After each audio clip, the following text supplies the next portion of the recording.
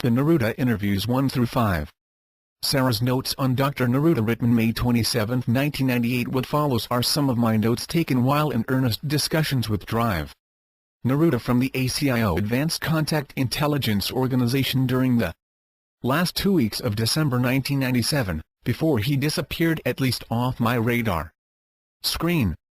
Dr. Neruda is about 6 feet tall, perhaps 170 pounds, has relatively long black hair, and by all appearances, seems of Peruvian descent, or at least from somewhere in South America, though I never asked what specific city or village he grew up in.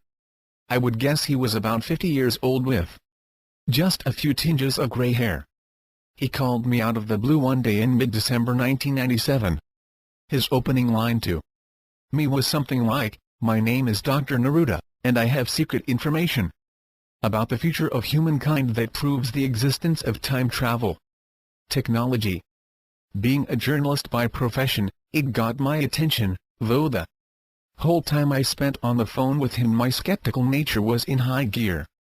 I always assume stories of a fantastical nature are false in reality, though the perceiver can think them to be true. And so that's how I operated with Drive. Neruda. I felt him to be genuine and sincere, but probably misguided or in error. However, he was convincing enough to secure a meeting with me, and so we met a few days later at a coffee shop near my home. He didn't fit my stereotypical view of a scientist. He was much more sophisticated and even elegant in his demeanor, and looked as much like an executive of a Fortune 100 company as anything else. His charisma and articulate manner immediately impressed me, and I sensed that he was not a man of mental instability prone to wild claims. He told me that he had no recollection of his mother, and that his father brought him to the ACIO at an early age. A high-ranking member of the ACIO had taken him under his wing, so a considerable portion of his life was involved in one way or another with the ACIO. His father raised him as a single parent. He had been told that his mother had died from breast cancer shortly after his birth when he was only about 2 years old. He had attended the best private schools, and additionally had been provided with special tutors, which he later learned were from the ACIO. At the age of 14 he came under the formal tutelage of his future colleagues from the ACIO. By the time he was 17 he had left school and decided to pursue an internship at the ACIO, though he said that at the time, it was simply called the NSA Special Projects Laboratory and was an acknowledged dependent of the NSA. His internship lasted for 2 years and he never pursued a formal degree at a page 6 university, though he claimed to have knowledge about physics and the life sciences that is far in advance of the curriculums at the best universities. He stated that he believed himself to have possessed average intelligence until he began his training and internship at the ACIO. He said that they had technologies that stimulated certain aspects of the central nervous system and brain that increased raw intelligence by as much as 500%. In addition, he claimed that there was a genetic implant technology that increased the ability to memorize and retain information to the point where the entire scientific core of the ACIO had perfect photographic memory. This enabled them to build their group intelligence beyond the genius of any one individual. These technologies he claimed were of extraterrestrial origin, derived from a friendly source that had been visiting Earth for thousands of years, but had arrangements with the ACIO dating from 1959 that were secret even from our government and its intelligence agencies. The alien race, which he called the Cordium, had infiltrated the ACIO in 1958. And though he wasn't specific about how this occurred, he did say that the Cordium are still working with the ACIO to seed technologies on Earth that are superior to our native technologies. The technologies to accelerate and enhance intelligence were the first technologies to be transferred, and these were to enable the ACIO scientists to assimilate and utilize subsequent technologies that the Cordium brought to the ACIO. In exchange for these technologies, the Cordium were provided safe haven within the ACIO intelligence structure. In other words, the Cordium were permitted access to all of the information systems of the ACIO, which are considerable according to Dr. Neruda. They were also able to use the facilities of the ACIO, including their laboratories, considerable land holdings, and scientific brainpower. This unfettered access to ACIO intelligence provided the Cordium leaders with insight into the structure of world government, where the power centers were, who the real leaders were, and how critical decisions were made for the world's people. According to Dr. Neruda, the Cordium are benevolent and had no ulterior motives to take over the earth and rule in dictatorship. In fact, they were much more interested in establishing diplomatic ties to the various world governments through the United Nations at the appropriate time, which was considered to be shortly after the year 2011. The existence of the Cordium was kept from the NSA, and even most ACIO personnel were unaware of their existence, though I don't know how this was accomplished. Within the ACIO, there are 14 distinct levels of security clearance. Those who are at level 12 and above are aware of the Cordium technology transfer program (TTP), and they, according to Dr. Neruda, are about 120 inches number, and are primarily in India, Belgium, and the United States. There are only 7 who have level 14 clearance, and they are the directors of intelligence, security, research, special projects, operations, information systems, and communications. These directors report to the executive director, who is known simply as Page 7. 15, which is the unique classification that is reserved for the head of the ACIO. 15, in the eyes of Dr. Neruda, is the most powerful human on the planet, and what I think he meant by powerful is that 15 is able to deploy technologies that are well in advance to any that our world's governments have access to. However, Dr. Neruda portrayed 15 and his 7 directors as a benevolent force, not a hostile or controlling force. The 8 people who comprise this inner sanctum of the ACIO are in possession of radical technologies that have been part of the Cordium TTP. However, there were also other extraterrestrial technologies that had been derived from recoveries of spacecraft or other alien artifacts, including various discoveries contained in ancient texts that have never been revealed before. All of this information and technology has been collected and developed within the ACIO scientific core, all of whom possess clearances of level 12 or higher. This scientific core is called the Labyrinth Group, and consists of both men and women who have utilized the Cordium Intelligence Accelerator technologies to their advantage, and have created a secret organization within the ACIO. When Dr. Neruda was explaining this to me, it got so complicated that I asked him if he could draw me a visual diagram of how all of these organizations worked. The Labyrinth Group consists of all the personnel within the ACIO that qualify for levels 12, 13, and 14 clearances. 15 is the leader of this most secret organization. It was split from the ACIO to enable secrecy from the NSA and lower-ranking members of the ACIO, which would facilitate the Labyrinth Group's agenda to create its own applications of the Cordium TTP. The Labyrinth Group is in possession of the pure technologies derived from the Cordium TTP. It takes these technologies and dilutes them to the point where the ACIO or Special Projects Laboratory will sell them to private industry and government agencies, which includes the military. This secret organization is the most powerful organization on Earth in Drive Neruda's opinion, but they do not choose to exercise their power in a way that makes them visible. Thus, their power is only discernible to their members. For about 40 years they have accumulated considerable wealth apart from the NSA's oversight. They have managed to build their own security technologies that prevent detection from intelligence agencies like the CIA or MI5. They are, for all practical purpose, in total control of their agenda. Perhaps this is what makes them a unique organization. Dr. Neruda had a clearance of level 12 and was still kept from vital information that only the director level was aware. And it was assumed that even 15 kept vital information from his directors, though this was never a certainty.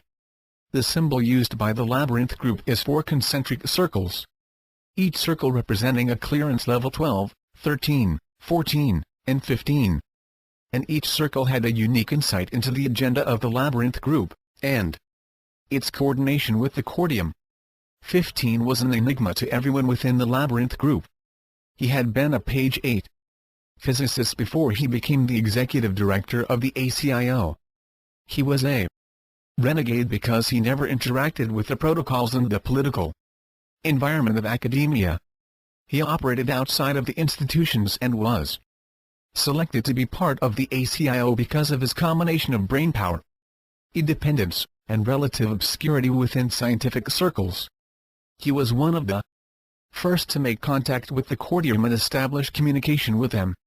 The cordium essentially appointed 15 as their liaison to the ACIO, and 15 became the first to utilize the intelligence accelerator technologies that the cordium initially offered. These technologies not only enhance cognitive abilities, memory, and higher-order thinking skills, but also enhance the consciousness of the individual so that they can utilize the newly gained intelligence in a non-invasive manner. Meaning, they don't exploit their intelligence for personal gain at the expense of others. This apparent increase in both 15's IQ and ethical consciousness caused him to create the labyrinth group in order to retain the pure state technologies of the cordium TTP from the NSA. What technologies are released to the NSA are diluted forms of the pure state technology, which are significantly less potent in their military and surveillance applications. What I expected to hear from Dr. Neruda was a secret organization of intelligent, evil elitist individuals intent on exploitation and control. Why else would they want to hide beneath the cloak of such incredible secrecy? The answer, according to Dr. Neruda, was surprising. The labyrinth group view themselves as the only group with sufficient intellect and technology to develop a specific form of time travel technology. They are essentially focused on this agenda because they desire to prevent future hostilities that they believe will occur unless this technology is developed. The cordium is assisting, but despite their considerable intellects, they have been unable to develop this technology. What I'm about to tell you will seem impossible to believe, but again, I'm only reporting what my notes say based on my initial conversations with Dr. Neruda. He explained to me that there are as many as 12 different extraterrestrial races currently involved in the past, present, and future of Earth and its destiny. The ACIO, because of its mission with the NSA, is the most knowledgeable group about the various agendas of these 12 alien races. Apparently there is an extraterrestrial race that may have hostile intent and the technological potential to disrupt the human social order and overtake it, as well as Earth itself. This concern is what motivated 15 to assign the labyrinth group's intellect and collective energy to create the ultimate defense weapon, which they refer to as blank slate technology BST, or a form of time travel. I don't pretend to understand all of what Dr. Neruda described regarding BST. My notes are a bit vague because he was talking so far over my head I didn't even know what to write in many instances. When the Ancient Arrow project came under the control of the ACIO, it was, like all projects, carefully scrutinized to determine if there were any technologies that page 9 could help in the overall agenda of developing BST. When it was determined that the Ancient Arrow project was in fact a time capsule from a future aspect of humanity, the Labyrinth Group seized the project from the ACIO and essentially began a misinformation campaign back to the NSA. Dr. Neruda was one of 2 scientists that held a level 12 clearance and was asked to lead in the translation of the Wingmaker's language and decode their various communication symbols. In this process, he became aware of how to decode their language and began to understand what they were trying to communicate. He became convinced that the Wingmakers were time travelers and possessed a form of BST. He also became convinced that there were 6 additional time capsules stored in various places around the globe, and that they held the technologies or insights that would enable the development of BST. The reason he defected was that somehow in the process of translating the Wingmaker's language, he became a sympathizer of their philosophy. He felt that the Wingmakers were communicating with him and had selected him as their liaison. And when he acknowledged this to his superiors, he was felt to be a risk to the project's secrecy. Apparently, when personnel, regardless of clearance or rank, become known as security risks, they are given a memory therapy that essentially removes problematic experiences from their mind. Dr. Neruda felt certain that he was going to receive this therapy imminently, and could not fathom the results of losing his memories of the Wingmaker's experience. Thus, he defected from the ACIO in the Labyrinth group, the first to ever do so. When he had contacted me, he had defected only the day before. He told me that I would have to wait for him to contact me again to set up a rendezvous time and place. 3 days later he called and we met that same afternoon. I wasn't prepared to believe him, but I thought it was a provocative story and was worth spending an hour or two investigating. Anyway, what he proceeded to tell me in that first meeting is largely contained in this journal entry. He showed me photographs and documents from the ancient Aero project that appeared authentic to my eyes. He also showed me some of the technologies that were in development by the ACIO concerning holographic fractal objects, or HFOs as he called them. These were incredible to observe and equally impossible to explain, and I must admit that my first impression after seeing HFOs in action was that any organization that could develop this technology was operating at a level well outside of the mainstream. It felt alien to me. It was then I became at least a partial believer. I called my employer and told them that I needed to take some personal leave. I took 1 week off and spent a significant portion of it with Dr. Neruda, asking 1,000 questions, which, for the most part, he had ready answers to. Gradually I became a reluctant believer, with a healthy streak of skepticism. At the end of the week he asked me to take some of his materials and publish them. There were times that I honestly felt he was an extraterrestrial, and even now I'm not certain that he isn't. This from a person who 6 short months ago would, page 10, have disputed ETs and any other bump-in-the-night phenomena. He was convinced that the ACIO would not allow him to defect with his memory intact. He was fearful of their remote viewing technology and was certain that they would try to track him down. He wanted me to have possession of the materials only if I volunteered to do so, and was willing to publish them. And through all of this, he wasn't absolutely certain that the Labyrinth group and their ET friends, the Cordium, were intending anything bad. He just didn't want his memory tampered with. I think he was mostly interested in exposing the Wingmaker's time capsule and its philosophy and communication symbols. He never seemed that interested in exposing the ACIO and its secret organization, the Labyrinth group. He told me about this entity only to impress upon me that he was part of an organization that had unusual powers and technologies, and to the extent they wanted to keep things under wrap, they would use their considerable powers to do so, which was why he had picked me at random to help him in getting this story out. Dr. Neruda was the most sincere individual I have ever met. Someone I would love to count among my friends. I was so impressed with his manners, communication skills, and intellect. At one time, I asked him what his IQ was. And with all humility intact, he simply answered that there is no way to test it, and that the Labyrinth group's members are not interested in IQ so much as what he called fluid intelligence, or the speed with which alternative, creative solutions to a problem can be generated. He claimed this was the most important form of intelligence, and without it, one would not be able to time travel. In other words, he was convinced that time travel was not an independent technology, but was integral to the traveler.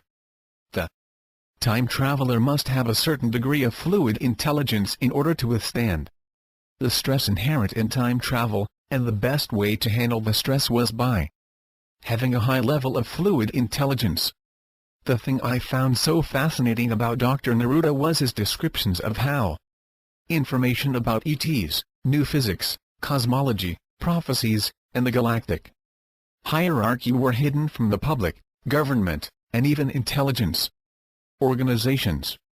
He told me that only one man had ever really tried to write about the NSA's Special Project Laboratory, and that was back in 1950, and according to my notes it was written by Wilbur Smith, who I believe was a journalist from Canada. Everything else that has been written is done so on the basis of pure speculation. Dr. Neruda said that when this paper was circulated it was the genesis of the ACIO in order to build another layer of what he called an acknowledged deference. He said that unacknowledged deference are rare in intelligence agencies, but those that do exist often telescope into greater levels of secrecy in order to remain hidden from public and private scrutiny. He also inferred that there were corporate members of the military-industrial complex that were involved in these unacknowledged deference. He claimed that the ACIO or its sister organization, the Special Projects Laboratory, would sell diluted page 11 technologies to private corporations and laboratories, which in turn would be commercialized for the military, and in some instances, even consumer use. Dr. Neruda permitted me to tape record 5 formal interviews with him.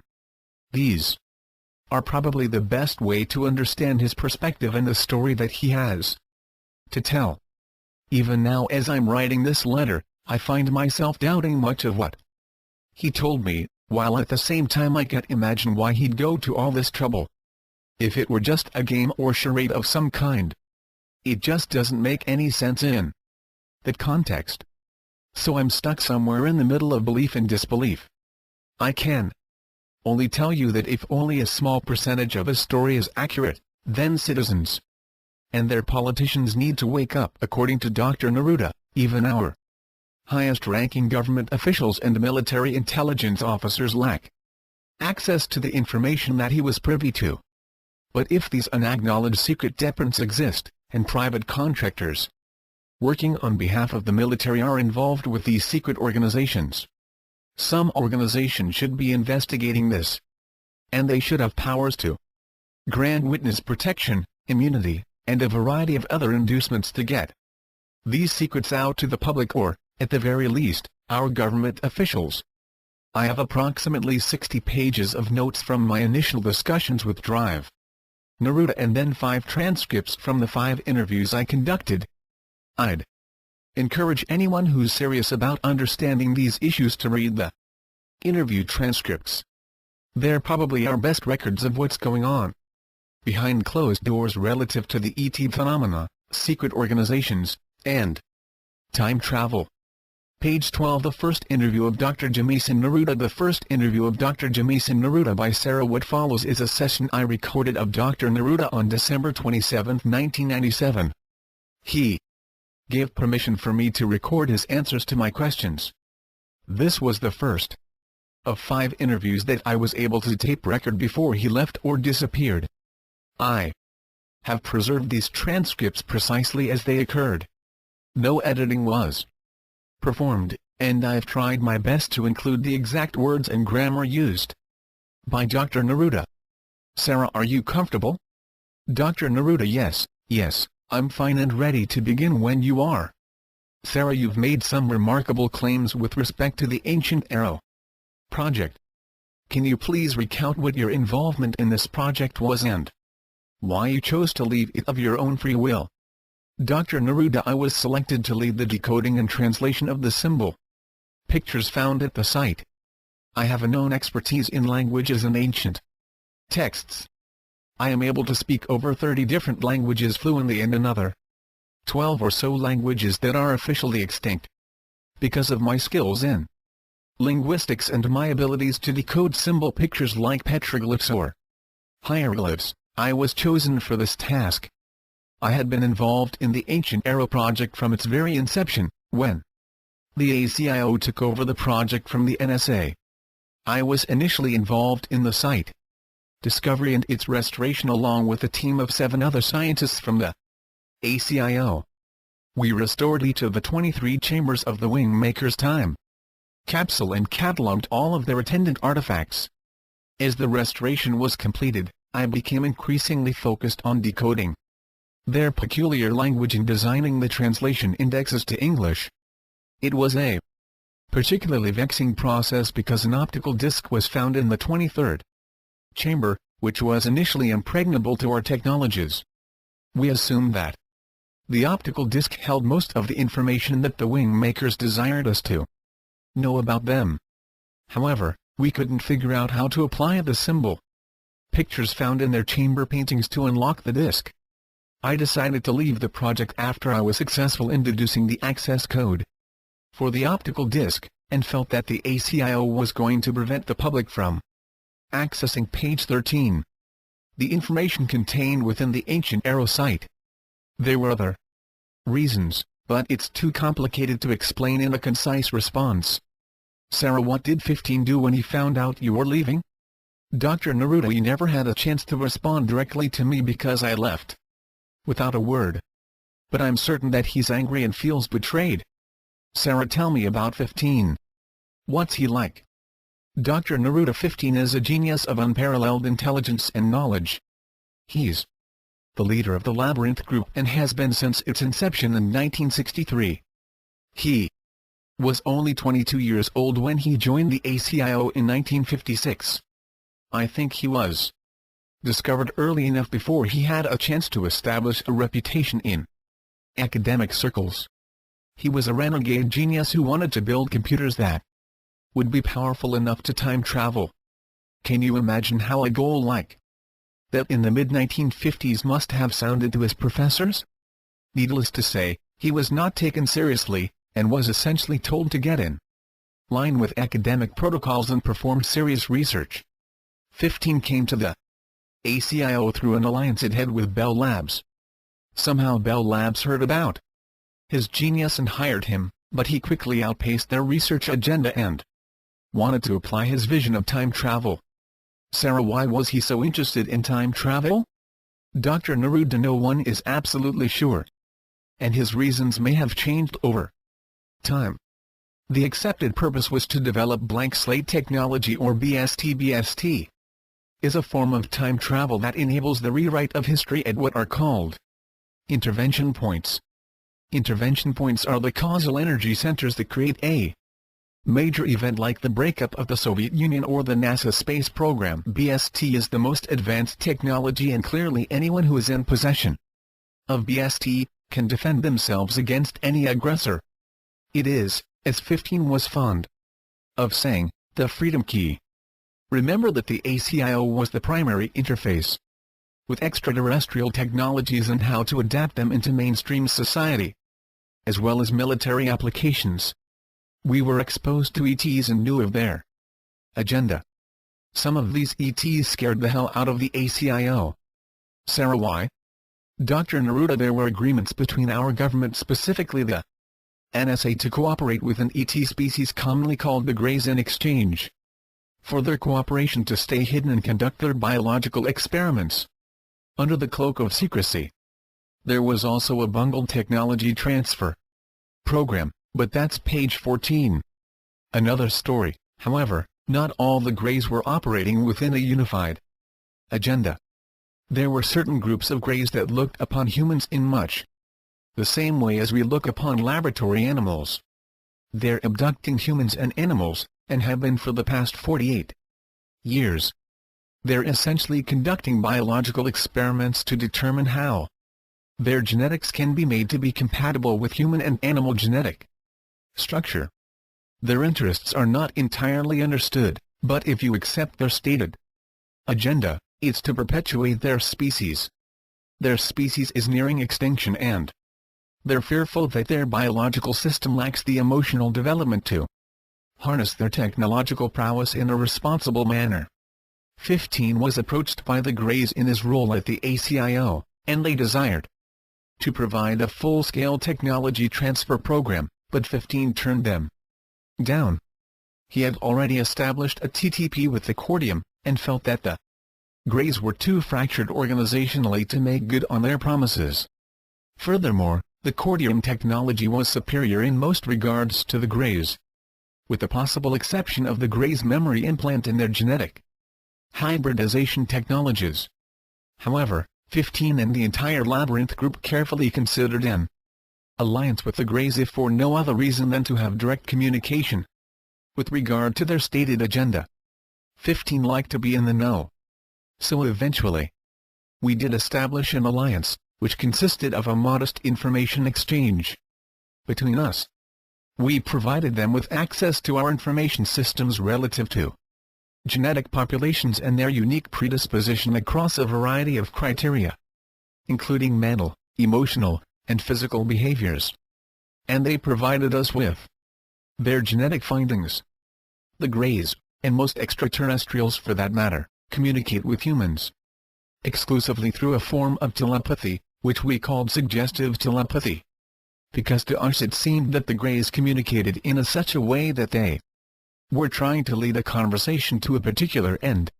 In other words, they always had an agenda, and we were never certain if we were a pawn of their agenda or we arrived at conclusions that were indeed our own. I think that's why 15 didn't trust the Greys. He felt they used communication to manipulate outcomes to their own best interest in favor of shared interests. And because of this lack of trust, 15 refused to form any alliance or TTP that was comprehensive or integral to our operations at either the ACIO or the Labyrinth Group. Sarah, did the Greys know of the existence of the Labyrinth Group? Dr. Neruda, I don't believe so. They were generally convinced that humans were not clever enough to cloak their agendas. Our analysis was that the Greys had invasive technologies that gave them a false sense of security as to their enemies' weaknesses. Page 15. And I'm not saying that we were enemies, but we never trusted them. And this they undoubtedly knew. They also knew that the ACIO had technologies and intellects that were superior to the mainstream human population, and they had a modicum of respect, perhaps even fear, of our abilities. However, we never showed them any of our pure state technologies or engaged them in deep dialogues concerning cosmology or new physics. They were clearly interested in our information databases, and this was their primary agenda with respect to the ACIO. 15 was the primary interface with the Greys because they sensed a comparable intellect in him. The Greys looked at 15 as the equivalent of our planet's CEO. Sarah, how did 15 become the leader of both the ACIO and the Labyrinth Group? Dr. Neruda, he was the director of research in 1958 when the Cordium first became known to the ACIO. In this position, he was the logical choice to assess their technology and determine its value to the ACIO. The Cordium instantly took a liking to him, and one of 15's first decisions was to utilize the Cordium Intelligence Accelerator technologies on himself. After about 3 months of experimentation, most of which was not in his briefing reports to the then current executive director of the ACIO, 15 became infused with a massive vision of how to create BST. The executive director was frightened by the intensity of 15's BST agenda, and felt that it would divert too much of the ACIO's resources to a technology development program that was dubious. 15 was enough of a renegade that he enlisted the help of the Cordium to establish the Labyrinth Group. The Cordium were equally interested in BST for similar reasons as 15. The Freedom Key, as it was sometimes called, was established as the prime agenda of the Labyrinth Group, and the Cordium and 15 were its initial members.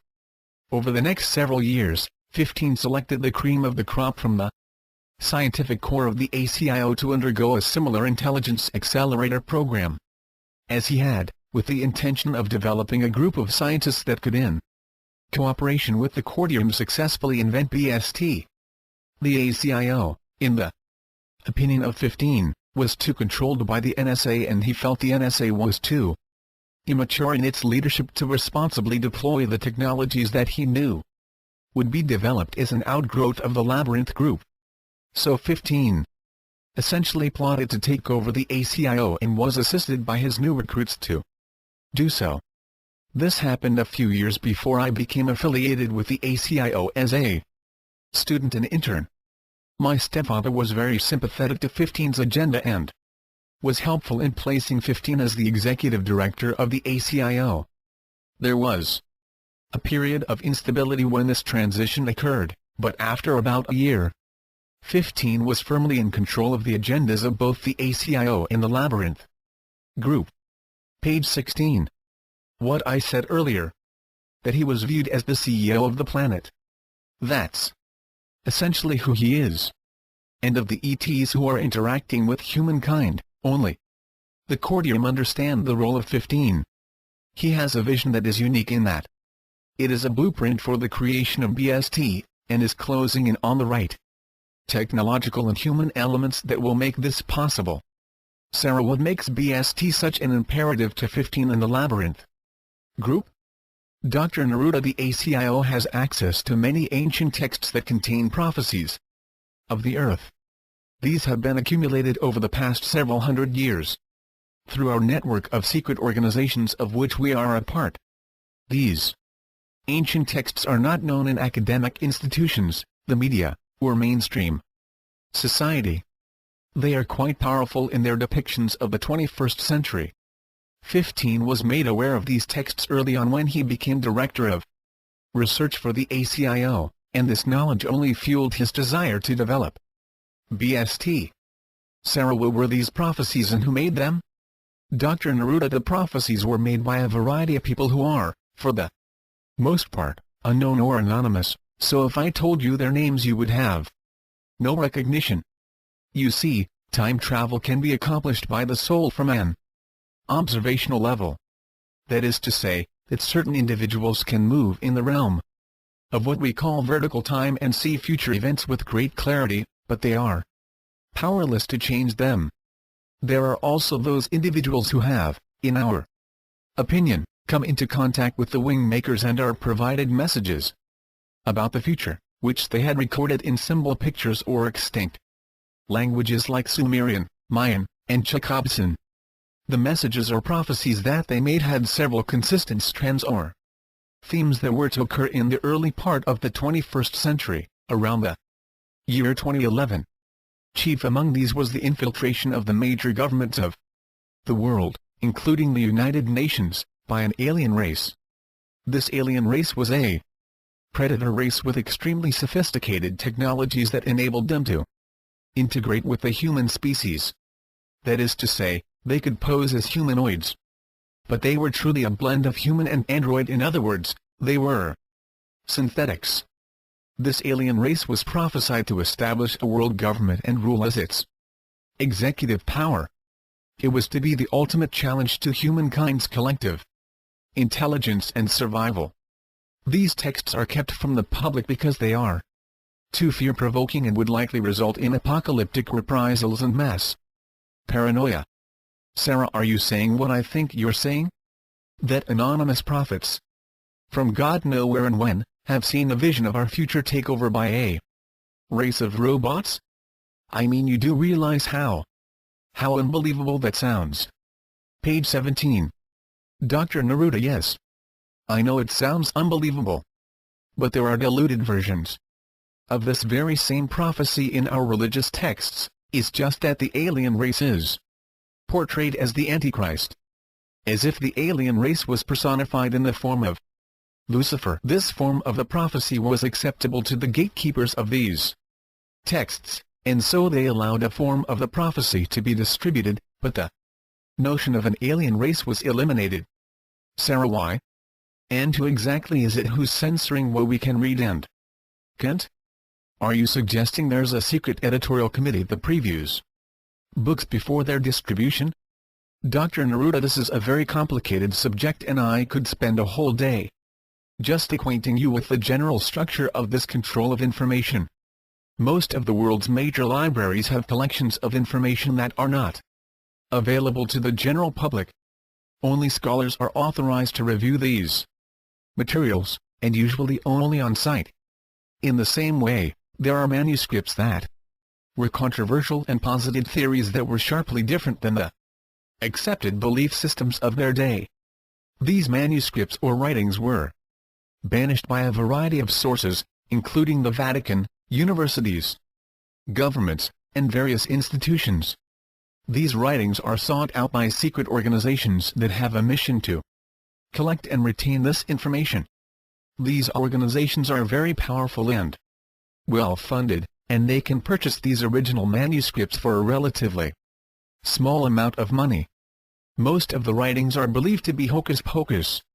Anyway, so libraries are often very willing to part with them for an endowment or modest contribution. Also, most of these are original writings having never been published, being that they originated from a time before the printing press.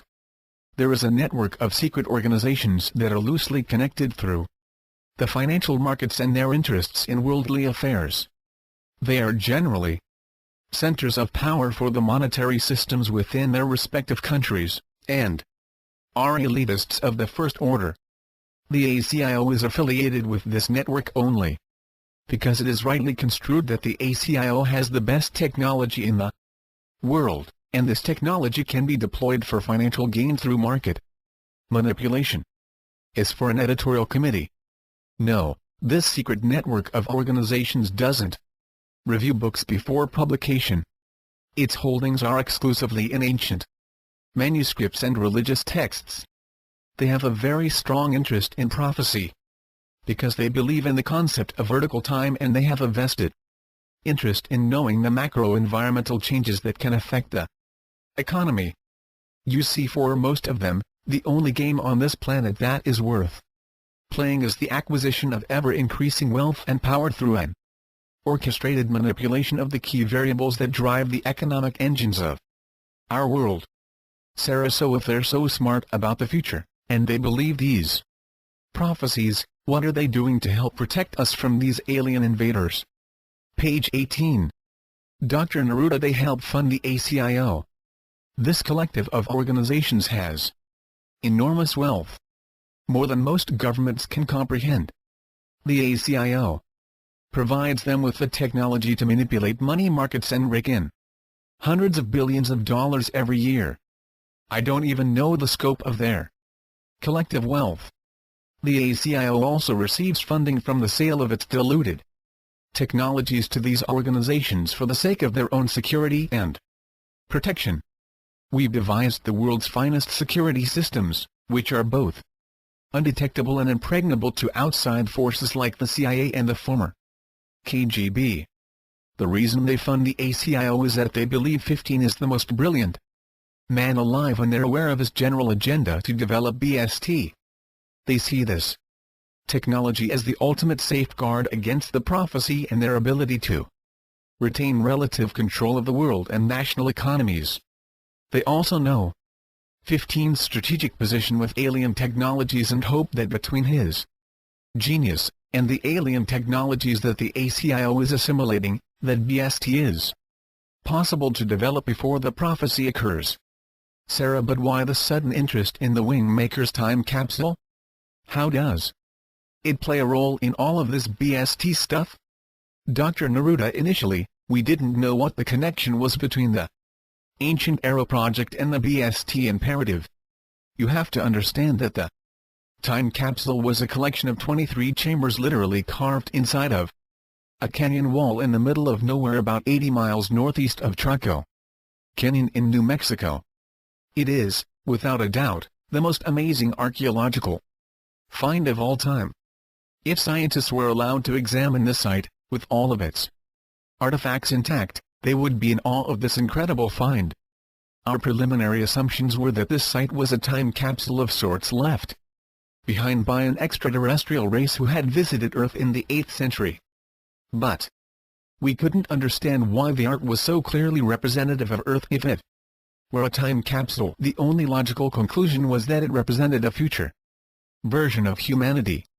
But we weren't certain of this until we figured out how to access the optical disc and translate the first set of documents from the disc. Once we had a clear understanding of how the Wingmakers wanted to be understood, we began to test their claims by analyzing their chamber paintings, poetry, music, philosophy, and artifacts. This analysis made us fairly certain that they were authentic, which meant that they were not only time travelers, but that They were also in possession of a form of BST. Sarah, why did you assume they had BST? Dr. Neruda, we believed it took them a minimum of 2 months to create their time capsule. This would have required them to open and hold open a window of time and page 19. Physically operate within the selected time frame. This is a fundamental requirement of BST. Additionally, it is necessary to be able to select the intervention points with precision both in terms of time and space.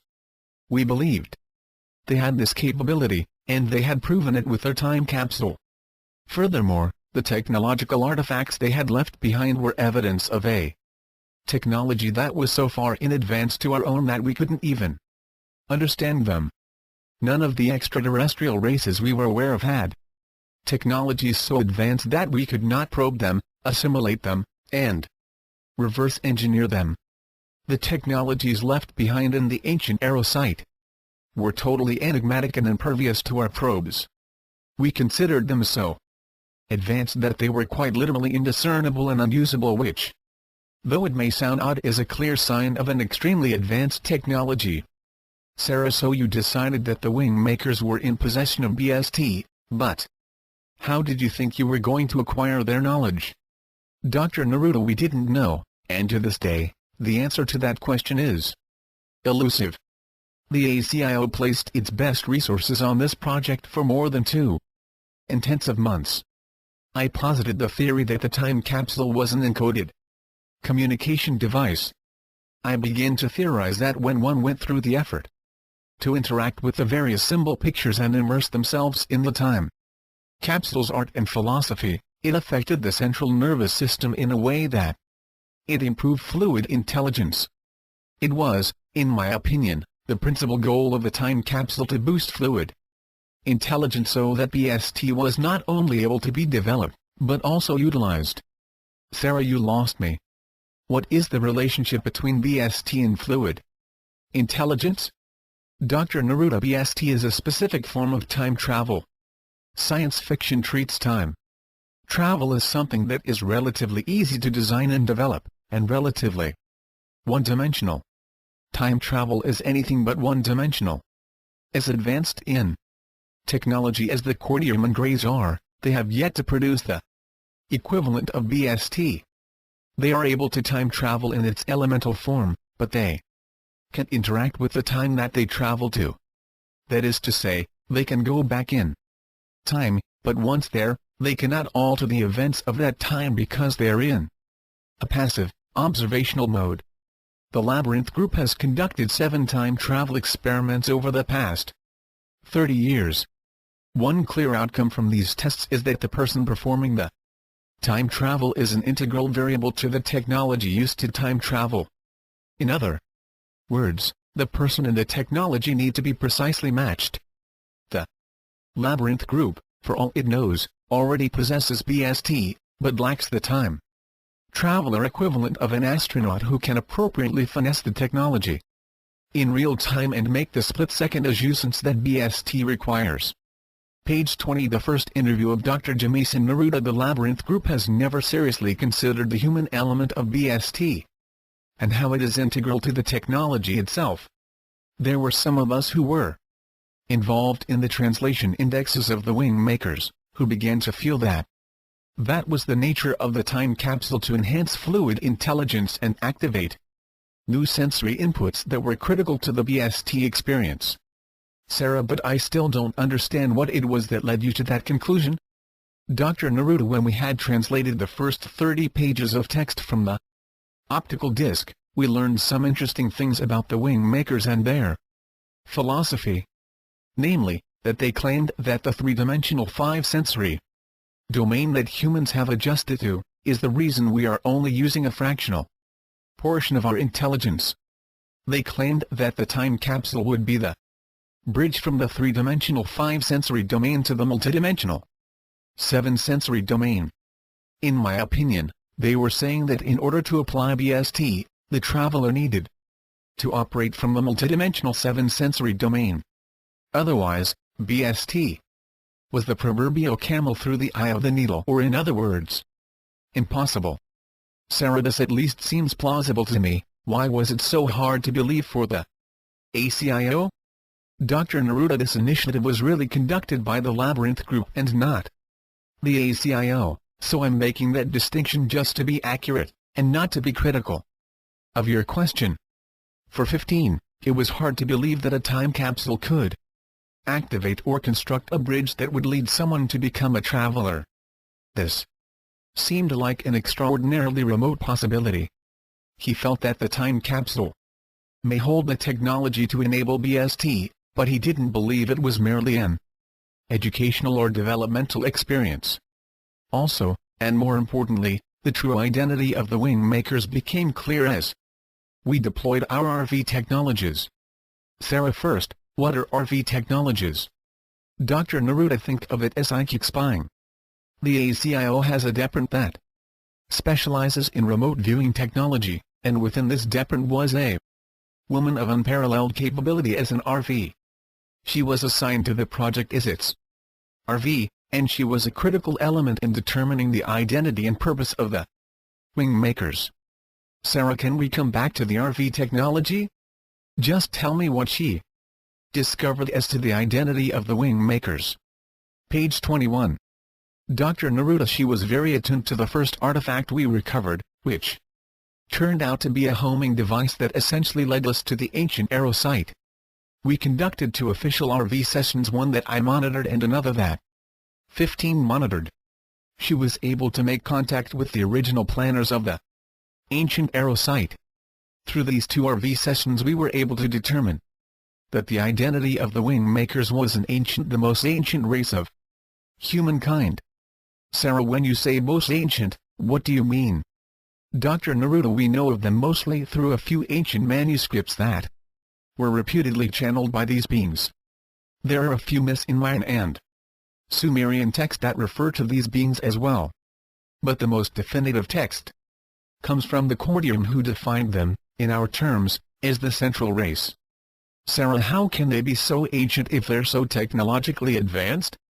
Dr. Neruda, the central race resides in the most primeval galaxies nearest the centermost part of the universe. According to Cordium cosmology, the structure of the universe is segmented into 7 superuniverses that each revolve around a central universe. The central universe is the material home of First Source, or the Creator. According to the Cordium, in order to govern the material universe, First Source must inhabit materiality and function in the material universe. The central universe is the material home of First Source and is eternal.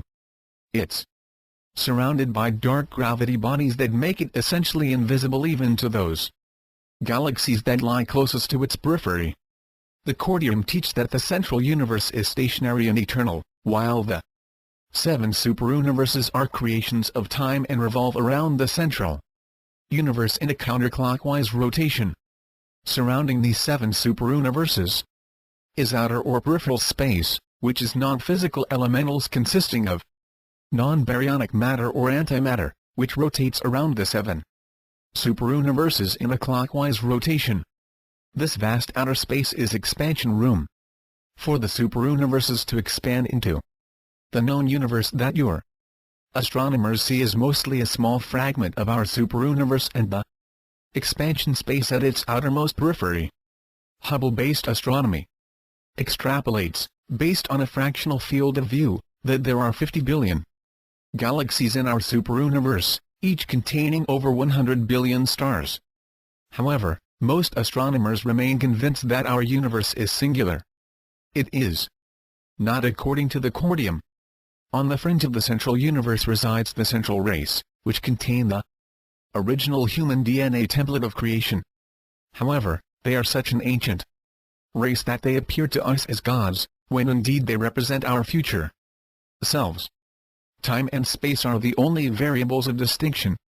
The central race is known to some as the creator gods, who developed the primal template of the human species and then, working in conjunction with the life carriers, seeded the galaxies as the universe is expanded.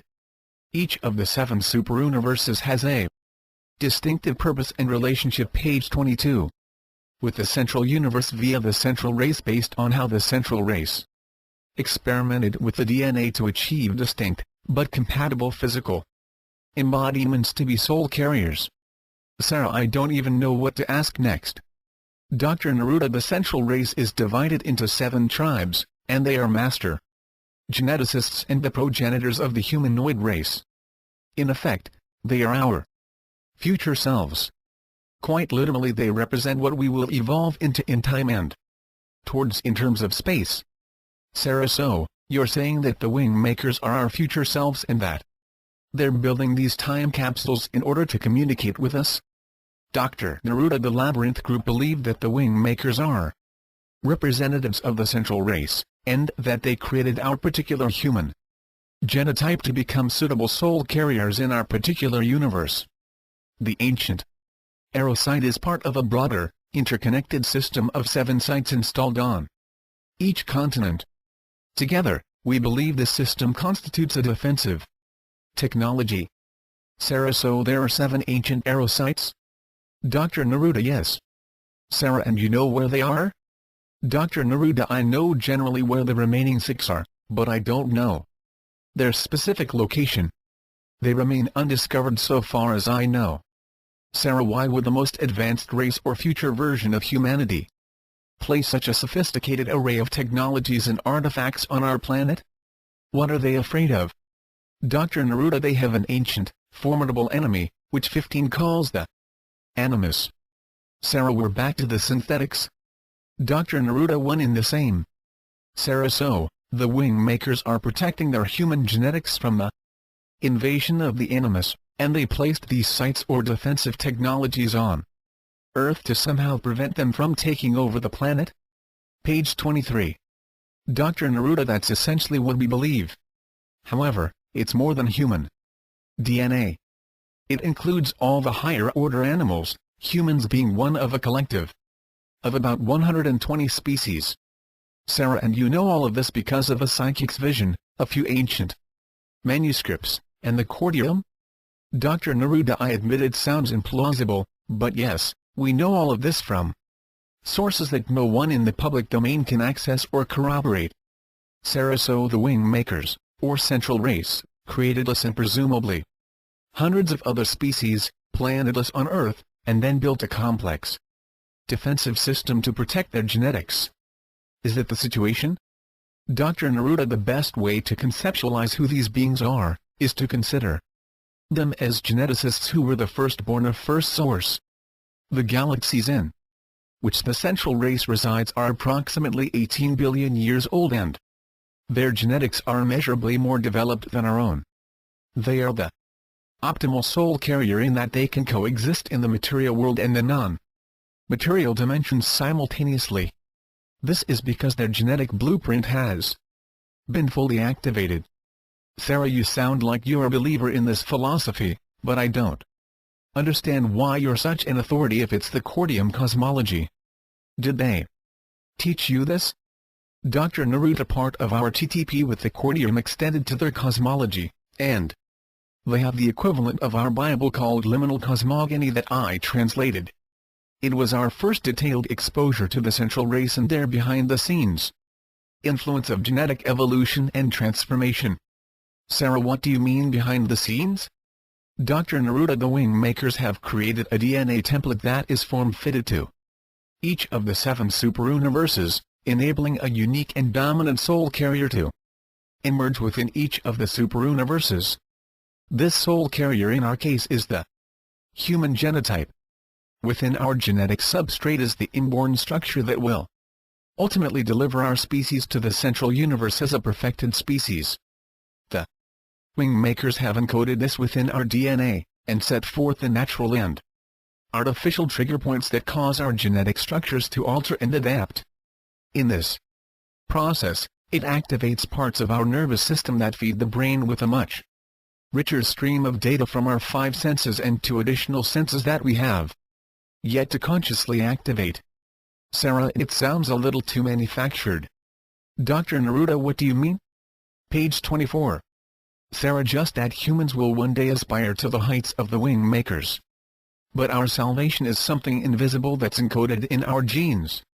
It feels like We're manufactured to attain the same view or perspective of our creators. What happened to free will? Dr. Neruda, you raise a good question, Sarah.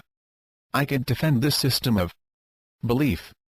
I can recite any passage you want from the books that I know, but it's just someone's opinion who's taken the time to write it down. I can tell you that in my experience, the wider the range of possibilities as one moves toward more of a multidimensional thought stream and activity path, the narrower one's choices become as they pertain to rightful living. You could even say that free will diminishes as one becomes realized to all possibilities. Sarah, I know you're trying to help, but you lost me. But don't try to explain again. Let us just chalk it up to my dense brain getting in the way. Dr. Neruda, if it's anything, it's my poor explanation. It's difficult to define these things in a way that can enter your consciousness at its preparation point. Sarah, you said earlier that the wing makers encoded trigger points that were both natural and artificially stimulated. What did you mean? Dr. Neruda, again, I want to emphasize that this is all according to the Cordium. We have very little proof of any of this from our own empirical research.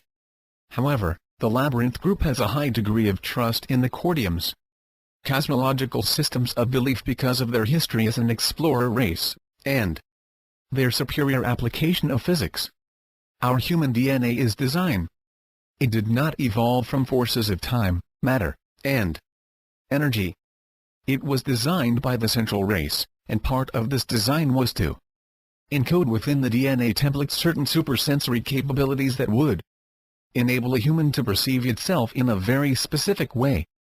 Sarah, in what way? Dr. Neruda is a soul carrier that is connected to the universe like a ray of light. Is connected to a spectrum of colors as it passes through a prism. Sarah, could you be a bit more concrete? Dr. Neruda, laughing, I'm sorry, sometimes I quote passages. It's easier than coming up with my own explanation every time. Page 25 WINGM acres TL. Sarah, no doubt one of the curses of having a photographic memory. Dr. Neruda, perhaps you're right. I'll try in my own words. Our DNA is designed to respond to natural imagery, words, tones, music, and other external forces. Sarah, what do you mean by respond? Dr. Neruda, it can activate or deactivate certain components of its structure that enable adaptation in both the biological and higher states of being. Sarah, like? Dr. Neruda, like the state of enlightenment as described by some of our planet's spiritual teachers. Sarah, I've never heard of enlightenment as something that one adapts to. Dr. Neruda, that's only because mystics and scientists alike do not understand this aspect of the human DNA template. Everything, whether it's a biological environment or a state of mind, requires adaptation on the part of the person undergoing the experience. Adaptation is the primary intelligence design within our genetic code, and it is this intelligence that is awakened, or triggered, with certain stimuli. The stimuli can be artificially induced, that is to say, the central race has encoded adaptation to higher vibratory frequencies within our DNA that they can trigger through catalytic images, words, or sounds. Sarah, okay, so now you're coming full circle to the purpose of the artifacts found at the ancient Arrow site. Correct? Dr. Neruda, I believe they're related. To what extent I'm not sure. But from reading the information contained within the optical disc, I'm quite certain that the wing makers intend the music, art, poetry, and philosophy to be catalytic. Sarah, but for what purpose? Dr. Neruda, let's save that for a later time. I promise we'll get to that, but it's a very long story. Sarah, let's take a short break and resume after we've had a chance to grab some more coffee. Okay? Dr. Neruda, okay. Page 26. Break for about 10 minutes. Resume interview. Sarah, during the break I asked you about the network of secret organizations you mentioned that the ACIO is part of. Can you elaborate on this network and what its agenda is?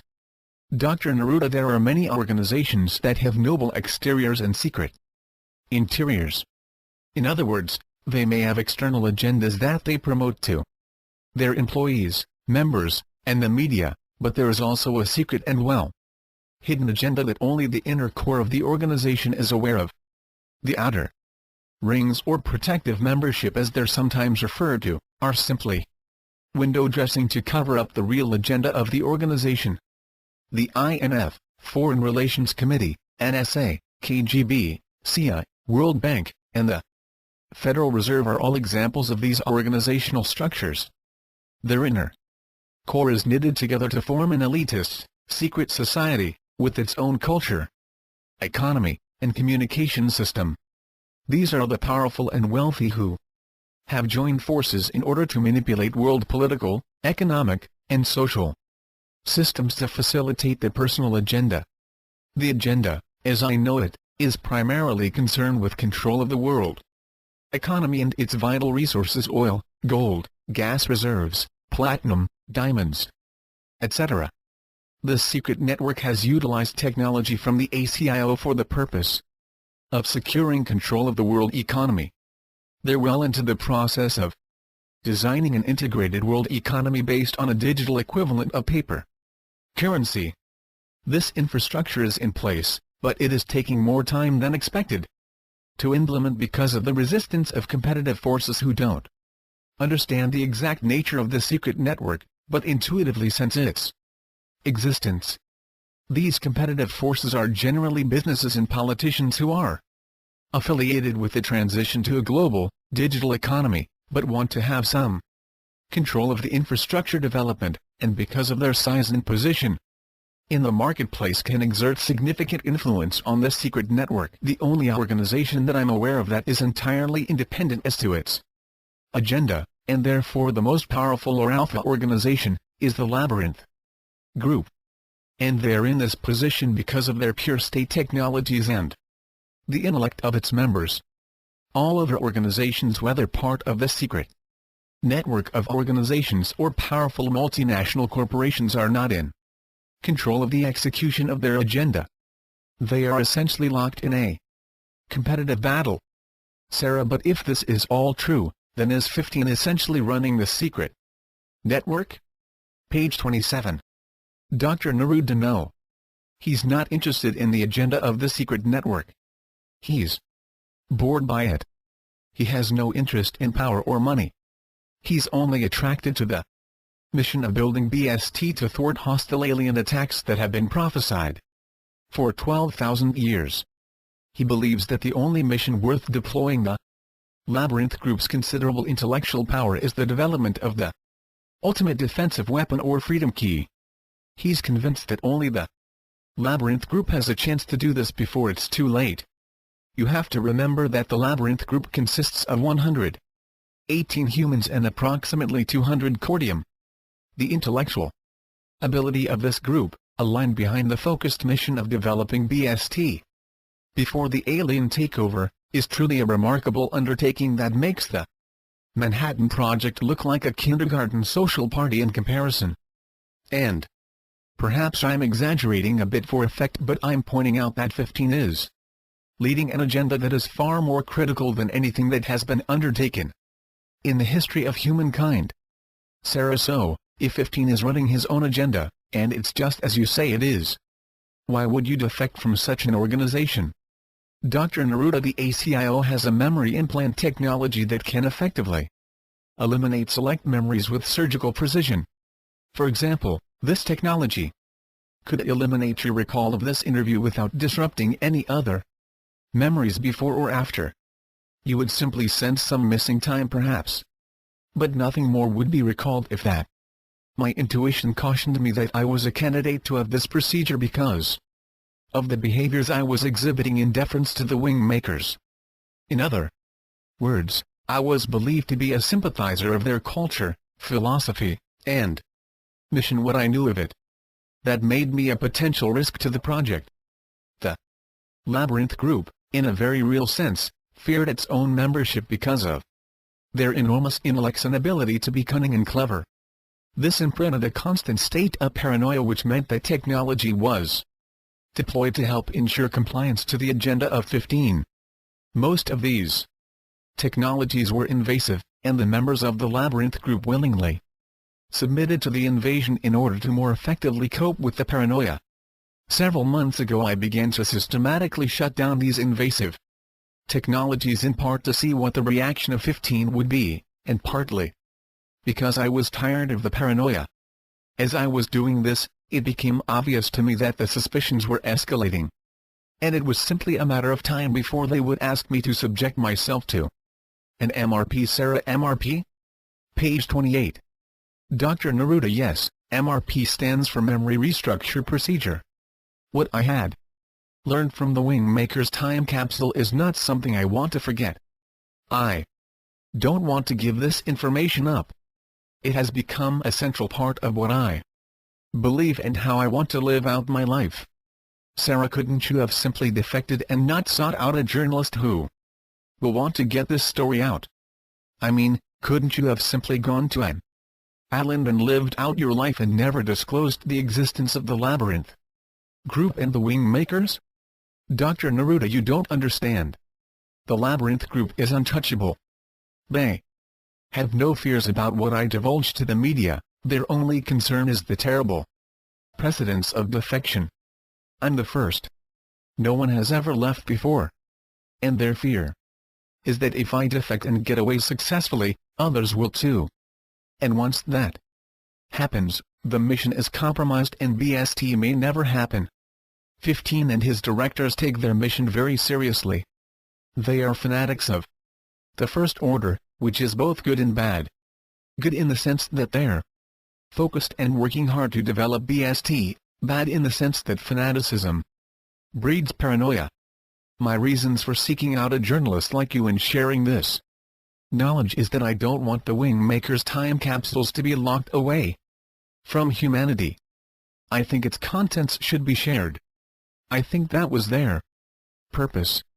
Sarah, this will seem like a strange question, but why would the Wingmakers hide their time capsule and then encode its content in such an extraordinarily complex way if they wanted this to be shared with humanity? If the average citizen had found this time capsule or even a government laboratory, what's the chance they would have been able to decipher it and access the optical disc? Dr. Neruda, it's not such a strange question actually. We asked it ourselves. It seemed clear to the Labyrinth Group that it had been the chosen organization to unlock the optical disc. To answer your question directly, had the time capsule been discovered by another organization, chances are excellent that its optical disc would never be accessed.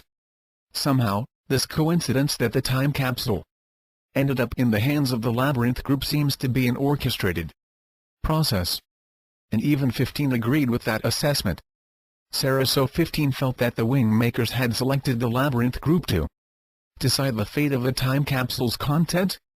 Dr. Neruda, yes. Sarah, then wouldn't it be reasonable to assume that 15 wanted to learn more about the contents of the time capsule before he released it to the public? Through the NSA or some other government agency? Page 29. Dr. Neruda, no. It's doubtful that 15 would ever release any information about the Ancient Arrow project to anyone outside of the ACIO. He's not one to share information that he feels is proprietary to the Labyrinth Group, particularly if it has anything to do with BST. Sarah, so now that you've made these statements, isn't it going to affect the ACIO? Isn't someone going to ask questions and start poking around looking for answers? Dr. Neruda, perhaps. But I know too much about their security systems, and there's no way that a political inquiry will find them. And there's no way the secret network of organizations I mentioned earlier could exert any influence over them. They're completely indebted to the ACIO for technologies that permit them to manipulate economic markets. The ACIO and Labyrinth Group are, as I said before, untouchable. Their only concern will be defection, the loss of intellectual capital. Sarah, what effect will your defection have on the ACIO or the Labyrinth Group? Dr. Neruda, very little. Most of my contributions with respect to the time capsule have been completed.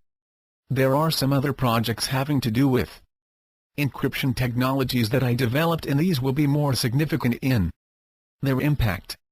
Sarah, back to the Wingmakers for a moment. If they're so advanced, Technologically, why time capsules?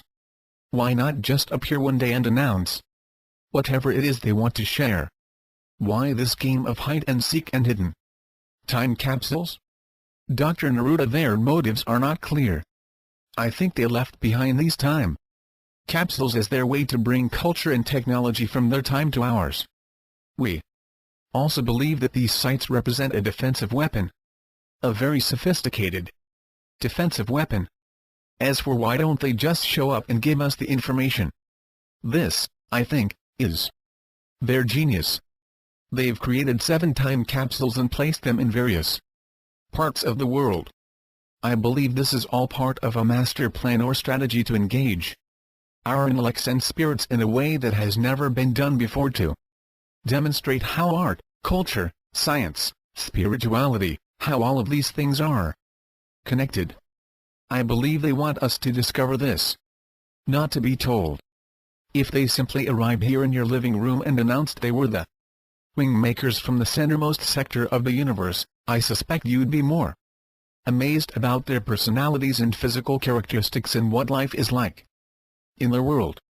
That's assuming you even believe them. The aspects of what they wanted to impart: culture, art, technology, philosophy, spirituality, these items could get lost in the phenomenon of their presence.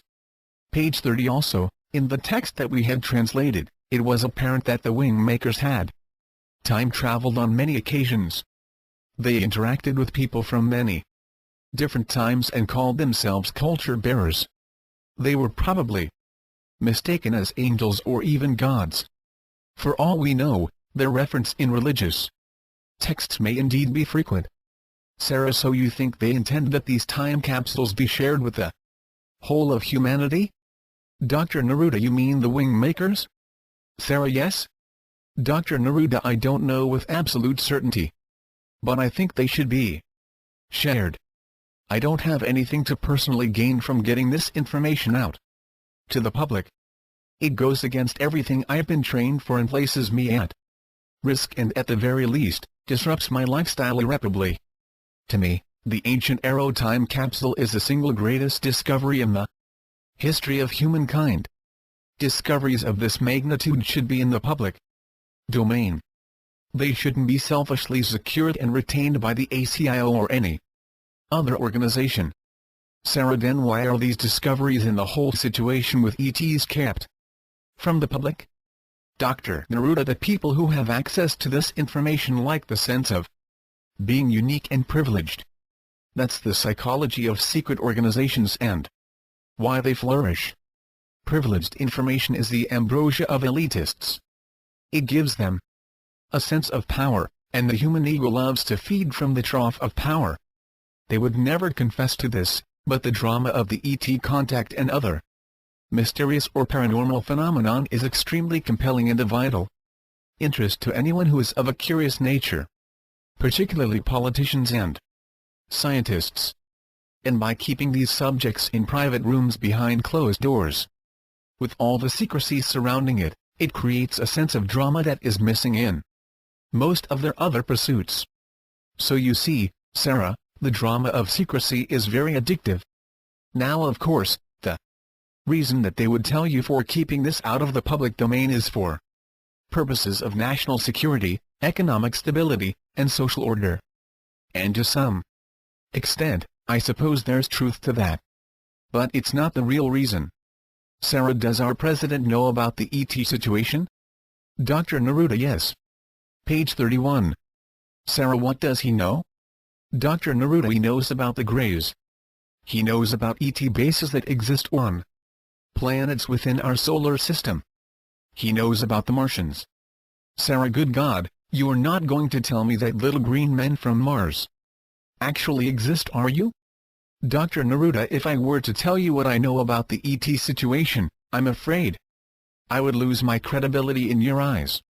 Believe me, the reality of the ET situation is much more complex and dimensional than I have time tonight to report, and if I give you a superficial rendering, I think you'd find it impossible to believe. So I'm going to tell you partial truths, and I'm going to be very careful in my choice of words. The Martians are a humanoid race fashioned from the same gene pool as we. They live in underground bases within Mars, and their numbers are small. Some have already immigrated to Earth, and with some superficial adjustments to their physical appearance, they could pass for a human in broad daylight. President Clinton is aware of these matters and has considered alternative ways to communicate with ETs. To date, a form of telepathy has been used as the primary communication interface. However, this is not a trusted form of communication, especially in the minds of our military personnel. Virtually every radio telescope on the globe has been, at one time or another, used to communicate with ETs. This has had mixed results, but there have been successes, and our president is aware of these. Sarah, then, is Clinton involved in the secret network you mentioned earlier? Dr. Neruda, not knowingly. But he is clearly an important influencer, and is treated with great care by high-level operatives within the network. Sarah, so you're saying he's manipulated? Dr. Neruda, it depends on your definition of manipulation. He can make any decision he desires. Ultimately, he has the power to make or influence all decisions relative to national security, economic stability, and social order. But he generally seeks inputs from his advisors and high-level operatives from this secret network advises advisors. The network, and its operatives, seldom gets too close to political power because it's in the media fishbowl, and they disdain the scrutiny of the media and the public in general. Clinton therefore is not manipulated, but simply advised. The information he receives is sometimes doctored to lead his decisions in the direction that the network feels is most beneficial to all of its members. To the extent that information is doctored, then I think you could say that the president is manipulated. He has precious little time to. Page 32. The first interview of Dr. Jamison Neruda performed fact-checking and fully evaluate alternative plans, which is why the advisors are so important and influential.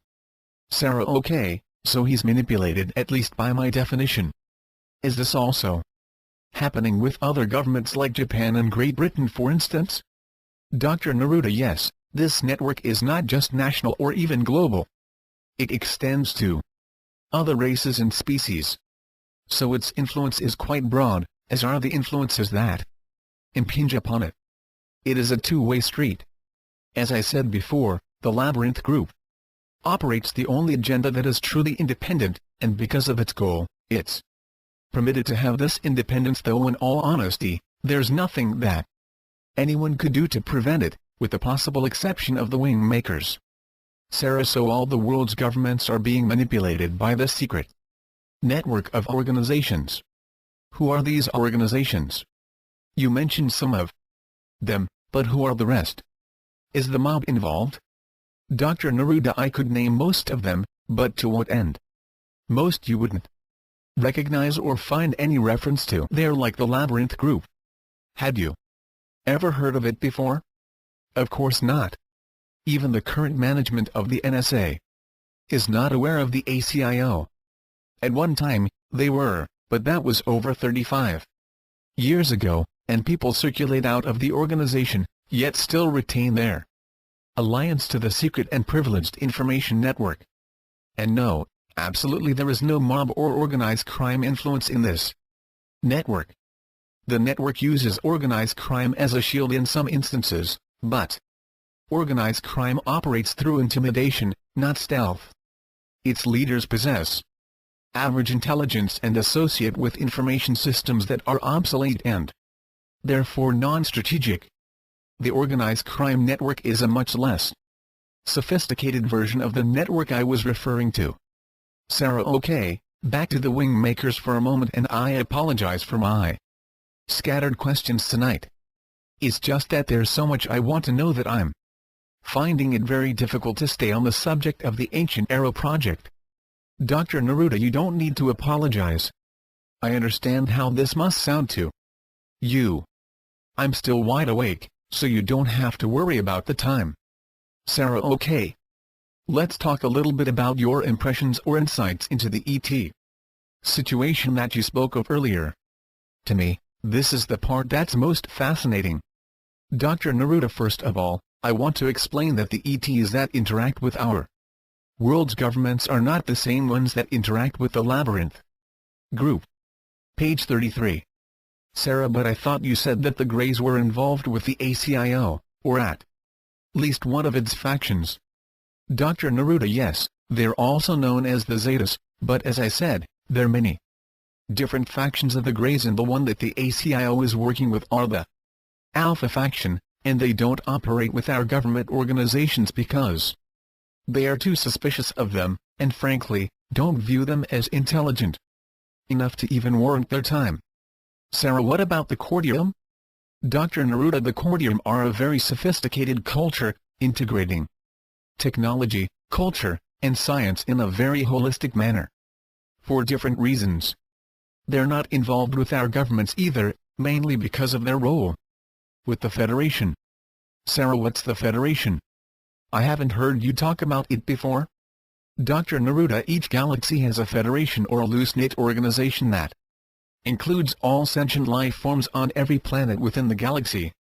It would be the equivalent of the United Nations of the galaxy. This Federation has both invited members and observational members. Invited members are those species that have managed to behave in a responsible manner as stewards of their planet and combine both the technology, philosophy, and culture that enable them to communicate as a global entity that has a unified agenda. Observational members are species who are fragmented and are still wrestling with one another over land, power, money, culture, and a host of other things that prevent them from forming a unified world government. The human race on planet Earth is such a species, and for now, it is simply observed by the Federation, but is not invited into its policy-making and economic systems. Sarah, are you saying that our galaxy has a form of government and an economic system? Dr. Neruda, yes, but if I tell you about this you will lose track of what I really wanted to share with you about the wing makers. Sarah, I'm sorry for taking us off track again. But this is just too amazing to ignore. If there's a federation of cooperative, intelligent species, why couldn't they take care of these hostile aliens in the year 2011, or at least help us? Dr. Neruda, the Federation doesn't intrude on a species of any kind. It is truly a facilitating force, not a governing force with a military presence. That is to say, they will observe and help with suggestions, but they will not intervene on our behalf. Page 34.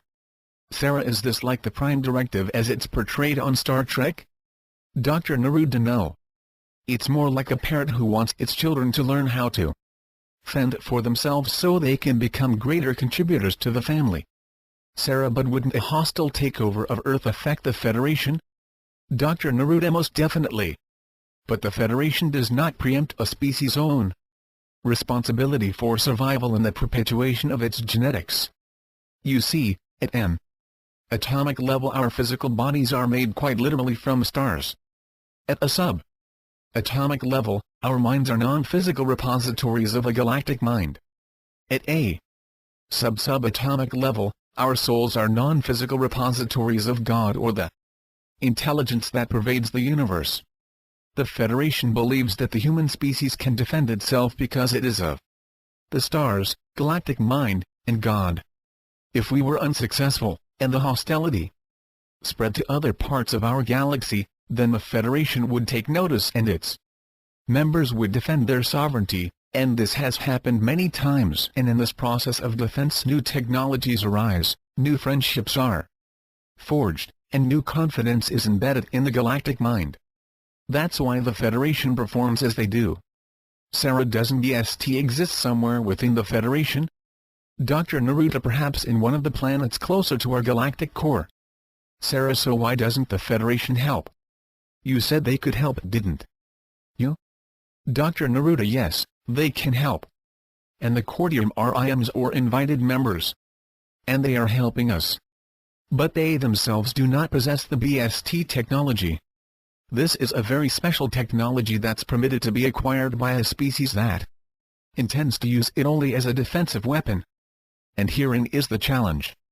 Sarah, who does the permitting? Are you saying the Federation decides when a species is ready to acquire BST?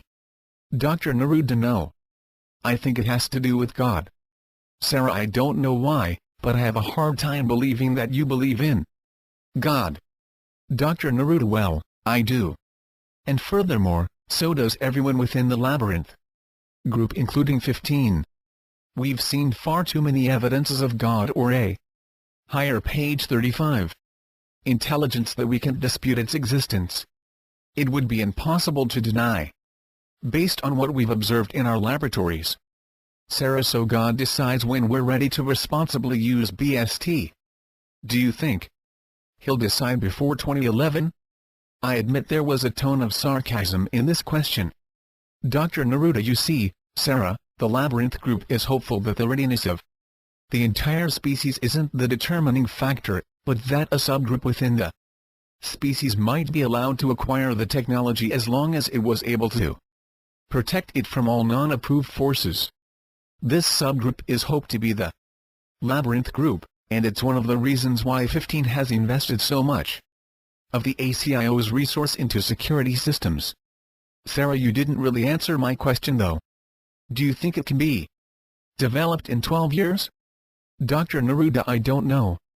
Certainly I hope so, but BST is not our only line of defense. The Labyrinth group has devised many defensive weapons, not all of which I'll describe to you. The Animus have visited Earth before, approximately 300 million years ago, but they didn't find anything present on our planet to cause them to invest the time and resources to colonize our planet. When their probes return in 13 years, they will think differently. Our analysis is that they will befriend our governments and utilize the United Nations as an ally. They will set about orchestrating a unified world government through the United Nations. And when the first elections are held in 2018, they will overtake the United Nations and rule as the world government. This will be done through trickery and deception.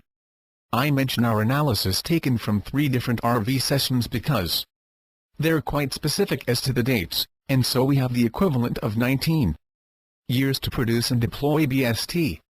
Ideally, yes, we'd like to have it completed in order to interface with the intervention points for this race when it decided to cross over into our galaxy.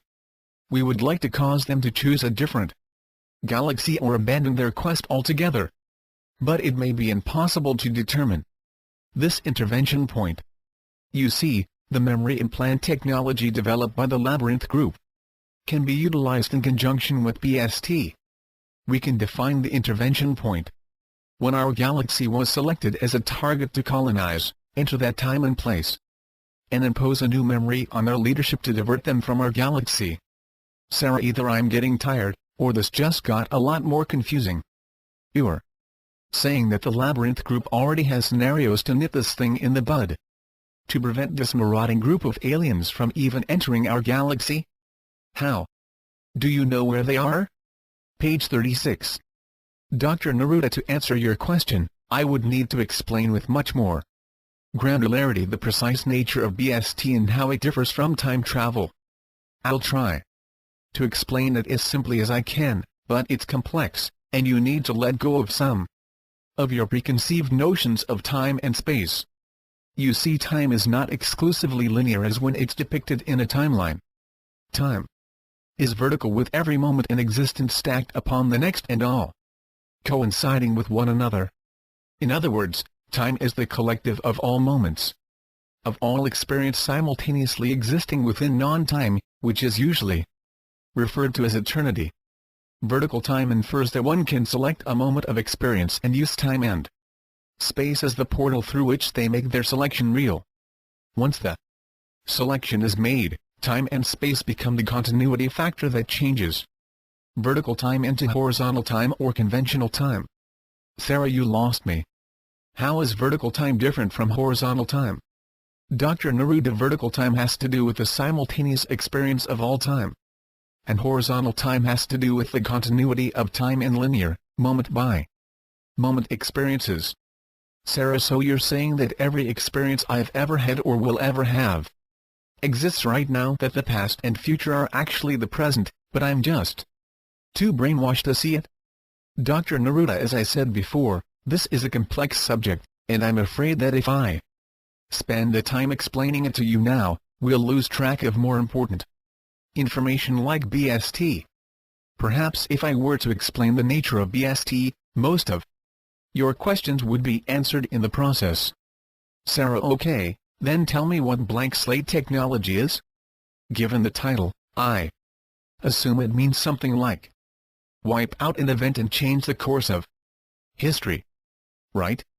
Dr. Neruda, let me try to explain it this way. Time travel can be observational in nature. In this regard, the ACIO and other organizations, even individual citizens, have the ability to time travel. But this form of time travel is passive. It's not equivalent to BST. In order to precisely alter the future, you have to be able to interact with vertical time, paging through it like a book, until you find the precise page or intervention point relevant to your mission. This is where it gets so complex, because to interact with vertical time means you will alter the course of horizontal time.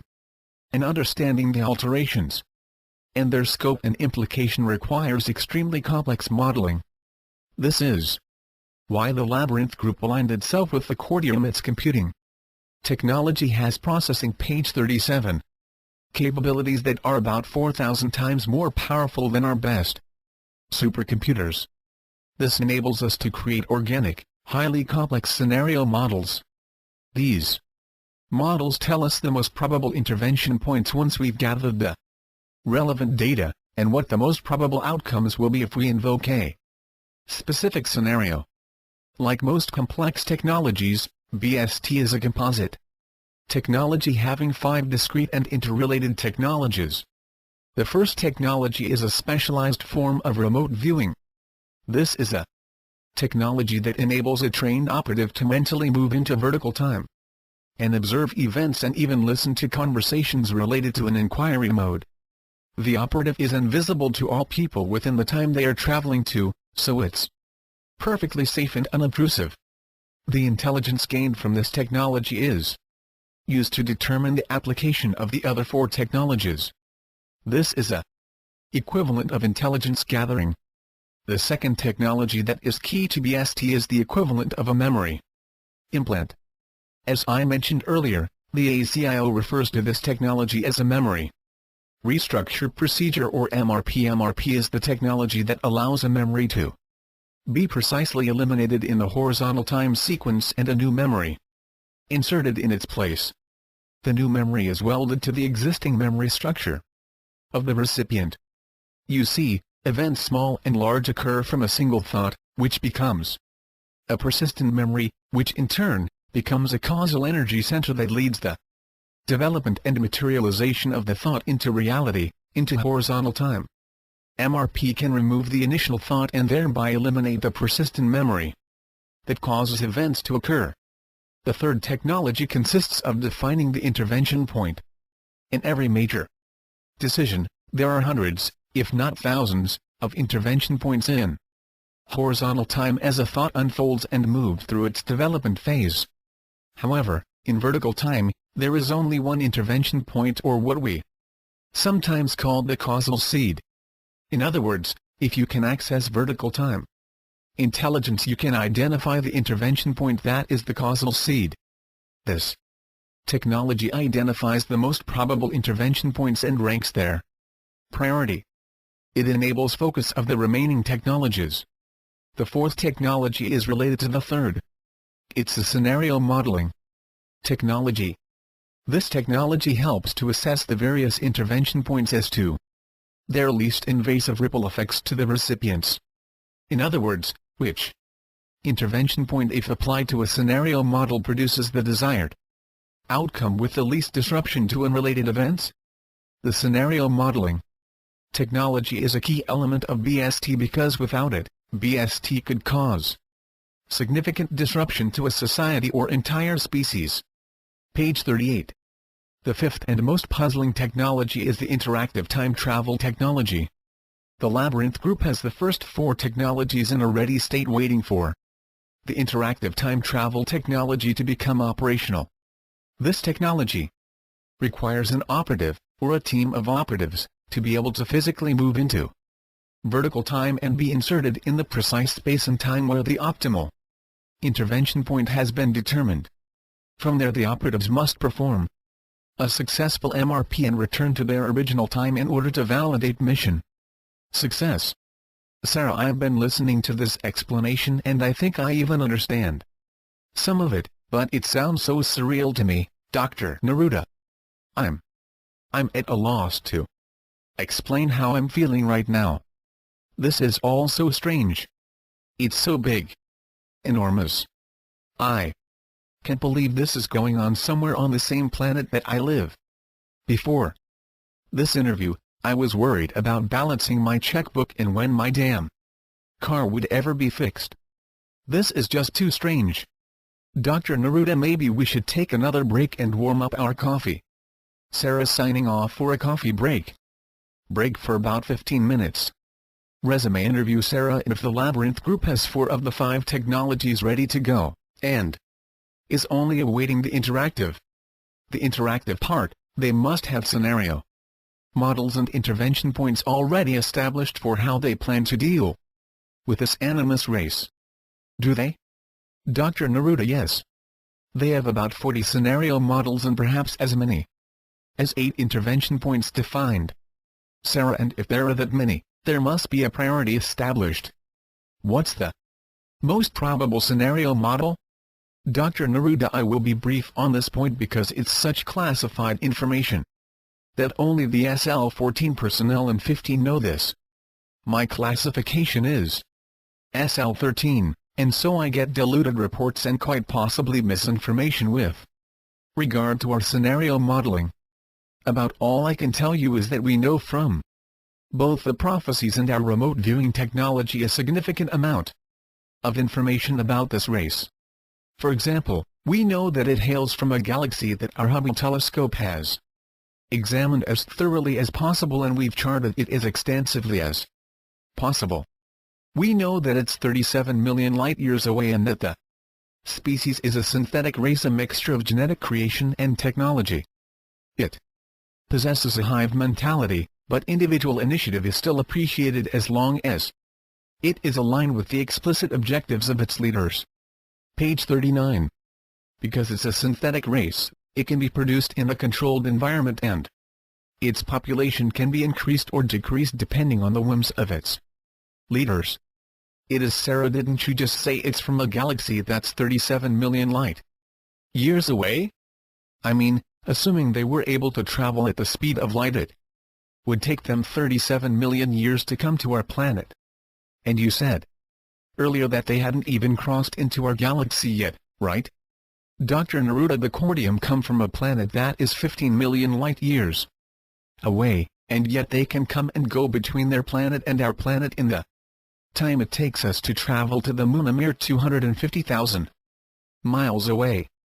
Time is not linear, nor is space. Space is curved, as your physicists have recently learned, but it can be artificially curved through displacement energy fields that collapse space and the illusion of distance. Light particles do not displace or collapse space, they ride a linear line through space, but there are forms of electromagnetic energy that can modify or collapse space. And this technology makes space travel even between galaxies not only possible, but also relatively easy. Sarah, why did you say you're physicists just then? Dr. Neruda, I apologize. It's just a part of the conditioning of being isolated from mainstream society. When you operate for 30 years in a secret organization like the Labyrinth Group, you tend to look at your fellow humans as not your fellow humans, but as something else. The principles of science that the Labyrinth Group has embraced are very different from those taught within your, there I go again, within our universities. I must be getting tired. Sarah, I didn't mean to criticize you. It's just the way you said it, it sounded as though an alien or an outsider said it. Dr. Neruda, I qualify as an outsider, but certainly not an alien. Sarah, okay, Back to this prophecy or alien race. What do they want? I mean, why travel such a far distance to rule Earth? Dr. Neruda, this seems such a funny question to me. Excuse me for laughing. It's just that humans do not understand how special Earth is. It is truly, as planets are concerned, a special planet. It has such a tremendous biodiversity and a complex range of ecosystems. Its natural resources are unique and plentiful. It's a genetic library that's the equivalent of a galactic zoo. The animists desire to own this planet in order to own its genetics. As I've already mentioned, this is a synthetic race. A species that can clone itself and fabricate more page 40. And more of its population to serve the purpose of its colonization program. However, it desires more than the expansion of its empire. It desires to become a soul carrier, something reserved for pure biological organisms. Synthetic organisms are not able to carry the higher frequencies of soul, which absolutely require an organic nervous system. Sarah, so they want a soul? Dr. Neruda, they want to expand throughout the universe and develop their organic nature through genetic re-engineering. They want to become soul carriers in order to achieve immortality. They also want to prove what they already believe, that they are superior to all other pure organics. Sarah, so where are they right now? Dr. Neruda, the animus? Sarah, yes. Dr. Neruda, I assume they remain in their home world. To the best of our knowledge, their probes haven't crossed into our galaxy yet. Sarah, and when they arrive, how will the ACIO or Labyrinth group know? Dr. Neruda, as I said, the ACIO has already done a significant amount of intelligence gathering and even selected scenarios and intervention points. Sarah, so what's the plan? Dr. Neruda, the most logical approach would be to travel to the time and place when the causal thought was born, to explore the Milky Way, and through MRP, expunge it from the memory of the race. Essentially, convince them that of all the wonderful, life-inhabited galaxies, the Milky Way is a poor choice. The Labyrinth group would implant a memory that would lead this race to conclude that our galaxy was not worthy of their serious exploration. Sarah, so some other galaxy becomes their next target? Wouldn't we bear the responsibility of their next conquest? Aren't we then perpetrators ourselves?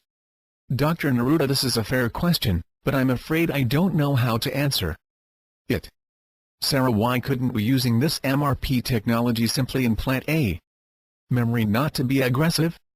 To tell this race to stop trying to colonize new worlds that aren't theirs to own like property. Why couldn't we do this? Page 41, the first interview of Dr. Jameson Neruda. Drive Neruda, perhaps we will. I don't really know what 15 has in mind. I am, though, confident in this approach and its efficacy. Sarah, but you said earlier that you feared for your life. That 15 is probably trying to hunt you down even as we speak. Why are you so confident in his sense of morality? Dr. Neruda, in the case of 15, morality doesn't really play a role. He operates in his own code of ethics, and I don't pretend to understand them all. But I'm quite certain of his mission to avert takeover by this alien race, and I'm equally confident that he will choose the best intervention point with the least influence to the animus. It's the only way he can acquire BST. And he knows this. Sarah, we re-back to God again, aren't we? Dr. Neruda, yes. Sarah, so God and 15 have this all figured out? Dr. Neruda, there's no certainty if that's what you mean. And there's no alliance between 15 and God, at least not that I'm aware of. This is part of the belief system that the Labyrinth group formalized along the path to developing BST. It's logical to us that God is all-powerful and all-knowing because it operates as the universal mind field that interpenetrates all life, all time, all space, all energy, and all existence. This consciousness isn't partial, but certainly it's in a position to deny things, or, perhaps more accurately, delay their acquisition. Sarah, if God exists everywhere as you say, then why wouldn't he stop this marauding alien race and keep them in their place? Dr. Neruda, again, a fair question, but one that I can't answer. I can only tell you that the God I believe in is, as I said before, impartial. Meaning that it allows its creation to express themselves as they desire. At the highest level where God operates, all things have a purpose. Even aggressive species that desire to dominate other species and planets. It was 15's belief that God orchestrated nothing but understood everything in the universal mind. Remember when I was talking about the galactic mind? Sarah, yes. Dr. Neruda, there are planetary minds, solar minds, galactic minds, and a singular universal mind. The universal mind is the mind of God. Each galaxy has a collective consciousness or mind field that is the aggregation of all of the species present within that galaxy. The universal mind creates the initial blueprint for each of the galaxies, page 42, related to its galactic mind or composite consciousness. This initial blueprint creates the predisposition of the genetic code seated within a galaxy. We, the Labyrinth Group, believe that God designed each galaxy's genetic code with a different set of predispositions or behaviors. Sarah, and why would this be so? Dr. Neruda, so diversity is amplified across the universe, which in turn permits God to experience the broadest continuum of life. Sarah, why is this so important? Dr. Neruda, because God loves to experiment and devise new ways of experiencing life in all of its dimensions. This may very well be the purpose of the universe. Sarah, you know you're talking like a preacher? You speak like these are certainties or truths that are just self-evident. But they're just beliefs, aren't they? Dr. Neruda, yes, they're beliefs, but beliefs are important, don't you think? Sarah, I'm not sure. I mean, my beliefs are changing every day. They're not stable or anchored in some deep truth that's constant like bedrock or something. Dr. Neruda, well, that's good. I mean that they change. The Labyrinth Group evolve a very specific set of beliefs. Some of these were based on our experiences as a result of the quantum intelligence enhancement technologies. Some were based from ancient texts that were studied, and some were borrowed from our ET contacts. Sarah, so now you're going to tell me our friendly neighborhood ETs are religious zealots? Dr. Neruda, no. No, I don't mean that they were trying to convert us to their beliefs. We simply asked and they related them to us. Upon hearing them, they seemed quite a bit more like science than religion actually. I think that's the nature of a more evolved species. They finally figure out that science and religion converges into cosmology. That understanding the universe in which we live also causes us to understand ourselves, which is the purpose of religion and science, or at least should be. Sarah, okay, this is getting a little too philosophical for my tastes. Can we return to a question about the wing makers? If, as you say, there's a galactic federation that governs the Milky Way, how do the wing makers factor into this federation? Dr. Neruda, I'm impressed by the nature of your questions, and I wish I could answer them all, but here again, I don't know the answer. Page 43. Sarah, but if you can use your remote viewing technology to eavesdrop on this alien race in an entirely different galaxy, why can't you observe the Federation? Dr. Neruda, as for the Federation, they're fully aware of our remote viewing capability, and in fact, we can eavesdrop on the Federation because they're able to detect our presence if we observe them through remote viewing. So, in deference to their privacy and trusting their agenda, we never imposed our technology on the Federation. Perhaps only once or twice. Sarah, you'll have to forgive me, Dr. Neruda, but I find all of this a little hard to believe. We've skimmed the surface of about 100 different subjects through the course of this interview, and I keep coming back to the same basic issue. Why? Why would the universe be set up this way and no one on Earth know about it? Why all the secrecy? Does someone think we humans are so stupid that we couldn't understand it? And who the hell is this somebody? Dr. Neruda, unfortunately, there are so many conspiracies to keep this vital information out of the public domain, that what ends up in the hands of the public is diluted to the point of uselessness. I can understand your frustration. I can only tell you that there are people who know about these things, but only 15 knows about the larger reality of what we've touched on tonight.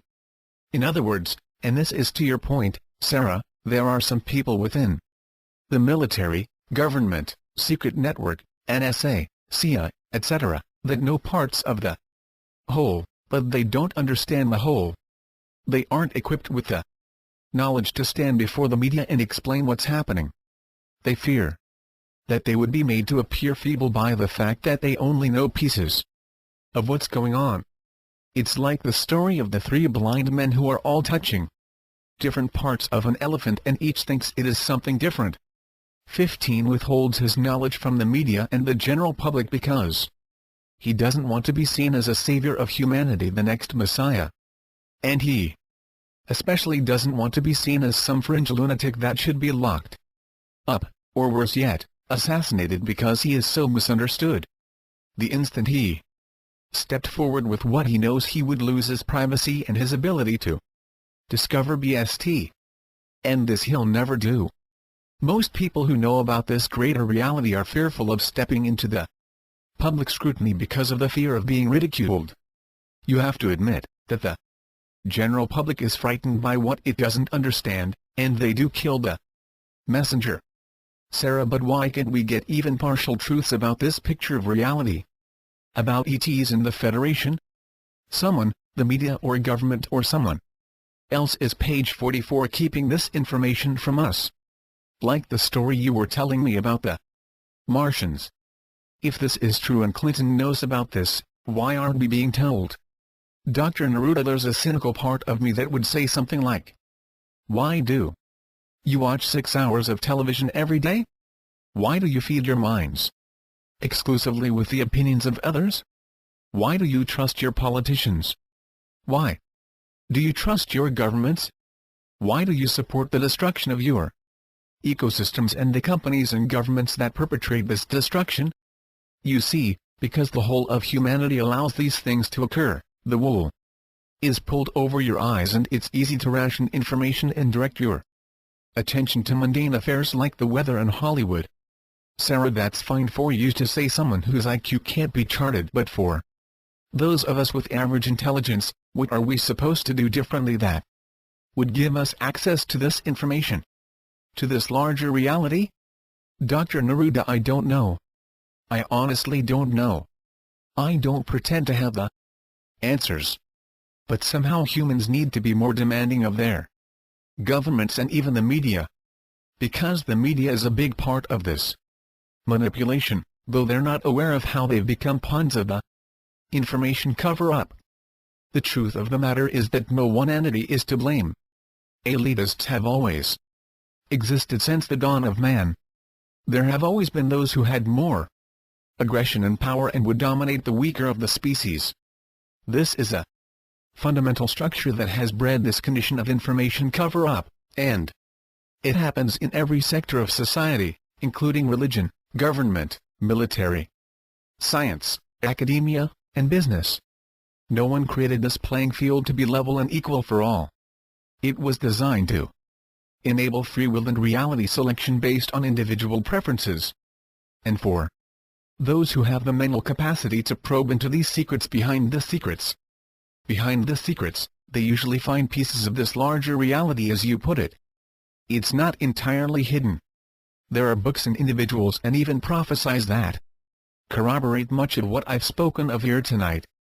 And these are readily available to anyone who wants to understand this larger universe in which we live. So, to answer your question, what are we supposed to do differently? I would read and study. I would invest time learning about this larger universe and turn off the television and disconnect from the media. That's what I would do.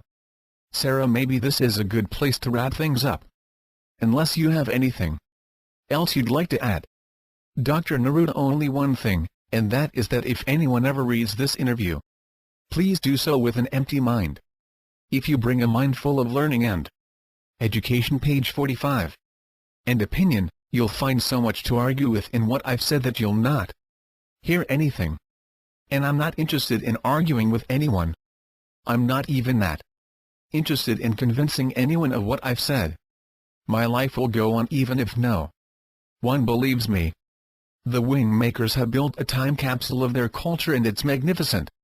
I wish I could take people to the original site so they could stand before each of the 23 chambers and witness these wall paintings in person. If you were to do this, you would understand that art can be a portal that transports the soul to a different dimension. There is a certain energy that these paintings have that can't be translated in mere photographs. You really need to stand inside these chambers and feel the purposeful nature of this time capsule. I think if I could do that, you would believe what I've said. Sarah, could you take someone like me to the site? Dr. Neruda, no. Unfortunately, the security system surrounding the site is so sophisticated, the site entrance, for all intents and purposes, is invisible. All I have are my photographs. Sarah, you're saying that if I walk right up to the site, I wouldn't be able to see it? Dr. Neruda, cloaking technology is not just a science fiction concept. It's been developed for more than 10 years. It's used much more frequently than people realize. And I'm not talking about its diluted version of stealth technology. I'm talking about the ability to superimpose a reality construction over an existing reality that's desired to be hidden. For instance, you could walk right up to the entrance of the ancient Arrow site and see nothing that would look like an entrance or opening. To the observer, it would be a flat wall of rock, and it would have all the characteristics of rock: texture, hardness and so forth, but it's actually a reality construction that is superimposed on the mind of the observer. In reality, the entrance is there, but it can't be observed because the mind has been duped into the projected reality construction. Sarah, great, so there's no way to enter this site and experience this time capsule. So once again, us little humans are prevented from the experience of proof. You see, the reason why this is so hard to believe is that nothing is ever proven. Dr. Neruda, but isn't proof in the eye of the beholder? In other words, what is proof for you may not convince another, or vice versa. Isn't this the way of all religions and even science? Scientists claim to have proof of this theory or that theory, and then some years later, another scientist comes along and disproves the previously held theory. And on this goes. Page 46. Sarah, so what's your point? Dr. Neruda, proof is not absolute. It's not even objective. And what you're looking for is an experience that is permanent and perfect in its expression of truth. And such an experience, if it indeed exists, is not owned or possessed by any secret network or elitist organization or a galactic federation for that matter. You could have this experience of absolute proof tomorrow, and the very next day, doubt would begin to creep in, and in a matter of weeks or months this proof, or absolute truth, that you aspire to possess, it would be just a memory. And probably not even a powerful memory, because so much doubt would be infused into it. No, I can give you or anyone absolute proof. I can only tell you what I know to be true for me, and try to share it as accurately as I know how with anyone who's interested. I'm less interested in trying to relate the cosmology of the universe than I am in getting the story of the wing makers and the artifacts of their time capsule into the public attention. The public should know about this story. It's a discovery of unparalleled importance, and it should be shared. Sarah, you do realize, don't you, that you've made me the messenger? You've asked me to be the one who takes the public scrutiny and suspicions, and has to endure all of the ridicule. Dr. Neruda, I'm not asking you to do anything against your will, Sarah. If you never do anything with the materials I've given you, I'd understand. All I'd ask is that you return them to me if you're not going to get them out. If I step forward as the messenger, I would lose my freedom. If you step forward, this story could catapult your career, and you're only doing your job. You're not the messenger, you're the transmitter, the media. But you must do what you think best. And I'd understand your decision. Whatever you decide. Sarah, okay, let's wrap it up there. I don't want you to get the wrong impression that I'm a total disbeliever. But I'm a journalist and it's my responsibility to validate and cross-check stories before I publish them. And with you, I can do this. And what you're telling me, if it's true, is the biggest story ever to be told. But I can't take this to the media, at least not the company I work for, because they would never publish it. No validation. No story. Dr. Neruda, yes, I understand. But I've shown you some of the ACIO technologies and photos of the site and its contents, so these must be some form of validation. Sarah, for me, it validates that something is going on that I've never heard about. Namely, the ACIO is a new organization that's never been talked about. At least not in page 47, the first interview of Dr. Jameson Neruda, my journalistic circles. But your photographs and stories don't validate what you've explained tonight. They're in the category of teasers. Something the National Enquirer is fond of broadcasting, but this isn't the brand of journalism I subscribe to. Dr. Neruda, let's talk some more in the next few days. Take the time to read some of the materials translated from the optical disc, and in the meantime, just be neutral. Sarah, don't assume I'm not interested, or too much a skeptic to do anything with this stuff.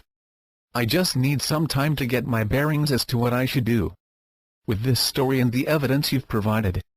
Dr. Neruda, I promised you several interviews before I left. Are we still on for tomorrow night? Sarah, yes. But how much more is there than what you've already explained?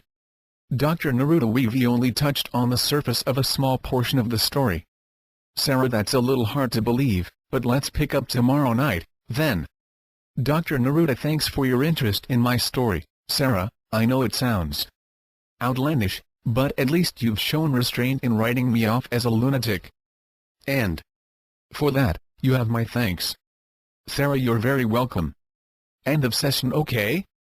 PAGE 48. By Sarah. What follows is a session I recorded of Dr. Neruda on December 28, 1997.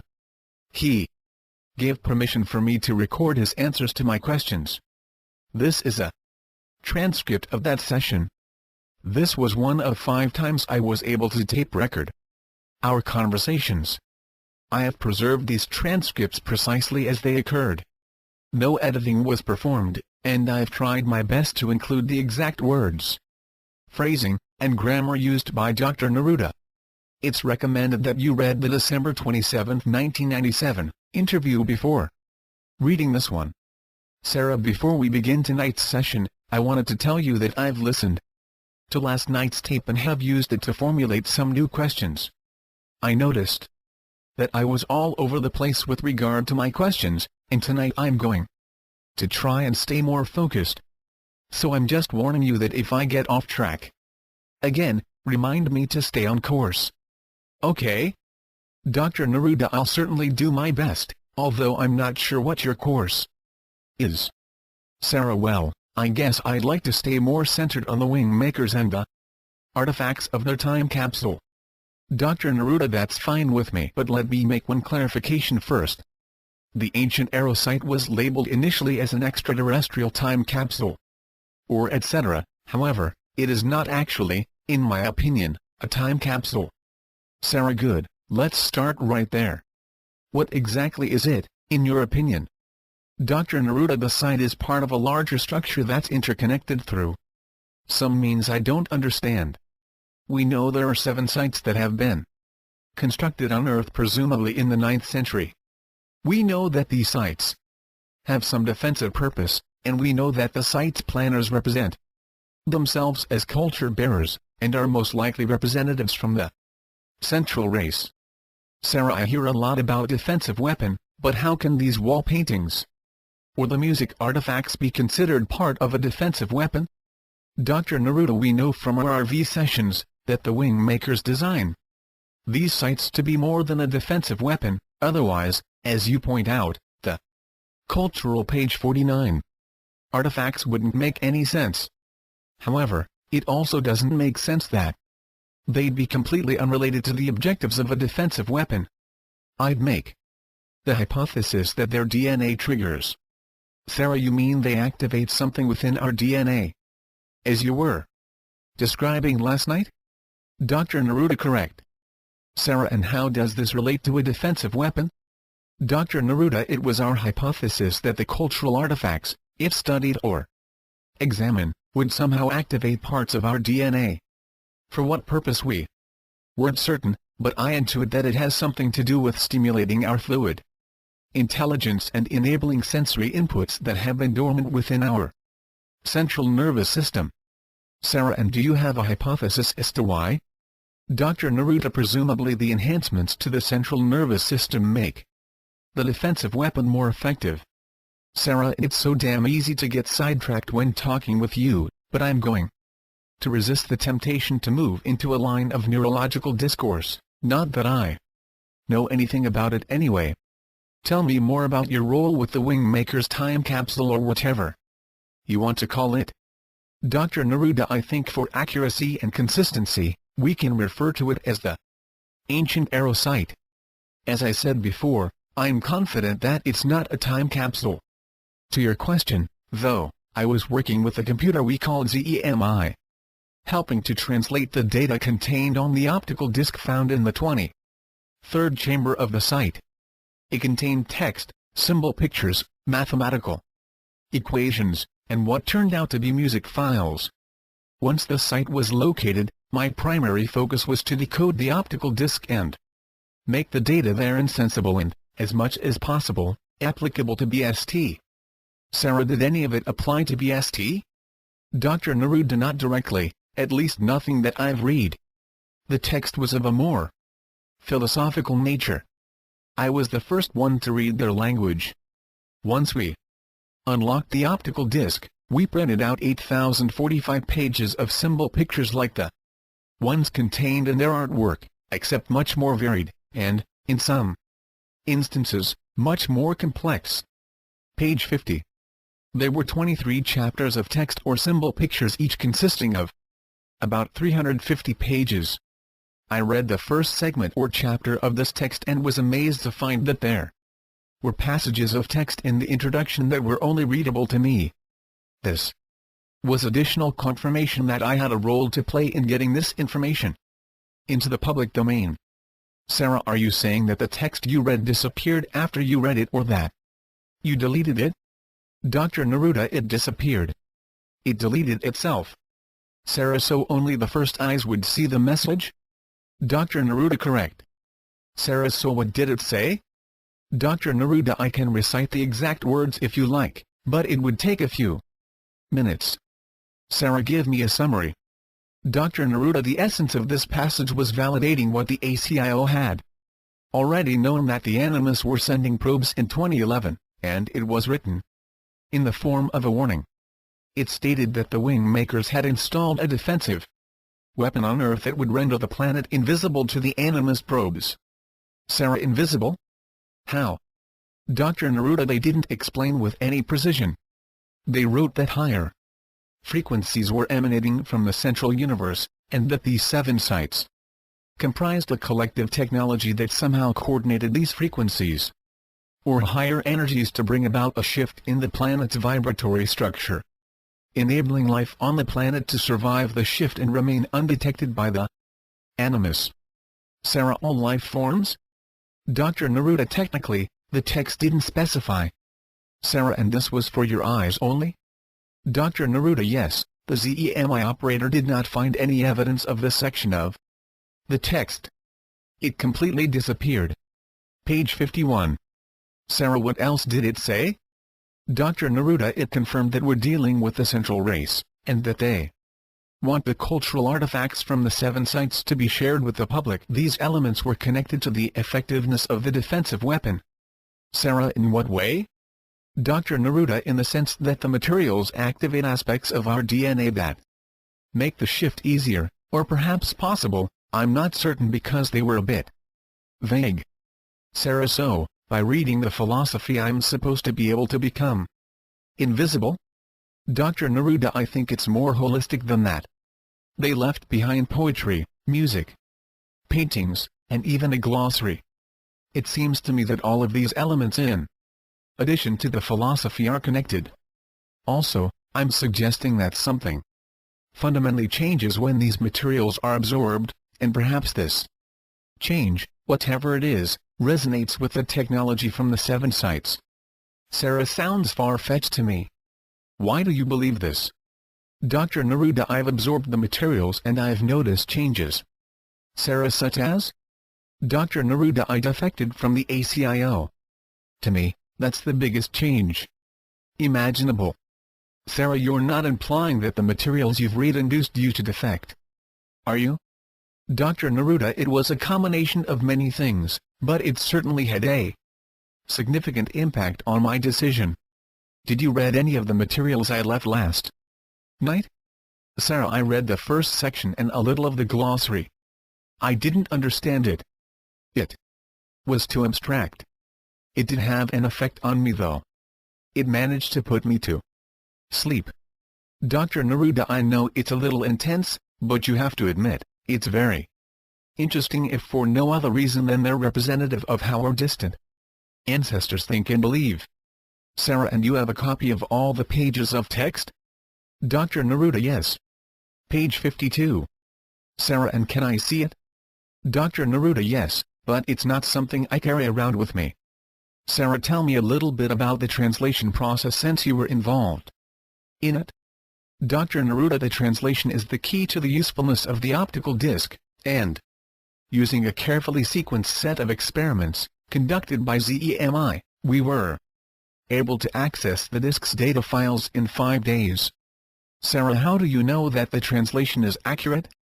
Dr. Neruda, within the disk, once it was accessed, were translation indexes that enabled their text to print out in perfect English, or about 60 other languages. It took us 2 days to figure out how to access the disk, but once we did, we were able to access the 24 sections of text in the span of 17 hours. The most vexing of the translations, and the one in which we have the least confidence, is the music. Sarah, good, I'm glad you brought up the music because I don't understand that element of the time capsule.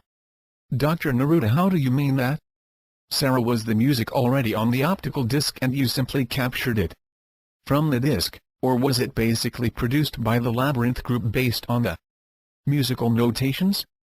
Dr. Neruda, actually, it was a bit of a combination of the two. Their musical notations were very precise and they left digital samples of each of their instruments, even vocals. So we simply translated their digital samples to a MIDI standard and produced our own version of their music. Sarah, so were you involved in the music translations as well? Dr. Neruda, yes. I helped in the initial discovery of their musical notation and helped with the translation indexes. I wasn't involved in its production phase, though I was very curious as to what it would sound like. Sarah, can I hear any of these compositions? Dr. Neruda, yes, of course. When I left, the ACIO had successfully translated 10 of the 23 music compositions. I have these, and they've been converted to page 53. Both CD and cassette standards. I also have complete files of the remaining 13 compositions in their raw, deconstructed form. Sarah, how were they produced exactly? Dr. Neruda, do you mean that technically or artistically? Sarah, I guess both. Dr. Neruda, on the technical end we needed to step their samples down to a resolution of 384-bit in order to use them in our computer systems. When we first heard the samples of instrumentation, we were somewhat relieved to hear familiar sounds. There were some that were different, but for the most part, the digital samples that were encoded on the optical disc were the same as contemporary musical instruments heard around the world. Once we had captured their samples and organized them into octaves, we took their compositional notations and essentially let the computer select the digital instrumentation based on their samples. Eventually this all had to be stepped down to a 24-bit commercial CD mastering system, which was then pressed on a CD and recorded onto a cassette tape.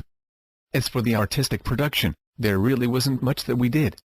The computers did all the interpretative work and essentially performed the production for that matter. We had some of our staff perform overdubs on various versions to experiment with the compositions. The music was very popular, particularly when you listen to it at a sampling resolution of 384-bit. Sarah, didn't anyone wonder why the time capsule included a musical construction kit instead of just having a recording of the music? I mean, why have us bring an artistic interpretation to their music? Dr. Neruda, everything was wondered about in the Ancient Era project. Everything. We didn't know why they did it the way they did it, but again our hypothesis was that the wing makers didn't have a way to bring their music into our world, because we lacked the technology to listen to it. So they disassembled their music into, as you put it, a construction kit, which enabled us to reconstruct the music so it could be listened to on our technology. It's the most logical reason. There were several of us who were able to experience Chambers 1 and 2 as a completely integrated form of expression, and it was a very powerful experience, to say the least. When you hear the music in 384-bit resolution with the original paintings, page 54, standing inside the actual chamber in which they were placed, it is a very moving and spiritual experience, unlike any I've ever had. Sarah, in what way? Dr. Neruda, just at the sense of being pulled out of your body and into the portal of the painting is irresistible. There is a very strong sense of movement into and beyond these paintings, and the music and paintings are only two of the art forms. The third, the poetry, is also part of the experience. Sarah, so tell me about the poetry. Dr. Neruda, the poems are expressive of a wide range of subjects. To most of us at the ACIO, they could have been written by any contemporary poet. There was really nothing that caused them to stand out as representing a culture billions of years older than our own. Many of the same themes about spirituality, love, relationships, and death were evident in their poems as well. There are actually 2 poems for each chamber painting, so there's a total of 46 poems. Sarah, that's interesting. Everything else, the paintings, music, artifacts, and philosophy, is placed 1 per chamber. Why do you suppose they have placed 2 poems in each chamber instead of 1?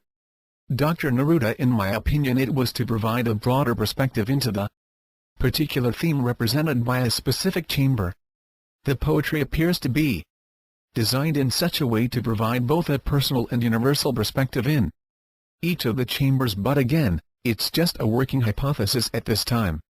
Sarah, I assume from the examples you left me, that the poetry is also a bit less abstract when compared to their philosophy and paintings. Have you considered how the poetry is related to the paintings? Dr. Neruda, yes. And I believe the poetry and the paintings have the strongest connection of all the objects in each of the chambers. I think the paintings illustrate in some subtle way the themes represented in the poetry. In some instances, when the painting represents an assemblage of abstract objects, the poetry is also more abstract. When the painting is more illustrative, the poetry seems more like prose. Sarah, are you saying then that the poetry carries the central meaning of each chamber? Dr. Neruda, I'm not sure, but it does seem that the poetry is somehow implied symbolically in the chamber painting that it's associated with. The problem is that the poetry is so highly interpretive that it's impossible to know precisely what its theme is intended to be. Also, and I should have mentioned this before, but the grammar and page 55 syntax of their language is very different from ours in that they have no end to their language punctuated with periods. In other words, if we made a literal translation, there would be no sentence structure. More like a logic syntactical approach, which simply means an abstracted language flow which would be, for most people, very difficult to understand. When I was doing the translations of the poetry, I placed it in a sentence structure that fragmented its meaning so that it could be better understood. Perhaps in the process I unintentionally changed the meaning, but it was either that or the poetry would be too abstracted to understand. Sarah, is there a connection between the poetry and the philosophy of each chamber? Dr. Neruda, my colleague, and I felt that all of the objects within a specific chamber were connected, probably in ways we couldn't fathom. We were constantly worried that the translation indexes were somehow inaccurate, and that this was limiting our ability to see the linkages between the various objects.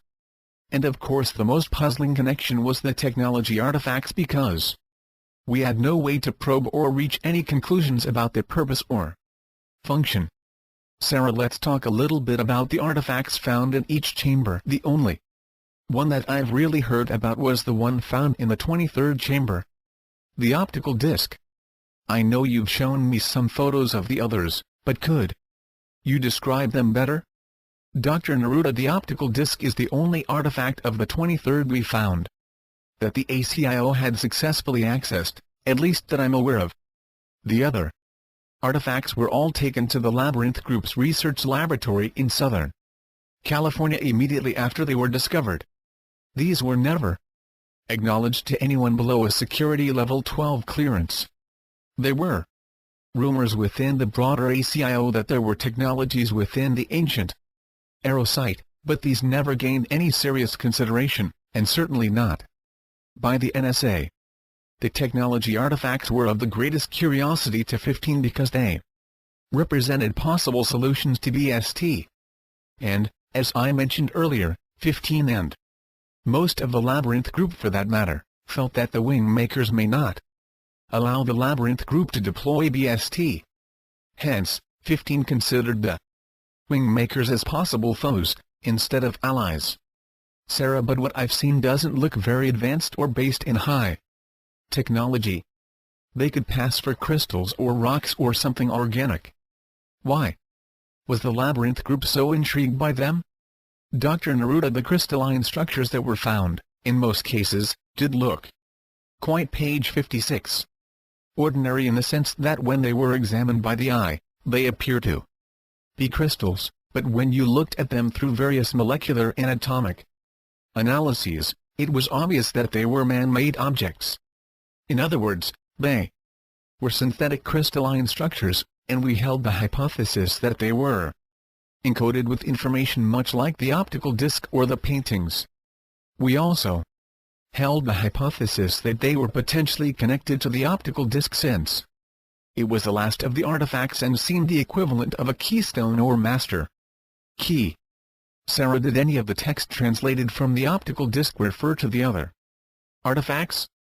Dr. Neruda, no, to our disappointment, there were no references. Sarah, you didn't answer my question about whether you felt there was a connection between the technology artifacts and the specific cultural artifacts related to each chamber. Dr. Neruda, sorry, I guess it's my turn to get sidetracked tonight. Anyway, yes, there were connections.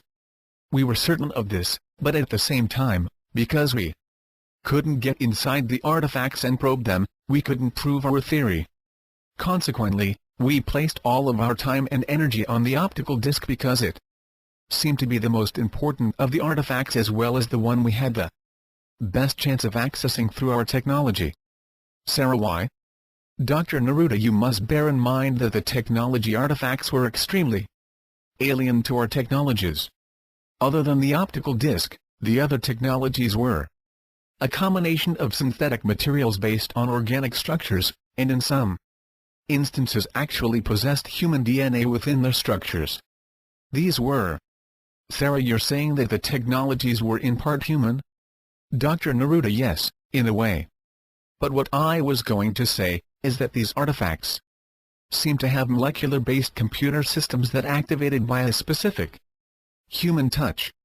And we weren't certain whether it was literally a specific human, or a specific type of human, or perhaps any human in a specific state of emotion or mind. We had 115 possible experiments developed for testing and all failed. Sarah, but this is real odd. Why would human DNA be inside a technology? And this talk about synthetic crystals, it leaves me cold. Dr. Neruda, we had some similar misgivings until we were able to translate some of the text within the optical disc. The philosophical papers from Chambers 1 and 2 convinced us that the wing makers could indeed be authentic and We had no other. Page 57. Reason to disbelieve their story.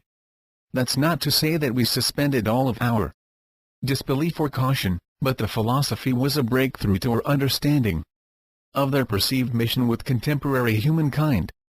Sarah, I don't know.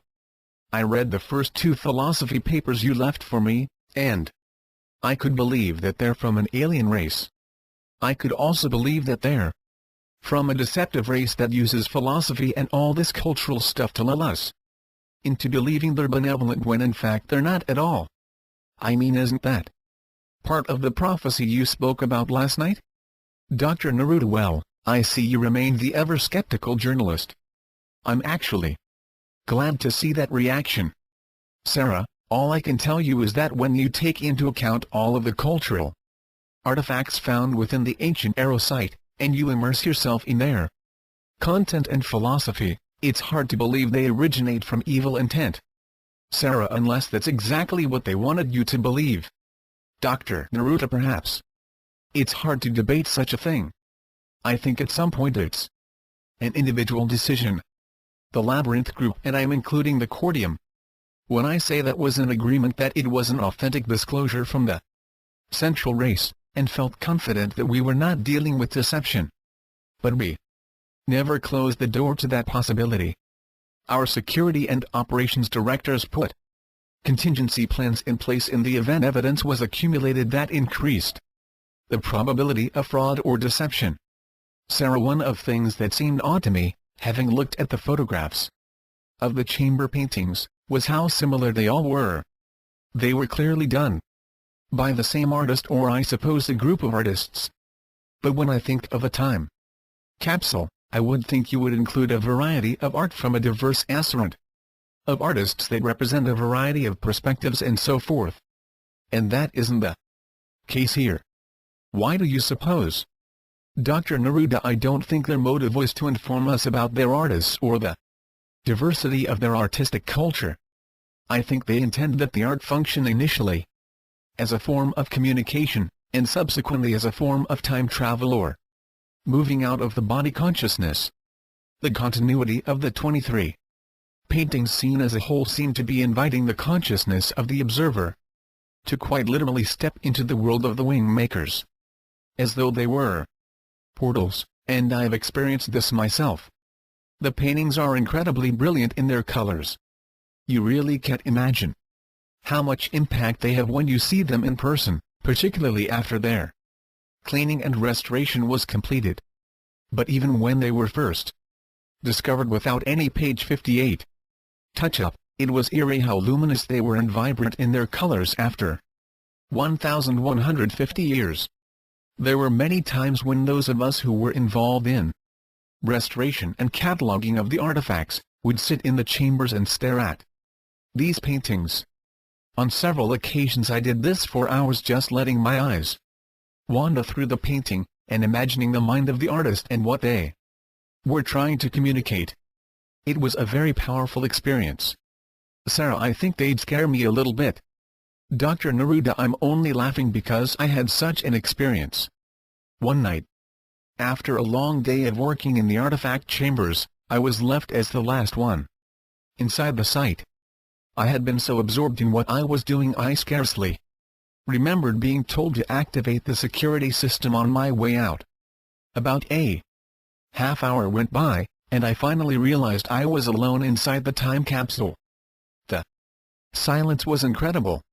At any rate, I was walking down the corridor that connected all of the 23 chambers, and past each chamber, and I began to feel a presence that was overwhelming. Every time I would come upon one of the chambers I expected something from the painting to jump out at me. They literally seemed alive.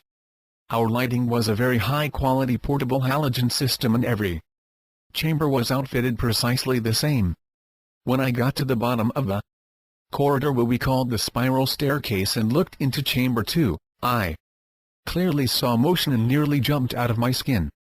Not necessarily out of fear, but out of excitement, I suppose, though there was fear as well. But this motion was simply a blurred image of something stepping out of the painting and then disappearing into thin air. I couldn't really Sarah, what was it? Was it human? Dr. Neruda, I couldn't see it clearly enough to tell you what it was, but I began to theorize that some of the chamber paintings may have purposes beyond just visual stimulation. Our RV also had some experiences of sensing motion in the paintings, feeling as though she was being pulled out of her body. Sarah, this may seem to be an odd, off-the-wall question, but how do you know this wasn't all a hoax? That someone or some group created this whole thing to look like an alien or a future time capsule just for the fun of playing with your minds? Dr. Neruda, the one thing we know for certain is that this is not a hoax. The ancient Arrow site consists of an enormous rock structure that has literally been hollowed out in the form of a helix that deters every 10 meters into a separate chamber, 23 to be exact. The entire structure would have taken an incredible technology to build. We have accurate dating of when the chamber paintings were created, and they were conclusively produced in the 9th century, and we're certain that this technology didn't exist then. Page 59. Sarah, I'm not trying to argue with you, but if these artifacts are really from the Central Race, it just seems so odd that they'd be buried inside a huge rock in the middle of nowhere in New Mexico of all places. And it also seems odd that they'd go to all this work, but make it so damn hard to understand what the hell they were trying to say. Do you see what I mean? Dr. Neruda, yes, I understand, and I don't take your questions as argumentative. But the point I'm making is that this site is indeed a set of real objects. And these objects don't even correspond to the same time frame. For example, while the paintings were created about 1100 years ago, the artifacts do not even respond to our carbon dating or biochemical analysis. To complicate matters, the pictographs in and around the ancient Arrow site were determined to have been created in the past 50 years, and could very well have been done in the year, or month, the site was discovered. These real objects are admittedly an enigma, but they are not a hoax to my eyes. The real question is whether the wing maker's identity and purpose is as they represented. Sarah, okay, let's say it's not a hoax. Then tell me, why are you so convinced it's a defensive weapon? It seems to me that it might be more of a communication device or perhaps an educational tool of some kind. Why a weapon? Dr. Neruda, the text from the optical disc states this. And we had an RV session that corroborated it. Sarah, so, Earth is this genetic library that the animists want to use in order to recreate themselves as soul carriers, as you put it? And the ancient Arrow site and its 6 companion sites is going to protect Earth and all of us from these marauding aliens? How am I doing so far? Dr. Neruda, I can't say that your specific conclusions are right or wrong. I can only tell you that the animists are a real threat and that the wing makers intend to protect their genetics. Sarah, okay, then tell me, why would the Central Race, who lives trillions of light years away, care about what happens to us? Dr. Neruda, the Central Race is responsible for seeding and cultivating higher life forms throughout the universe. They're vitally interested in protecting their genetics from the animus. Earth isn't the only genetic repository that they protect. In this manner, our RV sessions uncovered a database of planets throughout our superuniverse that was incalculably large. Sarah, so this is just standard operating procedure for this race to install a defensive weapon on the planets they seed with life? Page 60. Dr. Neruda, I believe so. Sarah, I looked the word animus up in the dictionary this morning. It's a real word. How did a race whose most recent visit to Earth was some 300 million years ago become an entry in Webster's dictionary? Dr. Neruda, their name is known even by the wing makers. They used the same word in their translation indexes. There are certain words that have been purposely seeded within our language by the wing makers. Sarah, so now you're saying that wing makers actually place words into our dictionaries? Dr. Neruda, no. Remember when I told you that the wing makers were culture bearers? Sarah, yes. Dr. Neruda, they have encoded the discovery of language, mathematics, music, and so forth into our genetic structures. As we evolve, certain forerunners of our species, people like you and I, activate a part of their DNA before the rest of us. These forerunners are able to retrieve this encoded information and share it with the species. In subsequent generations, this insight is transmitted, and pretty soon, the entire species encompasses this new information or skill. Sarah, so you're really saying that the word animus was encoded into our sense of language, and someone invented the word, not realizing it was the name of this alien synthetic race? Dr. Neruda: yes, something like that. Sarah, I also read the memo that Dr. Saunders, a colleague of Dr. Neruda, wrote about a global culture being an outcome of this technology from the Wingmaker's sites. But how could these objects be used to build a global culture? It seems a little naive to me.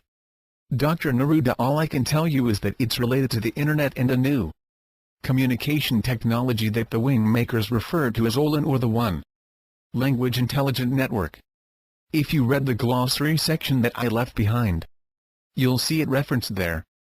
The Wingmakers seem to feel confident that the OLAN technology will help create the global culture through the internet. This, incidentally, is consistent with prophecies that the Labyrinth Group was privy to, dating as far back as 1,500 years ago. Of course, the enabling technology wasn't called OLAN, but the notion of a global culture and unified governance has been predicted for many centuries. Page 61. Sarah, this is what George Bush used to call the New World Order, isn't it? Dr. Neruda: yes, but there have been 4 other presidents who've acknowledged this concept. Sarah, what would make the world's people decide to unify under one governing body, or for that matter, create a global culture? Whatever that means. I just can't envision it happening, not in my lifetime. Dr. Neruda: according to the Wingmakers, it will happen through the digital economy and then through the Internet's OLAN technology platform. And through this global network, entertainment and educational content will be globalized. This is the basis of a global culture with unified commerce, content, and communities. Once these pieces of the infrastructure are in place, then the need to govern this infrastructure will loom as the preeminent issue of the day. And the United Nations is the logical ruling body for such an endeavor.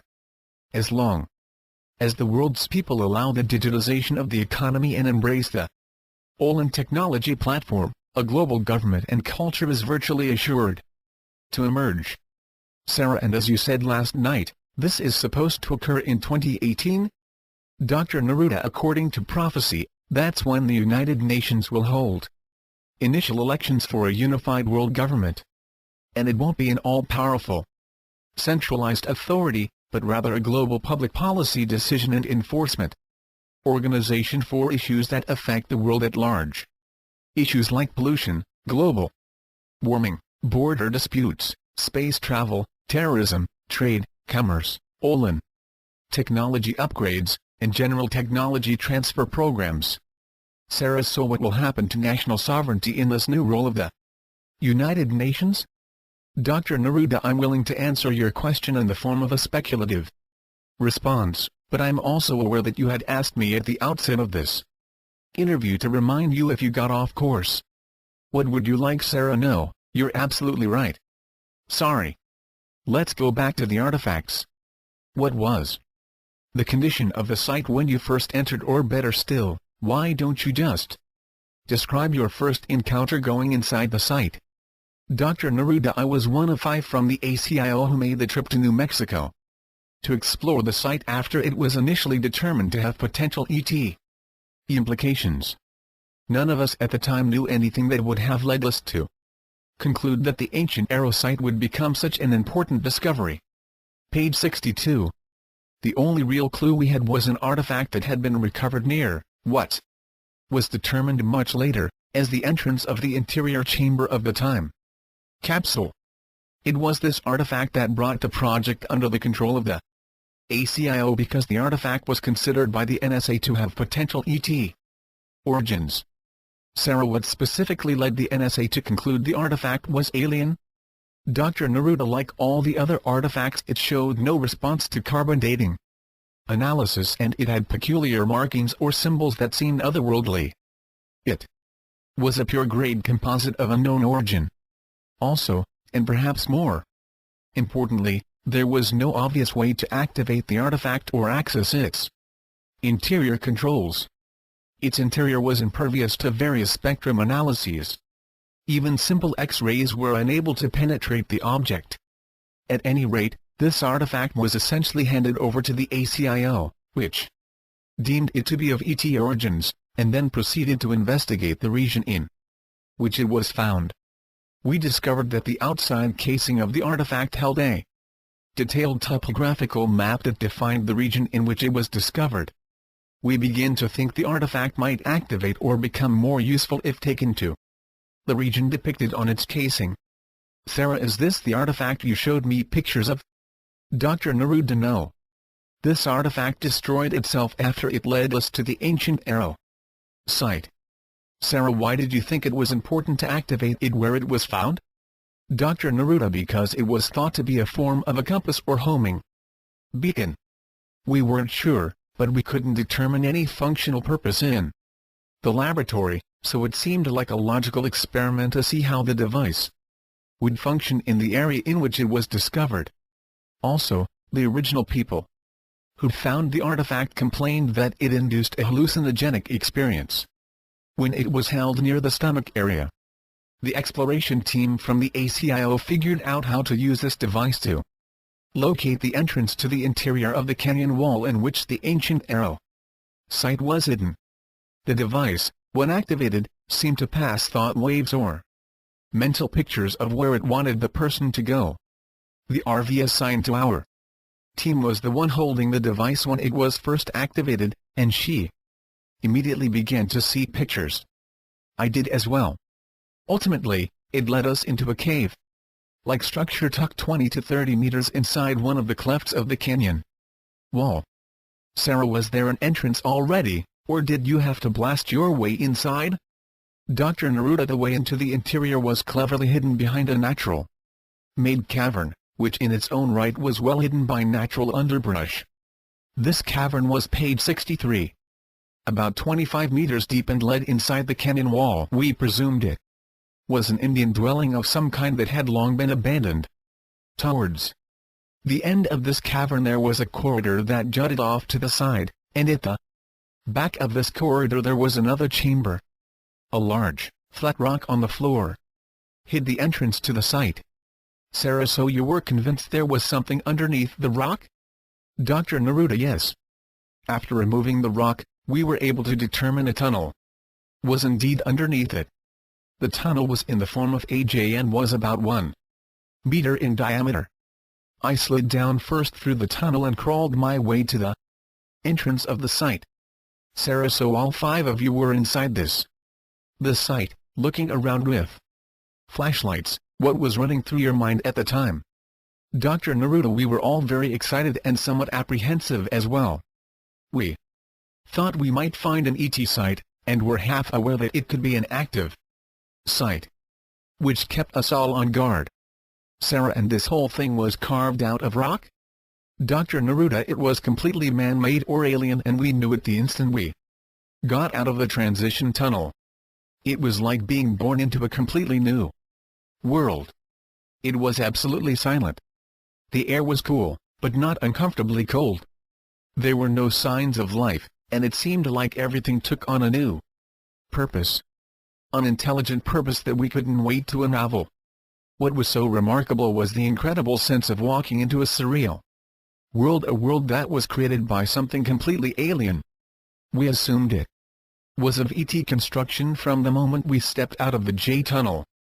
Sarah, but how did you immediately know it was an artificial construction, and not a natural set of chambers or caves? Dr. Neruda, at the beginning of the spiral staircase there were ornate petroglyphs carved in the stone with a precision never before seen by our eyes. Also, the entire tunnel system was clearly too smooth, almost polished, to be of natural construction. There was a sense of architecture, a sense that someone designed it with extreme care and purpose. Amazingly, there was nothing on the floor, not even a pebble or a grain of sand. Every surface was completely clean, smooth, and polished. There was dust, but only dust.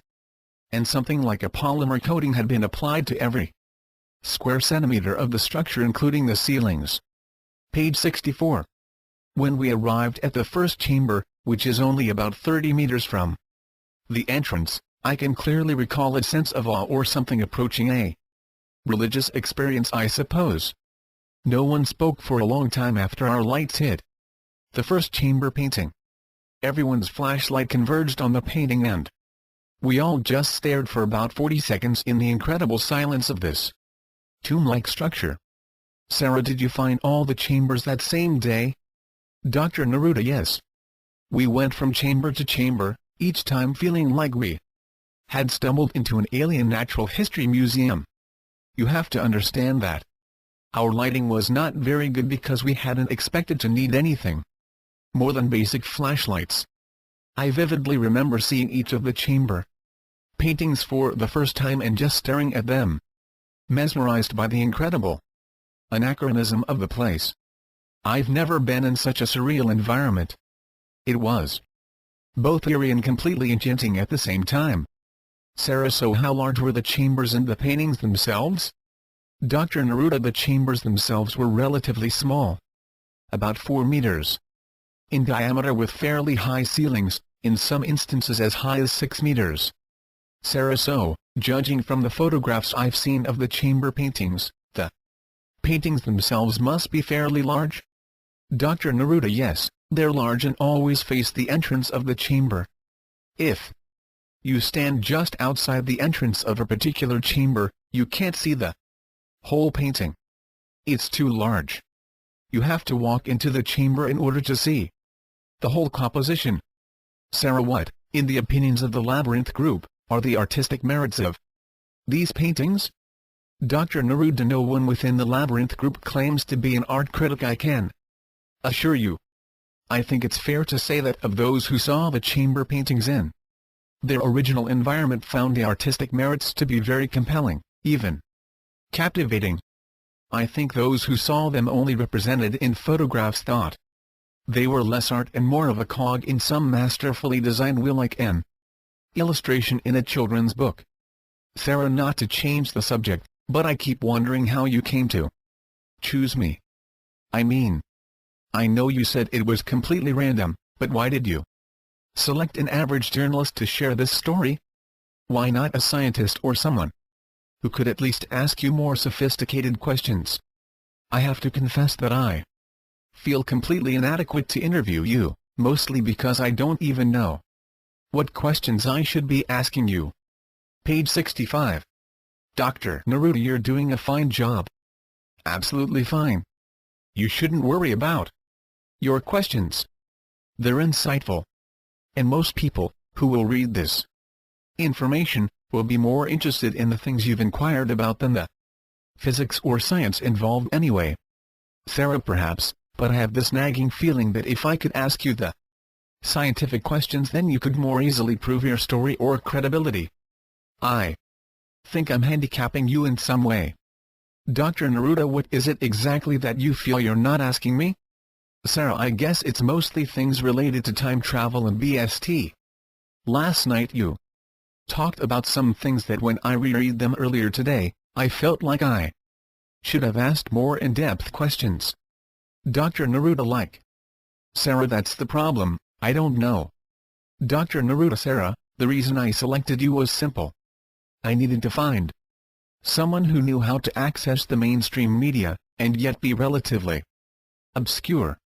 Had I chosen the science editor from a major newspaper, I may have ended up with more scientific questions and less about the cultural, artistic, and social implications of the Ancient Era project.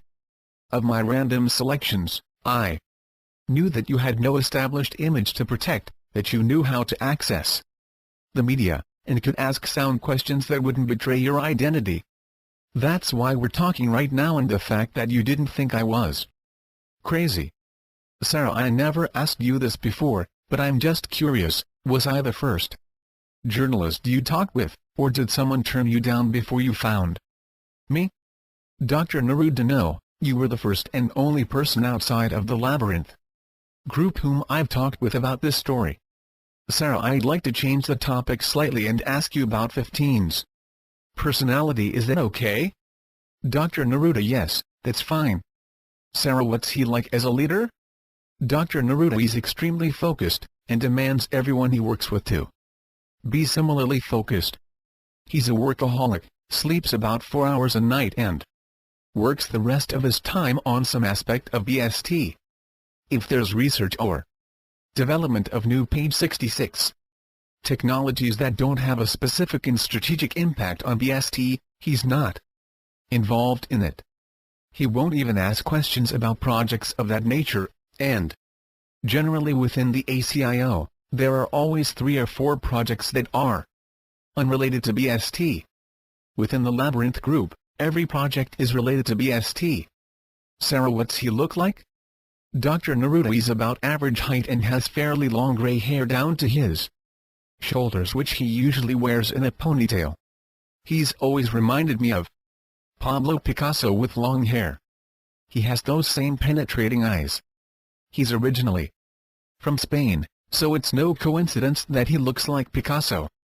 His most notable feature is his eyes. They're mischievous, like you'd expect from a child who's done something wrong on the surface, but underneath, they've created something wonderful. It's just that nobody understands the wonderful part yet.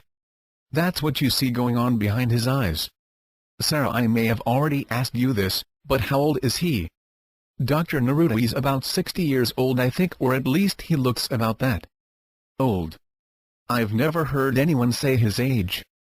I know when he was a student, he was supposed to look old for his age. I think he started getting gray hair when he was in his early 20s, and that's probably why he was often mistaken for a professor rather than a student. Sarah: you said earlier that he was kicked out of school. Why? Dr. Neruda: remember, he was, even at an age when most kids are concerned about dating and parties, working on BST. Or at least early versions of time travel. He's one of those rare visionaries that enter the physical world and knew at a very early age what he came to do. 15 was born to time travel. Period. End of story. That's all he's ever cared about. In the 50s, researching BST was considered a waste of time, no pun intended. It was simply too theoretical and disconnected from anything practical. I think 15 also rubbed his professors the wrong way because he was so bright as a student that he intimidated most of them. He's also very stubborn, and when the professors told him to change his research to something more practical, 15 apparently told them they were small-minded or something to that effect. Later that semester he was forcibly expelled, as the story was told to me. However, Bell Labs hired him for a short stint because his research on quantum objects and how they could be influenced by consciousness interested them. Sarah: forgive me, but what exactly are quantum objects? Page 67. Dr. Neruda: they're elementals like electrons or neutrons. Quantum objects are fundamental building blocks of matter, and they can appear both as a wave and a particle. Sarah: okay, so 15 was trying to prove that quantum objects are influenced by consciousness. Why was that so dangerous to a research university? Dr. Neruda: that in itself wasn't so radical, but it was only a small part of his total research into how to construct BST using the new physics that was being introduced rapidly in the community of quantum physics. 15 has always maintained that Einstein's general theory of relativity was flawed, which is not a popular position to take. In somewhat the same way that Newton's theory of the mechanistic universe became too constricted and unable to explain so much of the phenomenon of what we call today complexity or chaos theory, 15 felt that Einstein's theories underestimated the influence that consciousness had on quantum objects. In the 50s and 60s, this was tantamount to heresy, particularly because it wasn't possible to prove by mathematical modeling or formula. Consequently, 15 just continued to develop his theories in secret and began to become noticed by the ACIO when he became involved in a project having to do with heuristic learning systems based on a technology that the ACIO had re-engineered. From the Grays. The project leader from the ACIO recognized his intellect and rogue creativity, and began to develop a relationship with the young man. Several months later, 15 was recruited to join the ACIO and essentially left his identity behind, quickly rising to the position of Director of Research. He was later introduced to the Cordium Intelligence Accelerator technology, and the rest is history as they say. Sarah, how exactly does this Cordium technology accelerate or expand the intelligence? Dr. Neruda, few people realize that their conscious mind only processes about 15 bits of information per second of linear time. However, in vertical time, the unconscious mind is processing approximately 70 to 80 million bits of information. Thus, in normal consciousness, humans are aware of only an infinitesimal amount of the information that is constantly being fed to them at the unconscious level. The Cordium technology was designed to reduce the filtering aspects of the conscious mind and enable the higher frequency information packets to be fed to the conscious mind. In parallel with this effort, the brain's circuitry, if you will, is rewired to handle the higher voltage of the information that is being fed to the consciousness, allowing capabilities like photographic memory and abstract thought to coexist. These capabilities become the matrix filter that draws from the unconscious repositories the page 68. Most relevant information at any particular time based on the problem or task at hand. Sarah, if I were a behavioral scientist, I'd be able to ask you about 1,000 questions right now. But I'm lost in what you say. I mean, how many bits of information can you process right now? Dr. Neruda, it's not really a simple question of the quantity of information processing, but rather the relevance of the information in linear time based on the intention of the individual. When one goes through the process of the Cordium technology, their ability to tune into information packets that are relevant to a situation or a problem is vastly improved. In most people, when a given situation confronts them, they access their conscious mind and pull out a solution that has served them in the past. Thus, people fall into ruts and pattern behavior, which closes down their access to the unconscious information packets that are based on real-time situation analysis and have extremely high relevancy. This technology accelerates the circulation of information between the conscious and unconscious aspects of the mind to flow in the pattern of an ascending spiral rather than the pattern of a repetitious circle. And because of this, it unleashes the innate intelligence of the individual. So you see, the Cordium technology doesn't increase raw intelligence, it simply facilitates the natural intelligence of the individual. Sarah, this is very cool. I wish I could undergo this regimen of the Cordium Intelligence Accelerator so I could really ask you some zinger questions. And with that, let's take a short break. 10-minute break. Dr. Neruda, since you have the tape recorder on now, let me repeat myself. The Cordium technology was the single most influential element in helping 15 become the executive director of both the ACIO and the Labyrinth Group. Granted, he had a brilliant mind before he underwent the Cordium intelligence enhancement process, but for some reason, the technology seemed to enhance his intelligence more than anyone else, by a significant degree. Sarah, did anyone ever suspect that the Cordium and 15 were somehow a separate force from the Labyrinth Group? I mean, did anyone consider the possibility that they had a separate agenda? Maybe BST wasn't their ultimate goal?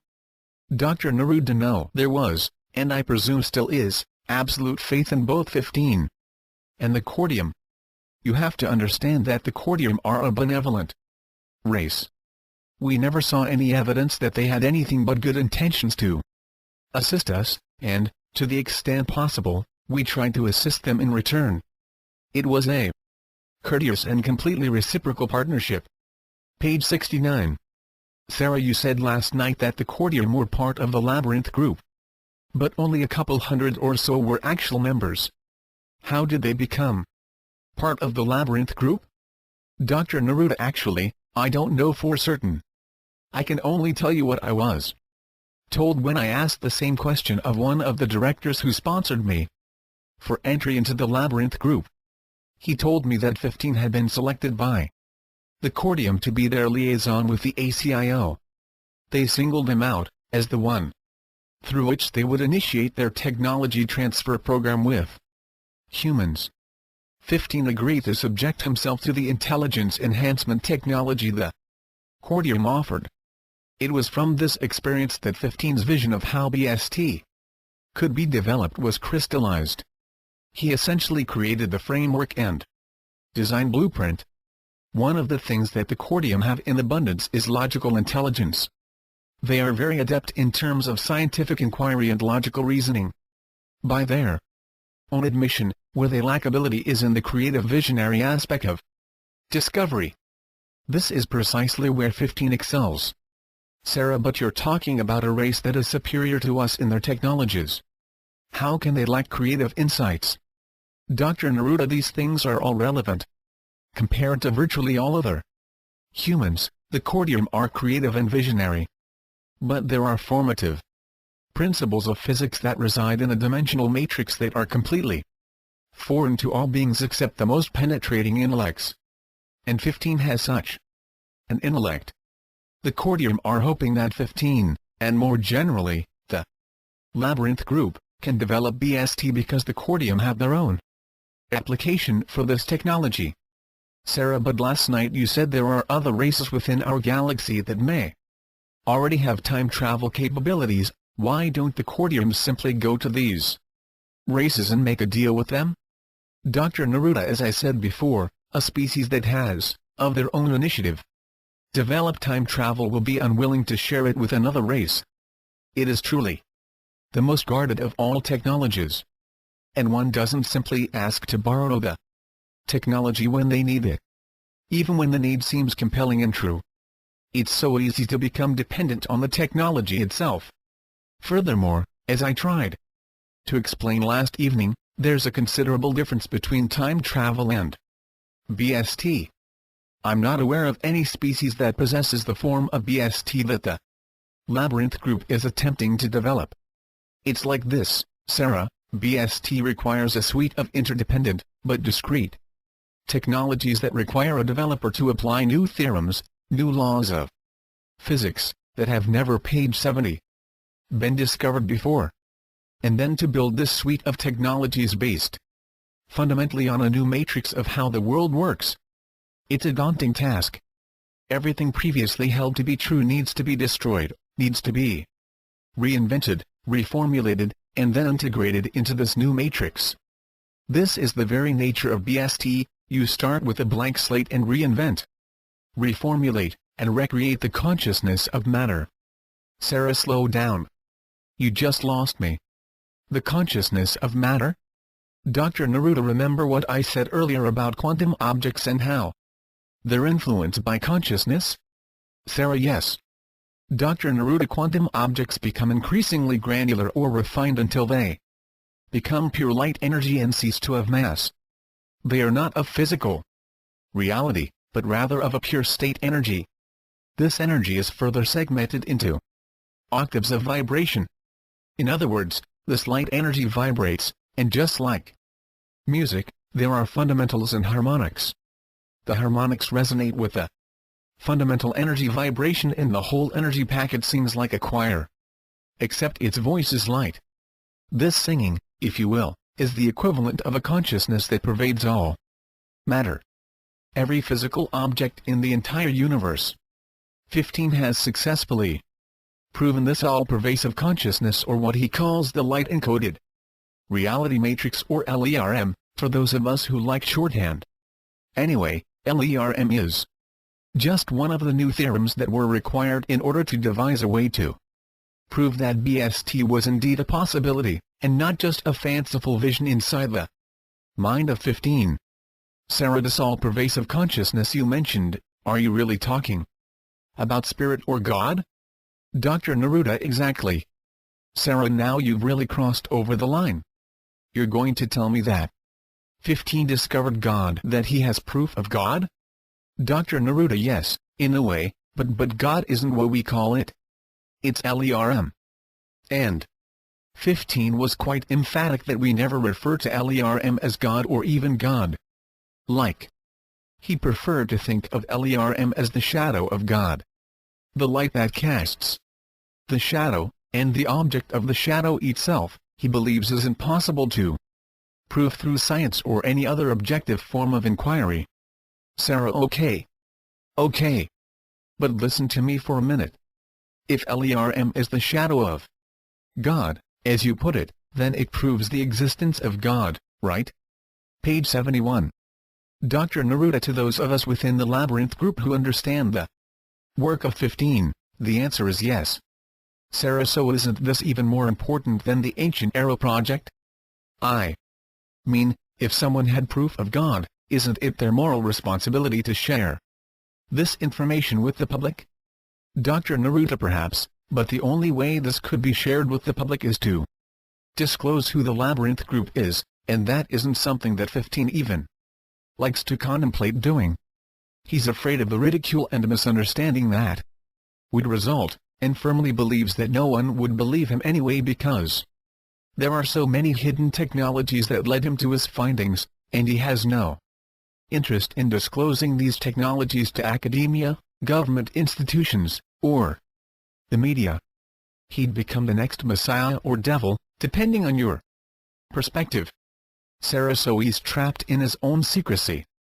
Dr. Neruda: in a way, but he's not feeling trapped.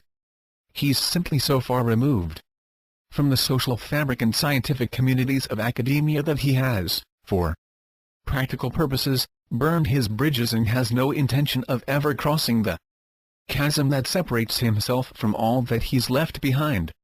Sarah: he must be incredibly lonely. Dr. Neruda: I don't think so. He seems extremely energized and basically happy. He's doing exactly what he wants to do. I can't say I've ever seen him depressed. Maybe disappointed, but never depressed. Sarah: I still don't see the connection between LERM and BST. Dr. Neruda: you see, if matter ultimately dissolves into octaves of light, and light dissolves into octaves of consciousness, and consciousness dissolves into octaves of reality, then matter, light, consciousness, and reality are all interdependent like an ecosystem. And like an ecosystem, if you change one element you affect the whole. Isolating any of the elements contained within LERM, and changing it, it can change reality. And this is a fundamental construct of BST. Does that answer your question? Sarah: I'm not sure. I don't know, maybe all of this doesn't matter. Again, I'm feeling out of my territory. I find this interesting, but at the same time, it's frustrating. I even find myself feeling pissed off that all of this stuff is going on in my world and I don't know about it. Well, I mean, I didn't know about it until just now. It seems like an injustice to me. It's the old haves and have-nots story all over again. Can you appreciate how someone would feel hearing all of this for the first time, and feeling so left out? Page 72. Dr. Neruda: yes, I understand. Sarah: to you, you can take all of this for granted.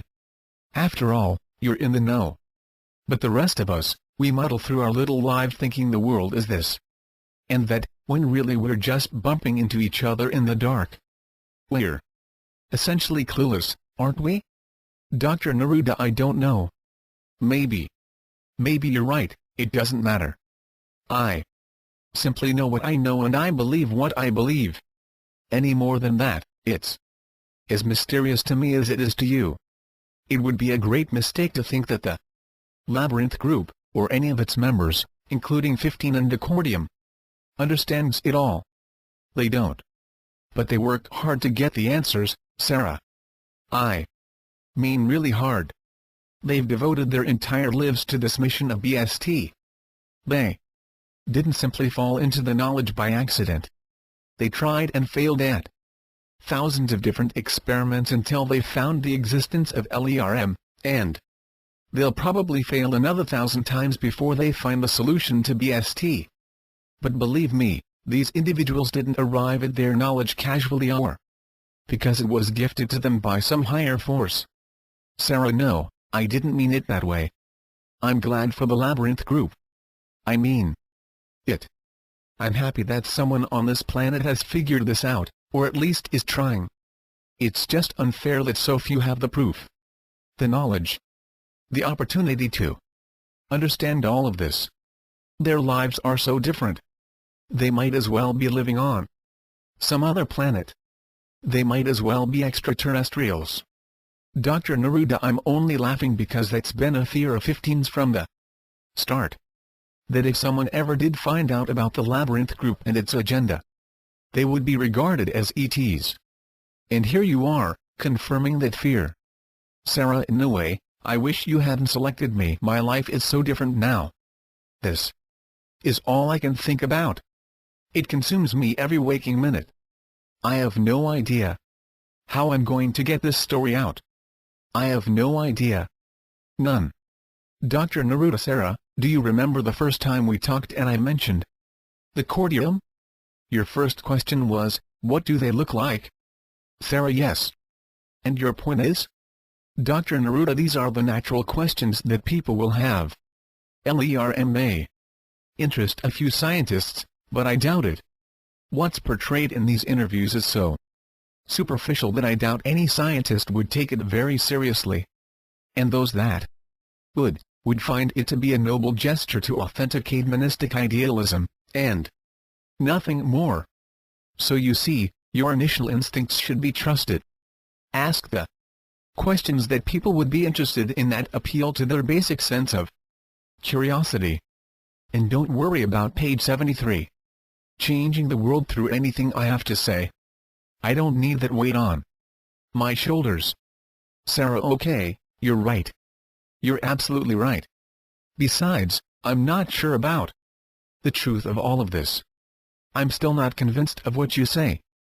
Just for the record, Dr. Neruda, and I'm still not trying to convince you or anybody else. I'm just answering your questions as truthfully as I know how. Sarah, touché. Now, for the benefit of those who read this interview eventually, what do the cordium look like? Dr. Neruda, I thought you'd never ask.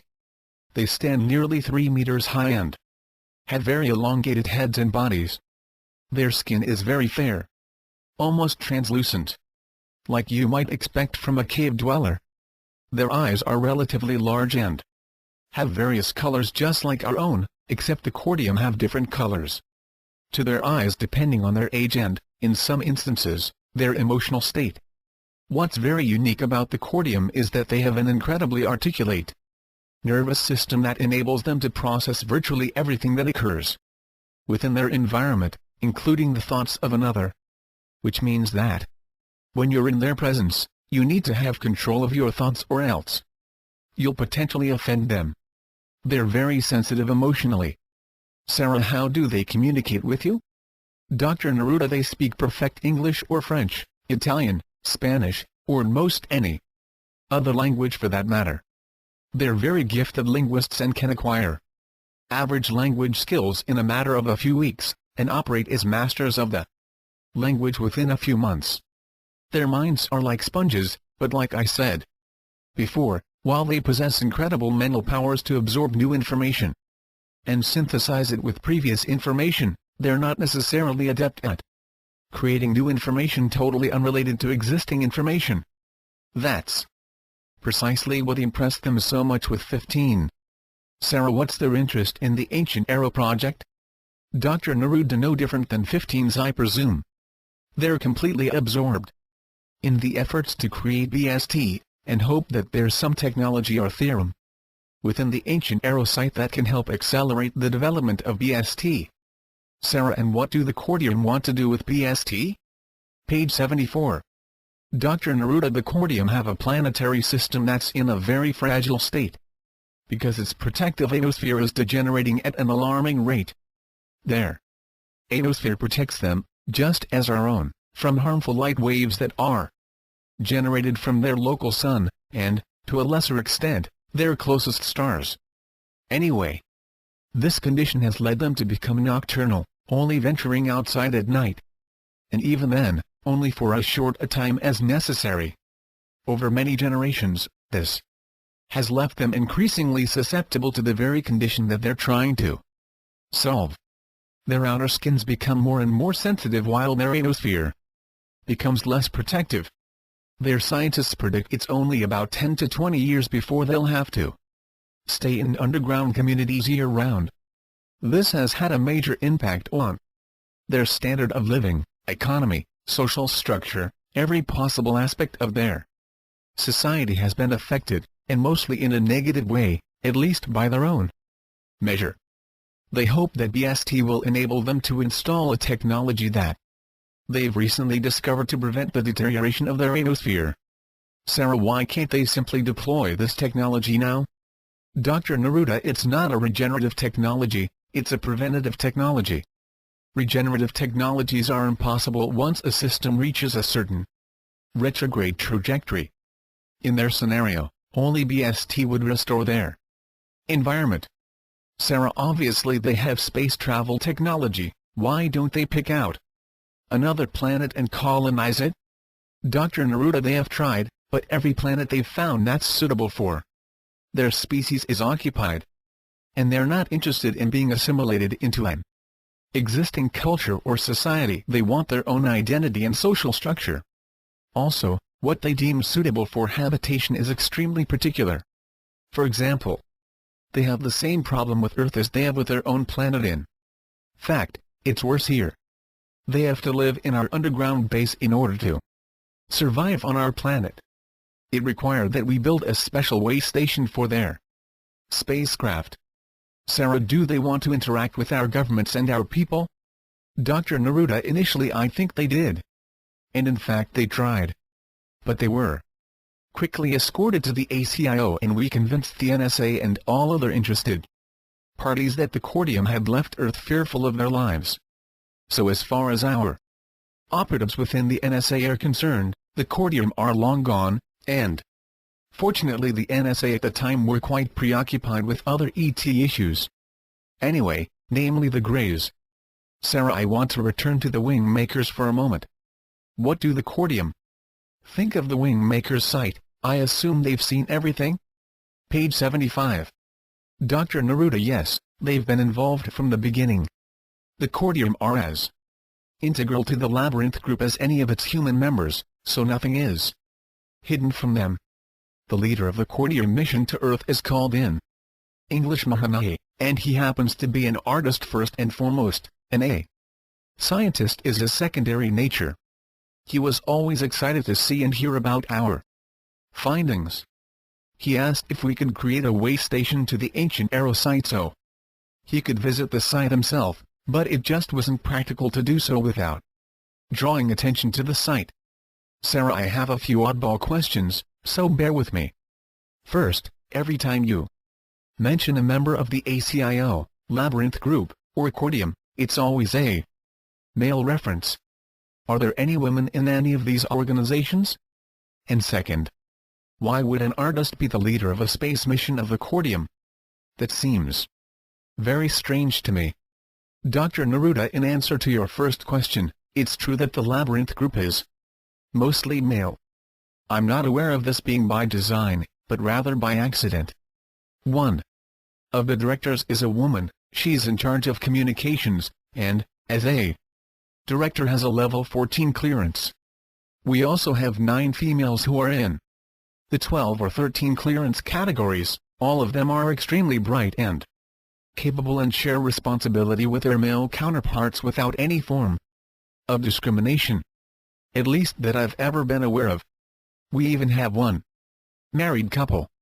Each person, regardless of sex, is paid the identical sum of money and has all the same privileges. There's no distinction whatsoever within the ranks of the Labyrinth Group, and that's at 15's insistence. As for the Cordium, they're all males. Their culture is much more role-defined than our own. And it's not to say that the females are treated as the lesser sex. No.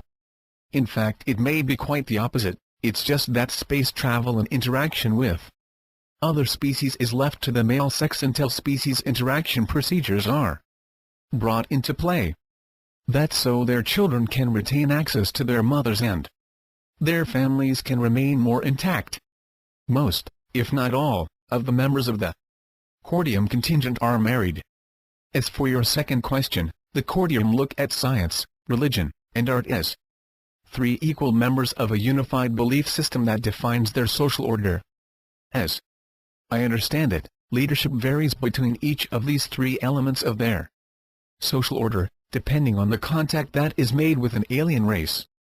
When they first made contact with humans, it was decided that the leadership should come from the ranks of the artistic side because they felt we were more of an equal in this domain, and thus the leader could more appropriately understand our motivations and desires. Sarah, that's interesting. They actually thought we were more artistic than scientific or spiritual. I guess now that I think about it, I can understand that. As a race, we probably are more inclined in that way than the others. Dr. Neruda, that was their assessment anyway. Page 76. Sarah, I'd like to go back to the artifacts for a minute. The artifacts that are technology-based, where are they right now? Dr. Neruda, after the initial discovery of the ancient Arrow site, all of the physical artifacts that could be removed from the site were carefully packed in shipping crates and shipped to the ACIO Research Lab in Southern California, and are held by the Labyrinth Group in its own laboratory. That's where they still are, to the best of my knowledge. Sarah, and only the homing device found outside the site and the optical disc have been, to some extent, understood? Dr. Neruda, that's correct. Sarah, so we really don't know whether BST is possible, do we? Dr. Neruda, we know it's possible, but it's like anything that is extremely complicated and interdependent. One needs a fine-grained understanding of the total environment that encompasses the problem before they can modify or change the environment to solve the problem, and this requires an understanding of LERM that is still evolving within the Labyrinth Group, and I dare say, may yet require years of experimentation before its understanding is sufficient to identify intervention points and time splice in such a way to minimize undesirable effects. Sarah, so we're back to the shadow of God discussion, or LERM as you affectionately call it. Why is the understanding of LERM so fundamental to achieving BST? Dr. Neruda, because LERM is the equivalent of genetics for consciousness, and consciousness is the equivalent of reality formulation for sentient beings. So if LERM is understood, one understands the causal system that operates in non-time and non-space, which fundamentally constructs the reality framework of space, time, energy, and matter. Quantum objects operating in the construct of LERM have an existence that is entirely different from macro objects like this table or chair. Quantum objects in their true state have never been seen by a human. Scientists have witnessed the effects and some of the properties of quantum objects, but their causal nature is not visible through scientific instruments. No matter how powerful they are, because scientific instruments are physical and therefore have a relationship to space and time, whereas quantum objects have no relationship to time and space other than through an observer. Page 77.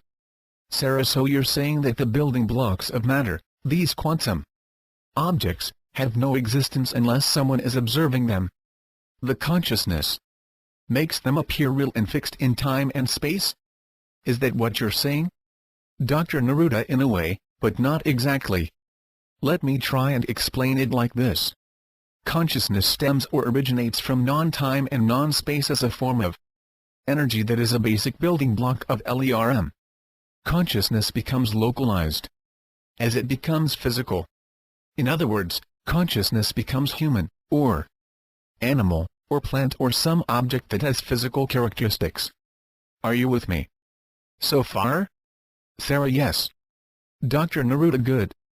As consciousness becomes a localized physical object, it essentially orchestrates LERM to conform to a reality matrix that has been encoded into the genetic or physical properties of the object it has become. In other words, consciousness moves from non-space and non-time to become matter, and then it orchestrates LERM to produce a physical reality consistent to the encoded genetic properties of the physical object it has become. If that object is a human being, then the genetic triggers that are uniquely human become the tools of consciousness from which it constructs its reality. LERM is essentially an infinite field of possibilities, or, as Aristotle referred to it, potentia. This potentia is like fertile soil from which physical objects are created. Those who can orchestrate LERM through the application of their consciousness are able to manifest reality and not simply react to it. This manifestation can be instantaneous because, again, quantum objects originate in non-time and non-space. Sarah, not to get overly religious here, but what you're really talking about is what Jesus or other prophets have done. Essentially manifest things like turning water to wine or curing the sick. Right? Dr. Neruda, yes. It's the same principle, only I described it instead of performed it. It's much easier to perform than describe. Sarah, so now you're going to tell me you can turn water into wine? Dr. Neruda, actually I've never tried that before, but yes, all of the members of the Labyrinth group can manifest physical objects from out of LERM. This was actually one of the outcomes of 15's discovery. The process of orchestrating LERM and manifesting physical objects on demand. Sarah, okay, now you've definitely got my interest, but I'm feeling a little guilty. Because I swore I was going to stay on the subject of the wing makers and the ancient arrow project. So tell me, can you teach me how to manifest things out of thin air? Page 78. Dr. Neruda, yes, but it would take some time. Probably a few weeks or so. Sarah, can you show me some examples of how you do it? Dr. Neruda, how is this? Sarah, for purposes of those reading these transcripts. Dr. Neruda just made a ball of twine appear out of nowhere. He just made it disappear as well. Now it has reappeared again. This is incredible. He's not holding it, so it's not like a magician who's making this appear from his sleeve or from behind his hands. Somehow, it's quite literally appearing and disappearing on a table about 3 feet in front of him, which is about 6 feet away from me. I can see it all very clearly. I'm picking up the ball of string and it's definitely a physical object. Not simply a mirage or a hologram. It has all the normal properties. Weight, texture. It's slightly warm to the touch, but in every other respect, it's exactly how I'd expect a ball of twine to feel. Can you make something else appear, something more complicated, like $1 million in cash? Dr. Neruda, yes. Sarah, okay, let's see it. Dr. Neruda, you see, this is the problem with these discoveries and capabilities.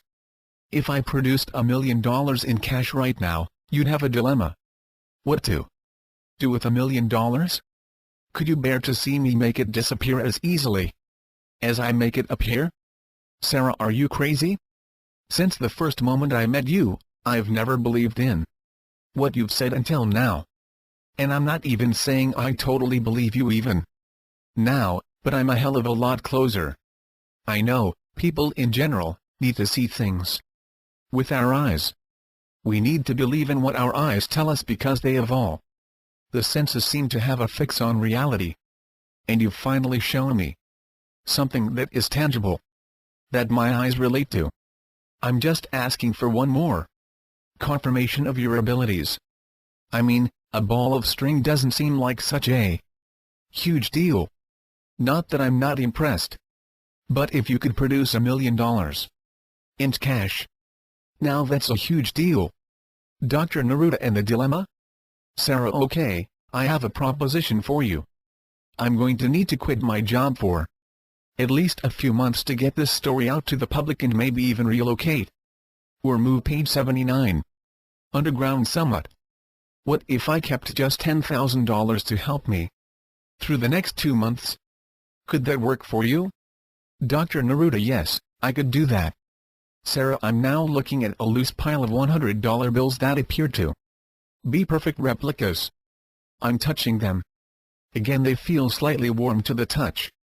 But these would definitely pass as the real thing. Wow. I can't believe it. But this can't be $1 million. You only manifested 10,000, didn't you? Dr. Neruda: yes, give or take a few $100. Sarah, you do realize that you just undermined your own credibility to those who will read this transcript. You just made yourself unbelievable. I'm not even sure I should include this because no one will believe it anyway, and it may instead hurt your credibility in all the other areas of our discussion. This is truly not a believable experience unless you see it with your own eyes. What should I do? Dr. Neruda: Sarah, whether anyone believes me isn't important. No one believes anything anyway unless they experience it, and even then, most people fall back into doubt. Belief is short-lived and always questioned, as it should be. Even the most devoted believer is in doubt most of the time, regardless of what they say. So don't worry about whether this impairs my credibility or not. I don't care. It doesn't matter because I'm not trying to convince anyone of anything. I'm only trying to get information about the wing makers to people who can make their own determination of what is true and believable. Sarah: okay. So much for my concern. It'll be the last time I worry about your credibility. If you can manifest money like this so easily, why do you need to get paid? I mean, who needs money from work? Dr. Neruda: when this technology was discovered, it was only shared within the Labyrinth group, and it was only used for experiments approved by 15. The same principle would apply to BST or any other technology discovered by the Labyrinth group that could be used for personal gain or benefit. Sarah: man, you must be a very disciplined group. I don't think I could resist. Dr. Neruda: the truth is, I'm sure all the members of the Labyrinth group have, from time to time, experimented with this technology in the privacy of their own homes. Page 80. Sarah: why do you refer to it as a technology? It seems to me that it's a mental thing. You weren't using anything other than your mind, were you? Dr. Neruda: it's a technology only from the standpoint of understanding the mental process. There's nothing electronic or mechanical, if that's what you mean. But it's more than mind control. It's really a belief in LERM and its unerringly perfect processes of creation, moving quantum objects from non-space and non-time to the world of matter in our time and space. It's more closely related to faith than technology. As odd as that may sound. Sarah: actually, I was figuring that if Jesus and others who've walked the earth could do these things thousands of years ago, it must not have much to do with technology. But when you see it happen with your own eyes, you have a tendency to think there's some technology behind the scenes that's doing it. That it couldn't just be a natural power of humans. That doesn't seem possible to me. For some reason. Dr. Neruda: I understand, but nonetheless, it's really a matter of perspective. And once you have the perspective on LERM and it becomes a fundamental construct of your belief system, it becomes amazingly easy to do this. It's a little like a sophisticated optical illusion based on a hologram that takes you several months of concentrating to see the picture that is subtly embedded, but the moment you see it, you can instantly see it the rest of your life without effort. That's how this operates. Some people can pick it up in a matter of a few days. Others require hundreds of hours, but what everyone has in common is that once you get it, it becomes as natural as breathing. Sarah: and you think you could teach me in a matter of a few weeks, when it took some of your colleagues with genius IQs, I might add hundreds of hours to learn the technique? Dr. Neruda: it's not related to IQ. It's related to understanding and belief. The understanding comes from seeing the existence of LERM and understanding how it operates at its fundamental level. Whether you have an average intelligence or are a genius, it doesn't matter, so long as you understand and believe what you understand. Sarah: so how do you get me to believe in LERM? Dr. Neruda: you already do deep inside you. It's your conscious mind that rejects your deeper belief in understanding. So I would help you to consciously understand what you already know at a deeper level of your being. And I would do this by showing you LERM. Sarah, and how would you do that? Dr. Neruda, you would need to come to the Labyrinth Group's research facility in page 81. Southern California. It's the only place in the world where I can show you the indisputable evidence of LERM. Sarah, under the circumstances, that doesn't seem like a scenario that will ever happen. There must be another alternative, or said another way, what is it that I'd see at this research center that I couldn't get somewhere else or through some other means? Dr. Neruda, I'm not saying that the only way to acquire this ability is by seeing LERM in action, but it is very convincing. The Labyrinth Group has a technology designed by 15 himself that quite literally enables an individual to experience LERM. There are also the mystical or shamanic means, but these are far less likely to occur in a 2-week period of time. These methods seem independent of circumstance and more dependent on some deeper, predestined or pre-encoded awakening that the individual is not aware of consciously. In some instances, this awakening includes an ability to manifest physical objects, but generally, it's done without a conscious knowledge of how it's done. It just works. Sarah, okay, so let's assume I'm not cut out to be a mystic or shaman. What would I see with this technology that would convince me of my abilities to do what you just did? Dr. Neruda, I can't really tell you. It's one of those experiences that words are wholly inadequate to describe or explain. About all I can tell you is that LERM is experienced through this technology, and it essentially, as a result of the experience, rewires your internal electrical system. In this process, new circuits are cut in your nervous system, and these new circuits enable you to utilize LERM as an outgrowth of your experience of it. I doubt this explanation does you any good whatsoever. I've never tried to explain it before, and I can see by the look on your face that I failed miserably. Sarah, no, it's not that. I'm just tired of always feeling like I've lived on a different planet all my life. That I've missed out on all of this. It's really distressing to me when I think about it.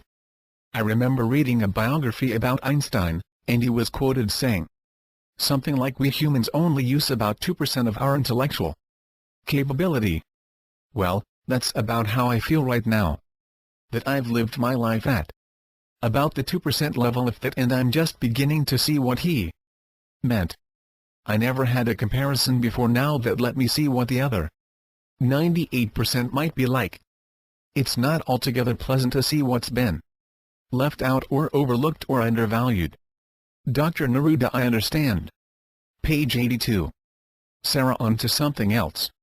You said earlier that certain technologies like LERM and BST weren't allowed to be used for personal gain by members of the Labyrinth Group. Yet, if BST did exist, wouldn't everyone line up and ask to use it? I know I would. There are a lot of events in my life I'd change if I could. Once the cat's out of the bag, how could BST ever be kept under wraps? Dr. Neruda, like everything, there are implications and moral and ethical considerations that have to be weighed. One of the things that 15 and more generally the Labyrinth Group is good at, is to consider these implications in the broader scope of the social order.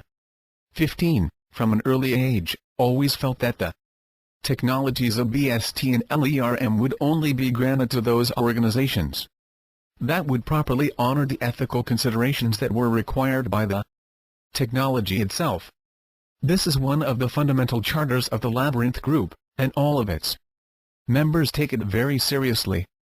As a new technology is being developed, there are always members of the team who are concerned with the ethical implications of the technology and are responsible for usage guidelines and deployment rules. This is an integral part of any project's development. Sarah, that's good to hear, but couldn't such a charter also be used to prevent the spread of these technologies to a broader audience? Dr. Neruda, unquestionably. A technology like BST once developed and tested could, in time, become a consumer technology. But as long as the Labyrinth Group exists, it would protect BST from any and all outside forces. Within the Labyrinth Group there is a committee called the Technology Transfer Program or TTP Committee. This committee has two missions: 1. To assess the incoming technologies that are assimilated from ETs, and 2. They're responsible for which technologies and in what state of dilution they're transferred to our private industry partners, NSA, or the military. The TTP Committee is in control of the pure state technologies that are developed by the Labyrinth Group. These pure state technologies are virtually never transferred to outside organizations. Even those staff members in the ACIO who are not part of the Labyrinth Group are unaware of these pure state technologies, and when if I place these interview transcripts on the internet or some media publication picks up this story, more than just the ACIO staff members are going to know about this stuff. Isn't this going to screw up the Labyrinth Group's cloak of secrecy? Dr. Neruda, no. The Labyrinth Group is more than a secret organization. For all practical purposes, it doesn't exist. The ACIO doesn't exist. No one will be able to trace the ACIO, let alone the Labyrinth Group.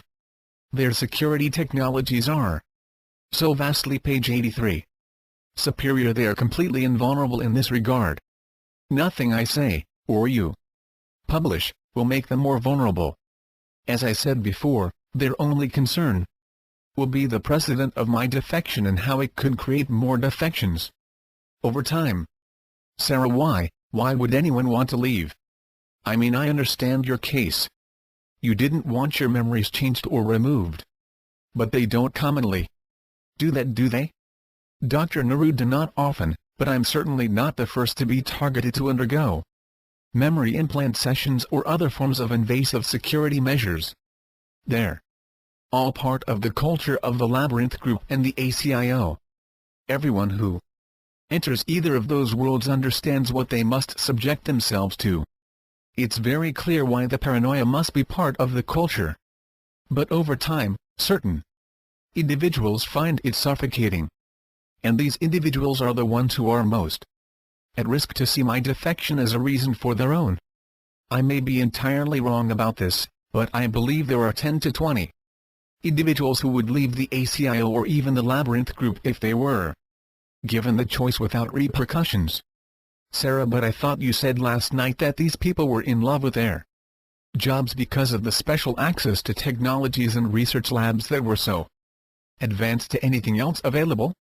If that's the case, what would they do in normal society? Dr. Neruda, I'll find out. I'll be the first to experience normal society as a normal person. Sarah, well, at least you won't have any problem getting a job. What am I saying? You won't even need to work. I forgot, you can make your own money out of thin air. Dr. Neruda, you'd be surprised to know that I live a pretty simple life. I own a '92 Honda Accord and live in a modest 3-bedroom home in a suburban neighborhood of modest homes. Sarah, you're kidding? Dr. Neruda, no. Sarah, you make $400,000 a year tax-free and have a money tree in your mind, and you live like I do? If you don't mind my asking, what do you do with all your money? Dr. Neruda, I have blind trusts. Sarah, are all the Labyrinth Group members like you? Page 84. Dr. Neruda, you mean in regard to money and possessions? Sarah, yes.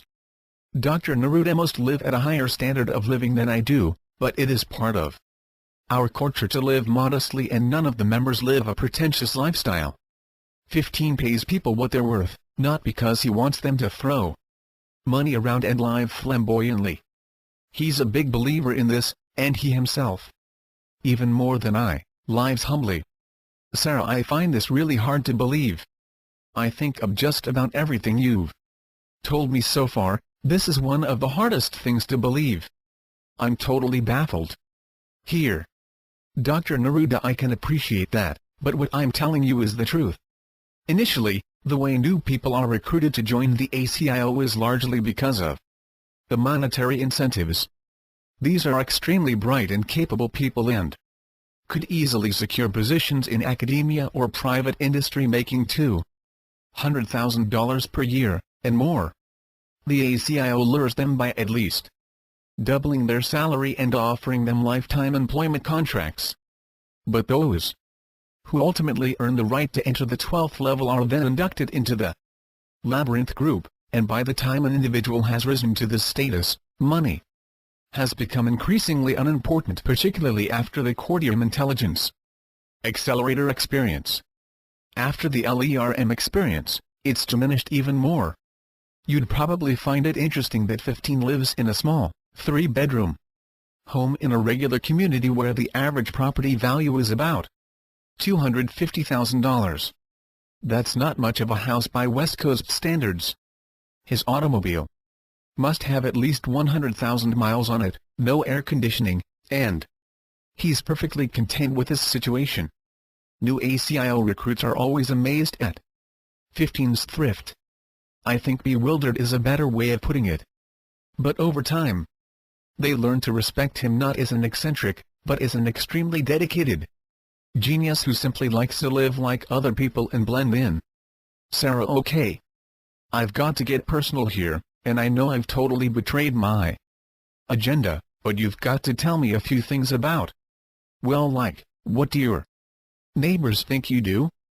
Dr. Neruda: I don't know my neighbors very well. I've worked 70 hours per week since I was 18 years old. When I socialize, it's generally with my colleagues. There's very little time for establishing other relationships. But to answer your question directly, I don't know for sure what they think I do. I've only told them I'm a research scientist for the government. For most people that settles their curiosity. Page 85. Sarah: but what if you met a woman and fell in love? She'd want to know what you did and how much money you made and so forth. What would you tell her? Dr. Neruda: I work for a government weather research center. I'm a research scientist in applied chaos theory and I make $85,000 per year. Sarah: so you'd lie? Dr. Neruda: it's part of the culture of the labyrinth group. We can't tell the truth, and if we did, the vast majority of people would think we were crazy. It's also why we keep to our own. We can tell the truth among ourselves. Sarah: when I first heard about the ACIO and its secret mission, and that you were defecting and afraid for your life, I thought the ACIO was an evil-minded, control-the-world type of organization. Then I heard about the kind of money you all made and I pictured a bunch of intellectual snobs driving bulletproof Mercedes-Benzes and living in posh mansions, and you just dismantled my image. You completely destroyed it. So why are you so afraid? Dr. Neruda: the labyrinth group, because of its connection to the ACIO, is still very much connected to the secret network of organizations who control a great deal of the world's monetary and natural resource assets. This network of organizations will know about my defection the instant these materials I've given you gain any visibility in the press or on the internet. They will know of its authenticity by simply reading these 2 interviews. While there's nothing they can do to the ACIO or the labyrinth group, they can make my life difficult to live. And they will most definitely try. I know all about their technologies and how they deploy them. I know the people behind these organizations and I know how they operate. I have knowledge that I've only shown you a small fraction of. And this knowledge would make certain individuals very powerful. Individuals very uncomfortable. It's extremely rare, but when high-level operatives defect, they're hunted like dogs until they're found and disposed of. Or, if they serve an ongoing purpose, their memories are selectively wiped clean. It's one of the unfortunate realities of having dealt with these organizations. Sarah: but you were just a scientist. A linguist, for God's sake. How does that make you a threat to these secret organizations? Dr. Neruda: I was the one that created the underlying encryption technology for their security system that overlays their predictive modeling software for the world's stock exchanges. I may be a simple scientist in your eyes, but my talents for linguistics is not the only talent I possess. I'm also gifted in the field of encryption. And within the world of economics, I'm simply the best. And this Talent was given to certain page 86 organizations to help them, and in the process of doing so, I learned about these organizations and how they operate. It makes me a security risk. Sarah, why? I mean, if the ACIO and Labyrinth Group have so much money, why work with these evil groups? Dr. Neruda, first of all, they're not evil. These organizations consist of educated elitists who are self-absorbed perhaps, but not evil. They look at the world as a biological experience where the strong survive, the powerful thrive. And the secret of control. They like being in control of the experience. They are the ultimate control freaks, but not for the sake of adoration or ego gratification, but for the sake that they genuinely believe they're the best at making policy decisions that affect the world's economy and security. Don't confuse control with evil intent. It's not necessarily one and the same thing. That's the game they choose to play.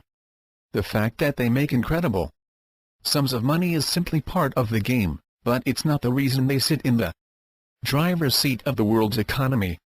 They simply want to protect their life's agenda like anyone else would.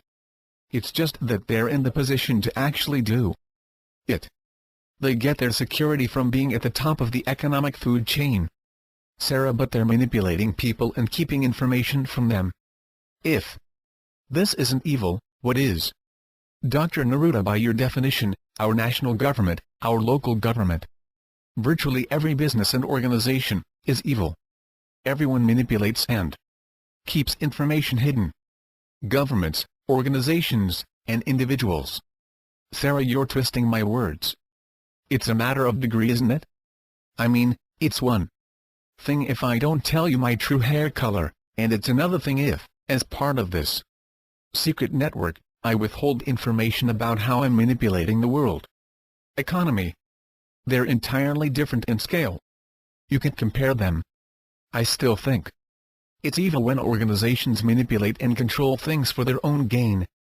Dr. Neruda, believe me, I didn't set out to be the defender of these organizations, but you need to understand this because it's important and it may affect you in the days ahead.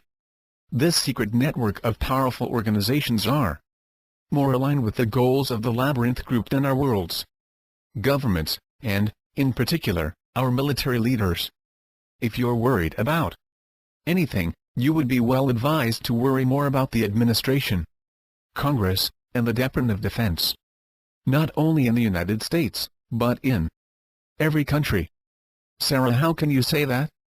Are you saying that our government and military leaders are trying to cause us harm and these secret, manipulative organizations are trying to help us?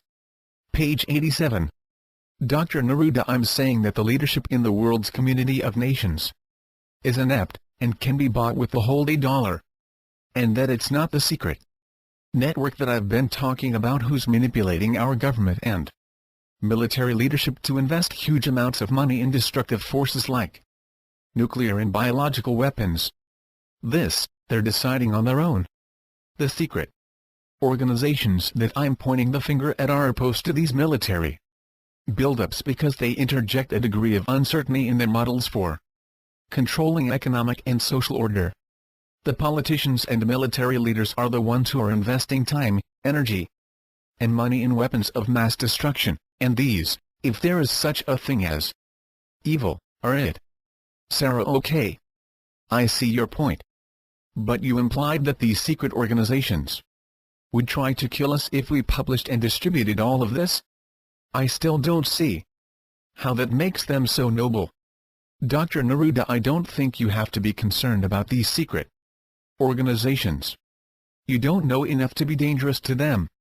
Besides, they're used to journalists snooping around and trying to expose them. None have succeeded in any meaningful way.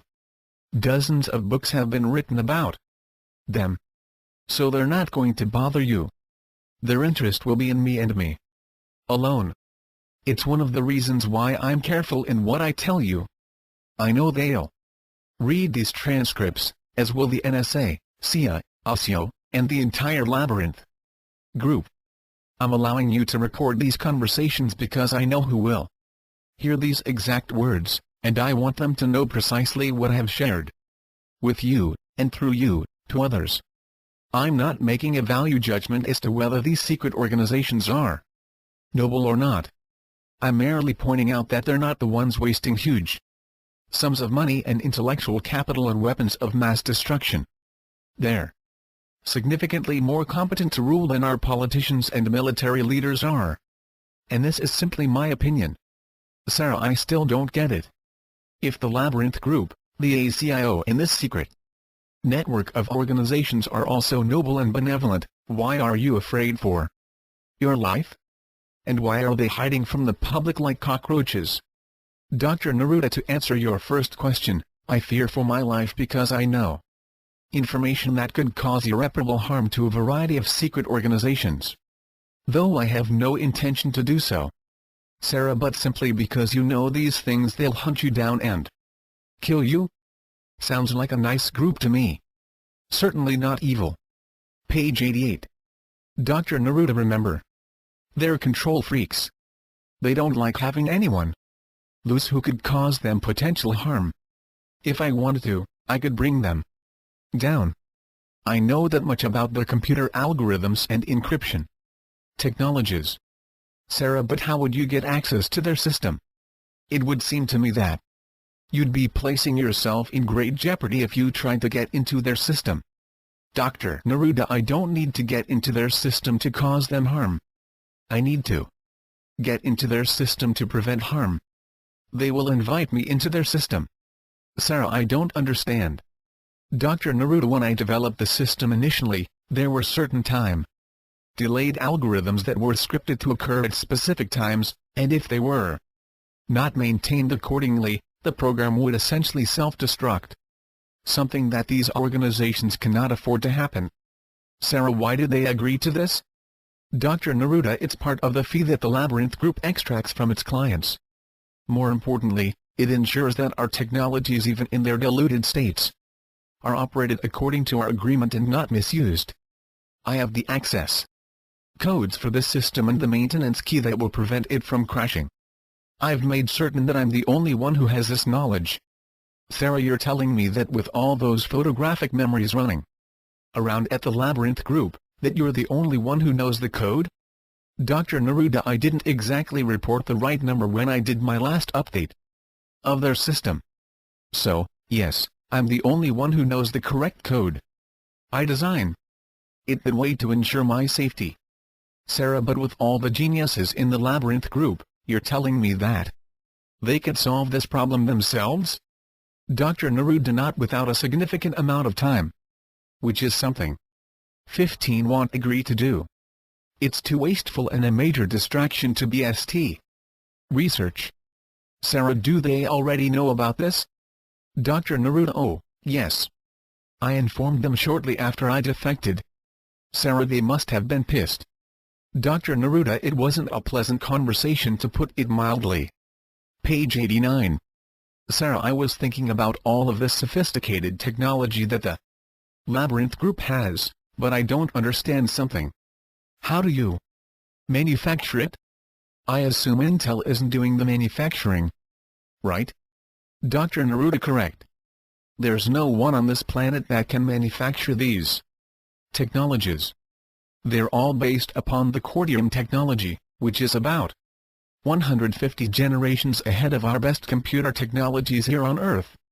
For example, the LERM project used only one domestic technology in the total array of about 200 different technologies, and it was a relatively insignificant part of the project.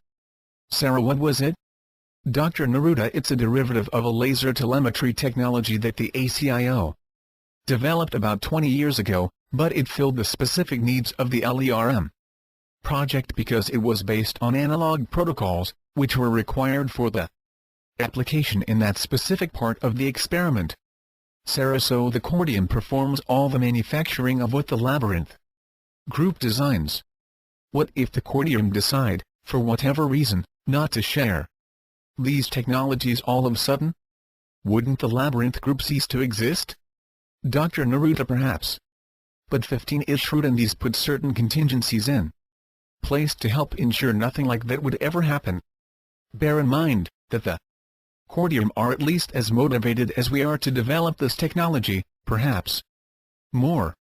They have tremendous respect for 15 as well as the other human contingent of the Labyrinth group. However, when the Labyrinth group was first formed, 15 negotiated with the Cordium to share all source code for the projects that came out of BST research. All base technologies were replicated in 2 separate research labs. There's complete redundancy right down to the power supplies. Sarah, won't the leaders of these secret organizations try to pressure 15 to find you with their remote viewing technology? Can't they find you easily? Dr. Neruda, the leaders of these secret organizations well know they have no leverage with 15. After they read this information, they will know they have even less leverage. 15 and the Labyrinth group designed and developed all of their security systems. Every last one. They knew they had to be indebted to the Labyrinth group for certain technologies that made them, speaking metaphorically, invisible. 15 cannot be pressured. In fact, it's just the opposite. 15 can pressure them, though he never would. To 15, these organizations simply represent the best alternative to letting our own governments take control of the economic engines and social order of the world infrastructure. Hence, he sympathizes with them and tries to help them to the extent he can afford the time and energy. Page 90. Sarah, so how will you hide from them? Dr. Neruda, as I told you before, I began to systematically disentangle myself from the ACIO's invasive security precautions, which include electronic sensors implanted underneath the skin and the back of the neck. I effectively stripped myself of these devices so I'd have a chance of remaining underground until a reasonable solution could be negotiated. Sarah, but you said they had RV technology that can locate you. What about this? Dr. Neruda, there's little doubt that they will try this, but it's not an exact science. An RV could see this room, but not have a clue as to how to find it.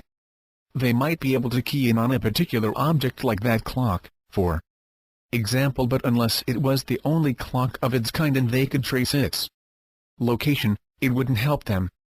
Sarah, is there anything I should be worried about, then? Dr. Neruda, I think we need to move around a bit, and vary our meeting time and place. We should conduct the next interview in a new environment, perhaps outdoors. Something generic without landmarks. Sarah, so they can't read my street sign and then look at my house's address? I mean, if they were doing an RV session right now? Dr. Neruda, they would try, and it's possible they'd be successful, but not likely. Sarah, I suddenly got very nervous. You are not making me feel comfortable with this. Dr. Neruda, I can only be honest. Sarah, what would they do with me and my daughter if they found us? Dr. Neruda, I think you could assume that they'd perform an MRP of the entire experience of meeting me. Sarah, they wouldn't kill us? Dr. Neruda, I don't think so. 15 doesn't resort to violence unless it's absolutely necessary. Sarah, shit. I wish I knew about this before I agreed to get my daughter and me involved. Just tell me one thing.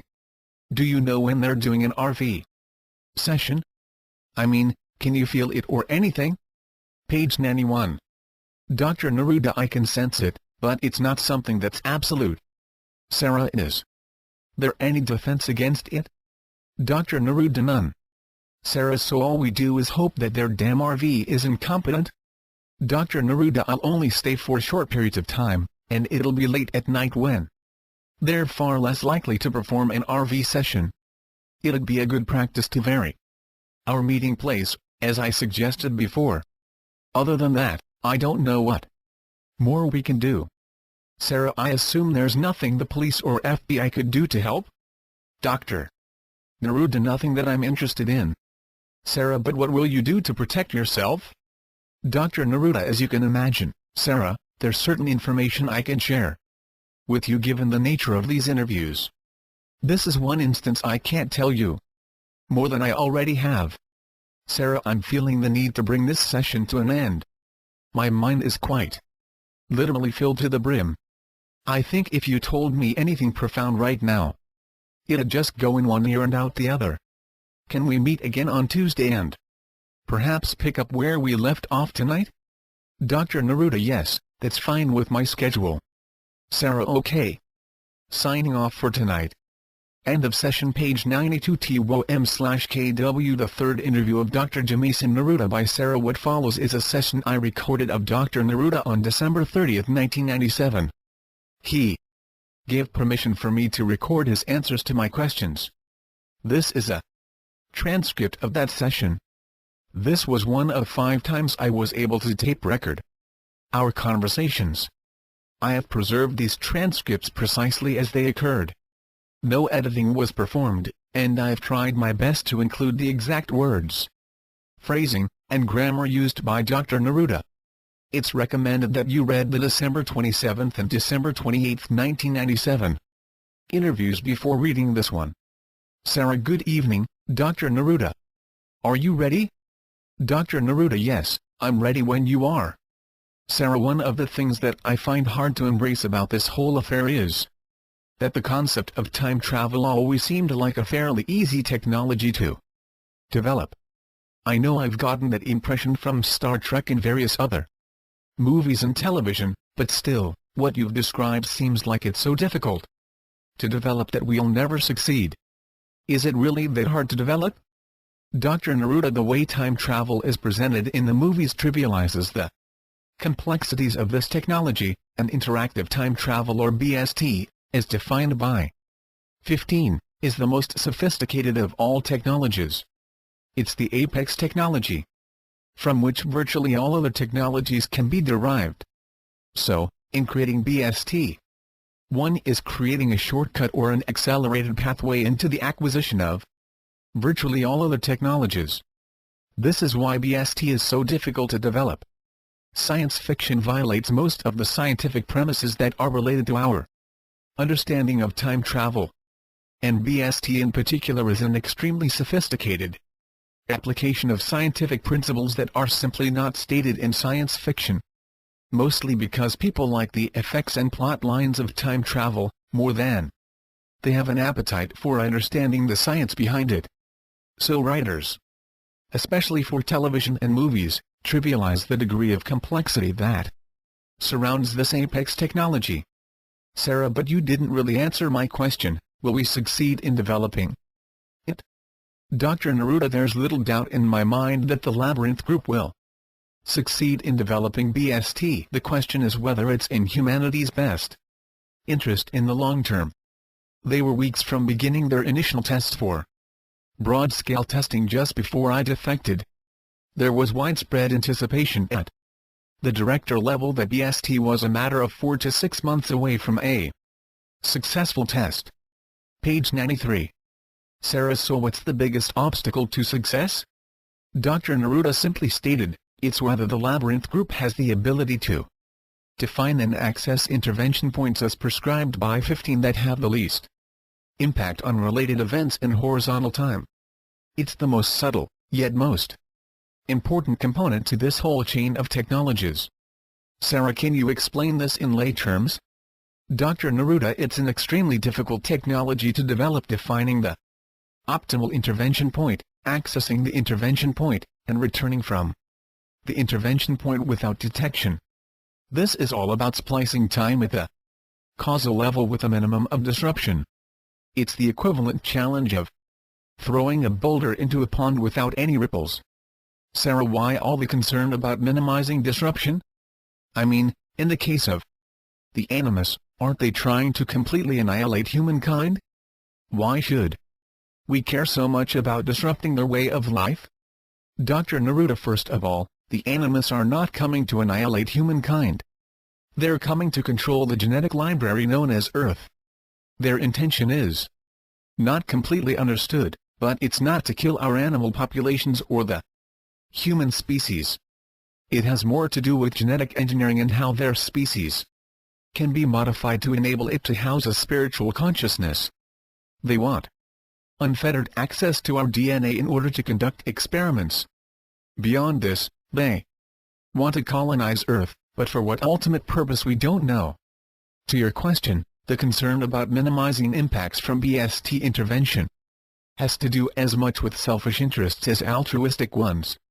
When events are altered or changed, they can have unintended and very unpredictable consequences. For example, we could successfully divert the animus from our galaxy, but in the process, unintentionally send them to another planet. This act would have consequences to our planet that we could never predict. Sarah, are you talking about karma? Dr. Neruda, no. It has to do with physics and the inherent nature of complex systems. Causal energy is eternal. It simply bounces from event to event. In some cases, it shapes the event. In others, it creates the event. Causal energy is the most potent force in the universe, and when it's redirected on a global scale it will rebound in unpredictable and innumerable ways.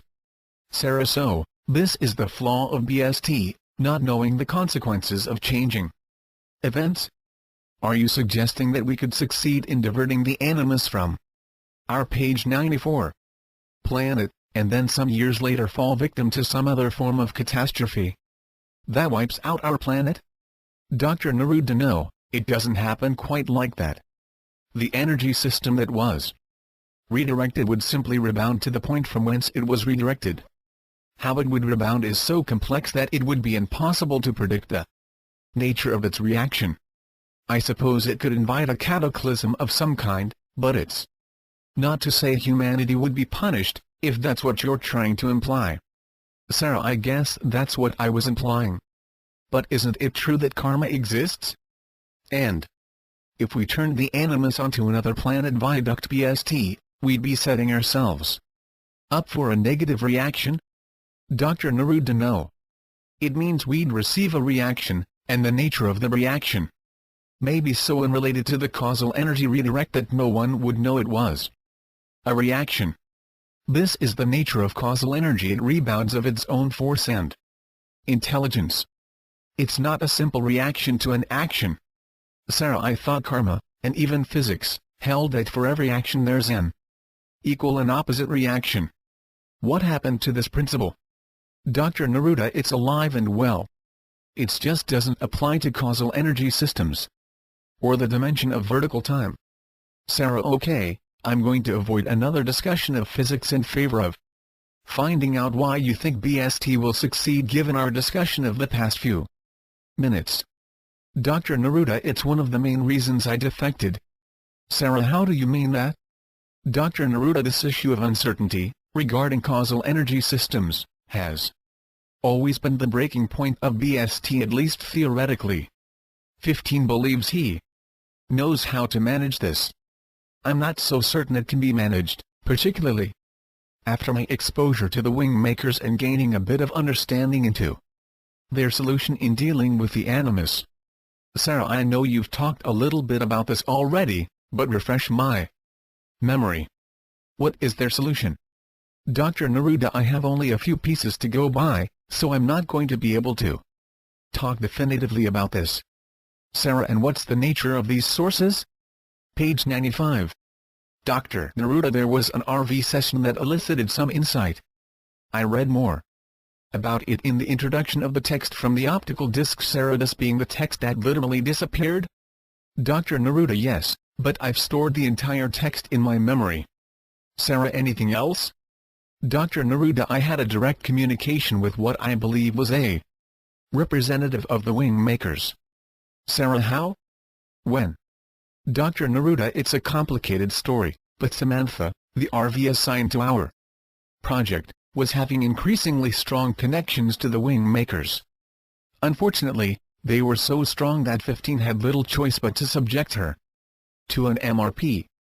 I met with her just prior to the procedure, and she suddenly began channeling a presence to me that I believe was from the central race.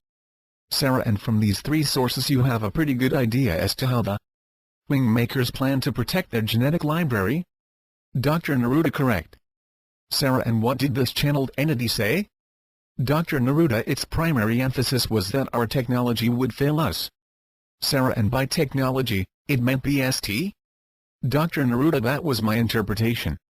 Sarah, so you trust this Samantha? Dr. Neruda, I have no doubts about her whatsoever. She was simply our best RV, and quite possibly the best natural intuitive we ever had within the ACIO. Sarah, let's go back to something you implied a minute ago. Did I understand?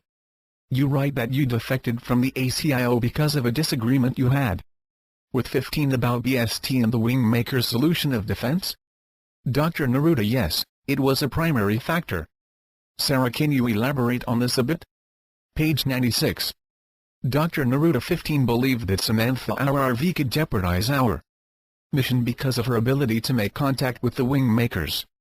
In 2 of the 3 RV sessions she performed, they detected her presence, and they had begun to probe her. 15 Once they had confirmation that these beings were, in all probability, from the central race, became quite alarmed and put a stop to any further RV sessions. When I asked him why, he seemed to have some apprehension about their ability to sense our work on BST, and feared that they may put an end to it. Sarah, why? Dr. Neruda, because they are very powerful beings. What most people consider God, amplified by a factor of 1,000, and you would be close to the range of capabilities and power that these beings can wield. Sarah, are you saying these beings are more powerful than God? Dr. Neruda, the problem with your question is that I don't know which God you're referring to. The conception of God in the Bible, or in most of our planet's holy books, bears no resemblance to the image of God that I hold in my mind. Sarah, okay, I want to come back to this topic because it really holds an interest to me, but I also want to complete our discussion around your defection. Can you explain what happened? Dr. Neruda, simply put, I began to feel that the defensive weapon installed on this planet by the Wingmakers stood a better chance of succeeding than BST. Well, logic dictated this to be true. 15, however, disagreed. He would allow further investigation into how to find the remaining Wingmakers sites and how to bring them online, but he would never share the technology or anything related to the discovery with the general public. Sarah, and so your differences over this issue caused your defection? Dr. Neruda, yes. Sarah, back to the topic of God. Tell me how your version of God is defined. Dr. Neruda, God is a unifying force, primal and eternal. This force is the original force that summoned life from itself to become both its companion and journey. The life that was summoned was experimented with many times until a soul carrier was formed that could take a particle of this force into the outer, expanding universes. Sarah, I assume the soul carrier you're referring to is the central race? Page 97. Dr. Neruda, correct. Sarah, are these the same as angels? Dr. Neruda, no, the central race is more akin to genetic planners and universe architects. They're not well known or understood, even in the most insightful cosmologies held by the Cordium. Sarah, so, I presume if angels are real, they're yet another creation of the central race? Dr. Neruda, correct. Sarah, then God, or this force as you were describing it, didn't really create anything other than the central race, and then returned to his abode in the center of the universe. It sounds like the central race does all the work. Dr. Neruda, the central race is simply a time-shifted version of the human race. Sarah, huh? Dr. Neruda, the central race holds the genetic archetype of the human species. No matter what form it takes on, no matter what time it lives in, no matter what part of the universe it lives in, this archetype is like a magnetic force it draws the lesser developed versions of the species towards it. All versions of the humanoid species are merely time-shifted versions of the central race, or at least that's the view of the Cordium. Sarah, stop a second. Are you saying that I'm made from the same DNA as the central race? That I'm essentially the same, genetically speaking, just in a different time and space? How's that possible? Dr. Neruda, it's possible because the central race designed it that way. DNA is not something that only transmits physical characteristics or predispositions. It transmits our concepts of time, space, energy, and matter. It transmits our conscious and unconscious filters. It transmits our receptivity to the inward impulse of original thought, and this receptivity is what defines the motion of the being. Sarah, the motion of the being? Dr. Neruda, all beings are in motion. They're going somewhere every moment of their lives. If not physically in motion, their minds are in motion. Their subconscious is always in motion, interacting with the data stream of a multiverse. The motion of the being is simply a term we used at the ACIO to define the internal compass. Page 98. Sarah, and the internal compass is? Dr. Neruda, it's the radar system of the individual that defines its path through life at both the macroscopic and microscopic levels, and everywhere in between. Sarah, I have this feeling that this topic could go on forever. Dr. Neruda, it's not that complex, Sarah. Think of the decisions you make in your life. Which ones would you say were made for you by external sources? Which ones were your own, and which ones were a combination of both external and your own decision? Sarah, you mean as a percentage? Dr. Neruda, tried to estimate. Sarah, it depends on what stage of my life I consider. When I was a baby, my parents made all my decisions. Dr. Neruda, no, this applies to all stages from birth to death. Just make a guess. Sarah, I don't know, maybe 40% external, 30% my own, and 30% a combination. Dr. Neruda, then you'd be surprised if I told you that you deposit an image within your DNA before you're born that defines your motion of being. And when this deposit is made, your motion of being is defined by you, not someone else. No external force makes your decision. An external force can only inform and activate a decision already made. Sarah, you lost me. Are you saying that every decision in my life was already made before I was born? Dr. Neruda, no. Every causal decision was. Sarah, so what's the difference between a causal decision and a regular decision? Dr. Neruda, think of how many decisions you make in a day. Wouldn't you agree that it's probably hundreds if not thousands every day? These are, as you put it, regular decisions. Causal decisions are defined by how integral they are to the substrate of the individual being. Are you receptive to new ideas? Are you able to synthesize opposing thoughts? Do you process information dominantly in a visual or numeric context? These are causal decisions that you define before being born, and they're encoded within the DNA that activates your decision matrix. External forces like page 99. Parents, teachers, and friends only inform you of what you've already defined as the motion of your being. Sarah, is this according to the Cordium, too? Dr. Neruda, this is part of the learning I personally gathered from my LERM experiences. The Cordium subscribed to a similar belief, however. Sarah, you're telling me a variation of reincarnation, aren't you? When you said that we deposit an image within our DNA before we're born, who exactly is the depositing? Dr. Neruda, only the formless consciousness can deposit an image onto the DNA template. Sarah, I assume you're talking about soul? Dr. Neruda, it depends again on your definition of soul. The formless consciousness is that which observes and experiences through forms or structures, not just physical embodiments. For example, consciousness can be contained inside a structure or form, but not be physically based. The mind is such a structure. While it's not physical, consciousness, when physically embodied, peers through a mind structure like someone looking through a window. Soul is often confused with the mind and vice versa. The formless consciousness is that particle of God that is decelerated from the frequency of the God state into individuality, where it can become autonomous and exercise free will. Think of it like a photon, or subatomic particle that is cast into a web of interconnected particles of like-mindedness. That is to say, all the particles have a similar frequency, or spin rate, and they're able to step down their frequency, at will, in order to enter membranes of consciousness that can only be entered by taking on a form. So the formless becomes form, and just Before it enters the body, consciousness activates the DNA template according to its desired experiences within the membrane of reality it chooses. Sarah, what do you mean by the term membrane? Dr. Neruda, the multiverse is a collection of reality membranes, clustered together in a dimensional matrix that responds to the thought circuits and gravity fields of our formless consciousness.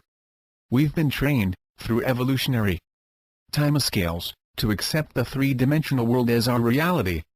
These reality membranes are not structured like parallel planes or rungs of a ladder, but rather are like lattices of interlocking cells. If you want, I can describe them in more detail, but I think it becomes so abstract from here forward that I suspect your eyes will glaze over. Page 100. Sarah, all of this seems unbelievable. I'm beginning to wonder if you're the reincarnation of Jesus or Buddha. Dr. Neruda, laughing, I'm reincarnated, and that's as far as I can attest. Sarah, do you remember any of your previous incarnations?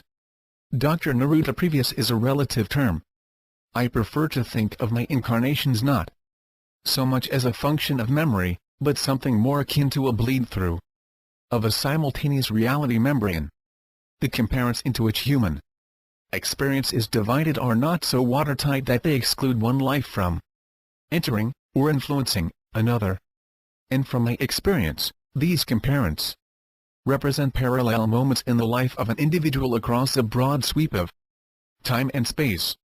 Sarah, so you're implying that our past, present, and future lives are all lived out at the same time, even though they seem to be taking place in different places and times? Dr. Neruda, yes. Sarah, okay, then explain how it's possible, because it doesn't make any sense to me. Dr. Neruda, our formless consciousness is like a spear with many, many spokes leading outwards from its central core. Each of these spokes connects into the vertical time continuum through forms, and these forms human or otherwise feed the formless consciousness with insights about the different reality membranes in which it has form. In this way, the forms of the formless bring it awareness of different reality membranes, which in turn is processed by the formless and passed on through the unification force to God. Sarah, God's the recipient of all this information or experience, from every living thing, from every time and place? How? Dr. Neruda, I don't have any idea. Sarah, but this is what you believe, and I have to assume you wouldn't believe it if you didn't have some evidence to support your belief. Dr. Neruda, sometimes you follow a trail of evidence to a point where it comes to an abrupt end, but you can still imagine how the trail continues despite the lack of proof that it moves forward in a particular direction. You can intuit its pathway. Call it imagination or pure conjecture, I don't care, but it's what I've done in this case. I truly don't know how this magnitude of data could possibly be processed for any useful purpose, but I believe it. Page 101. Sarah, okay, give me a second to review my notes, because I want to go back to something you said earlier. Here it is. You said that everyone defines his or her motion of being at the causal level. If that's the case, and assuming that soul is intelligent, why would any soul choose to be impaired mentally, emotionally, or physically? Dr. Neruda, how do you mean that? Sarah, let's say that soul entered a body, but chose to be closed-minded, stupid, and generally a blob. Why would an intelligent consciousness choose this end? Then imprint it on their DNA so their life is made more difficult, or at least more boring? Dr. Neruda, let me ask you a question. Why would God impose this same condition on a person? Sarah, but you're starting with the assumption that God exists. Dr. Neruda, make this assumption and then answer my question. Sarah, I know what you're implying, but why would either God or soul impose these, at least from my point of view, stupid decisions? Dr. Neruda, it has to do with complex systems and their inherent rules of dynamics. Sarah, could you be a bit more specific? Dr. Neruda, in order to expand and ultimately support diverse life forms, the universe required an incalculably complex system of interrelated principles and rules. The more complex this system is, the more dynamic are its poles of interaction. Think of it like an uncut diamond. When you shine a focused beam of light on it in a dark room, there's only a muted glow, but if you facet the diamond, making it more complex, it spreads light in a radiant pattern upon all the walls of the room. Complexity works in a similar manner with consciousness. It facets human experience and spreads the light of consciousness upon all the walls of experience, including ignorance, stupidity, wickedness, beauty, goodness, and every other possible condition of human experience.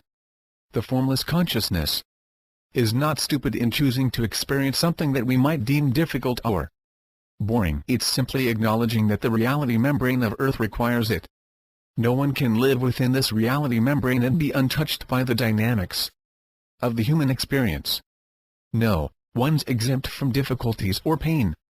Does that prove that every one of us makes stupid decisions? No, it only proves that we live within a complex world. That and nothing more. Page 102. Sarah, not to sound offensive, but you'd agree that some have easier lives than others. Dr. Neruda, yes, but it's not relevant to the intelligence of the formless consciousness. Sarah, okay, so is it related to the age of the formless consciousness? Dr. Neruda, are you asking if the formless consciousness as it gains experience becomes better at selecting its motion of being? Sarah, exactly.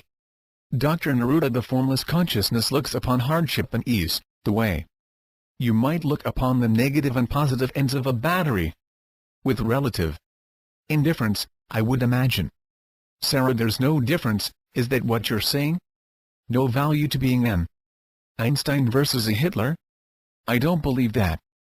Dr. Neruda, the choice is not made to be evil or wicked, or to select a life path that is excruciatingly difficult for oneself and others. Nor, in the case of Einstein, did he choose to contribute to humanity's understanding in a way that permitted the creation of nuclear weapons. In the formless consciousness of these individuals prior to their most recent incarnations, they didn't make choices to harm or help humanity. They made choices to experience aspects of this reality membrane that would contribute to their own understanding. Sarah, so you're saying that the soul chooses its motion of being according to its selfish desires? It doesn't think about the greater good at all? Dr. Neruda, it doesn't need to think about the greater good. That's what the unification force does. Sarah, it's an interesting philosophy. We can be as selfish as we desire, and leave it up to God to make our selfish, clumsy actions into something that contributes to the common good of humanity. Is that what you're really saying? Dr. Neruda, no. I'm saying that God, working through its unification force, orchestrates the intermingling of life in order to bring about transformation in the universe.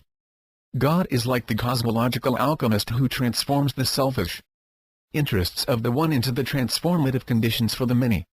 Page 103. Sarah, then you're saying that God solves all of our human frailties. We can do anything and it doesn't really matter because He'll fix it. If this philosophy were taught in our world, we'd be in sorry shape. Dr. Neruda, while it may not be taught in a formal way, humankind is unconsciously aware that this is the way it works. Sarah, on this point, I have to disagree with you. Selfish interests, evil intent, stupidity. These are not the traits of a responsible society, and I don't know of anyone who believes that we should act in this way and then let God perform damage control or mop up after our poor judgments. Dr. Neruda, you misunderstand. Perhaps I'm not explaining this very well. Let me try again. First, the selfish interests of the formless consciousness are to facet its consciousness in such a way that it can receive and radiate the unification force. In so doing, it can become consciously connected to this force and knowingly become a conduit for it into a broad range of reality membranes. Now, the formless consciousness selects reality membranes to enable the faceting of its consciousness. None of this is done with an attitude of universal contribution or noble purpose. However, this isn't a result of selfish behavior as you think of it. It's a result of its nature. The way it was designed. I'm not saying that God cleans up after our messy mistakes. I'm saying our messy mistakes are not messy mistakes. Again, we live in a complex system of interdependent reality membranes. You can think of these membranes like scales on a snake, and the snake represents the collective human consciousness. Each scale protects the human soul and, collectively, propels it through its environment, in this case, the multiverse. The messy mistakes that we individually and collectively make are as responsible for the existence of the multiverse as are the noble contributions. Sarah, let me see if I got this right. You're saying that our mistakes both as individuals and as species make it possible for us to exist, so, therefore, they're not mistakes? Dr. Neruda, as I said earlier, complex systems require a near-infinite range of dynamics in order to sustain the system. Our reality membrane is form-fitted to the complexity of our universe, which in turn created the environment of Earth and its various life forms. Yes, our mistakes, our individuality, are a central part of our ability as a species to sustain itself in the face of a complex, interconnected structure of the quantum world and the cosmos. The selfish motivations harvest the experience that facets our consciousness, which in turn are harvested by the unification force and used to transform reality. Membranes, page 104. Into passages through which a species can return to the God state. The mistakes weigh equally in this process, as do the unselfish contributions. Nothing is wasted. Sarah, if this is all true, why even worry about the animus or anything else? Just let God take care of everything. Dr. Neruda, because the animus are not connected to the unification force. Sarah, why? I thought you said everything was. Dr. Neruda, the formless consciousness doesn't select soul carriers that don't utilize DNA as its formative structure. It knows that these structures are not able to connect to the unification force, and therefore, cannot be trusted. Sarah, and they can't be trusted because? Dr. Neruda, because the unification force is what brings coherence to incoherence, and purpose to chaos. Without it, physical structures tend to ebb and flow in stasis, which is to say, they don't transform. Sarah, how did this happen? Dr. Neruda, what? Sarah, that the animus became an independent race unconnected to God? Dr. Neruda, you've heard the story of the fallen angels? Sarah, you're talking about the Lucifer rebellion? Dr. Neruda, yes. This story is misrepresented in biblical texts, owing to the fact that the authors of these texts didn't have a sufficient understanding in which to define cosmology or physics. The central race designed the higher life forms, and this includes a wide range of beings that operate within the quantum world and the reality membranes therein. Among these beings are what we commonly refer to as the angels, who are intermediaries between the soul carriers of humanoids and the central race. There were some within the angelic realm that believed the central race was too controlling of the soul carrier structure. They felt that a structure should be created that would enable angels to incarnate within the reality membrane of Earth and other life-bearing planets. They insisted that this would improve these planets and the physical structure of the universe at large. However, the central race refused this proposal, and a renegade group left to design a soul carrier independent of the central race. Page 105. Sarah, hold on a moment. You're saying that Lucifer led this rebellion to create a soul carrier that could house the spirit of an angel, and the animus are the result? Dr. Neruda, it's more complicated than that. Lucifer, or what we have come to call Lucifer, was a very devoted servant of the central race. He was one of the forerunners of the angelic species, capable of powers that were diminished by the central race in subsequent prototypes. Sarah, are you saying that angels are created, that they can reproduce like humans? Dr. Neruda, correct. Lucifer's personality included a strong sense of independence from his creators, and an even stronger sense that his creators were flawed because of their insistence that the humanoid soul carrier would exclusively house the formless consciousness, and not the angelic form, To Lucifer, this seemed unthinkable. Because the angelic form was superior in its capabilities and could be of great assistance to the physical life forms on Earth and other life-bearing planets. From Lucifer's perspective, humans and the higher-order species would be unable to transform themselves because of the severe limits of their soul carriers or physical forms. Lucifer felt certain that without the collaboration of the angels, humanoids throughout the universe would become increasingly separated from their purpose as spiritual beings, and throw the universe into disarray, which would eventually cause its destruction and life within it, including, of course, angels.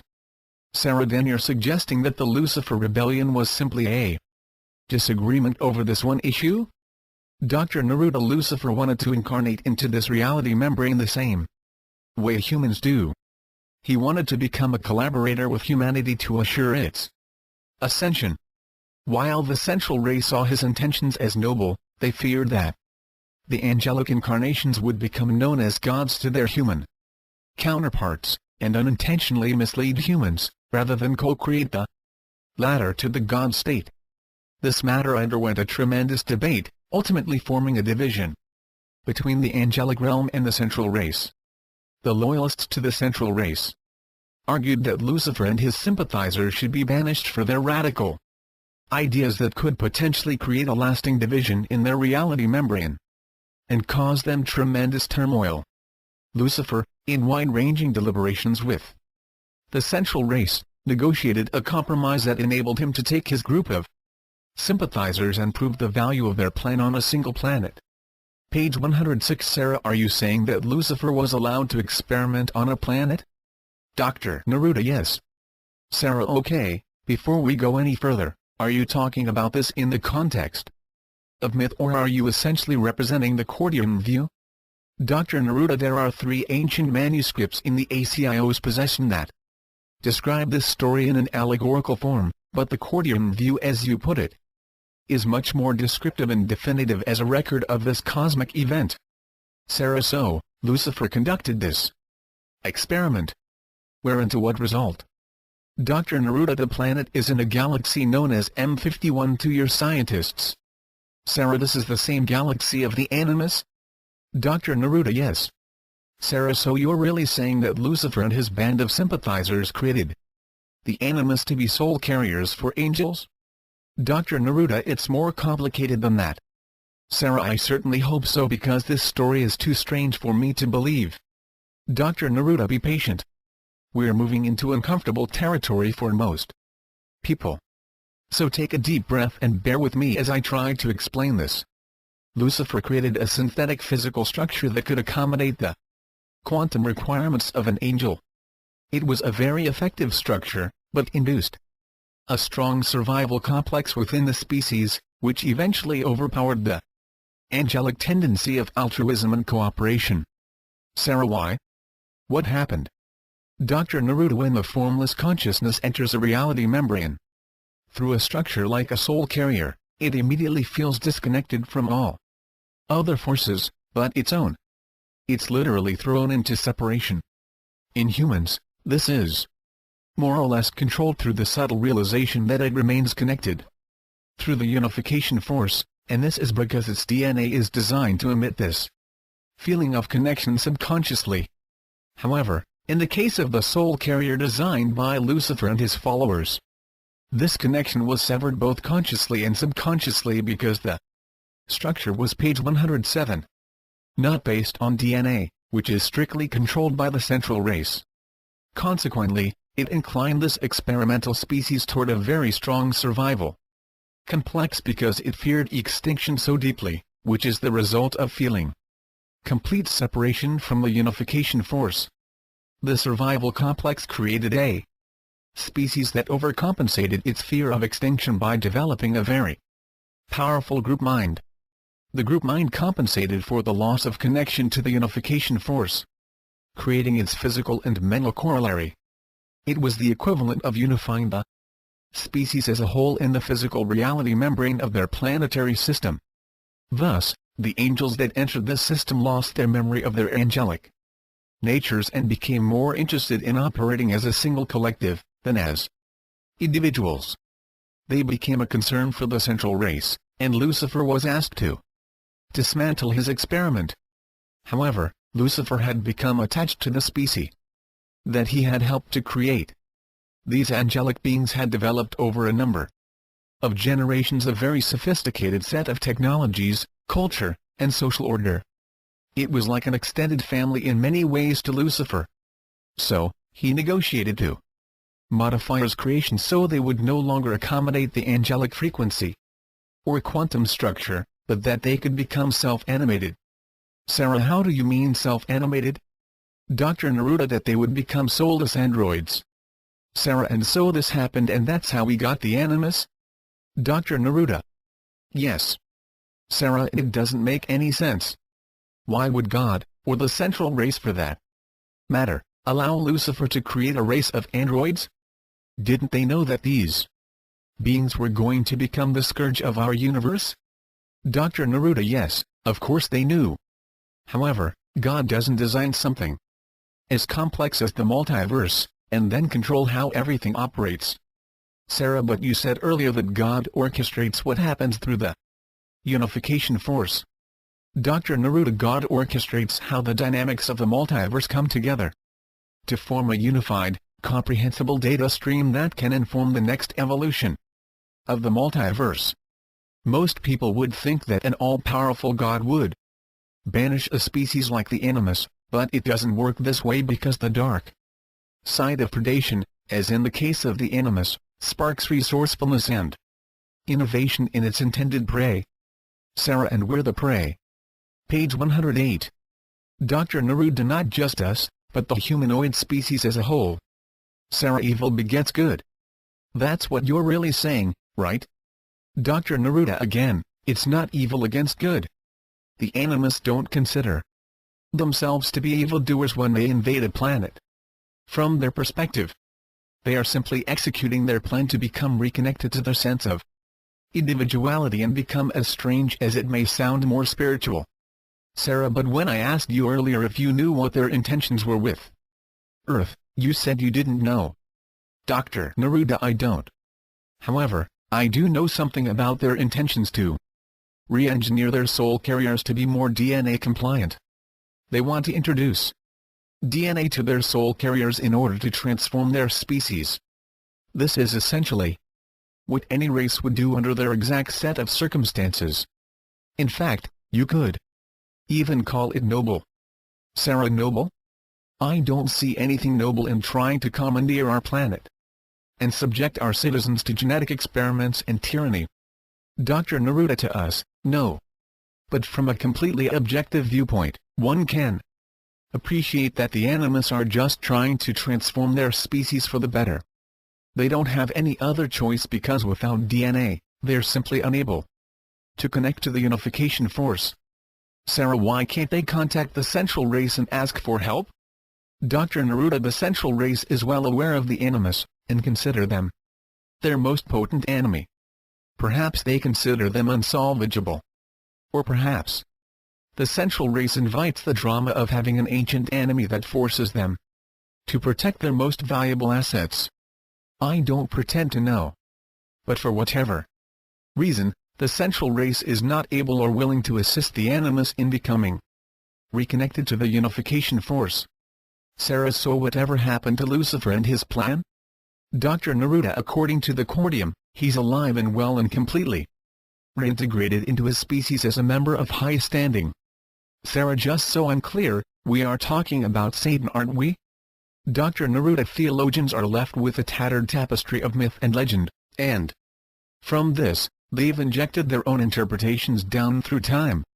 What we're, page 109, left with is little more than the fiction of 1,000 voices, but it somehow manages to become known as fact. Satan, as we think of him, never existed. There is no countermeasure to God. God encompasses all dynamics. It has no polarity of itself that is beyond its reach, or personalized outside of itself. The story of Lucifer at a very high level was just described to you. I assume you can see some similarity to the version of the Lucifer rebellion depicted in the Bible, but the correlation I'm sure you'd admit, is sparse at best. Sarah, but if there's no source of evil, why does evil exist in such abundance? And before you answer, I know you'll disagree with my assumption that evil exists, but how can you reconcile terrorism or any other predator force of humankind as anything but evil, even if Satan never existed as you claim? Dr. Neruda, if you watch movies like Star Wars or Star Trek, they imply that extraterrestrials populate every planetary system in the galaxy and beyond. However, it just isn't true. Our planet is an extremely rare combination of animals and organisms. The universe that comprises our physical reality membrane is in fact hostile to life at an extreme level. And yet life somehow managed to emerge on our planet in the black depths of our oceans. Sarah, what does this have to do with my question?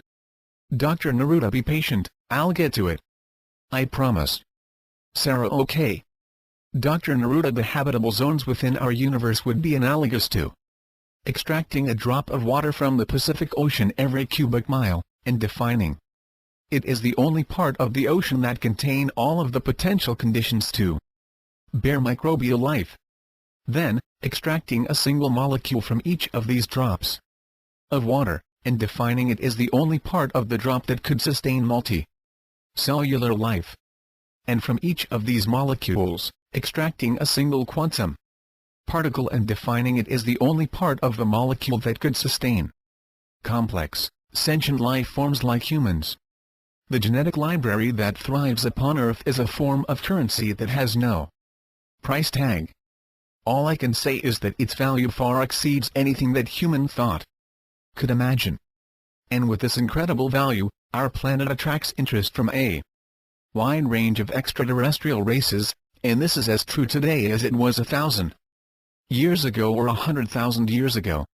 Objects of inestimable value and rarity, such as Earth, attract beings from outside our planetary system that desire to control them, which makes Earth an extraordinary object. Page 110. Of attraction. It's precisely this attraction that has brought the concepts of evil to our psyche. Sarah, I followed you right up to the last sentence and then lost you. How did this attraction bring evil to our consciousness? Dr. Neruda, aggressive ETs, seeking to quite literally own Earth, visited our planet approximately 11,000 years ago. These ETs brought their genetics to our native DNA, and in so doing, modified our human DNA, adding a more aggressive, domineering drive to our personalities. This predisposition divided the human species into the conquerors and the conquered. Sarah, I don't get it. You're saying that ETs impregnated thousands of our native population with an aggressive gene that brought evil into our consciousness? Dr. Neruda, these ETs were not so different in physical form than the native humans, and they were treated like gods because of their superior technologies and capabilities. It was considered a great honor to have intercourse with these beings, but only a few were selected. Sarah, so how did their DNA become so influential that it literally brought evil into our lives? Dr. Neruda, one of the yet-to-be-discovered properties of DNA is that it can communicate traits, particularly aggressive traits, without physical interaction. Sarah, explain, please. Dr. Neruda, there are carrier circuits within the DNA that transmit traits and even forms of intelligence through a reality membrane that is subquantum. It's a tributary ingredient of the unification force that propagates new traits and understandings in the future to the many. It's what enables the transmission of a new insight or potent trait across a spectrum of a species that resonates with the insight or trait, and it does it without physical interaction. Sarah, you're saying that a single person could have an idea or trait that is deposited within their DNA, and then their DNA transmits this trait like a broadcast tower, and everyone on the planet that's like them is affected? Dr. Neruda, let me clarify some things you said. First, it's not one person. It requires a critical mass of several hundred for a personality trait to transmit, and perhaps only 10 or 20 to transmit a new concept or insight.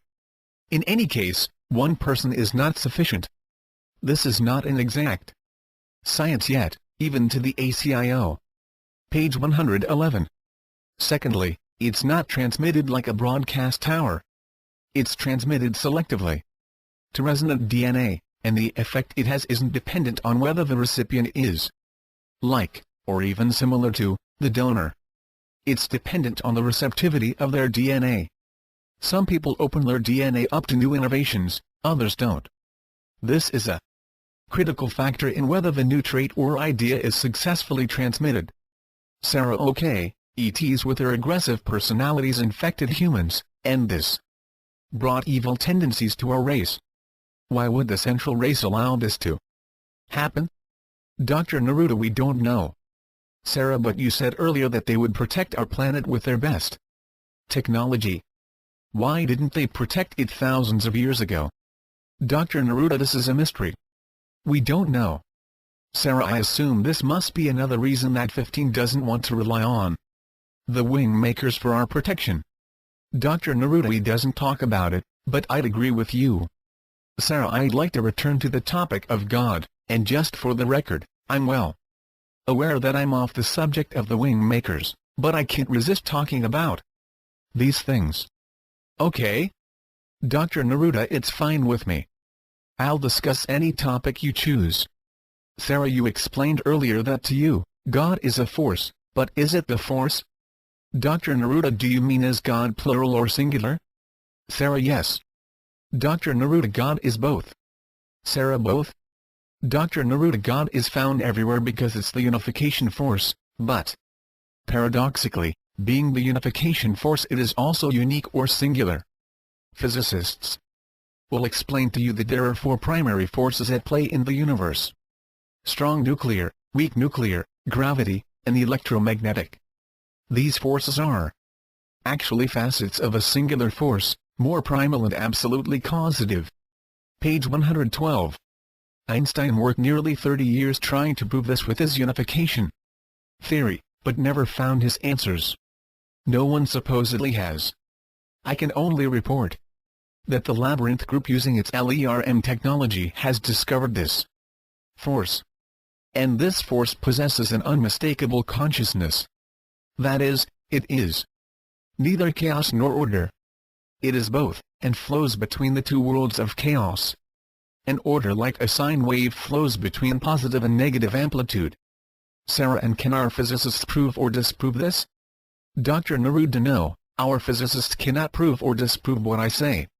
They're too shackled in specialized theories that are in crisis. Sarah, what kind of theories? Dr. Neruda, like quantum mechanics, to name one example. Nearly all physicists, regardless of their specialty, would stand before you in all sincerity, and advise you that quantum mechanics is the correct and complete theory underlying our understanding of the universe. But it doesn't honor the consciousness of a particle, and it has no way of detecting the infinitesimal magnetic fields within which these particles reside. Sarah, why? Dr. Neruda, this is not a layperson's topic, Sarah. I don't know how to explain this in words you'll understand. It has to do with the fact that our physicists in academia lack sophisticated force amplification technology that can detect the extraordinarily tiny magnetic fields that subatomic particles nest within, which in turn creates an interconnected web of thought circuits. These thought circuits, taken collectively, represent the exterior structure of the unification force, and they permeate the multiverse. The magnetic fields represent the interior of the unification force, and they permeate the formless consciousness. Sarah, okay, I get your point about it not being a layperson's topic. You've completely lost me in the abstract nature of this discussion. I thought we were talking about God, and now I'm not sure what we're talking about. Dr. Neruda, keep focused on the primal force. God has decelerated itself to display its physical embodiment in the 4 known forces I spoke of earlier. Sarah, so this is truly how the universe works, and I should just accept it? Dr. Neruda, no, no, no. I don't want to leave you with the impression that what I've said is the way the multiverse works. If there's one truth I can state unequivocally, it's that my understanding of the multiverse, while constrained with the tools of particle, page 113, physics, cosmology, and mathematics, is partial at best, and completely inaccurate at worst. Sarah, well, that leaves us essentially nowhere, doesn't it? If what you've said tonight is just partial understanding or complete misjudgment, where does that leave our brightest scientists and theologians? You have all the advantages of advanced technology and alien cosmology, and still you can't explain the universe with any confidence.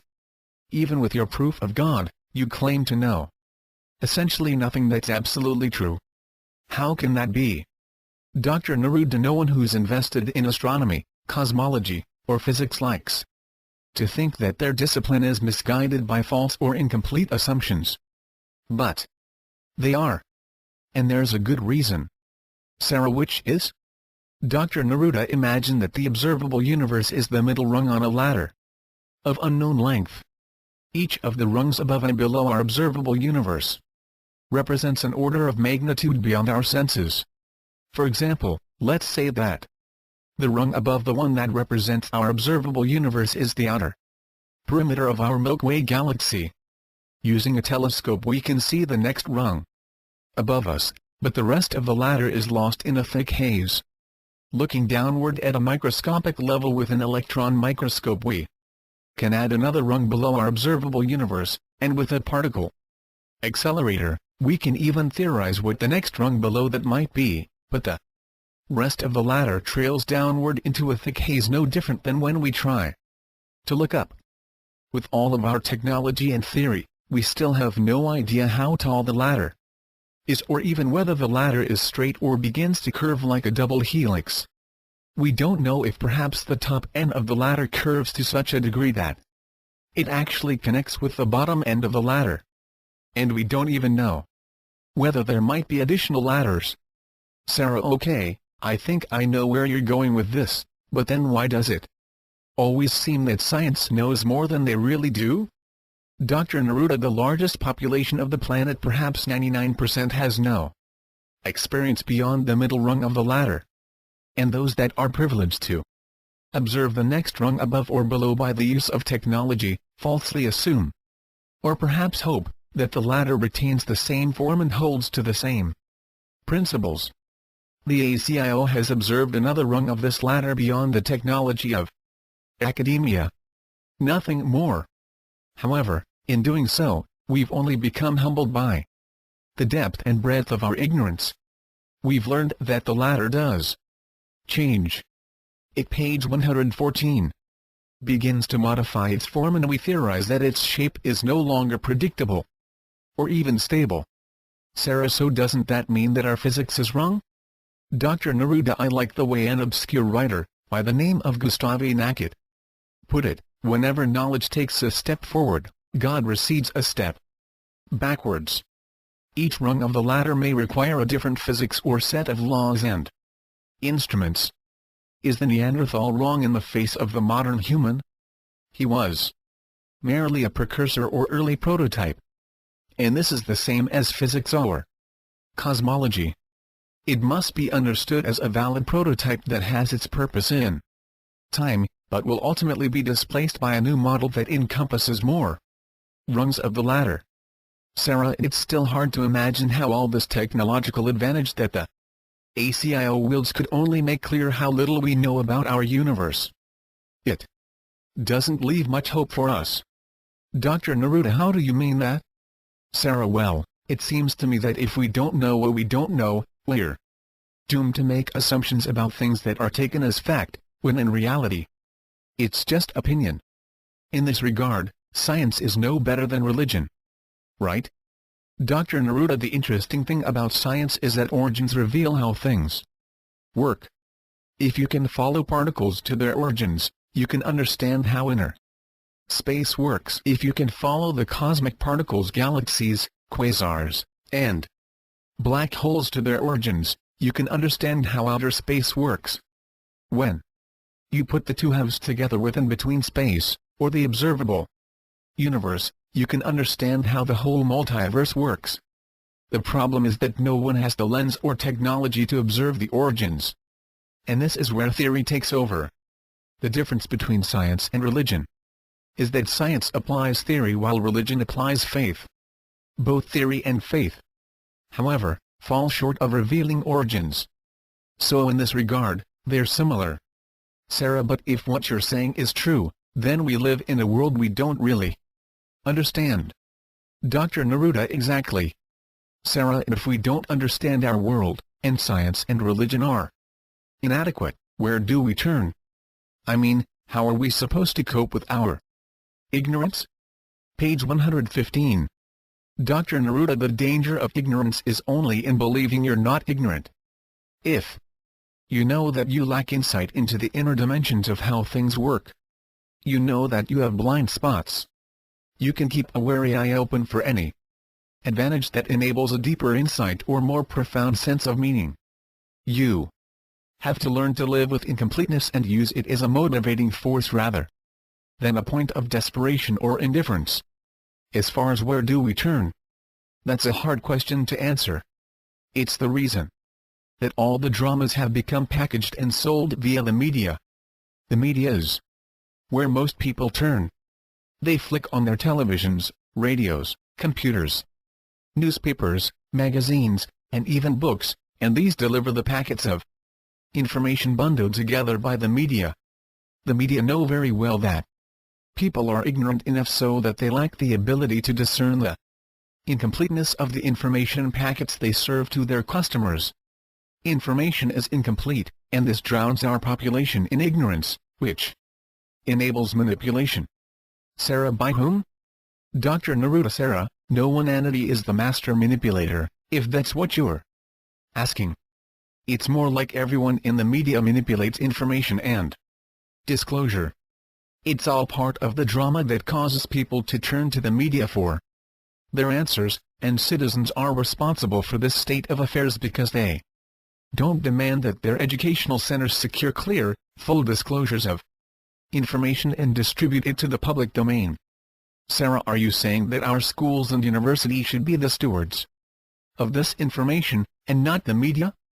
Dr. Neruda, in the ideal world, yes. This is how the curriculum designed their information structures. The educational centers dominate the distribution of information through a collective and well-reasoned system of journalism. The journalists are specialists across the disciplines of theology, the arts and sciences, government, business, and technology. These journalists document the best practices of each and every discipline and share this information through full disclosure. Nothing is left out. The research is meticulous and completely untouched by the political spectrum of special interests. Sarah, okay, being a journalist myself, we've finally hit on a topic I know something about. When I was a beat reporter, I never felt the hand of politics influencing how or what I reported. I know at the national level, particularly reporting in D.C., that might not be entirely the case, but the stories we've been talking about the past few nights weren't even on my radar screen.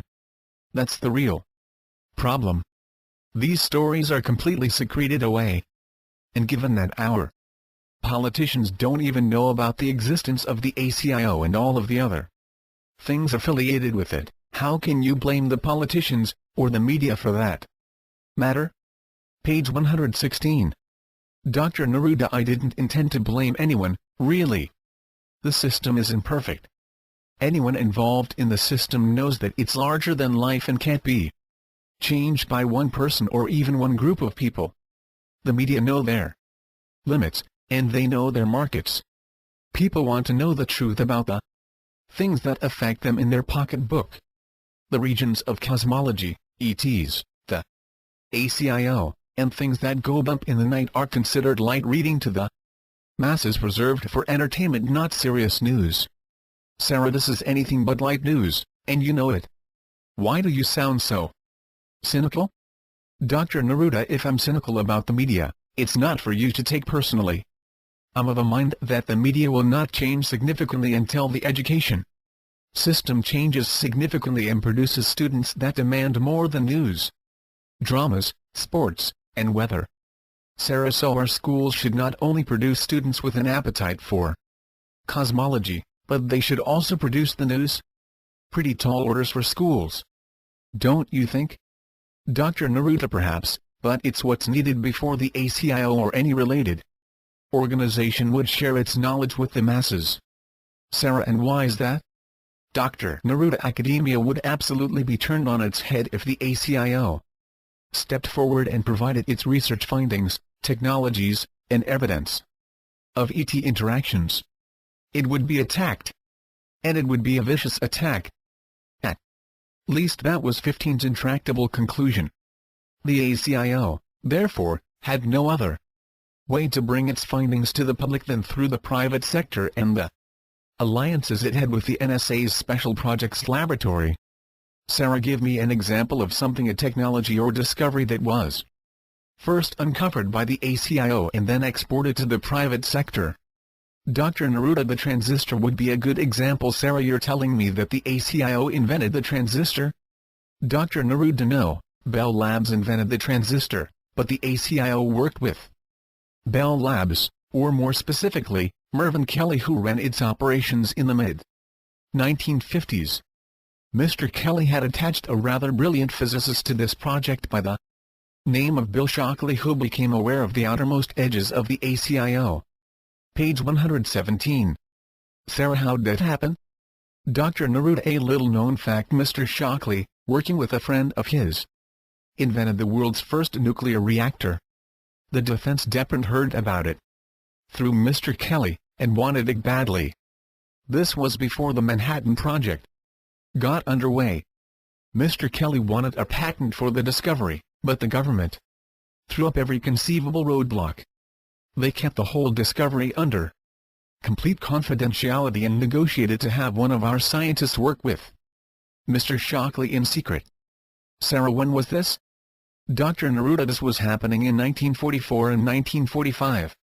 Sarah, why did our government squabble about the patents? Dr. Neruda, they knew Mr. Shockley could play a role in the war, and they wanted to use this as leverage to secure his commitment to help. He was a difficult man to work with, so I was told. He never stepped forward and volunteered to do anything unless he knew it would somehow benefit him. So, our government held the patents up until he would enlist. Sarah, and did he? Dr. Neruda, yes. Sarah, and how did it benefit him? Dr. Neruda, there was, within our government, a newly formed intelligence agency. It was the forerunner of the NSA. It was known as the General Services Special Projects Laboratory, and to this day, very little is known about it. The SPL was later folded into the NSA in 1953 as an unacknowledged department, and ultimately the ACIO was folded into the SPL as an unacknowledged research laboratory. So, the ACIO was 2 levels deep, or what is called black root. Sarah, what was the motivation for all the security? The war? Dr. Neruda, it may surprise you, but the war wasn't of great concern to the forces that the ACIO were dealing with. The concern was ETs and who would be able to first utilize their technology in military applications. In the early 1940s, UFO sightings were quite common, even more so than today. And our government was convinced that these sightings were real and that they were indeed off-planetary forces. They wanted 2 things: steal the technology from downed spacecraft, or establish an alliance. They weren't too particular about which way it happened. Sarah, but how did all of this pertain to Shockley? Page 118. Dr. Neruda, I got off track a bit. Mr. Shockley was introduced to the SPL and was made privy to many of the secret initiatives of the SPL. If not for his personality traits, he would have been recruited to join the SPL. He was that brilliant. Anyway, he was given access to some of the research in field effect transistors that was underway within the SPL. This was before the Bell Labs discovery of the joint transistor, which was made by colleagues of Mr. Shockley.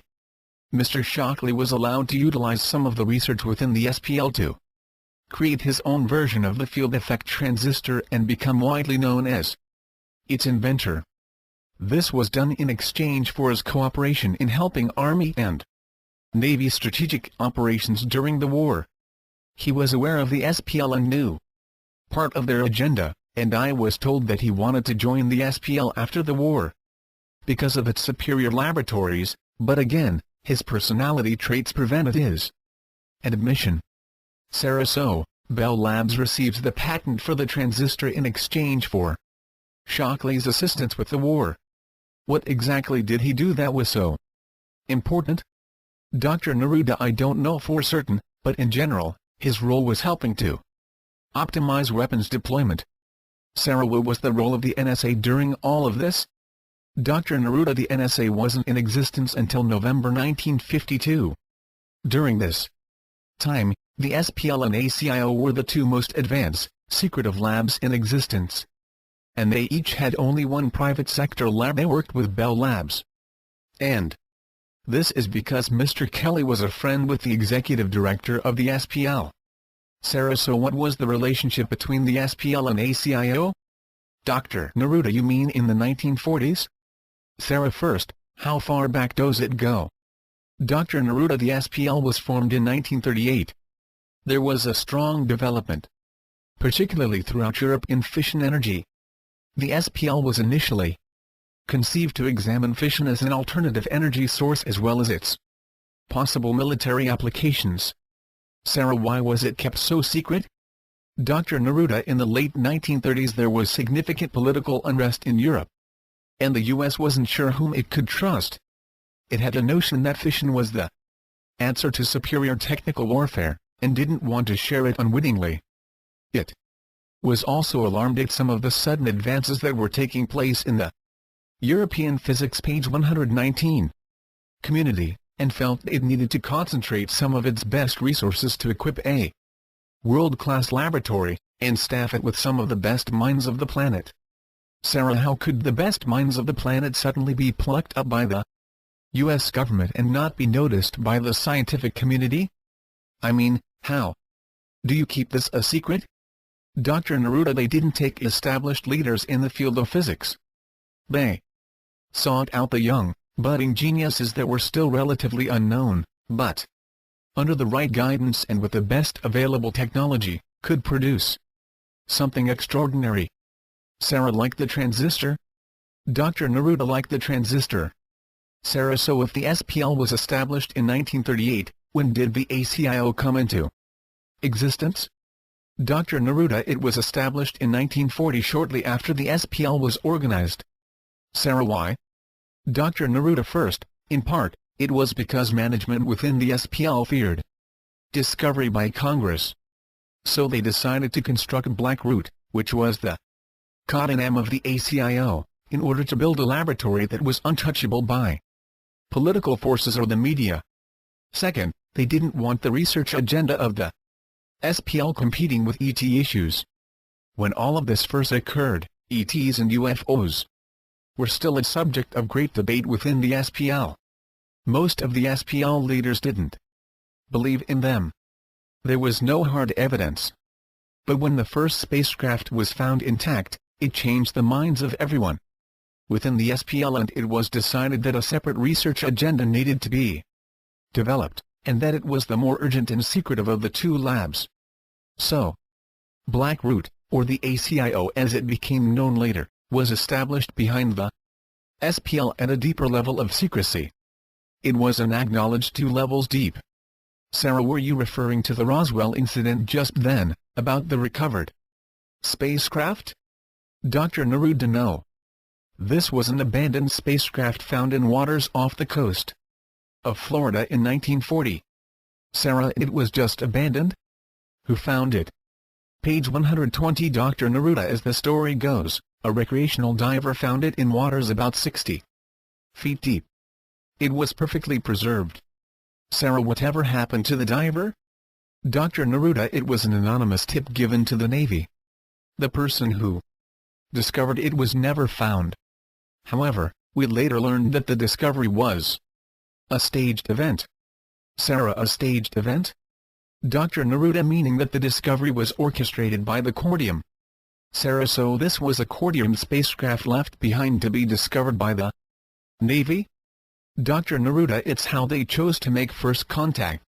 Sarah, by leaving behind one of their spacecraft in the ocean, and then calling our Navy and telling them where to find it? Shit, this is strange. Dr. Neruda: yes, but it took 3 calls to get someone to investigate according to the log entries. Sarah: okay, so this is how the ACIO came about. When did you get involved? Dr. Neruda: in 1956, my father discovered a damaged spacecraft in the jungles of Bolivia during a hunting trip. It was a triangular vessel about 70 meters from end to end, nearly equilateral. It included 26 crew. All dead. Sarah: cordium? Dr. Neruda: no, this craft was later confirmed as a Zeta ship. It was on a scouting mission similar to my father hunting for animals. Unfortunately, it malfunctioned in flight during an electrical storm. My father was an electronics dealer, mostly for the Bolivian military. Sarah: I know you told me this story before, but please repeat yourself for the sake of the record. Dr. Neruda: my father recovered a specific technology from the ship, and then contacted a military official within the Bolivian government that was a trusted friend. Initially, my father was interested in selling the craft to the Bolivian military, but it quickly became a concern of the U.S. military, specifically the SPL. A director from the SPL met with my father, ascertained the ship's location, and performed a complete salvage operation in the span of 3 days. Page 121. This was done in exchange for U.S. citizenship and a role within the SPL for my father. Sarah: why did your father negotiate for this instead of money? Dr. Neruda: he knew it was the only way to preserve my life and his. He retained control of a navigational technology that was aboard the ship, and turned everything else over to the SPL. Sarah: and what about the Bolivian government? Dr. Neruda: they were handsomely paid. Sarah: that's it? Dr. Neruda: in the 7 years between 1952 and 1959, 6 additional spacecraft were found under similar circumstances as in the case of my father. Only one of these was found in U.S. territory. The other 5 were willingly handed over to our military in exchange for money. Sarah: I take it these countries didn't want to deal with the political implications? Dr. Neruda: that, but they also wanted the money and a friendly alignment with the U.S. military. They saw future benefits in the form of shared technologies, military protection, loans, and many other intangible benefits.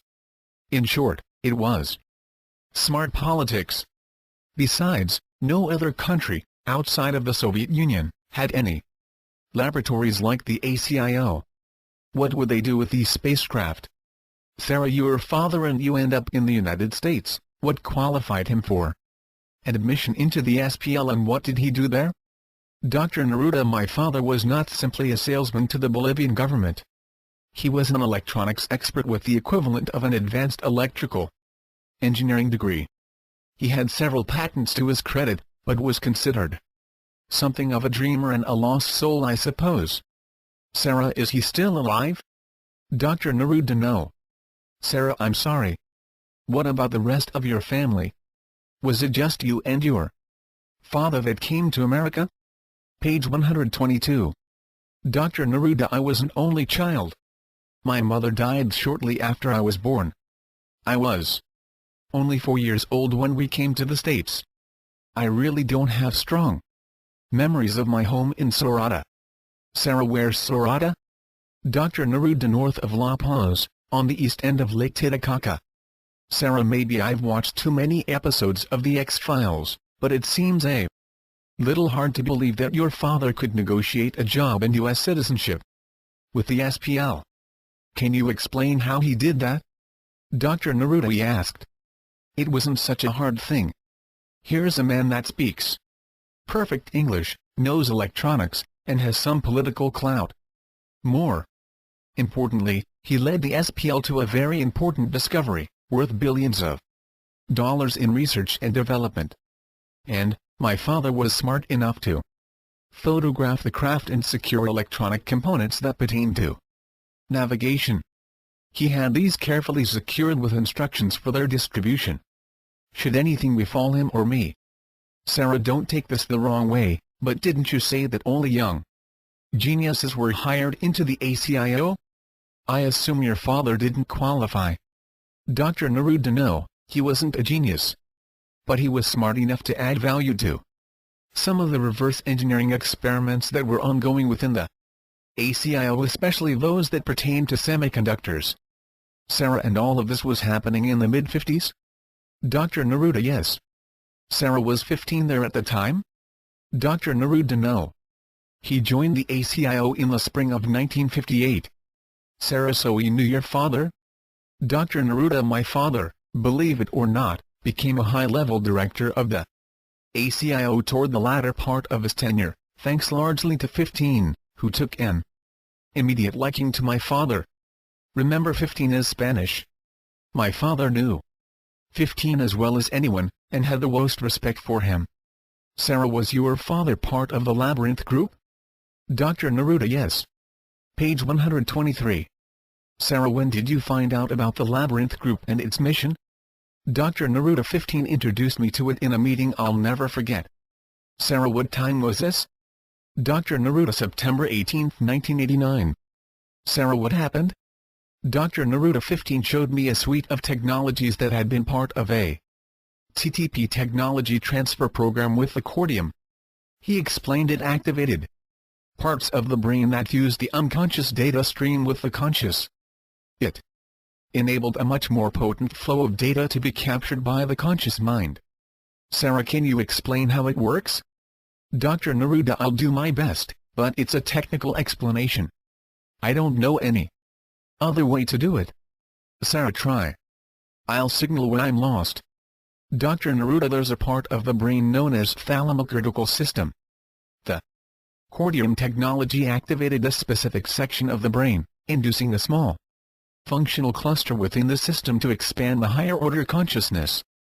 These are the neural coordinates of consciousness, pertaining to higher-order reasoning, which is very useful to scientific inquiry, mathematics, and general problem-solving. Yes? Sarah, I'm not totally lost. But what's the role of this technology to the Labyrinth group? Dr. Neruda, when 15 first became acquainted with the cortium TTP, he was the first to use this technology on his own brain. Sarah, yes, I remember now. He got the vision of BST shortly afterwards. Right? Dr. Neruda, correct. Sarah, and this was why he established the Labyrinth group, to pursue the development of BST. Right? Dr. Neruda, yes. Page 124. WINGM acres TL. Sarah, so everyone who was handpicked by 15 got to use this cortium technology, and everyone got smarter as a result. And no one outside the Labyrinth group suspected that the Labyrinth group existed? Dr. Neruda, no one to my knowledge. Sarah, okay, back to your story with 15. What happened? Dr. Neruda, everyone who knew anything about 15 knew he was intensely interested in time travel, but I had no idea as to the degree of his intensity until that day. He explained the physics behind his BST plan and how the cortium played a vital role in its development.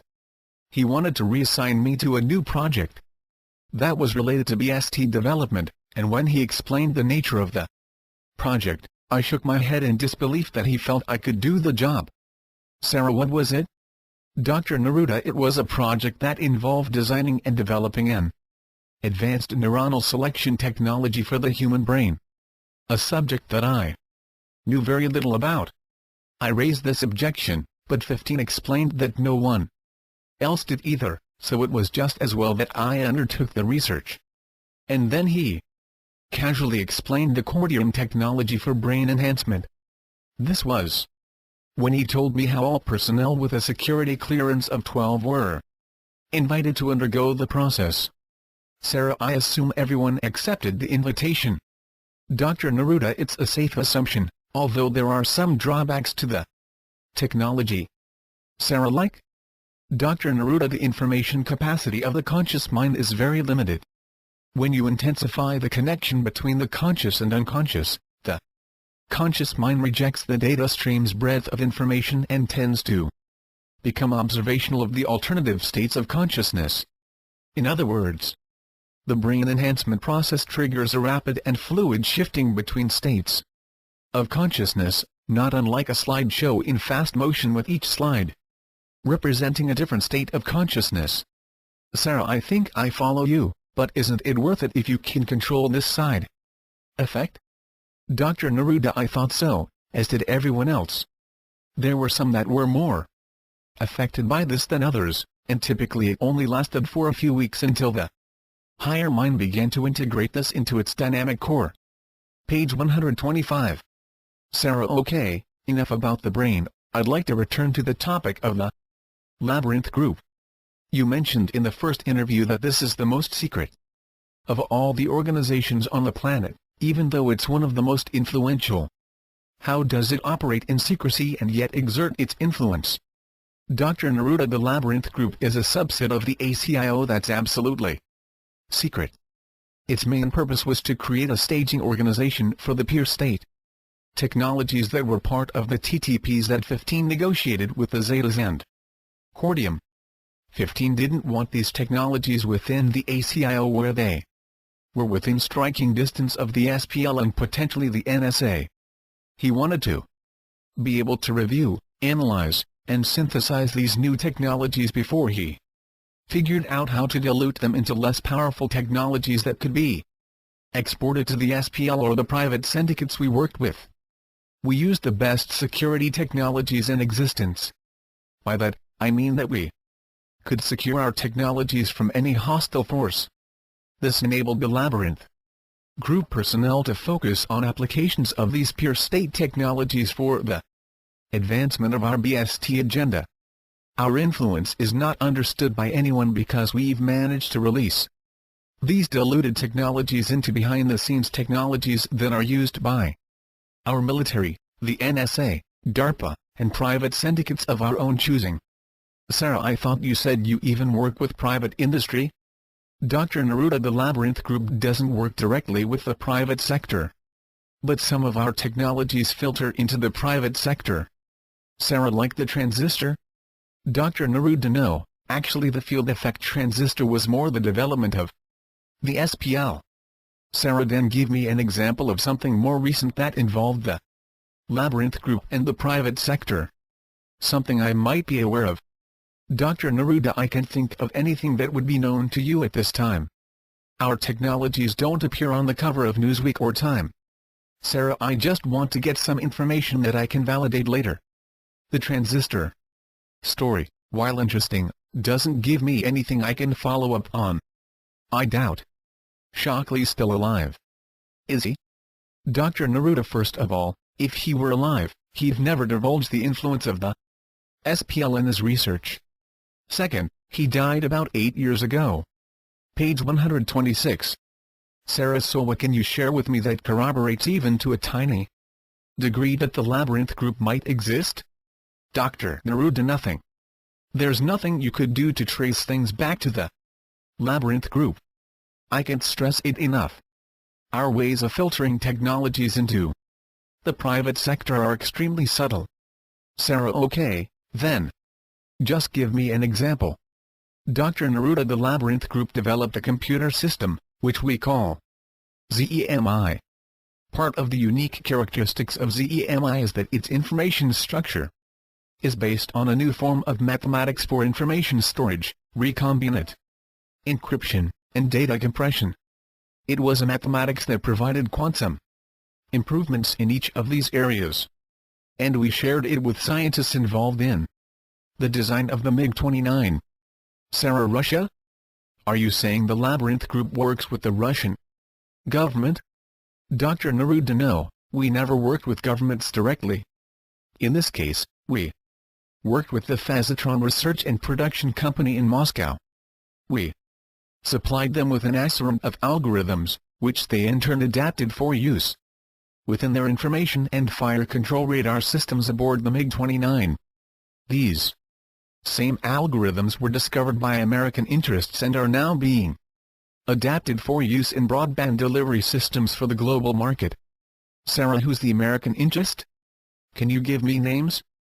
Dr. Neruda, it's not a well-known company, but they go under the name of Omnigen, based in San Diego.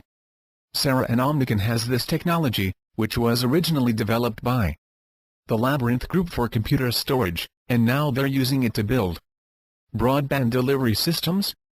In layperson's terms, can you tell me what these networks will do?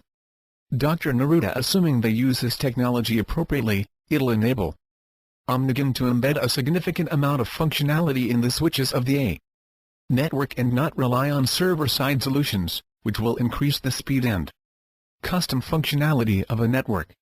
Sarah, by my definition, that wasn't in layperson terms. But it doesn't matter. Did the Labyrinth Group create this technology or reverse engineer it from ET sources? Page 127. Dr. Neruda: a little of both, actually. They were created within the Labyrinth Group, but some of the initial thinking came from the Zetas, which was reverse engineered from one of their spacecraft. Sarah, how did the organization in Russia get this technology from the Labyrinth Group? Dr. Neruda 15 knew one of the senior scientists at Phasitron and presented him with the idea. It was a friendly gesture, which he believed would later be useful in recruiting the scientist. This method of sharing creates loyalty, and it can be done in such a skillful way that the recipient of the idea can believe it was their idea and not simply given to them. Sarah, but you must track these technologies, or how else would you know it ended up in Omnican's hands? Dr. Neruda: we have operatives from the intelligence community who feed us information. They're essentially moles that live within the major government research labs and the military-industrial complex. In this case, one of our operatives at General Dynamics brought this to our attention. We even use our remote viewing technology to track some of our more advanced technologies that we've placed within major syndicates. Sarah, maybe we should leave off there. I know you'd prefer to keep these sessions brief, although I'm very tempted to plunge into this topic of syndicates. Is there anything you'd like to add before we call it a night? Dr. Neruda: no, not really.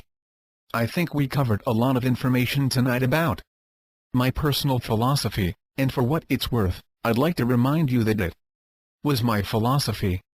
I'm not trying to press it on anyone. And I'm certainly not trying to preach a particular message or lifestyle. I would hope that in our next session, with your help, we can concentrate on the wing makers and perhaps minimize my personal views on cosmology and the like. Sarah, I'll try, but I can't make any promises. I had a complete list of questions to ask you tonight about the wing makers, but somewhere along the way I thought it would be interesting to better understand how you think. I'll try my best tomorrow night to keep on the subject of the wing makers. Do you have any suggestions? Dr. Neruda: I think the artifacts are extremely interesting, so I'd recommend that we focus on that topic. Sarah: I'll do my best. Thank you. Page 128. The third interview of Dr. Jamison Neruda. Drive Neruda: you're very welcome, Sarah. Thank you as well. End of session 3. Page 129. TWOM/KW. By Sarah. What follows is a session I recorded of Dr. Neruda on December 31, 1997. He gave permission for me to record his answers to my questions. This is a transcript of that session. This was one of 5 times I was able to tape record our conversations. I have preserved these transcripts precisely as they occurred. No editing was performed, and I've tried my best to include the exact words, phrasing, and grammar used by Dr. Neruda. It's recommended that you read the previous 3 interviews before reading this interview. Sarah, as promised, one of the things I want to focus on in this interview is the ancient Arrow site.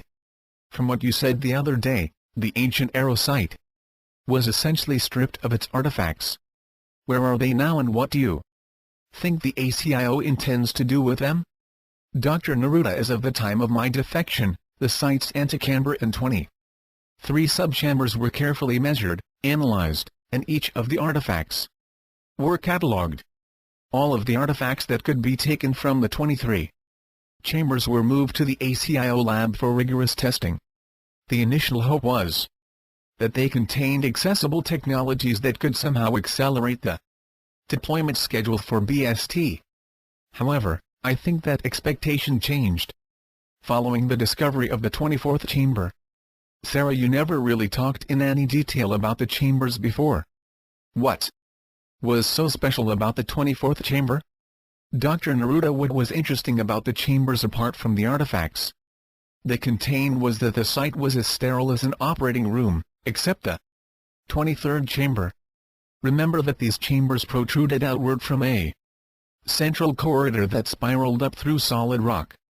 From the top of the 23rd chamber to the antechamber below was approximately 50 meters. We knew there were 24 chapters or segments on the optical disc, but we assumed that the antechamber, even though it didn't have any artifacts, was included. Thus, we falsely assumed that the 24 chambers were accounted for. Sarah, they weren't? Dr. Neruda, no. There was another chamber that had been hidden. Sarah, how? Page 130. Dr. Neruda, the 23rd chamber had a significant amount of rock debris on its floor. It had all the markings of being unfinished, as if the constructors had to leave suddenly or simply ran out of patience before they completed their mission. We invested a reasonable amount of time and analysis studying the walls and debris of the 23rd chamber, hoping to discern the methods of construction, but we never suspected that there was a hidden passageway beneath the debris on the floor of the chamber. Sarah, so there was a trap door? Dr. Neruda, shortly before my defection, a trap door was discovered by some ACIO researchers who were conducting a form of X-ray photography of the interior of the site. Sarah, for what purpose? Dr. Neruda, they were trying to determine if there were any structural deficiencies in the site that could cause instabilities within the site in the long term. We had, in effect, broken the seal on this site and introduced a significant amount of stress to the structure. 15, being the thorough person he is, wanted to be sure we hadn't inadvertently compromised the structural integrity of the site. He felt certain that the site's preservation was potentially critical. Sarah, okay, so these X-rays showed a trap door to another chamber. How was it overlooked before? Was it completely hidden? Dr. Neruda, not really. We had been told to leave all the chambers as we had found them, other than to remove the artifacts and catalog everything we found. What we didn't realize was that the 6 inches of rock chips on the floor of the 23rd chamber concealed a vertical passageway. Sarah, it went straight down? Dr. Neruda, correct. It dropped nearly 50 meters, Sarah, but I thought the antechamber was 50 meters underneath the 23rd chamber. Dr. Neruda, it is, but not directly underneath. The 24th chamber is only separated by 4 meters from the nearest wall of the antechamber. Sarah, was there a passageway between the two, or was the only entrance from the 23rd chamber? Dr. Neruda, the only entrance was from the 23rd chamber, which made it near impossible to get to. Sarah, why? Page 131. Dr. Neruda, because the passageway was cut too small for an adult body, and it was a long distance to traverse. Sarah, with all your technology, couldn't you have made it wider? Dr. Neruda, it was an alternative, but 15 didn't feel it was warranted. Sarah, why not? It seems like a pretty important discovery, maybe the key to the whole site. Dr. Neruda, the ACIO had technologies that allowed us to drop cameras down the passageway and photograph the entire chamber remotely. Sarah, what did you see? Dr. Neruda, it was the largest of the 24 chambers in all dimensions. Its wall painting was the largest, and like the 23rd chamber, was oriented horizontally instead of vertically. There was a technology artifact that we removed from the chamber that, as far as I know, is, like all the others, inaccessible to the ACIO probes. Sarah, other than the chamber being larger in scale, were there any other differences? Dr. Neruda, it was very similar to the 23rd chamber in the sense that it was also unfinished in appearance, but it was about 3 times as large in volume.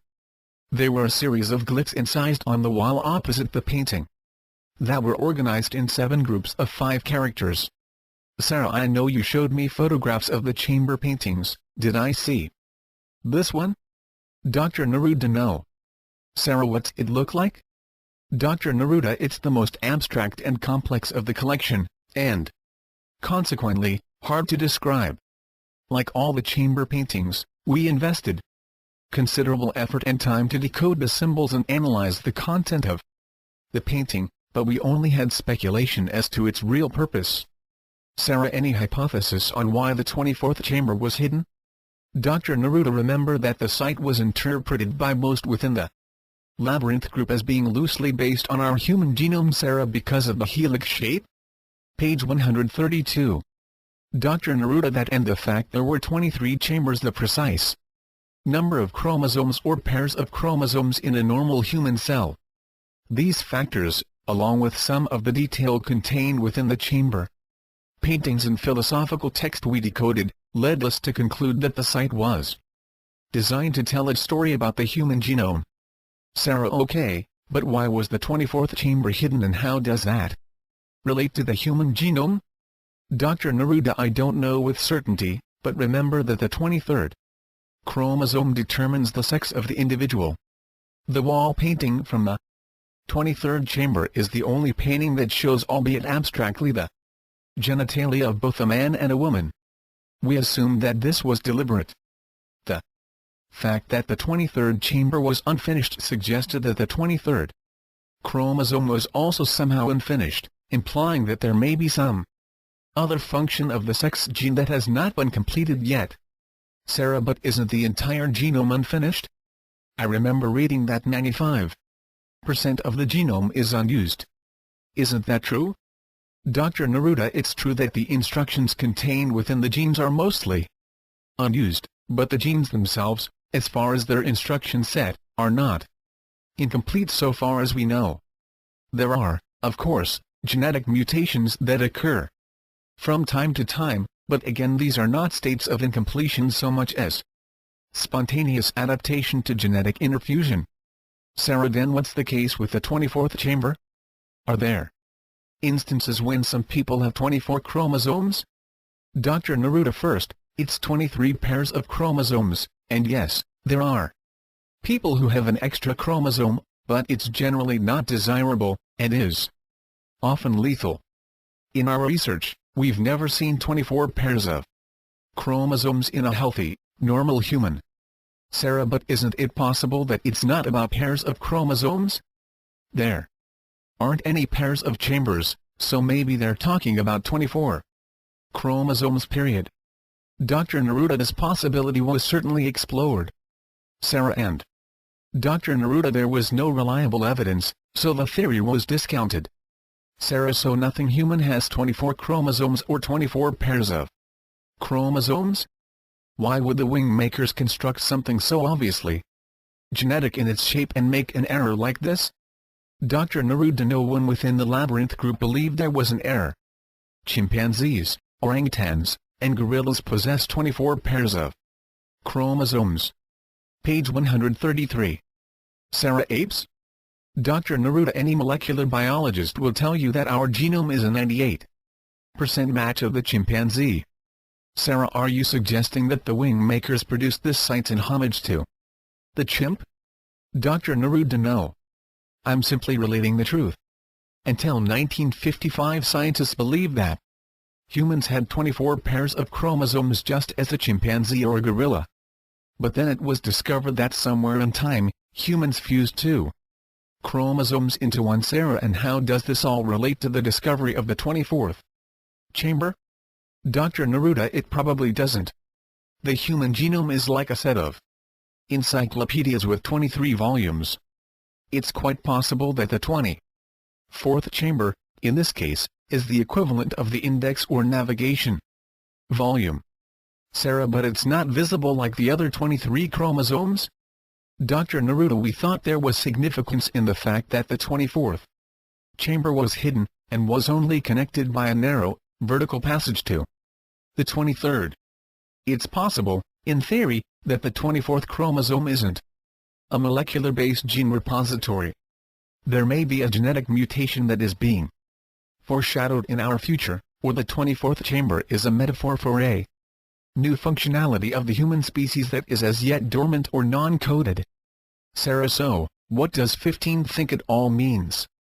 Dr. Neruda: I have done an exhaustive search of the variables, and I believe 15 had more or less accepted its most probable alternative, that the 23rd chromosome was destined to mutate and create or catalyze the creation of a 24th chromosome that would act as a navigation system or index for future geneticists. Sarah and I deduced all of this from a single painting? Dr. Neruda: I had 62 different analyses of the 24th chamber painting, and each of them had probabilities of over 40%. This is unheard of unless an object is coded in sufficient complexity, and this coding is consistently applied to produce a web effect of possibilities. This painting, along with the glyphs on the opposite wall, achieved that end. The ACIO calls this phenomena, complexity interlocks, with factors on a scale of 0 to 100. If an object or event has a CI of 15, it's considered a coded object. The artifacts of the 24th chamber had the highest CI of all the chambers, 94.6. To put it into perspective, the next highest chamber, chamber 6, had a CI of 56.3. Page 134. Sarah: why is that important? Dr. Neruda: because 15 looked at the 24th chamber as the key to understanding the ancient erosite. ZEMI's analysis was very specific, much more so than I'm able to relate in this conversation. Sarah: can you give me an example of how ZEMI determines this CI index? Dr. Neruda: the painting or object is scanned and reduced to its digital components. Color, scale, position, shape, and repetition are all established and analyzed. For example, one of the abstract figures in the 24th chamber painting appears to be floating upside down, and happens to have 23 stars within its midsection. ZEMI would associate significance to this, and this would become a thread of the web effect. ZEMI would continue to create these threads, looking for a consistent pattern. If a pattern emerges with sufficient mathematical coherence and context, it deduces that the object is designed for a purpose. Sarah: in other words, a higher CI indicates a higher purpose?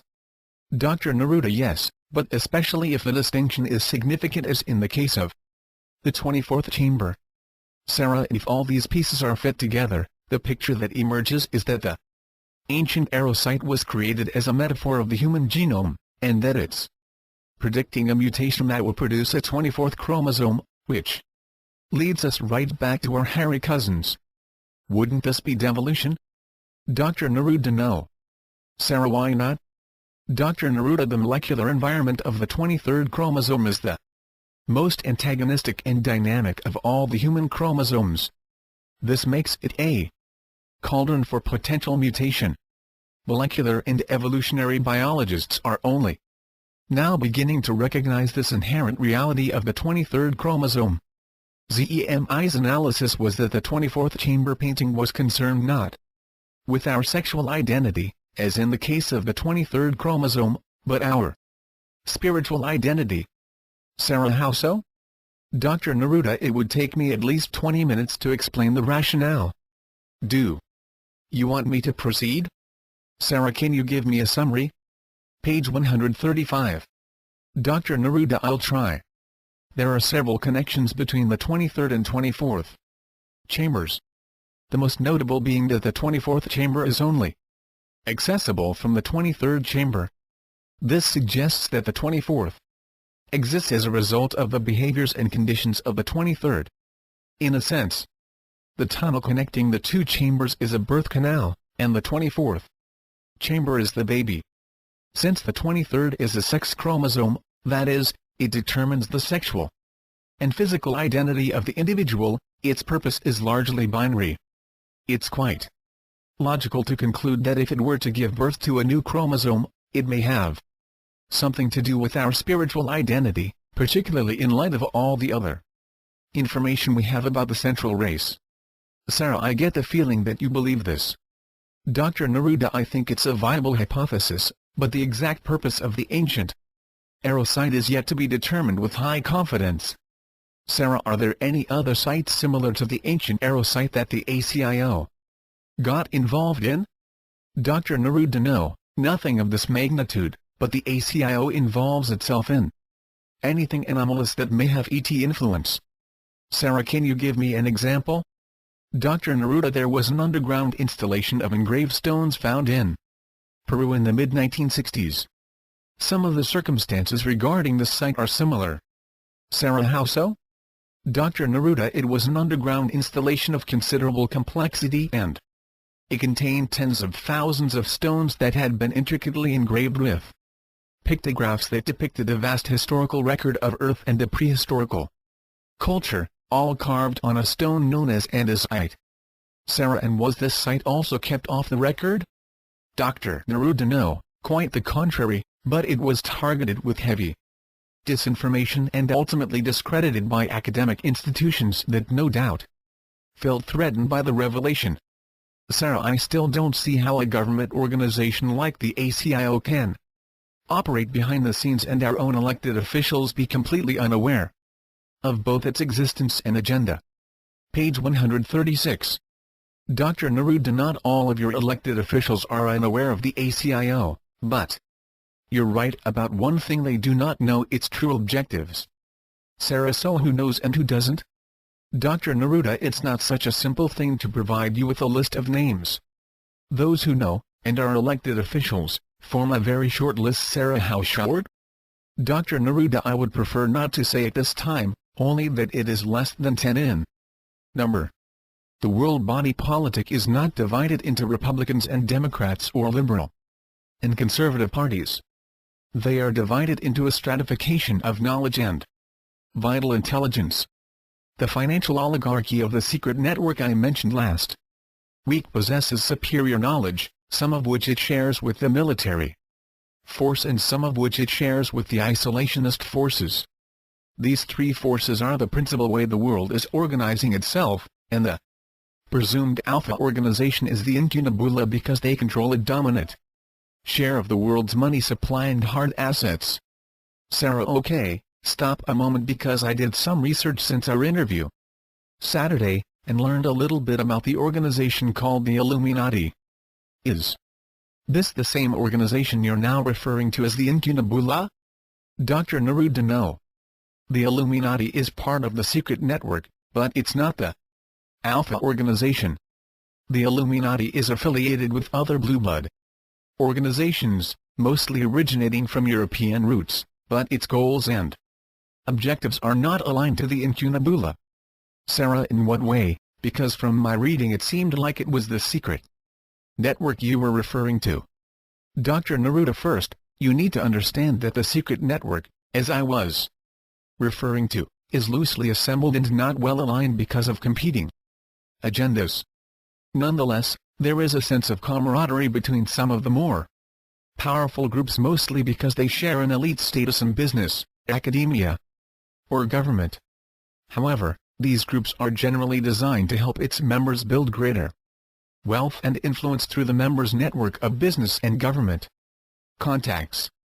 It is somewhat comparable to a high-powered networking organization.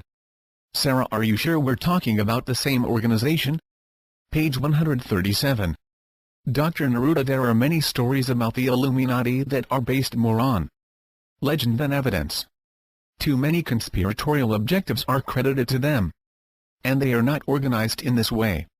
Their leadership is too visible and carefully scrutinized by the media. When you have this condition, you can, in most instances, dispel the notion that global, conspiratorial objectives are in the works. Sarah: what about the occult references to the Illuminati? Are they true? Dr. Neruda: the supposed leaders of the Illuminati are not occultists or Satan worshippers as they are sometimes accused. Again, this is conspiracy theory run amok, usually by those who seek to define enemies that can embody Lucifer, which in their mind is synonymous with the occult. The Illuminati, while it exists as an elite organization, is made up of men and women that do not conform to one belief system. The spiritual beliefs of their members are not used as criteria to acquire membership. What's important is a member's personal network of contacts. Sarah, but don't they have a tremendous influence on politics? Dr. Neruda, yes, they have influence, as do the Masons, and Skull and Bones, and 27 other organizations that make up this loose-knit network of the elite, but the people who control the master plan are not directly affiliated with any one of these 30 organizations. The reality is that these organizations really operate in one of three forces that do have alignment under the controlling hand of the incunabula. Sarah, so you're saying that within these three forces the world's political stage is organized, and the group with the most money also has the best knowledge and basically controls the other two groups? Dr. Neruda, the incunabula doesn't dictate to the other two forces. It strategically releases information that lures the two forces in the direction it wants them to go. You can look at these three forces as part of an equilateral triangle, with the incunabula at the apex, and the global military force at one base and the isolationist force at the other. This is the real structure of global power. Sarah, I'm not clear about the different objectives of these three forces. Dr. Neruda, the incunabula is concerned with the globalization of monetary channels and vital supplies like petroleum and natural gas. The military force is concerned with spreading and preserving democratization throughout the globe, and in so doing, protecting the self-interests of the dominant superpowers of America and Western Europe. And the isolationist force is focused on industry and wealth building for its citizens at the state level. Page 138. Sarah, but how does the incunabula lure these other two forces to do its bidding? Can you give me an example? Dr. Neruda, why do you think Saddam Hussein invaded Kuwait? Sarah, to grab its oil wells and make a lot of money. Dr. Neruda, on the surface that is close to the truth.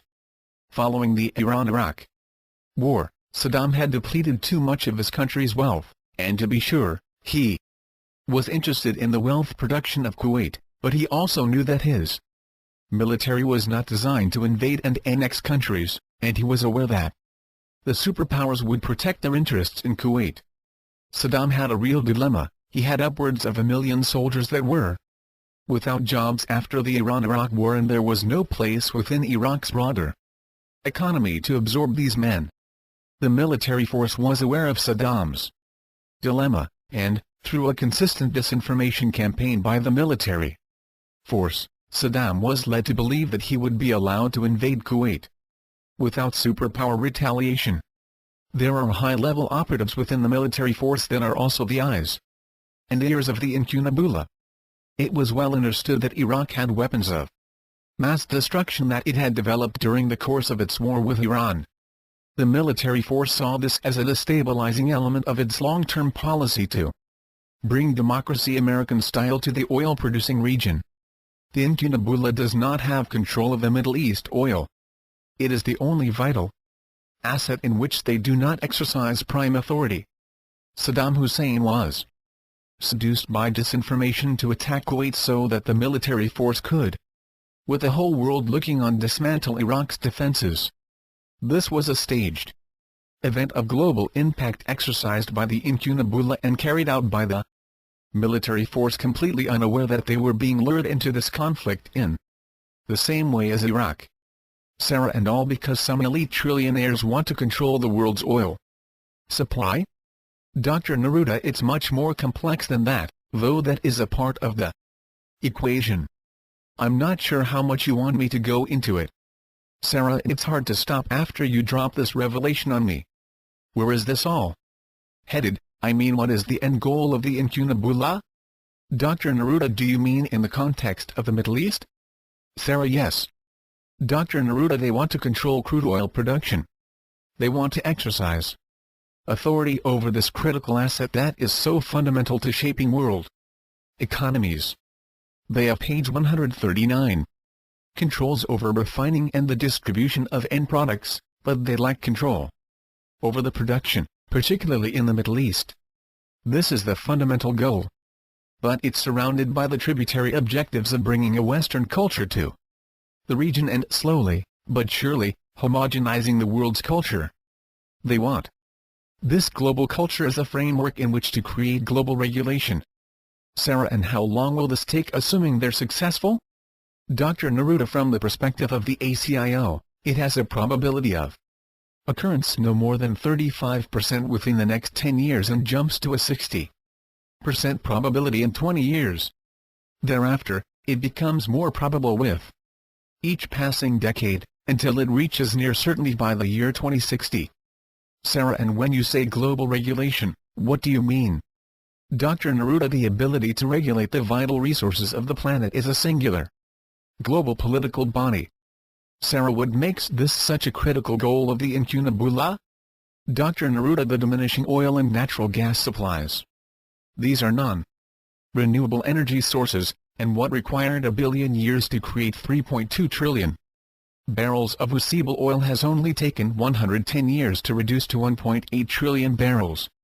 The planet's oil supply is its economic lifeblood. As this diminishes, so does the economic system in which the world's people live. As the economic conditions erode, instability arises, and if left unchecked, chaos ensues. Sarah, again you're saying that this is all about oil? Dr. Neruda tried to understand that. To me it's astounding that this isn't obvious. Anyone who knows the condition of the world's oil supply can perform simple extrapolations and conclude that the world is approximately 50 years away from oil depletion, and that assumes you use the more optimistic analyses. 1. The pessimistic side, it could be as little as 25 years. Sarah, how can that be? I don't recall anything being said about this in the media. I would think this would be a huge story if it were that obvious and that ominous. Dr. Neruda, there are many versions of this story that circulate in the media, but they never quite capture the attention of the mass media and the masses, because they deal with the distant future, a topic not held in high regard by citizens in love with their Western lifestyles. Nevertheless, this future is precisely where the Incunabula place their focus, because this is what determines the tactics of the present day. The depletion of the world's oil supply, coupled to the growth in human population, is the dominant influence that is shaping the policies of the Incunabula and its timetable. Page 140. Sarah, so the agenda of the Incunabula is to control the diminishing oil supply. In order to do what? Dr. Neruda, at the highest levels of the Incunabula, the planning horizons are typically 20 to 100 years, depending on the issue. They are well aware that as the oil supplies diminish, oil will become increasingly more difficult to extract from the planet's reservoirs, and consequently, require at minimum a 30% delta in refining costs. This will have a profound effect on price, which can have the effect of producing a persistent recession in the world's economy.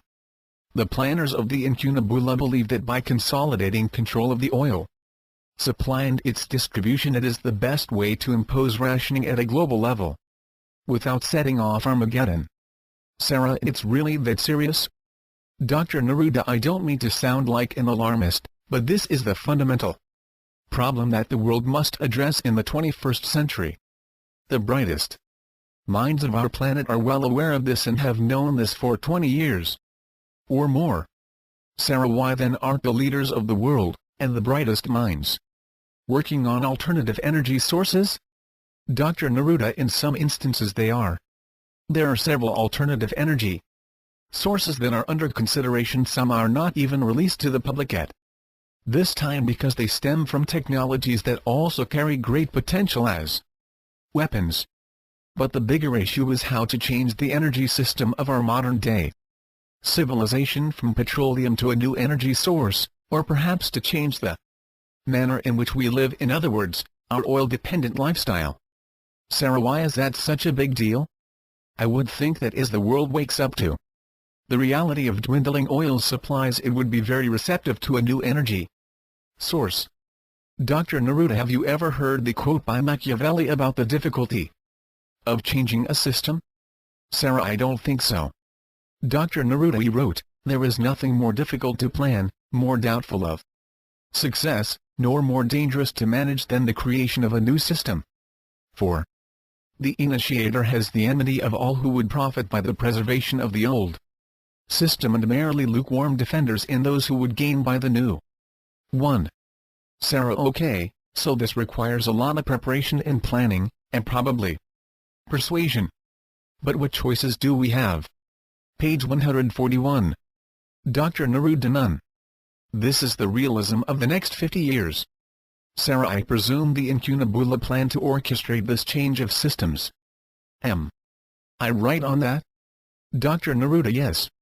As I said earlier, they believe the global regulation of energy, resources and the ability to manage population growth are the convergent issues of our time that if managed properly can avert Armageddon.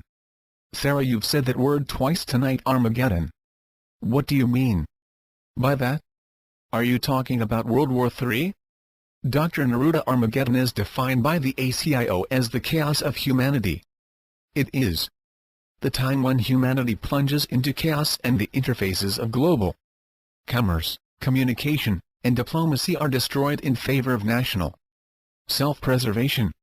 If this were to happen, weapons of unusual power could be used to destroy 30% or more of the human population.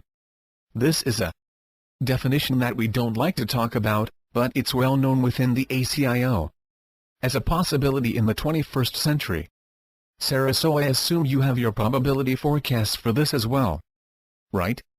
Dr. Neruda: yes. Sarah: and what are they, dare I ask? Dr. Neruda: I'd prefer not to say. They aren't really relevant anyway because they fluctuate based on world events. Sarah: but this is what the incunabula's planners are trying to steer clear of. Dr. Neruda: yes. This consumes their agenda more than any other issue. Sarah: what other organizations are consumed by this agenda? Dr. Neruda: there are none. Sarah: what? Dr. Neruda: this agenda is unique to the incunabula because they're the only organization that is focused squarely on averting this particular crisis condition, based on the convergence criteria I stated earlier. Sarah: you mean they're the only organization that's worried about Armageddon as it relates to dwindling oil supplies and population increases? Page 142. Dr. Neruda: yes. Sarah: but you're not telling me that other organizations aren't worried about World War III or Armageddon, however you define it, right? Dr. Neruda: every nation's leadership is concerned about these issues, but it's by no means the focus of their agenda. It is a small, compartmentalized component of their agenda. This is precisely why 15 is involved with the incunabula's planners. The threats to the human race are both real and persistent, and with each passing decade the conditions are only growing more fertile for fragmentation and chaos, the very kind you would observe in tribal warfare. There is no fundamental difference. Sarah: and the leaders of the military force know about this objective? Dr. Neruda: no. They have their own agenda, which is related, but quite different as well. They don't aspire to regulate oil production. They intend to defend its availability and influence its price as a result. They're not concerned with globalization as it relates to economic or cultural platforms, but rather they're concerned with exporting democracy in order to ensure stabilization in the region, and eradicate instability in the form of terrorists and dictators alike. Sarah: but that seems at odds with everything I've heard about the military. Dr. Neruda: in what way? Sarah: you make it sound as though the military force is trying to bring stability or peace, when everything I've ever read implies that the military feeds off of conflict and instability. If the world is at peace, then the military becomes a simple police force, its power is reduced and its budgets are slashed. Dr. Neruda: I understand your question. However, the military force is not the same thing as the military. While it is very pro-military, it operates in a longer planning horizon than military personnel. The military force is made up of high-level politicians, business people, intelligence members, academics, think tanks, and so on. Its members are from the United Kingdom, America, Germany, Canada, Australia, Israel, and many other countries. Its cohesion, as a group, is not so much a function of formal structure and meetings, but rather its publishing classified papers that are shared among its elite members. These papers define the platform, goals, long-term objectives, and essentially map out the strategy and tactics by which the military force intends to execute its plan. The military force is working on hybrid defensive and offensive weapons that relate to space, bioweapons, the Internet, and other environments that are as yet not viewed as battlefield arenas. They would contend that R&D budgets should be increased in order to develop these new weapons in order to secure the rights of free people to live without fear. Page 143. A preemptive attack. They intend to remove this reality from the face of the earth and at the same time, propagate democracy. Sarah, but isn't this a noble goal? Dr. Neruda, their goals are not necessarily misguided, but their methods to achieve these goals are. This is all about projecting power, and, as a consequence, dictating the prevailing political platform by which the world achieves peace. It is enforced peace. It is peace through power and manipulation. Sarah, but it's still peace and it's still democracy. It's certainly better than the alternative of wars and anarchy or dictatorship. Dr. Neruda, there are other means to achieve the same end. Sarah, you said that the budget for military spending would only increase over time if the military force has its way. How would that happen amidst world peace? Dr. Neruda, new threats will be determined that will create this need even though our countries of the world are at peace. Sarah, are you talking about ETs again? Dr. Neruda, among other things. China will likely be the last island of opposition that the wave of democracy will land upon, but when it does, the military force desires to have unique weapons at its disposal in order to swiftly bring the changes it seeks. Bioweapons will likely be the choice. Sarah, how is that possible when the U.S. has banned bioweapons? Dr. Neruda, unfortunately the discoveries in the human genome are too compelling for the military force to ignore as it pertains to bioweapons development. Research is already underway, and has been for 2 years, to develop bioweapons that target certain genomes indicative of a specific race. Sarah, like Chinese? Dr. Neruda, yes, but it doesn't mean the weapon would ever be deployed. It would simply be a known capability of the military force, and that alone would make the change of regime irresistible. Sarah, I have to stop here and make a confession. Part of me wants to cry when I hear this and bury my head in a pillow, and part of me wants to keep asking more questions. I'm really torn on this one. I don't think I want to talk about this anymore. Okay? Dr. Neruda, I'm only answering the questions you ask of me as honestly as I can. Page 144. Sarah, I know, and I'm not complaining about you or your answers really. I just needed to say what I was feeling. Dr. Neruda, I understand. Sarah, do you want to take a break and stretch your legs? Dr. Neruda, I'm fine, but if you want one, I'll be happy to take a stretch. Sarah, no, I'm fine. Tell me more about the isolationist force. What's their story in all of this? Dr. Neruda, again, I don't want you to think that the military and isolationist forces are formal groups that have memberships and party platforms. They are informal, tacit coalitions at most, and they operate through the well-placed leadership of Incunabula operatives. Also, it is important to remember that they're all part of the triad of leadership that the Incunabula has forged over the last 57 years. In the case of the isolationist force, it's the least organized of the three forces. It's designed to spur economic policies and activities that generate wealth for the elite class throughout the world. As a force, it is concerned with domestic state issues that drive economic growth and vitality. Its focus is to influence local, state and national governments to facilitate commerce. Sarah, am I correct in thinking that Republicans are more affiliated with the isolationist force? Dr. Neruda, no. These three forces are not affiliated with any party or political organization. Someone can be aligned with both the military and isolationist force and not have any conflict doing so. They are not antagonistic. They're compatible forces. Also, These forces are not exclusively American. They are global forces, albeit with dominance from American and European interests, but they're not party affiliations like Democrats and Republicans, nor are they state-sponsored in any way. Sarah, if the oil production is in the hands of the Incunabula, what will happen to the Arab state regimes that currently hold this power? Dr. Neruda, it depends on the regime. The Incunabula is expert at influence. Through financial services and legal maneuvering, they will assert their influence.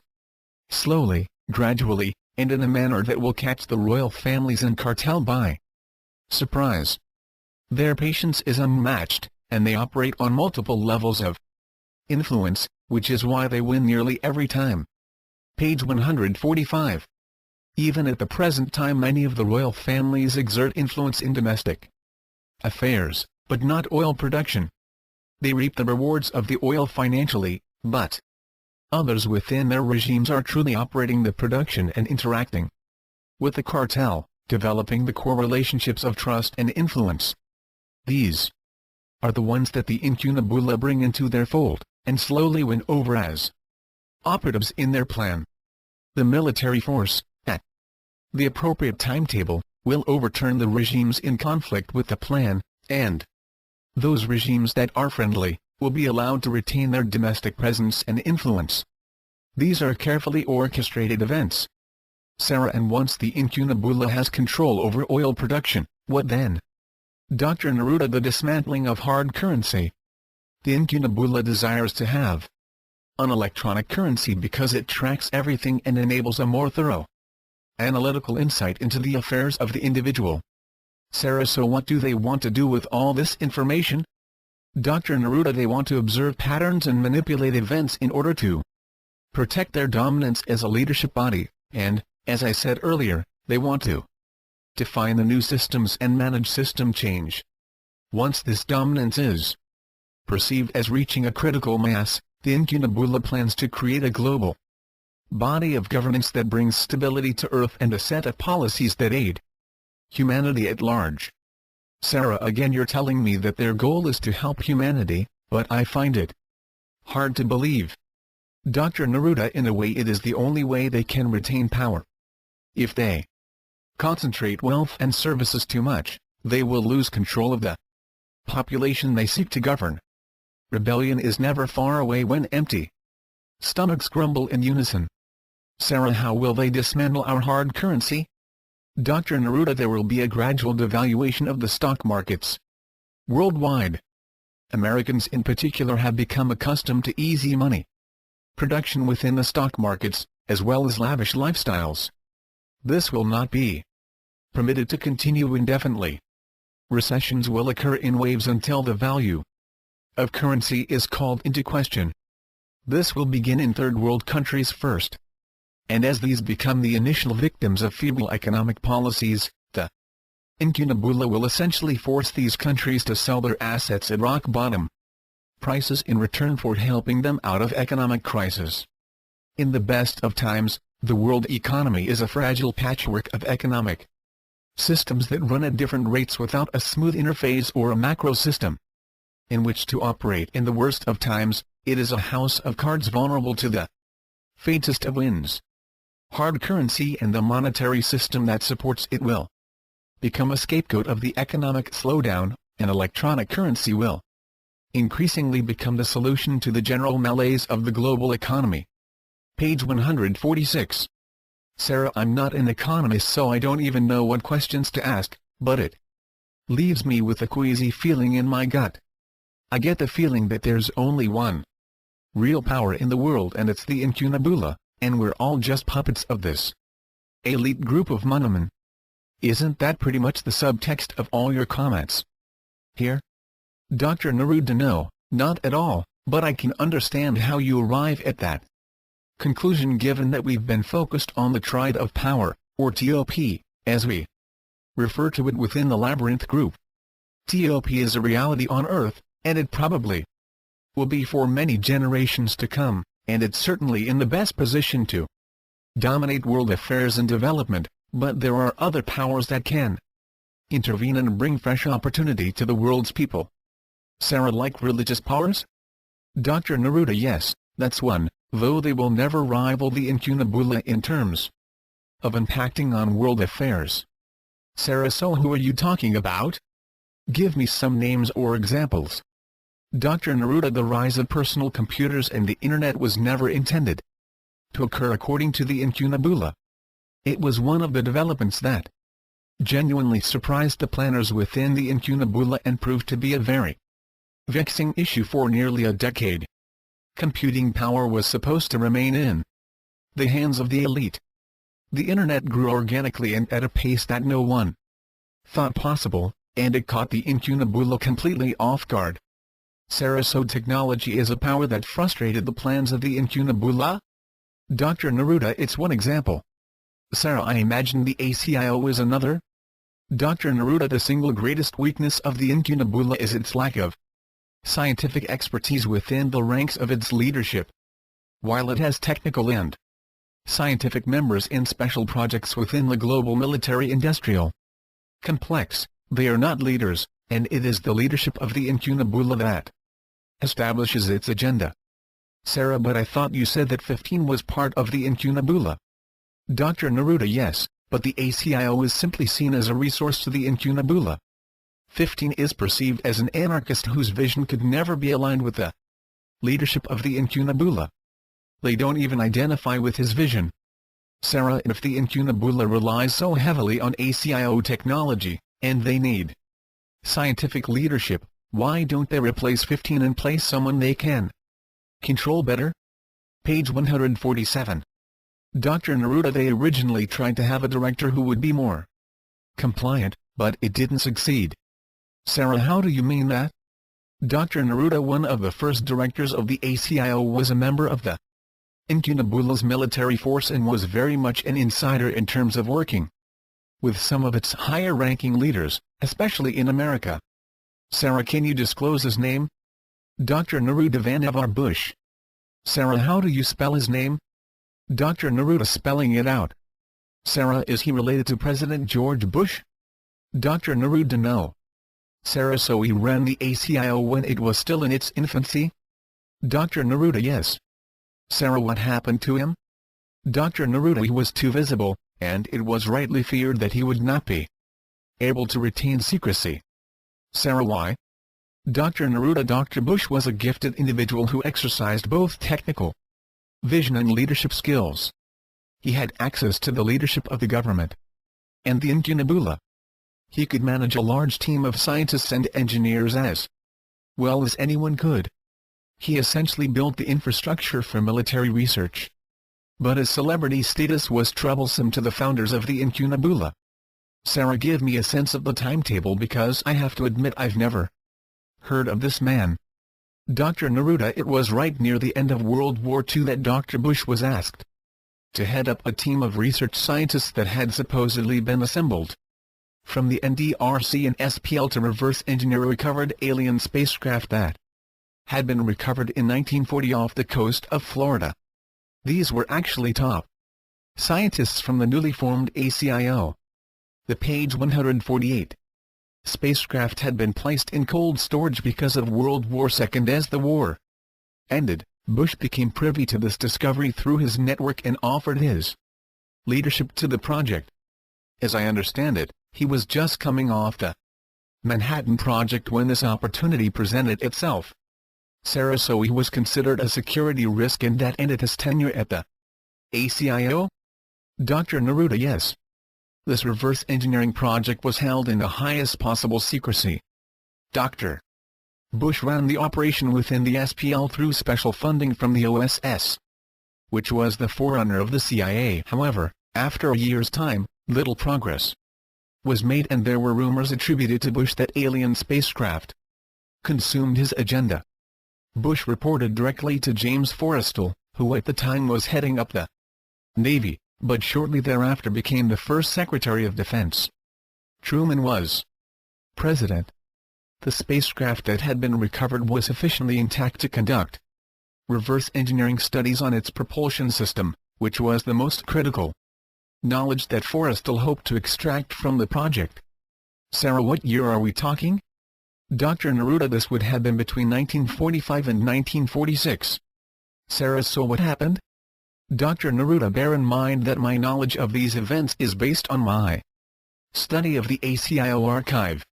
I wasn't personally involved in any of these happenings, so I'm not vouching for their absolute accuracy. Sarah, understood. Dr. Neruda. Dr. Bush was asked to replicate the propulsion system of the recovered craft in 12 months, and was given the resources of the ACIO in order to do so. Sarah, and did he succeed? Dr. Neruda. Only partially. The electromagnetic fields were not fully replicated in terms of their sustained intensity levels in metals because of electron drift, which, and I'm struggling to keep this in layperson's terms, was the primary reason they failed. Nonetheless, there were prototypes built that replicated aspects of the alien craft's propulsion system, and these were sufficient to galvanize funding and support for the ACIO. Sarah, then why didn't Dr. Bush join the ACIO? Page 149. Dr. Neruda. He knew it would require that he go underground and essentially become anonymous. He didn't want anonymity because he was a prodigious inventor, and liked the limelight accorded him from government officials as well as the scientific community at large. Also, I don't think the head of the OSS thought his mental capabilities were sufficient to the task. Bush was a great organizer of talent, but he lacked the commanding intellect in physics to lead the ACIO as it was envisioned in those days. Sarah, how many people knew about this project? Dr. Neruda. I'm not sure. Perhaps 5 or 6 knew the total scope of the project, and another 50 knew elements of the project. It was, as I said before, a very well-guarded secret. Sarah, how do you keep something like this a secret? Dr. Neruda. There are entire departments within our government that have responsibility for this. It's a very well-engineered process that includes legal contracts, clear penalty reminders, and known deterrence factors that include very invasive technologies. In the worst case, if vital information was disclosed, a different but related department would step in that would masterfully spread disinformation. It was, and still is, virtually impossible to bring this information to the public. Sarah, they had invasive technologies even in 1945? Dr. Neruda. Yes. While the invasive technologies were more crudely applied, they were certainly effective. There was nothing more vilified in these undisclosed organizations than traitors. The entire organizational culture was designed to reward loyalty and severely punish disloyalty in any form. Sarah, I want to switch topics for a moment. It seems that we're in a new stage of world peace and economic stability, but when I hear you talk, it seems that this just isn't possible given the nature of the incunabula and the triad of power that you were talking about earlier. Is this true? Dr. Neruda. It is an illusion. There may be lulls in the movements of war, but look at the past 100 years. Isn't it an assemblage of wars? Sarah, and all because war feeds the triad of power, as you call it? Dr. Neruda. No. There are forces that truly believe in good and evil. In their view, countries like people are essentially cast into 3 categories: good, neutral, and evil. Those that are good must dominate the world political structures and ensure that those that are evil are identified and reduced to a non-threat status. Sarah, but the Cold War is over, right? The Soviet Union is no more, and what's left of it seems more or less friendly to the interests of the free world. Isn't this true? Page 150. Dr. Neruda. When power is concentrated in a single person, and that country or organization develops long-range missile technology, it immediately becomes a target for concern within the intelligence community. Sarah, and am I correct in assuming that the intelligence community you're referring to is global and managed by the incunabula? Dr. Neruda. Yes, but it is not formally managed by the incunabula. Sarah, I understand, but the results are the same, right? Dr. Neruda. Yes. Sarah, I apologize for the interruption. Dr. Neruda. The perceived enemy is missile technology in the hands of a concentrated power. There are many countries that have this technology. So it ensures distrust. Organizations like the UN, United Nations are not sufficiently empowered to deal with these threats, so multilateral coalitions are developed between nations to deal with the perceived threats, often completely undisclosed to the public. Iraq is a perfect example. North Korea is another, though it lacks the strategic geography to place it on the top of the list. So, geography also plays a central role in this assessment.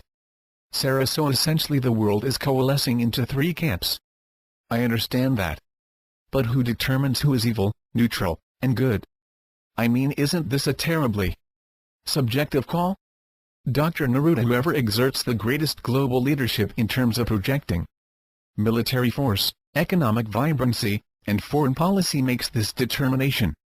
And yes, it is certainly subjective, but it's precisely why the U.S. has adopted its imperialist attitude. It wants to define good and evil for the world, and in so doing, it can more effectively export its own definition of peace and democracy. Sarah, sounds so simplistic when you put it those terms. Dr. Neruda, it's a natural outgrowth of how a state engineers its power. The state requires its enemies in order to convince its citizens to accept its authority over their lives.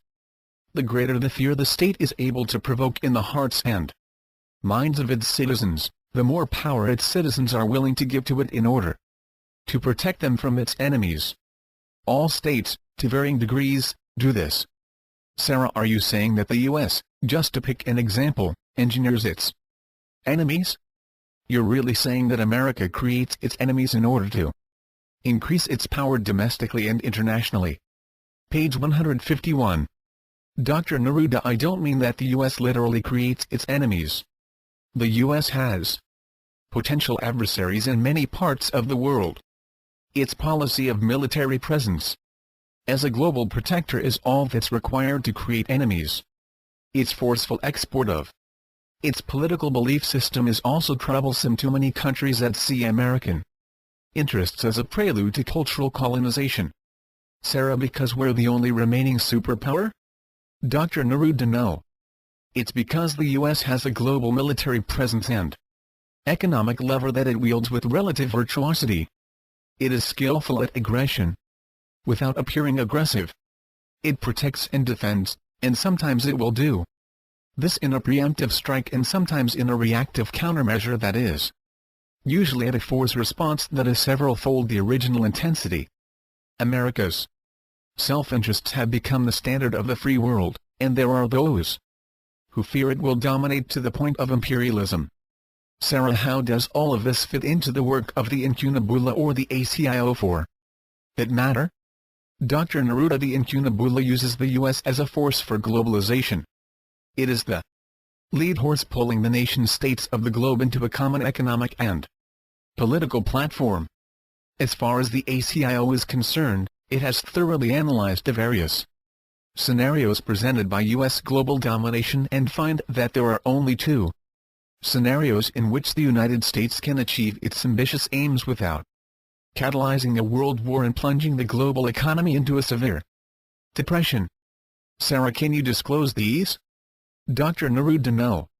Sarah, why? Dr. Neruda, they are based on a mixture of remote viewing, advanced computer modeling, and preliminary BST tests. I am not willing to disclose this information at this time. Perhaps at a later date. Sarah, I fully realize that we've gotten completely off the subject, but you seem to be leading me into this conversation. I can't help it. Dr. Neruda, I understand. Sarah, are there plans for making this all happen? I mean, does the Incunabula actually engineer the globalization, or does it sort of happen as a result of a nudge here and a nudge there? Page 152. Dr. Neruda, it's a carefully orchestrated process. The planning is deep, penetrating, and exhaustive. It is not flawless, nor is it carried out with perfect precision. Nonetheless, there is certainly a plan, and it's executed by the triad of power, as I stated earlier. Sarah, and you've seen this plan? Dr. Neruda, I know of it through the Labyrinth Group. 15 requires each of us to know these plans on an intimate basis. Sarah, can you disclose any of this plan? Dr. Neruda, I think I have been alluding to it in this interview. Sarah, yes, but you haven't been clear about how events will culminate in such a way that the incunabula will rise to power. Dr. Neruda, it is not preordained.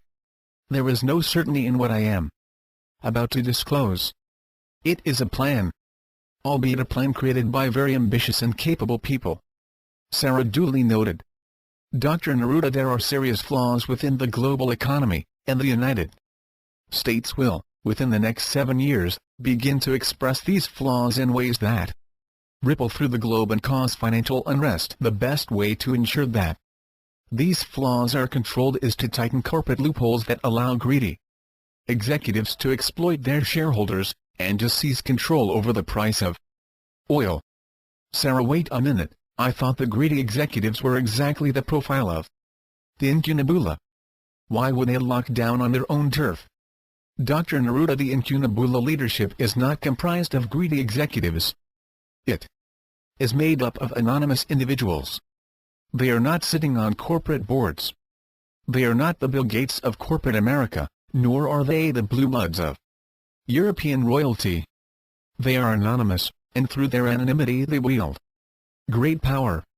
They are the strategists of the triad of power who plot and plan at such a level as to make corporate executives and politicians seem like preschoolers fumbling to hold a pencil. Sarah, so if you gave me a name of the leader of the incunabula, I couldn't look him up. He doesn't exist? Dr. Neruda, that's correct. Sarah, so these people are not really very different from those of you within the ACIO. Page 153. Dr. Neruda, they are very different. They produce globalization and uniform economic and political platforms, while we produce breakthrough technologies. They practice hegemony, while we practice science. Sarah, I didn't mean to offend you. I thought you said earlier that the incunabula used white papers and think tanks to promote its vision for the future. Dr. Neruda, no, it is the military force that does this. The incunabula is multi-tiered, as I've said before. It produces ideas and frameworks that produce the right conditions for the think tanks and other forces of the elite power base to exert influence. It is a very complicated process. If you would like me to go into it, I will. Sarah, no, I sort of interrupted you. You were talking about the incunabula's plan. Dr. Neruda, they desire a paperless currency coupled to a global leadership. And to carry this out they require a restructuring, or perhaps more precisely, a complete re-engineering of resource and power sharing. Sarah, can you elaborate on this a bit? Dr. Neruda, the plan requires new leadership in the Arab states. There is general concern that the Arab states will consolidate much like Europe is in the process of doing, and new superpowers will be created out of this consolidation. Multiple superpowers make consolidation of the global economic platform a thorny proposition. Because of its natural aggression as a superpower, the United States is the spearhead of the incunabula to usher in the required changes of their plan. It will be positioned to exert a strong military and cultural presence in the Middle East and Asia, partly for oil considerations and partly for the purpose of gradually westernizing the indigenous cultures. Sarah, hold on a second. Our military bases are as much for the protection of our allies as for ourselves, and as for culture, we may export our movies and pop stars, but other countries are just as eager to be trendsetters in the culture game. Dr. Neruda, there's a difference. The U.S. protects and defends because it can establish military bases in those regions after it is done defending. Agreements are made sometimes without the public's knowledge to have military bases and protective forces there and for domestic peace issues and normalization. The U.S. has over 170 military bases on foreign soil. This number will continue to grow as dictated by this plan. In regard to the export of culture, yes, you are right, the U.S. is not alone in this. But it leads the way through its capitalistic leverage of pop culture. No one does this as well as American corporations. They have set the world standard for monetizing content and brands. Other countries mimic this standard and add their weight. Collectively, the culture of capitalism reaches the Arab nations, China, North Korea, Southeast Asia, and the people of these countries. Especially the new generations are seduced by its allure. Page 154. Wunmaku Sarah, I can't help but get the impression that you're not very patriotic. Dr. Neruda, the plan I share with you is rooted in the success of the United States to secure unilateral superpower status by the turn of the century. The U.S. will, as a result, be required to assert itself because there will be many challengers and discreditors. However, in this process, it will increase its worldwide presence as the leader of the free world. This is the goal that many throughout the world hold dear to their heart, whether they voice the sentiment or not. I don't hold any grudge against the U.S. for this assertion. Any nation would do the same thing if given the opportunity. The United States is relentlessly aggressive in all the important dimensions: military, culture, capitalism, applied technology, foreign policy, space, economic policy, and intelligentsia, to name the most critical areas. In nature, the alpha male dominates through strength, cunning, and aggression. It is no different in the world of humans and statehood. The alpha male also has a responsibility for protection and sustenance.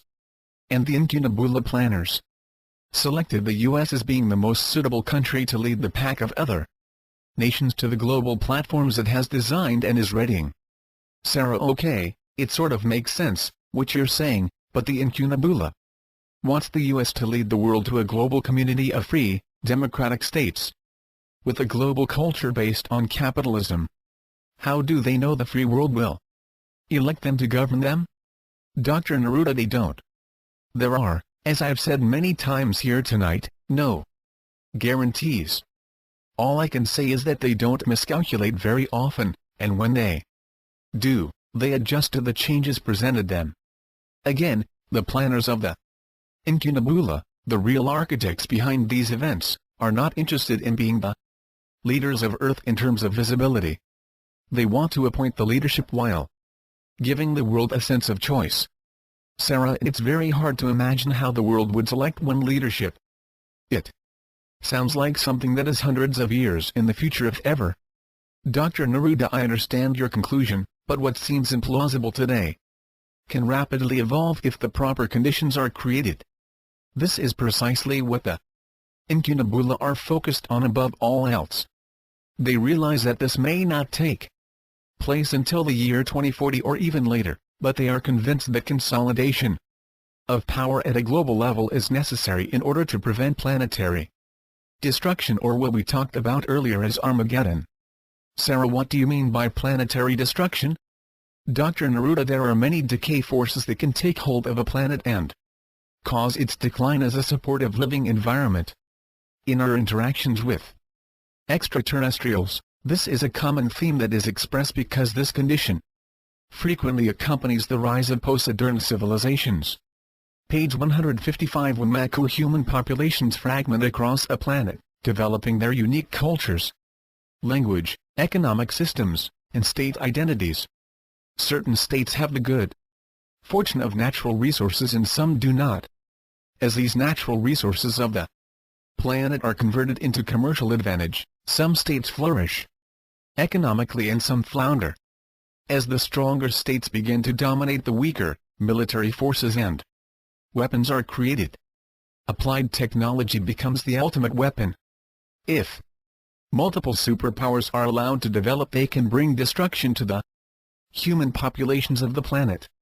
If population densities reach a critical level, it can have the same devastating effects. The human residents increasingly bring the planet under pressure. If left unchecked, the planet can reach a critical stage of destruction whereby human populations no longer find the planet a suitable habitat. Sarah, so you're saying that the whole reason the Incunabula are engineering the globalization of Earth is because they want to save Earth from destruction? Dr. Neruda, I will put it this way. The leaders of the Incunabula are very clear about the threats that Earth will undergo in the 21st century. They believe Their orchestration of human events better serves the human population than to leave it to the forces of competitive politics. They genuinely believe that the self-interests of the states will prevent a consolidation of global power. Sarah, remind me again, why is this consolidation, as you put it, so critical to our survival? Dr. Neruda, because the threats that will confront the human population in the 21st century will be global issues, whether they are intractable recessions, dwindling oil supplies, food distribution, overpopulation, pollution, nuclear fallout, or extraterrestrial visitations. They will require a global, coordinated response. Unless the nations of the world are united, they will respond too slowly to the threats, and the decay forces will have such traction that they may be impossible to reverse. Sarah, but isn't this why the United Nations was formed? To deal with these very issues? Dr. Neruda, the United Nations is a prototype that the incunabula designed to serve as an experiment to test the format for a world government. It was never considered to be the format for consolidation. The issues of which I'm speaking are not confronted in the United Nations. Even if they're discussed and debated, resolutions are designed to help remedy the problems, but ultimately it depends upon the will of the individual state to implement, monitor, report, analyze results, and make adjustments, and this is not enforced in any reasonable manner. A world government, to be effective, will require the ability to enforce and adjust resolutions. Base page 156. On sound analysis. Otherwise these threats will arise and the world's people will not be able to speak with a single voice, and more importantly, to act as a unified force against threats. Sarah, so this is the real endgame of the incunabula? What happened to the greedy elitists you disclosed earlier? Dr. Neruda, greed is alive and well within the ranks of the incunabula. But I've been talking about the planners of the incunabula, the people who have the real grip on power. They don't operate out of greed. They have assets that are beyond the imagination of even wealthy people. The acquisition of wealth is completed for them. The planners are concerned with securing humanity's future, rather than generating wealth for themselves. Sarah, okay, I understand you're a sympathizer of the incunabula, but what happened to the insatiable greed and self-interests? I know you mentioned this before. Dr. Neruda, it exists, but the incunabula, like any undisclosed organization, is composed of multiple levels. Operatives at the lower levels function within a set of rules and norms that do not apply to the higher levels. In other words, planners operate in a completely different organizational culture. There is a sophistication and penetrating insight at the highest levels that are not existent at the operations level. Planners within the incunabula are of a special character, and they feel a genuine responsibility to manage the global affairs of humanity. They are most certainly better equipped than heads of state to perform this function, and so they compose and orchestrate world events instead of merely participating in their unfolding. Over time, this role has made them very responsible and even paternalistic to humanity as a whole. They're not motivated by greed, as are many others within the incunabula and the broader triad of power, but they earnestly desire to save the planet. They are like captains of a ship that know where the dangers lie in the waters below and steer quietly away because they do not want to go down with the ship. Sarah, okay, when you say these planners are anonymous, they must have names and identities, right? Dr. Neruda, no. They operate outside of our system.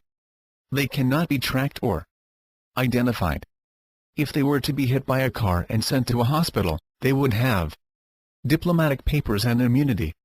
They would not have any record of existence outside of this. And even if their identity were researched, it would lead to a fabricated identity. Sarah, what about family and relatives? I assume they were born into families, weren't they? Page 157. Dr. Neruda, yes, they are human if that's what you're implying. In most cases, they're groomed for their positions from an early age. When they reach their early 20s they're typically brought into a direct mentorship with one of the incunabula planners, and a very specific succession process is begun, which usually lasts for about 10 years. When the person is in his mid-20s, his loyalty is tested in every conceivable manner over the next 5 years. If he passes these tests, he is allowed to preview the inner workings of the incunabula. For most, this is near the 33rd birthday. At this point, a new identity is transferred to the person and they die quite literally so far as their family and friends are concerned. These deaths are arranged as covers for their new identities and usually involve drowning or a fire accident, where physical evidence is minimal. Prior to their arranged death, insurance policies, if they exist, are cancelled to ensure minimal investigation. And usually the death is staged during a trip to a specific third world country, where police investigators are more easily controlled. After their death event, the new planner is inducted in a secret ceremony that I do not have details of. This inner circle becomes the surrogate family for the new planner, and as they develop in their skills, insights, intuition, and knowledge base, they develop a very protective sensibility to the long-standing goals and objectives of the incunabula. Sarah: okay, but don't they ultimately get married and have children? How do they keep all of this separate? I mean, how do you go to work during the day and plan the future of the world and then come home to dinner with the wife and kids? Dr. Neruda, the planners are not married. It's frowned on by the incunabula. It is one of the tests I mentioned that they undergo in their mid-20s. Sarah: so it's a priesthood? Dr. Neruda: not at all. No one is asked to be celibate, but the role of the planner is all-consuming. It requires minimal distractions and commutes outside of their role as planners. It's a sacrifice and it heightens loyalty within the circle of planners. Sarah: how do they find future planners if they don't have children? Dr. Neruda: there are only 5 to 8 planners at any one time within the incunabula. 5 is the core number, but there are usually 2 or 3 in training as well, but these do not have voting powers. I mention this because it is a very small number. Now, as to your question, candidates are identified early on, usually when the person is a teenager. Sarah: is this as a result of them doing something noteworthy, or does it result from something else? Dr. Neruda: they are, with rare exception, identified as a result of their genetics. Sarah: how is this done? Page 158. Dr. Neruda: it's a result of extensive tracking of lineages and genetic traits, including mutations. This is something that is well understood by the incunabula, and is given a significant amount of time and investment. Genetic candidates are identified and observed over a period of about 3 years before any contact is made. Sarah: how many, at any one time, are being tracked? Dr. Neruda: about 50 in number, but out of every generation only 2 or 3 are chosen. Sarah: and those that are chosen don't even know they were passed over? Dr. Neruda: yes, that's correct. Sarah: how did the planners come about? I mean, how did they rise to leadership? Dr. Neruda: the incunabula came to its power as a result of the inefficiencies of the intelligence community to gather information and position its strategic value relative to the long-term crises that were forming on the horizon as they pertain to the global economy. Shortly after the Second World War, many nations, including the United States, restructured or initiated their intelligence organizations, particularly as it related to foreign policy intelligence gathering. However, these organizations were still locked into the Cold War mentality and didn't formally share intelligence as a result. The incunabula arose out of a need to consolidate global intelligence as the best means to strategically maneuver the nation-states to a unified platform of commerce. Sarah: so it was less about saving the world than it was about making money, at least initially? Dr. Neruda: yes. Sarah: but how did it all start? I mean, who decided it would be a good idea to create an organization that shared intelligence? Dr. Neruda: if I gave you his name, it wouldn't mean anything to you, I assure His name is not recorded in any directory or reference material you could research. Sarah, but there was only one person that started this organization? Dr. Neruda, no. There were 5 men that started it, but one sparked the vision. Page 159. Sarah, as you're talking I can't help but think that these planners sound a lot like the Hollywood portrayal of the Antichrist. I mean, don't they wield a godlike power? And yet I haven't heard you say anything about a religious or spiritual connection. Dr. Neruda, I think the power they wield is directed at the survival of humanity. They're not evil in the sense that they're intent on destroying Earth or humanity. They're trying to guide humanity to new systems before the old systems decay, and create the conditions that could bring annihilation to a substantial percentage of the species. The choices of a fragmented state leadership or anarchy are not suitable systems for modern, civilized man. They invariably lead to imbalance and an inability to move from the old system to the new system. Before the advent of long-range missile technology, nuclear, biological and chemical weapons, this migration of the human race from one system to another was not as critical. But the chasm that exists between systems as complex as economies and energy, and in light of modern weapons technology, the incunabula serve a vital role. Sarah, do the planners believe in God? Dr. Neruda, I presume they believe in a higher power. Perhaps they don't call it God because of the religious overtones contained in that word, but they certainly are aware of the unification force because 15 has acquainted the present generation of planners with the LERM technology. Sarah, that's interesting. So they've all seen LERM and know how it works? Dr. Neruda, yes, to your first question, but I don't believe they understand how it works at the microfactual level. Sarah, when someone like an incunabula planner interacts with LERM, assuming he didn't believe in God beforehand, in other words he's an atheist, does it convert him?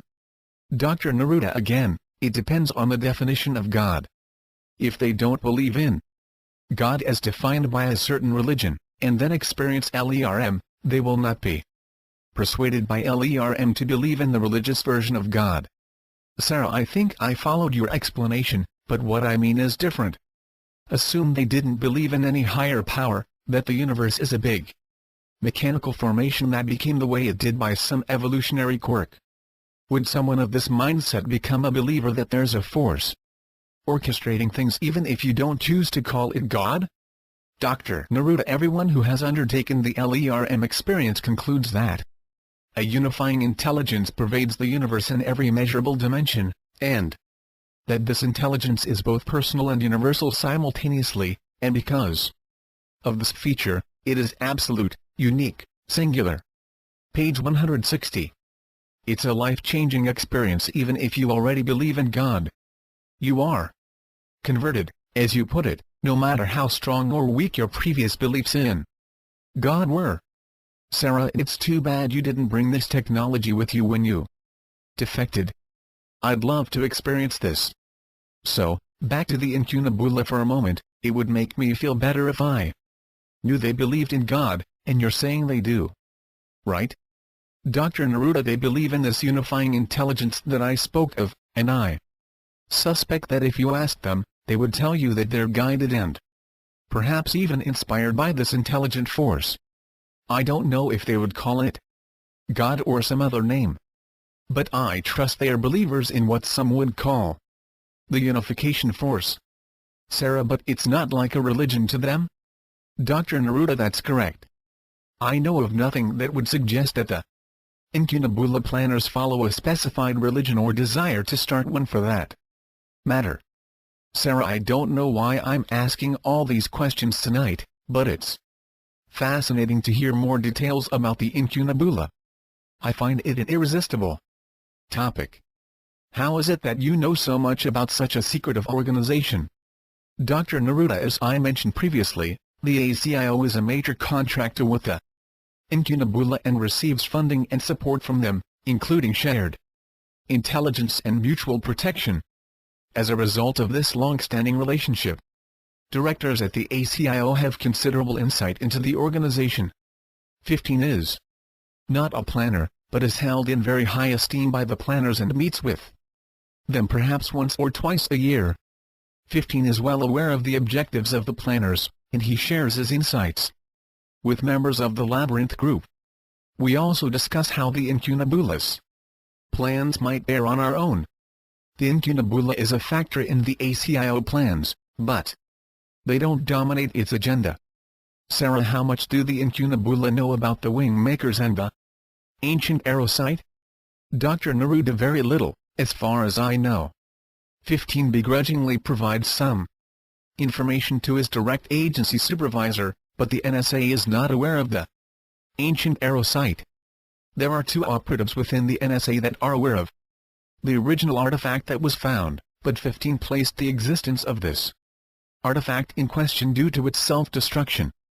Sarah, I assume from your response that whatever is shared with the NSA, at least in the case of the ACIO, it is shared with the incunabula planners. Page 161. Dr. Neruda, no. There are information filters that reduce clutter. Only certain information, as deemed necessary by 15, is forwarded up the command chain to the incunabula planners. Sarah, the wing makers are understood to be a force to be reckoned with, correct? Dr. Neruda, do you mean by the incunabula planners? Sarah, yes. Dr. Neruda, the planners know about the central race and the legend pertaining to their existence. There are several important references to them in various books and prophecy, so even if the ACIO didn't share anything of their discovery in New Mexico, the incunabula, especially its planners, are well aware of the central race. Sarah, why did 15 choose not to share the ancient arrow discovery with either the NSA or the incunabula? Dr. Neruda, 15 designed the Labyrinth group largely for security reasons. Information that pertains to BST is held in the highest secrecy. As I mentioned earlier, 15 was hopeful that the ancient arrow site, and the other related sites, would somehow accelerate the successful deployment of BST. It's a simple matter of not wanting to alert the incunabula, or the NSA, for that matter, to the technology prowess of the Labyrinth group. If they knew what the Labyrinth group had in terms of technology, the planners would want to have detailed knowledge of this technology, and 15 doesn't trust anyone outside his directors with this knowledge. Sarah, the part that I find bewildering in all of this is that you have all of this knowledge about the universe, extraterrestrials, global plans, and futuristic technologies, and because you have this knowledge you're essentially a prisoner. Now, Dr. Neruda, I prefer conscientious defector. Sarah, whatever you call it, you've got to be a little paranoid about the remote viewing capabilities of the ACIO and their various technologies.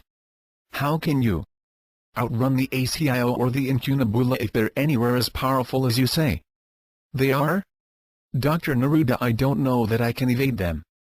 I don't feel invincible or vulnerable. I'm simply operating on a moment-to-moment basis, trying my best to transfer what I know so you can help me publish this information. It's never been done before to defect from the ACIO. I know 15 is searching for me. I can actually feel this. Sarah, you mean you can feel when they use their remote viewing technology? Page 162. Dr. Neruda, yes. Sarah, how often have you detected this since you left? Dr. Neruda, I'd prefer not to say how many instances, but I'm aware of each incident. Sarah, have you ever felt this during our interview? Dr. Neruda, no. I would stop the interview if this were the case. Sarah, how would this help? Dr. Neruda, I would prefer that they not hear our conversation, even its general tone. Sarah, is this why we meet at the times we do? Note, our meetings were always in a different place, late at night, and they were often outdoors in nondescript places. This was the case in this 4th interview. Dr. Neruda, yes. Sarah, so how do you protect yourself and me? Dr. Neruda, by meeting at odd hours and changing locations, at least until you can get these interviews published on the internet. Sarah, how will this help you exactly? I know we've had this discussion before, but I still don't understand how this information will help you if it gets into the public domain. It seems to me that it would only anger them. Dr. Neruda, they won't be pleased at this disclosure, there's no doubt in this.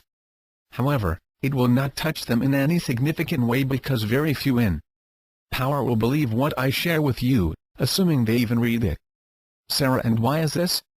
Dr. Neruda, they are totally consumed in their own agendas and personal dramas.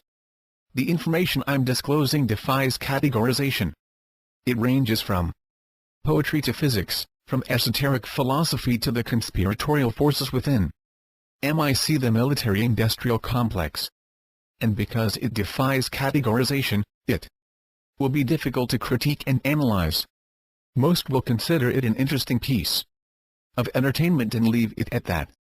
Also, and more importantly, there's a real feeling of acceptance because intelligentsia and the political body of dissent don't feel equipped to stop what is presumed to be the inevitable. There are those within both of these groups that have a general awareness of page 163. What is emerging, but feel completely powerless to change it, and there is a sense of fate that accompanies their silence. The ones that will find it most disturbing are the planners within the incunabula, and 15 himself, and not because politicians or the media will be stepping into their arena, but because they don't want their secrets revealed to their followers or, in the case of 15, to the planners of the incunabula or his contacts at the NSA. Sarah, so this is the purpose of these disclosures, to infuriate the incunabula planners and your boss? Dr. Neruda, no. I don't have any vested interest in making their lives more difficult. It's simply a result of my candid disclosure that they will undergo the resulting pressures from their constituents. This is the only thing that they'll find unpleasant in this whole disclosure. Once the information is out, I will be less in interest, other than for pure analysis. Sarah, pure analysis?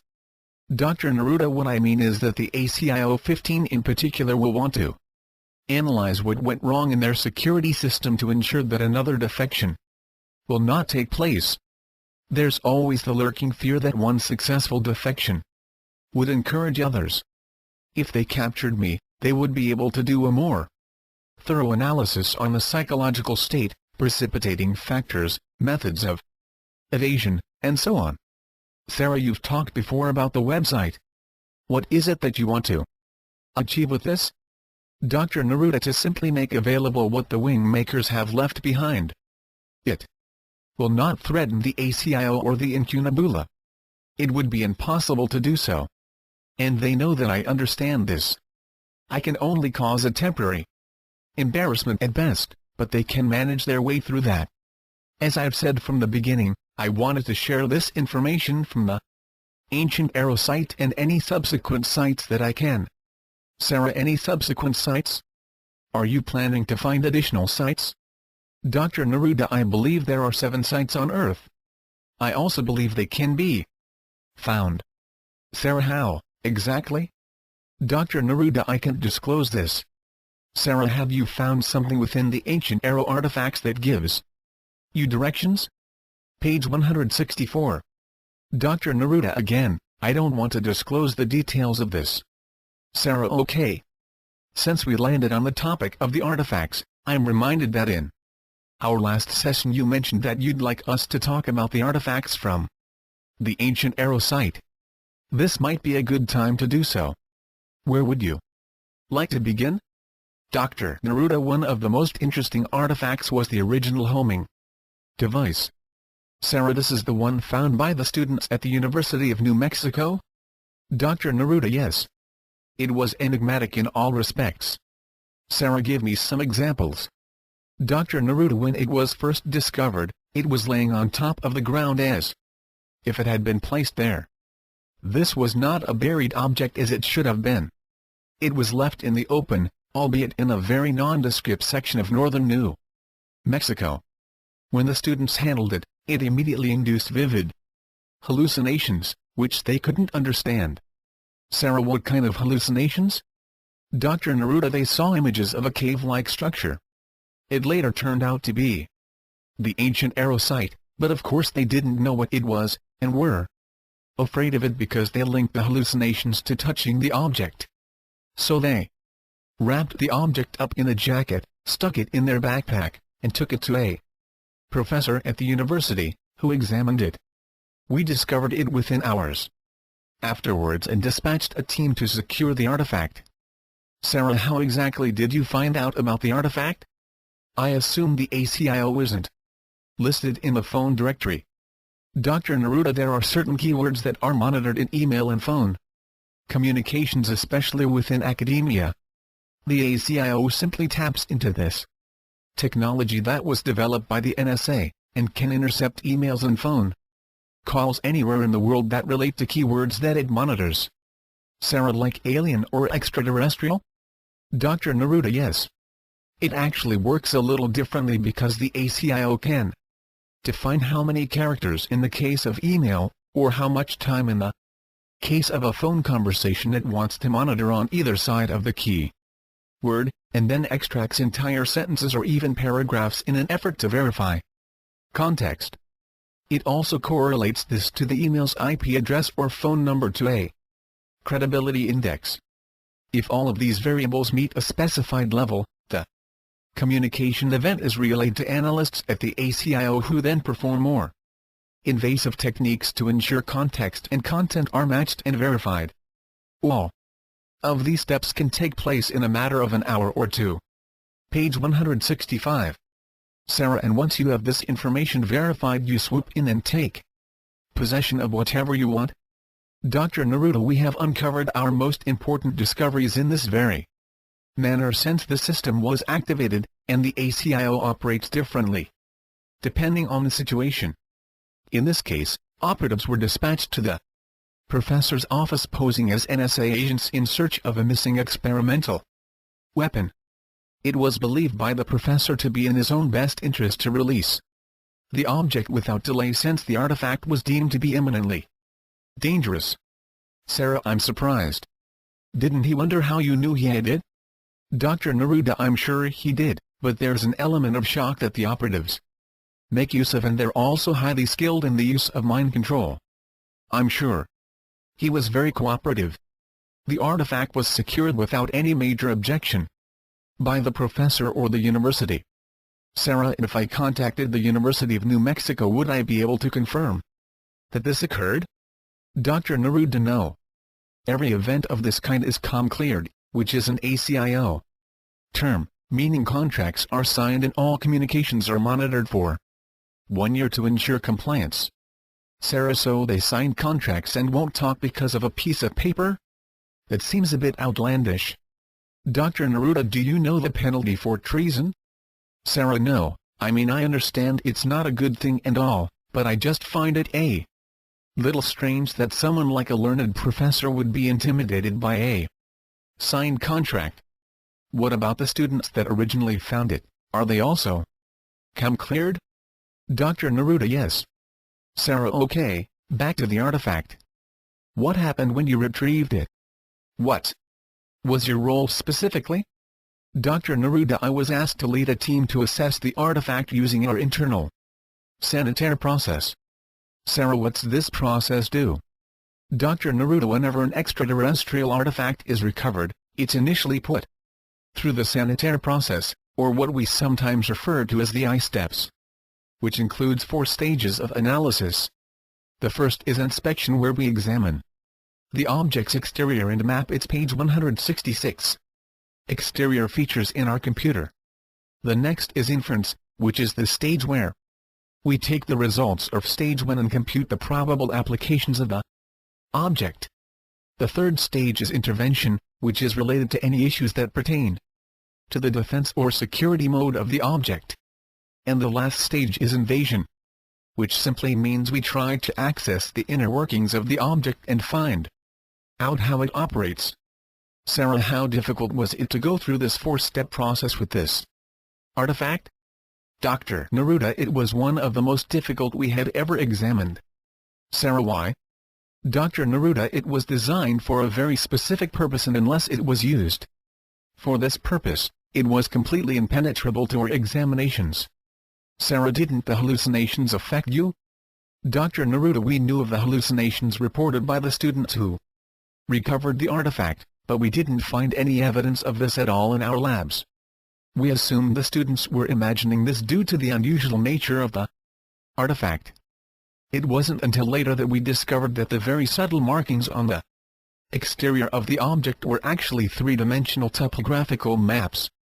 Once we overlaid these to real maps of the area in which the object was found, we uncovered its real purpose, which was a homing beacon.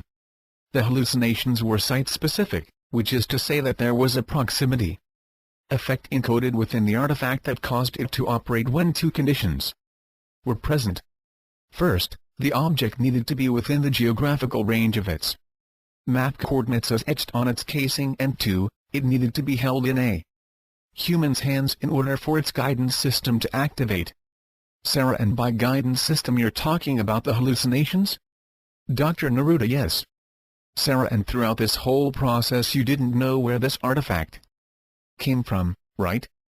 Dr. Neruda: we knew it was extraterrestrial and we knew it was situated. Sarah: what do you mean by situated? Dr. Neruda: that it was placed there to be found. Sarah: who do you think did this? Page 167. Dr. Neruda: representatives of the central race. Sarah: so what happened next after you realized it was a homing beacon? Dr. Neruda: a team was dispatched to the area and we essentially followed the device to the interior structure of the ancient arrow site, which you're already aware of. Sarah: you said earlier that this artifact was the most amazing of the entire find. If it was simply a homing device, then the other artifacts I assume were fairly mundane. Dr. Neruda: to be more accurate, I can say it was the most interesting since I defected before all the other artifacts were sent through the I-steps process, but it was a very advanced technology and one of the most enigmatic we had come across in quite a while. For example, once our team came within a certain distance of the site, the artifact animated under some undetermined energy source and scanned our group. It was literally reading our bodies and minds, presumably to determine if we were suitable to discover the site. Sarah: and if you weren't suitable? Dr. Neruda: it was never discussed, but I think everyone assumed it would probably have destroyed the site and all those present at the time of the scanning. As it was, it only destroyed itself. Sarah: and you had no idea that it was capable of these feats when you examined it? Dr. Neruda: none whatsoever. Its casing was resistant to all of our invasive analyses. It was a real source of frustration. In fact, the artifact in the 23rd chamber was similarly vexing and required significantly more resources to complete the I-steps process. Sarah: are these the only two artifacts from the site that you've completed the I-steps process? Dr. Neruda: yes, prior to my defection. But there were artifacts in every chamber, although the one discovered in chamber 23 seemed the most important.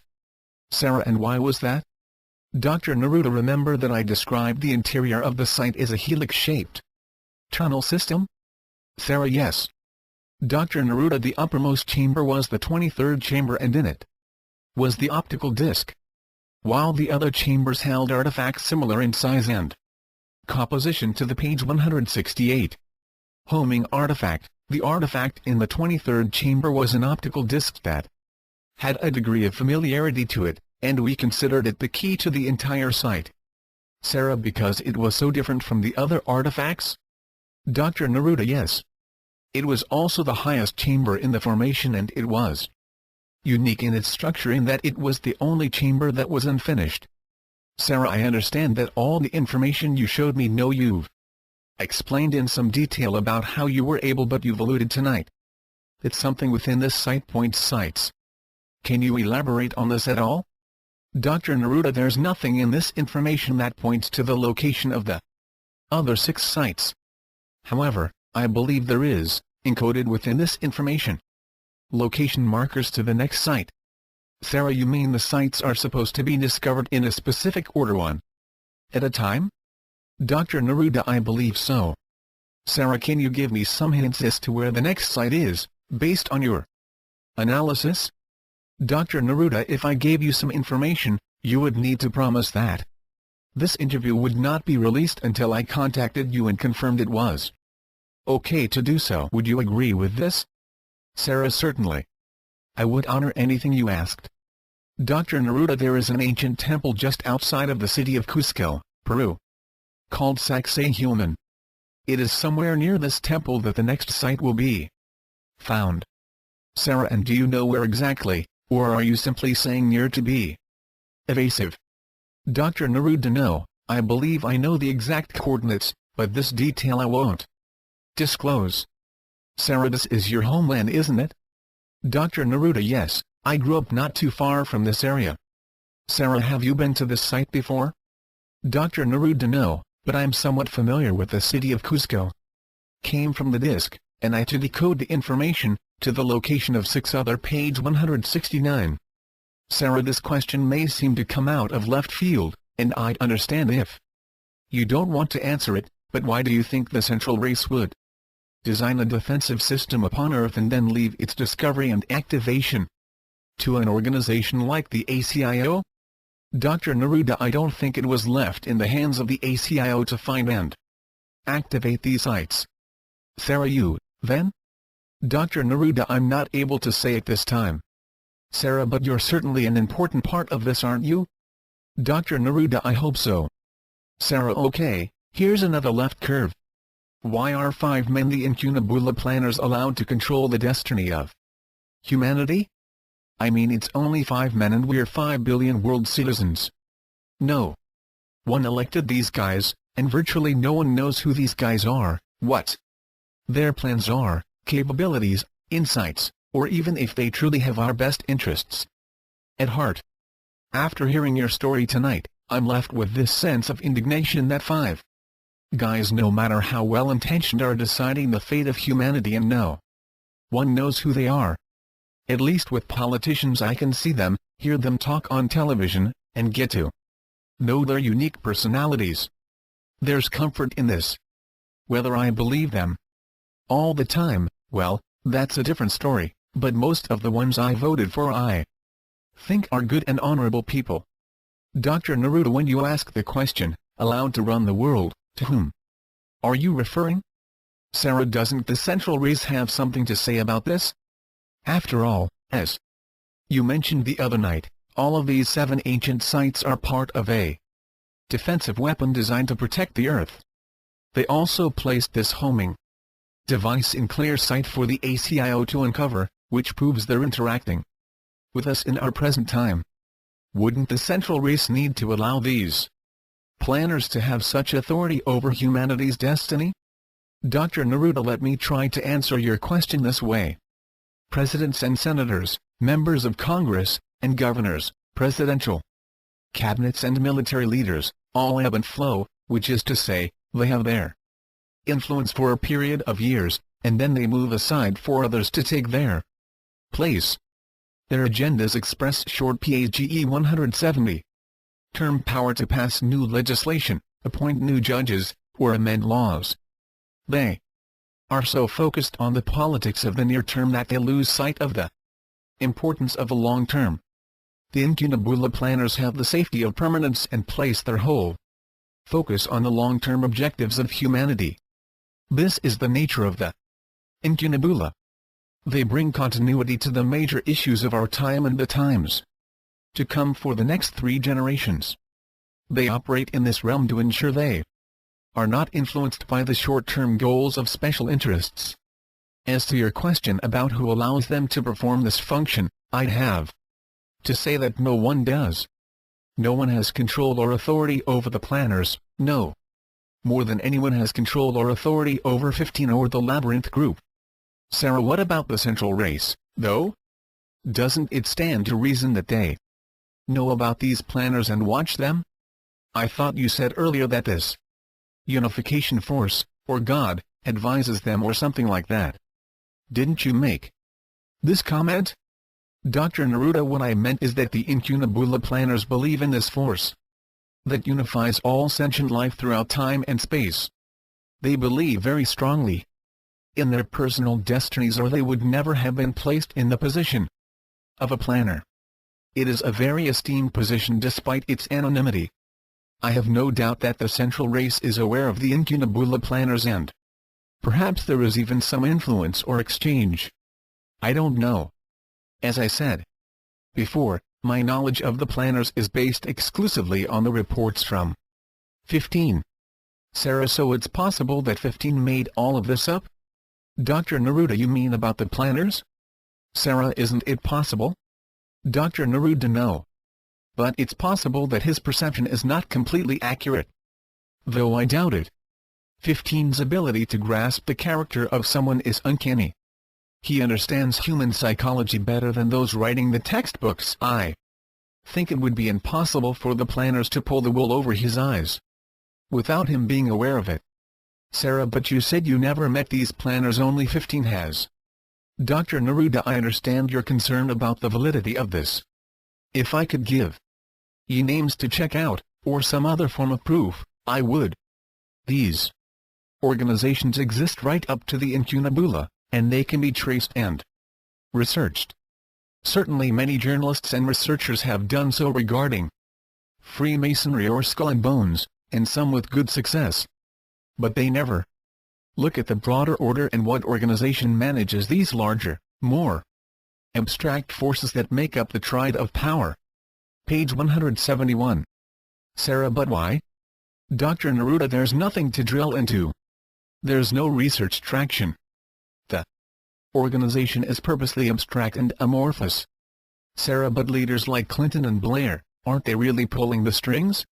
How do the planners within the incunabula have greater power than these leaders who are signing new legislation into law or deciding whether we go to war or not? It just doesn't make sense. Dr. Neruda, everything within a democracy is consensus, and the game is designed to shift consensual opinion and fix it on a specific galvanizing target. If there's sufficient resonance with the people, the shift can be manipulated. If there is not, the political will is stymied.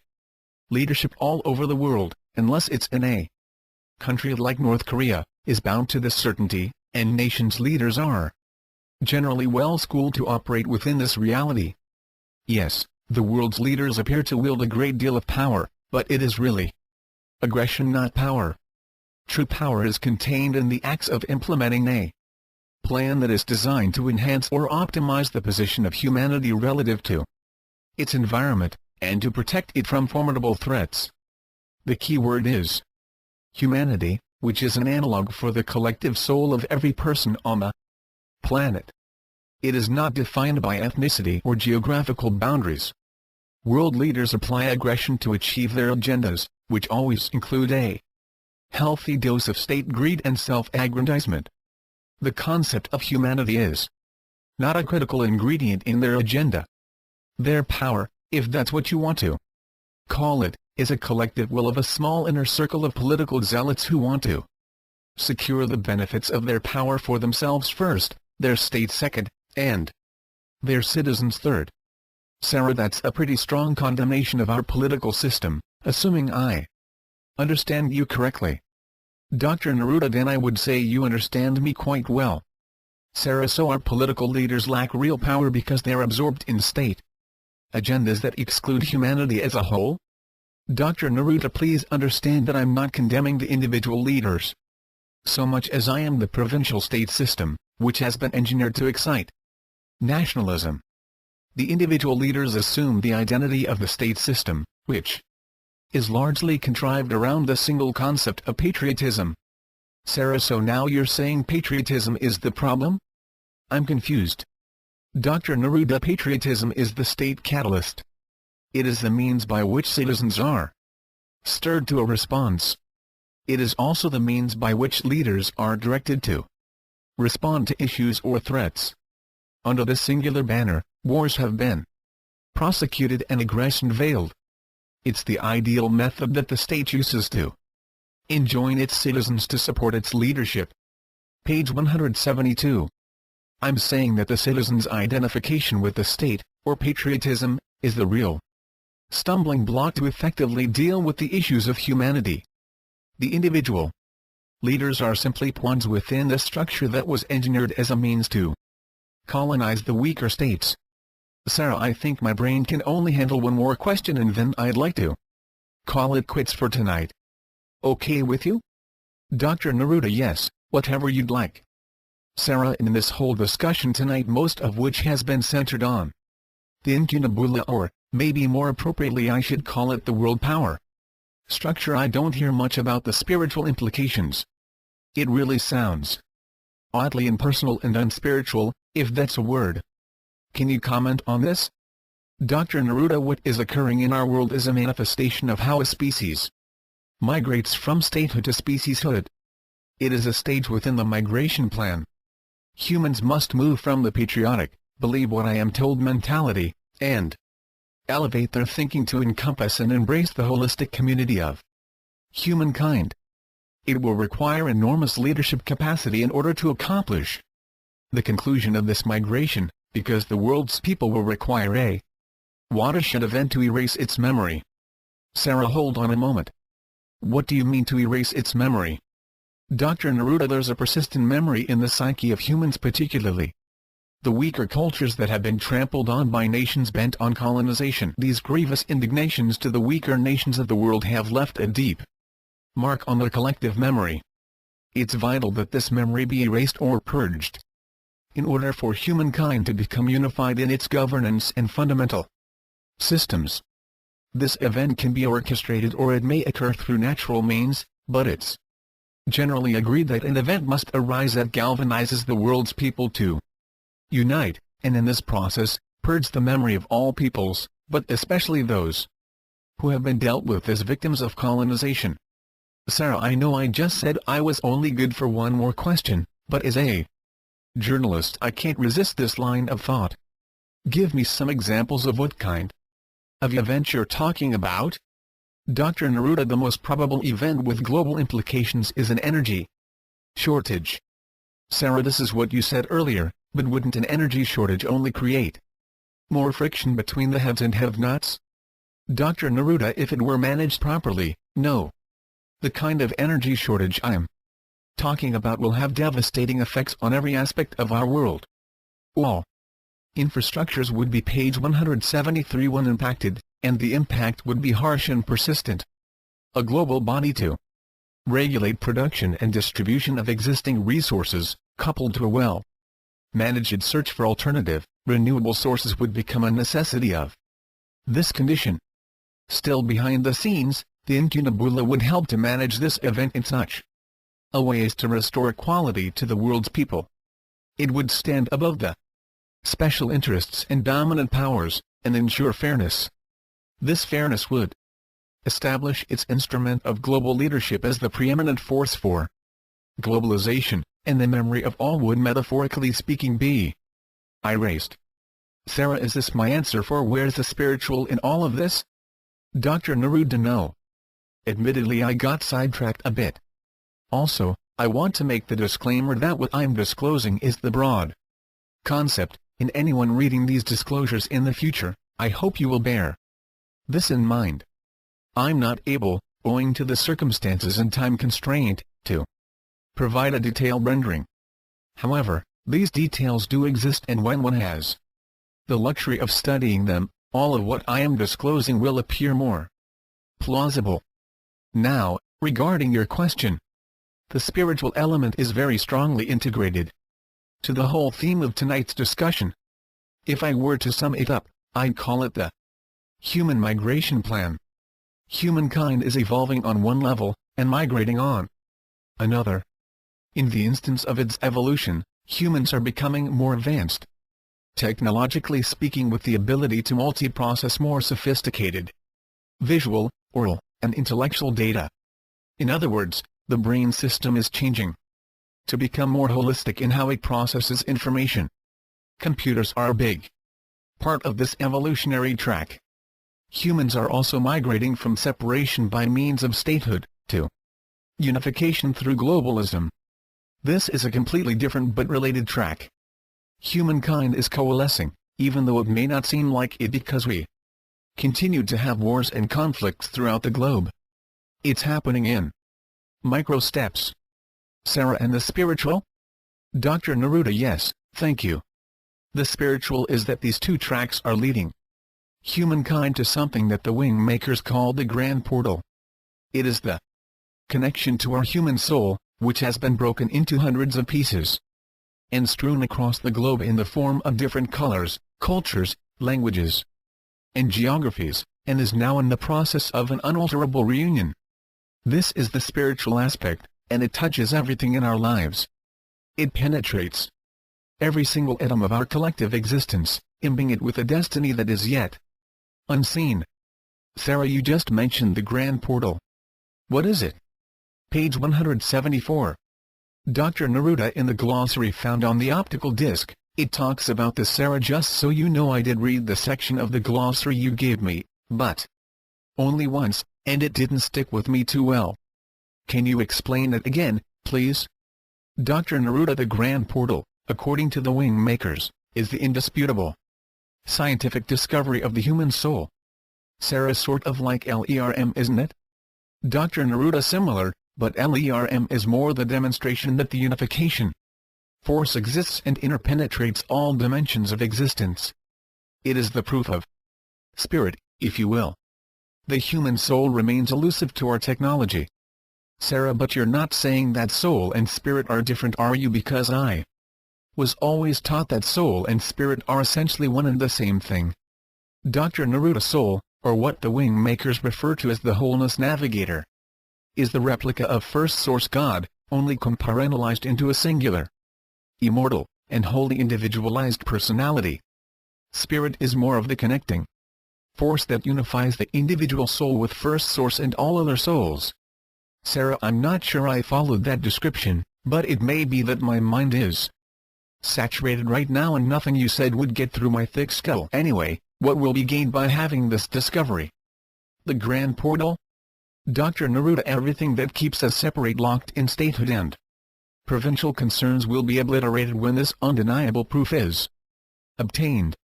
Sarah, why would the basic nature of man, which has taken hundreds of thousands of years to form, suddenly change when science steps forward and announces that it has proven the existence of soul? It doesn't seem plausible to me. Dr. Neruda, according to the wing makers, this is the evolutionary path of the human species, and the discovery of the Grand Portal is the culmination of a global species. It creates the conditions whereby the things that separate us are stripped away, whether they're color, race, form, geography, religion, or anything else. We find ourselves staring into the lens of science and we see that all humans are composed of the same inner substance, whatever you choose to call it, and it is this that truly defines us and our capabilities. Sarah, so everything we've been talking about tonight, the globalization of humankind, culminates in this discovery? Is that what you're saying? Dr. Neruda, yes. Page 175. Sarah, and the Incunabula planners will be there, waiting to guide us. Is that also part of the plan? Dr. Neruda, I don't know if there'll be a role for the Incunabula in this new world. Perhaps, perhaps not. Sarah, if an individual would experience this Grand Portal and establish for themselves that they are composed of a soul, an immortal soul, wouldn't it profoundly change the way in which they live? I mean, I'm just starting to think of the ramifications, and they're kind of scary. For example, what if someone saw that they don't really die? Wouldn't that change their attitude towards death in such a way that they no longer fear it? Perhaps people would become more reckless and daring, more dangerous. Dr. Neruda, someday there will undoubtedly be many different reactions, and I don't pretend to know how it will all be managed. Sarah, another thing I find interesting in this whole thing is the role of science versus religion. It seems that religion has tried its best to define soul and failed. Whatever its definitions, they seem to be based entirely on faith, and there's no real consistency in the model. This Grand Portal is a scientific discovery, not a religious one. Correct? Dr. Neruda, yes. Sarah, so science will get a try. What if they fail as well? Maybe there's something so elusive, so hidden in all of this that science does know better. I mean, I know some people who can be shown something and they will deny it with all their strength. How do you convince someone who doesn't want to see it? Dr. Neruda, you can think of the grand portal as the interface for the consciousness of vertical time. This interface will be discovered sometime in the 21st century. I don't know all the details.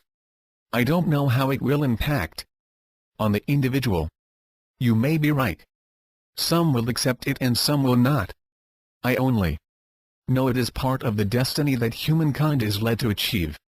Sarah, according to the wing makers? Dr. Neruda, yes. Sarah, did you know about this prior to reading the glossary? Dr. Neruda, do you mean did I know about the existence of the grand portal? Sarah, yes, that, or simply the technology to prove the existence of the human soul. Was it being planned or worked on by the ACIO? Page 176. Dr. Neruda, no. Sarah, are there any other organizations working on this proof even now? Dr. Neruda, not that I know of. Sarah, if no one's trying to discover this grand portal, who will? Dr. Neruda, that's why I want to get these materials out. The wing makers materials are designed to activate those souls that are incarnating who will play active roles in the discovery and creation of the grand portal. Sarah, are you saying that souls are incarnating specifically for this purpose? Dr. Neruda, yes. There are very advanced souls who are incarnating in the next 3 generations who will design, develop, and employ the grand portal.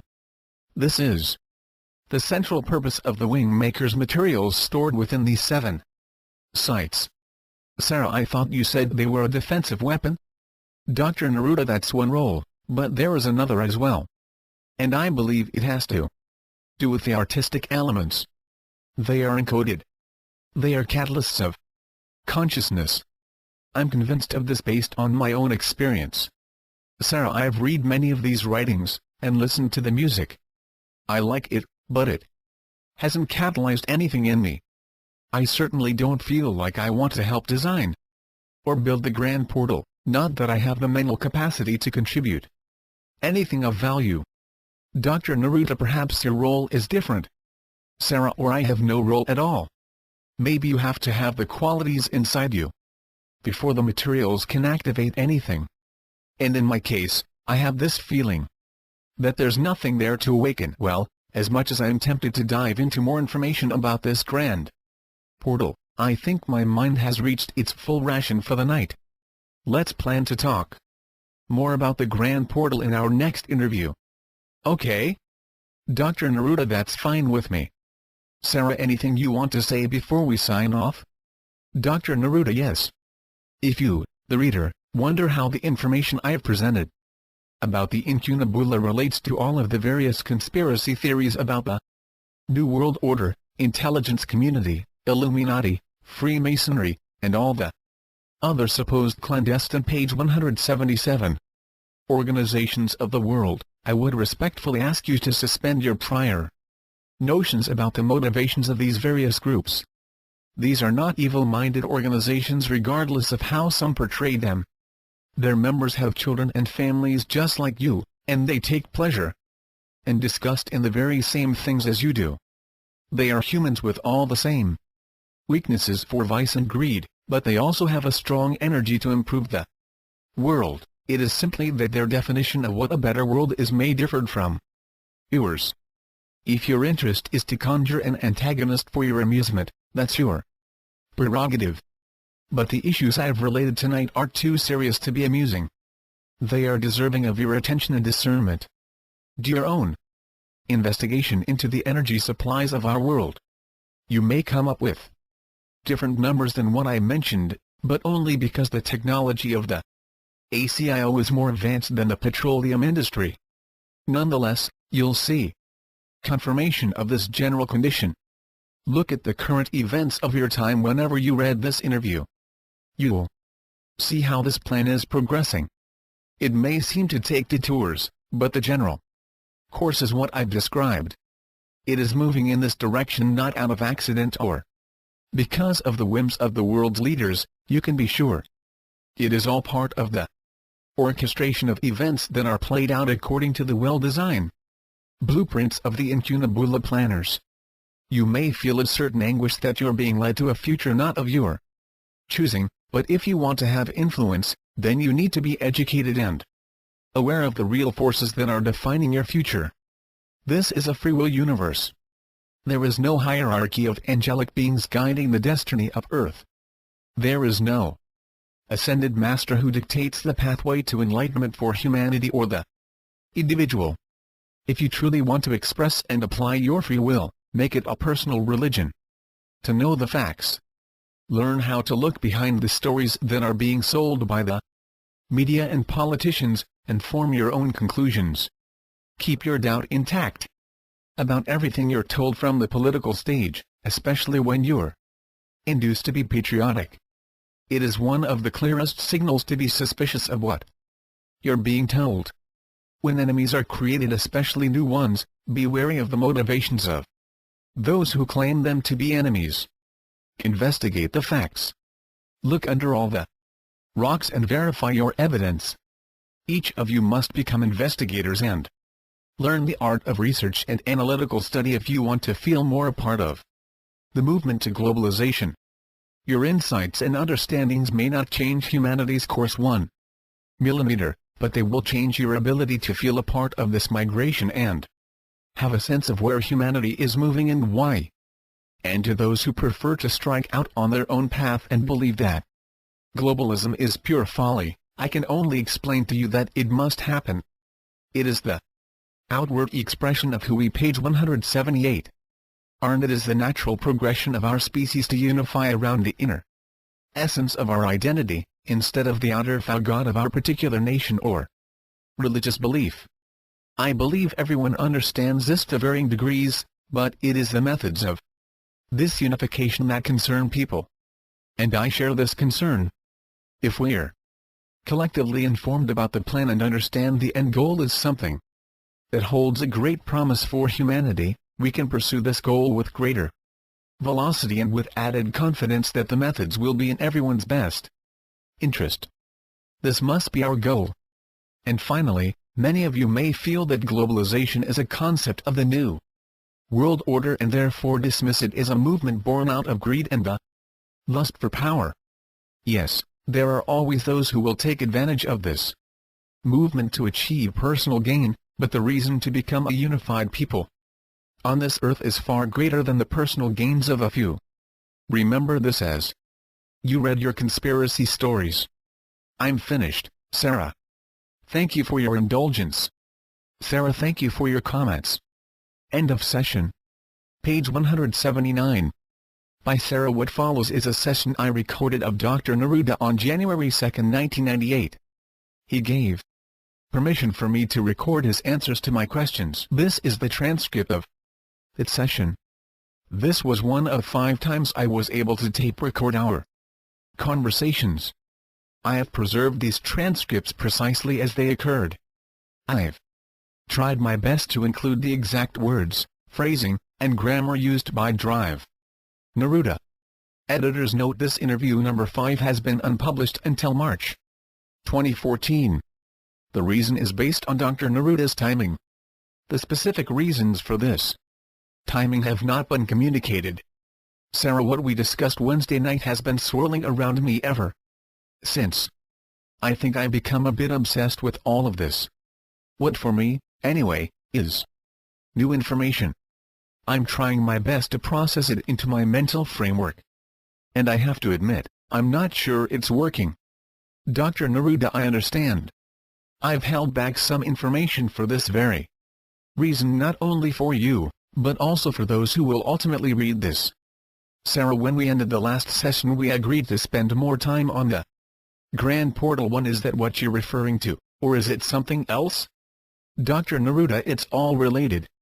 It's a very, very big picture, and broad timeline. Sarah, can you share it now? Dr. Neruda, let's take it one part at a time. With your questions, I hope it will all come clear, but I have to warn you that it will seem a little unwieldy or odd until the whole of it is out. Sarah, okay. Where do you want to start? Dr. Neruda, I think we need to go back to the beginning to understand the true context of the Grand Portal. Sarah, okay. The Grand Portal is defined in the Wingmaker's materials as the irrefutable scientific discovery of the human soul. Page 180. Dr. Neruda, Earth was and is a very unique planet. It was entirely of water originally. But what made it interesting to beings was the fact that its core enabled it to have a gravitational force that supported manifestation. Sarah, what do you mean by manifestation? Dr. Neruda, that it began to traverse from an interdimensional planet of sound frequencies to a planet of matter, of physical matter. Its gravity-producing core, or nucleus, was able to literally create the conditions that allowed it to materialize itself over eons of time. Sarah, how do you know this history? Dr. Neruda, there are records of this on the disc that was taken from the 23rd chamber at the ancient Arrow site. But some of this we knew from other documents we retrieved from the Sumerian record that have not been widely distributed. We've also had discussions with the Cordium that bear this out. Sarah, so Earth started out as a water planet and it wasn't physical? Dr. Neruda, correct. This was when the Atlanteans lived within the planet. They were the race of beings that inhabited Earth at the time of its formation. The Anunnaki came to them and negotiated an agreement to allow the Anunnaki to mine a substance near the core of the planet that would be in its essence what today we would call gold. These races of beings known as the Atlanteans and Anunnaki were not three-dimensional. They didn't possess bodies as we think of them today. Their existence was contained in a different range of frequencies, what we would call higher dimensional frequencies. Sarah, why did they want gold? Dr. Neruda, the Anunnaki required it. The exact reason is unknown, but it had something to do with the way that gold modulated the frequency of their body. Gold was an essence to their race. It held a property that was vital to their survival. The record is a little vague as to exactly why it was so important. But these records mention that their entire planet had 12 major cities and all of them were made of a semi-transparent gold. Even the Book of Revelations refers to this. Sarah, who were these beings? I mean, I've heard of the Atlanteans, but never the Anunnaki. Dr. Neruda, they were a race of transdimensional beings. The Atlanteans were the only race of beings on Earth at that time, and they, the Anunnaki, sought permission to set up mining on Earth, which the Atlanteans agreed to. The ancient Arrow site is known within the Wingmaker's materials as the extraterrestrial time capsule that was discovered in Chaco Canyon, New Mexico. Page 181. Sarah, why? Dr. Neruda, they didn't see any harm in helping the Anunnaki. They weren't a competitor, because the Atlanteans were more numerous. The Atlanteans wanted to have an agreement with the Anunnaki, if only to befriend them for their technology. Also, the gold mining was in an area of Earth that was of little consequence to them. Sarah, I don't see how this relates to the Grand Portal. Dr. Neruda, it's a long story, and we just started, but I promise I'll come to that in a bit. Sarah, okay, that's fine, I'll be patient. Dr. Neruda, the Earth began to materialize more and more. It began to harden in a sense. The gold with it, the Earth, and everything on it, was solidifying. The mining of the gold would soon become impossible for the Anunnaki, because they'd be unable to mine the gold if it were in a dense, physical state. Sarah, why not? Dr. Neruda, their bodies were etheric. They could not mine the gold if it was physical. They needed to have bodies that would be able to operate on Earth and mine the gold. Sarah, how quickly did this happen? Dr. Neruda, I don't know. Our records don't stipulate the time scale, but I assume it was over tens of thousands of years. The point is that they needed to create a physical vessel like an astronaut would require a spacesuit to inhabit space. They tried hundreds of experiments and had the help of both the Atlanteans and Syrians. Sarah, I assume this vessel is the human body? Dr. Neruda, yes, we call them physical uniforms sometimes. The Wingmakers refer to them as human instruments. Sarah, so the Anunnaki created a physical body to mine gold. You mean like a robot, or are you saying these were humans? Dr. Neruda, no. These were the equivalent of ape men. They were pre-human by a long shot. but they were our predecessors. We sometimes refer to them as Human 1.0. Sarah, but were they robots or biological? Dr. Neruda, they were completely biological, but Human 1.0s were not fully physical. They were partly etheric. You see, the Anunnaki and Sirians design them to synchronize with the evolving densification of the Earth. So as the Earth solidified, so did the human instruments. Page 182. Sarah, if they were biological, did they have a soul? Dr. Neruda, we wouldn't call them human if they didn't. Remember I mentioned the Atlanteans? Sarah, yes. Dr. Neruda, the Anunnaki and Sirians placed them, the Atlanteans, inside these human uniforms. These were very advanced beings, but apparently naive. Sarah, they wanted to be in these ape-men bodies and mine gold? Dr. Neruda, no, that was not their interest at all. In fact, they allowed the Anunnaki to mine their gold, but as the Earth began to solidify, they told them that if they could engineer a vessel to enable them to continue to mine their gold, that would be acceptable, but on a small scale. The Anunnaki had some kind of a falling out with the Atlanteans, and began to conspire with the Sirians and another race referred to as the Serpents. Each of these three races was interested in figuring out how to embody physical planets. They saw Earth as a laboratory of sorts to figure it out. The Anunnaki already had a human uniform. They simply needed to power it with a life source or soul. The bigger issue was how to get the Atlanteans into these embodiments and keep them there. In effect, these three races conspired to enslave the Atlanteans within these prehuman vessels. The Atlanteans were the power generators that made these biological entities operate. Sarah, are you saying these primitive ape men had powerful souls inside them? I don't understand how that'd be possible. Dr. Neruda, it's a very complicated subject. The wing makers wrote about the implantation of programs inside the human uniform, even version 1.0. The Sirians were mostly credited with this invention, but it was the offspring of Anu 3 that really perfected these implants by programming them. The human uniform version 1.0 was designed by the Anunnaki, the implants were designed by the Sirians, and the programming of the implants was designed and evolved by a being known as Marduk. Sarah, that doesn't answer my question as to how a powerful soul would suddenly be plugged into an ape-man vessel and behave like a Neanderthal. Anu is the leader of the Anunnaki. He was known as the sky god in Mesopotamian times. The Anunnaki were the deities written about in the Sumerian text, known as the royal blood. Page 183. Dr. Neruda, well, first, these were much more primitive than Neanderthals. But the answer is in the implants. You see, the biological entity or ape-man, as we're referring to it, was not able to operate in the physical world.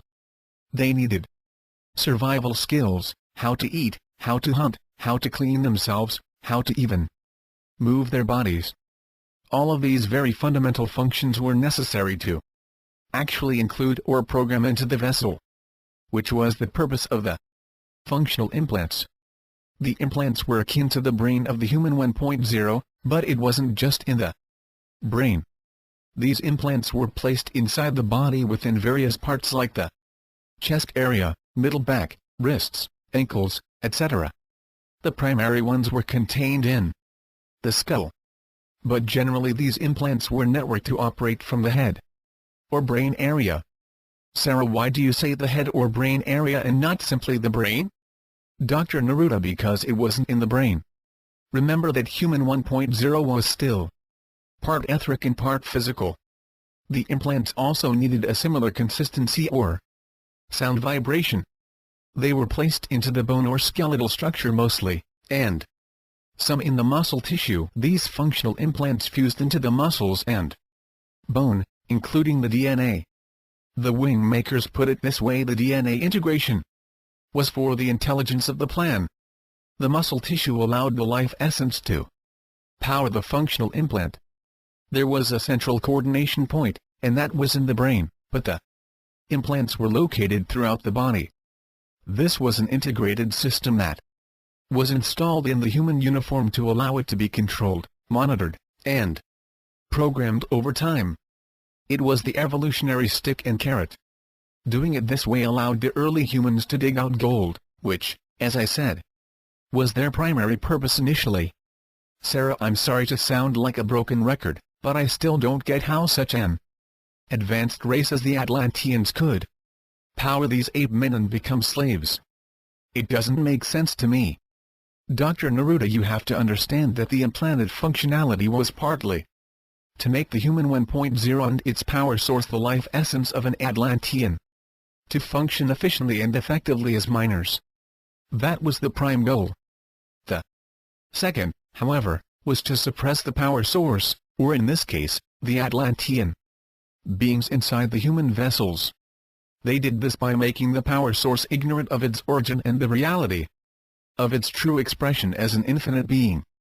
When the Atlantean beings were placed inside the human uniform, they were essentially 100% focused on physical survival and functional performance.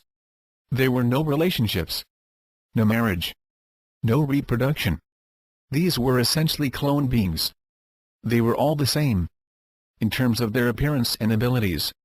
Human drones, piloted by implanted functionality that the Atlantean beings inside became associated with, as them. The infinite inside the body believed it was the body and the implanted functionality, and nothing more. Sarah, what happened when they died? Page 184. Dr. Neruda, let me be clear, these beings, the Atlanteans, were infinite, meaning they did not have space-time regulation. They lived after the body died. However, the Anunnaki created a set of planes or dimensions of experience that was the equivalent of a holding plane. That's what the wing makers called it, where they could be recycled. Sarah, recycled as in reincarnation? Dr. Neruda, yes, later on this became the basis of reincarnation. It allowed the Anunnaki to recycle the Atlanteans. Some aspects of the implanted functionality were interdimensional, which is to say, it could assist in the delivery of the beings to the proper location within the holding planes of consciousness, and assist in their reincarnation back into a new vessel. Sarah, but you said that the ape men didn't have reproduction?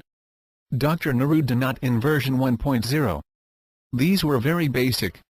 But the Anunnaki could create them in large scale, so when one human uniform expired, let's say they had a mining accident, another would be made. These were clones. The ability to self-reproduce came in version 2.0. That was mostly because the amount of effort required to manage this process was enormous, on the part of the Anunnaki. They wanted to create an automated system, something that wouldn't require them to orchestrate all of the variables. So the Syrians helped them to create the implants that could propagate through reproduction. This enabled automation of the recycling of the beings from the holding planes to be born into the physical dimension through a baby. Sarah, so this was all automated by programming technology? I don't know. This is too weird. Dr. Neruda, the universe is made up of dimensions that are a result of mathematical equations. It is constructed from mathematics. Some beings understand how to apply mathematical equations to organize and plan space-time. It's all created. This world is created, it's not real. It's a programmed reality. When I say plan, it can also be construed as control of space-time. That is to say, this is a programmed space-time reality. Once you can program space-time reality within a species like humanity, you can program at the individual level of a person, right down to when they itch their nose, if you want to. It's all mathematical equations. Sarah, I don't know what to say. For now, I'll go along with you, but it really sounds like fiction to me. So, what happened to the ape men? Dr. Neruda, I mentioned Marduk. He was intimately involved in the evolution of the species. That was his role. Of all the Anunnaki, he was the closest to the human 1.0s. He understood them and even admired certain aspects of them. Unconsciously, perhaps, he began to alter their programs so the human 1.0s behaved more like the Anunnaki. As they began to take on the characteristics of the Anunnaki, Anu and his sons, Enki and Enlil, were concerned by this. Marduk was programming emotions and feelings. He was page 185. Evolving humans too quickly, but remember, this was the evolution of the functional implants, the interface between the power source Atlanteans and the human physical body. So it was the interface that was being evolved, which enabled the human body to show emotion, to communicate, to sense more of a three-dimensional world called Earth, etc. The other thing that was happening was that as the Earth continued to become more of a three-dimensional solid, so did the human 1.0s and their functionality implants. This growing densification also made it easier to control and suppress the Atlantean power source inside the human uniforms. It was like a compression was taking place in and on this Earth plane, and it was deepening the gravity of focus on Earth plane survival. Sarah, I wrote down the word serpents. Are you talking about literal serpents? Dr. Neruda, no. Serpents as a race of beings. They simply were another race of beings based on reptilian DNA, but distinct from the Anunnaki. You could say they were related. They were known as life carriers. They seeded planets. They built food chains. You could say they were the grocers of the planet. Sarah, but they didn't get involved in the creation of the human 1.0? Dr. Neruda, not in the technical sense. Their job was more to provide food and sustenance for it.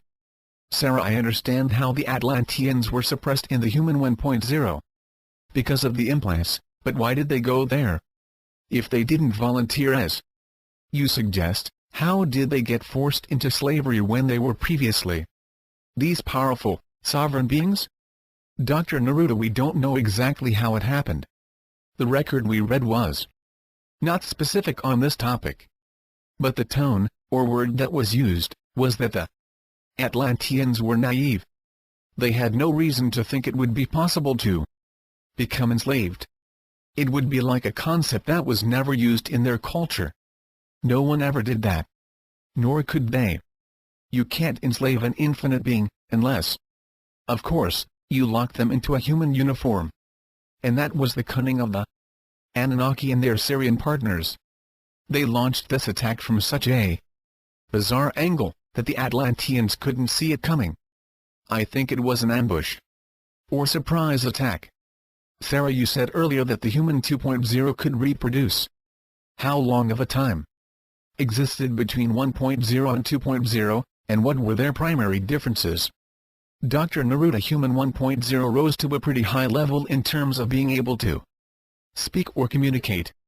That was the major add-on that Marduk brought to human 1.0. However, the psychological state of being a clone was too hard for human 1.0. They all looked alike and had the same thoughts, so communication was helpful to a point, for example, coordinating a task, but actually having individual ideas, no. And this led to depression and psychological states where, according to the wing makers, they literally went mad. Page 186. This flaw was a huge problem. Anu decided to wipe them out, and this is a story of the Great Flood. Marduk managed to save some of the human 1.0s from the flood along with other flora and fauna, but it was the end of human 1.0. Human 2.0 was then created. This was the stage where the humans could self-reproduce. And when this happened, some of the Anunnaki impregnated female humans and brought in their bloodlines to the human species. This began the variations. This began the idea that humans were no longer clones. The concern, however, was that human 2.0s might become too powerful and self-aware. What if the Atlantean power source became aware that it was an infinite being? This was when Anu decided that he should be God. Humans needed to have a lord or ruler over them, so it was clear that they were inferior to an external ruler. This was a key part of their program of indoctrination. Working with Marduk and the Syrians, They created the environment of Eden and created the paradigm of Eve as the instigator of the fall of humanity. This was, you might say, Act 1 of Anu as God. It was staged to provide the human 2.0s with a clear sense of an external authority, and that they were expelled from paradise because they tried to be self-realized. It was like rebuking humanity with the fist of an angry creator who wanted his creation to remain identified with their human uniform. Kind of like saying, do not think for a moment that you can be like me. Sarah and the Wingmakers wrote that this actually happened kind of like the Bible said. Dr. Neruda: yes. Sarah: so the God of the Bible is this Anunnaki Lord, called Anu? Dr. Neruda: yes. Sarah: why are you telling me this all now? It seems like this information changes some of the previous information you've shared. Dr. Neruda: to really understand the grand portal, you have to understand this evolutionary process, and the only way you can understand it is to go back to the beginning of the human race. Sarah: so why did Anu want to be God? Dr. Neruda: remember that the original goal was the acquisition of gold.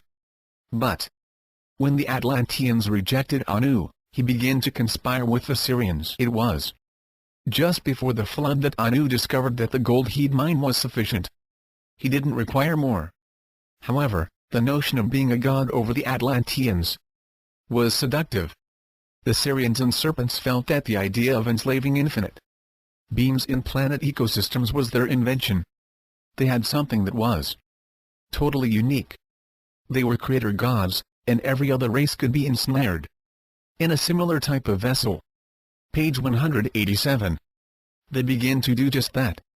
Sarah: you mean enslave other races? Dr. Neruda: yes. You see, the Earth had a unique quality to its core. This core was of extreme interest to the Anunnaki when they first visited Earth. It was this core that created the gravitational field that enabled the planet to become fully physical in such a way that it could support physical life. Of course, other conditions needed to be present, too, but it was this core that was the real key. Working with the Syrians and serpents, they began to do the same enslavement on other planets.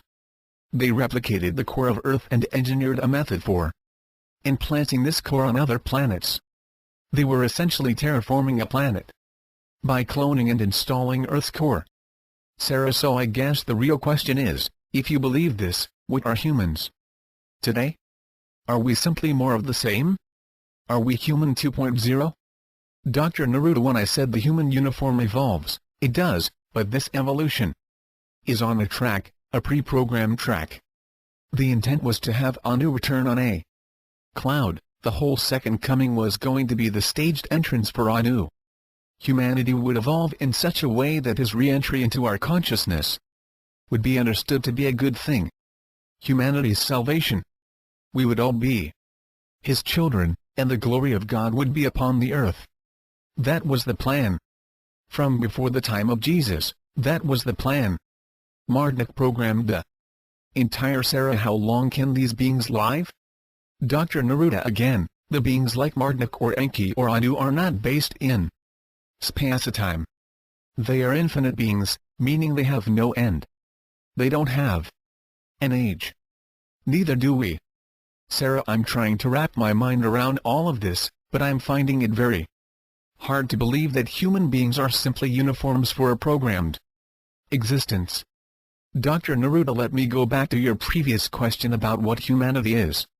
Now, the functional implants of the human interface are perfectly integrated within the human vessel. They operate seamlessly.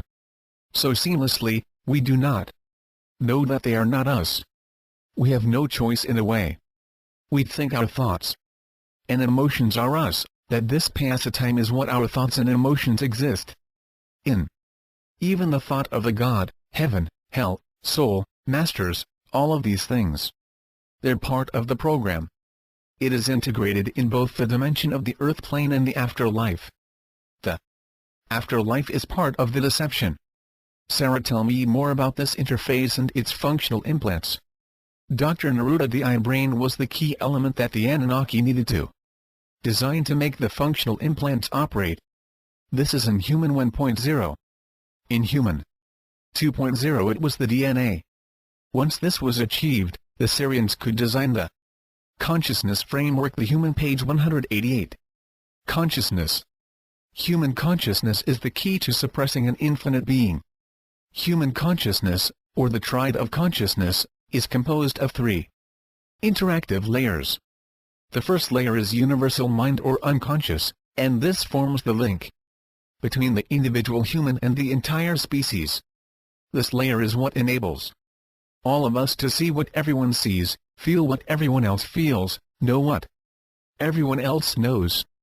It is the perfect way to unify a species in separation. In fact, that is the way we feel unification, through the unconscious mind. The next layer of consciousness is the genetic mind, as the wing makers refer to it, or subconscious, in the case of Sigmund Freud. This forms the link between the individual and their family tree or genetics. This is where bloodlines are expressed. And then there is the conscious mind. This is the unique individual perception, an expression what most of us call our personality and character, which is built on this layer. The conscious mind of the individual is heavily influenced by the genetic mind, especially between birth and the age of 7 or 8.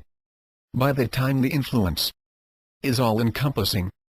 Remember that the Anunnaki created the biological form, the body, the Syrians created the functional implants, and Marduk executed the programming of these functional implants so they would evolve along a programmed path, leading to the return of Anu. This was expressed in the hierarchical structure of humanity that speaks of God and masters in religious and esoteric texts. This was all part of the design, to create various religions and esoteric cults that would support a vast hierarchy and order the human species into master-student relationships, and then create a multi-leveled afterlife that would reward those who believed and were obedient to their god or masters. You see, the whole principle that was behind this entire endeavor could be summed up in one word: separation. Everything exists in separation within the earth plane and its afterlife planes as well. But, according to the wing makers, what is real is that we are all imbued with equality and oneness, not through the unconscious mind, which only links us in separation, but rather through the life essence that is us. And this life essence is sovereign and integral. It is I and we are. No one is above, no one is below. No one is better, no one is lesser. Sarah, but you're saying everything is a lie? Everything, I mean everything we've been taught to believe in is a deception. How is that possible or even believable? Dr. Neruda, it's possible because the beings that have enslaved humanity designed the world to which we adjusted over eons of time. We evolved into it in such a manner that we became lost in our world. The veils that have been placed over us are opaque. So much so that people operate as human uniforms, unaware that everything around them is illusory. It is a programmed reality that is not real. The wing makers say everything is simply sound holographically organized to look real. Sarah, it's depressing. Page 189. Dr. Neruda, only when you consider the scope of the deception and the way in which humanity has allowed it to rule their behaviors. The good news is that you're hearing about this now. Sarah, it doesn't feel like good news. Dr. Neruda, each person can step out of the illusion. There is no master here. No God is going to come down and make it happen for us. No ETs. No one. It is each of us. This is what is meant by I am. I, it's like one. One me, and one. All of us unified. Am, meaning exist now. In this moment. Not in history or memory. Not in some future time or goal. Now. Sarah, it doesn't feel real to me. I was raised a Christian. I have no reason to believe that Jesus was an inside agent for this plan of deception. Dr. Neruda, I'm not saying he was. Many of those who have come to Earth as human teachers have tried to reveal how deep and broad and high this illusion has been made. It is as far as the edge of the universe and as close as your DNA. Everywhere in between is illusion. Jesus came to reveal much of this, but the writers of the Bible decided what would be acceptable within the paradigm of life as we humanly know it. They elected to make Jesus a part of the deception. They saw it was time for a redefinition of God to accommodate an evolving human 2.0. God was subtly a loving father, and all of humanity was brother and sister. Sarah, so you're saying Jesus was aware of this deception, but his words weren't included in the Bible? Dr. Neruda, our opinion was that his words were so against the conditioned beliefs that people could not understand them as he said them. And so, over time, they were translated into the form you know them today. The biblical translation simply lacked the original potency with which he said them. Besides, there are two methods that can make exposing this illusion a very difficult proposition. Sarah, what do you mean? Dr. Neruda, the first is that the unconscious mind system is inside everyone. It's like a field of information that everyone can access. It can affect or infect everyone. A revelatory idea can be passed to a small number of people, but it lacks sufficient influence to generate mass awakening. So there's unconscious mind inertia. The other, and this is more pernicious, is that the functional implants are programmed, and like any program, they can be upgraded or even turned off. Page 190. Sarah, as I listen to this story, I feel a little overwhelmed at how to proceed with the interview. I'm not sure what to ask or what direction to take things. If I look at my notes, I see my handwritten note, there is no God. Is this really what you're saying? Dr. Neruda, the wing makers refer to the triad of consciousness as having the God consciousness installed within it in the unconscious mind layer. But they also report that as the individual develops from about the age of 6 or 7, they begin to assemble their individual personality from the elements of the subconscious layer. By the time they're 12 to 14 years old, they have their unique personality well in place. For some, this uniqueness is shutting out the existence of a God. From Anu's perspective, this is fine. He probably likes having atheists and agnostics. It's more separation, more diversity. In fact, the greater the diversity in the human family, the greater the separation.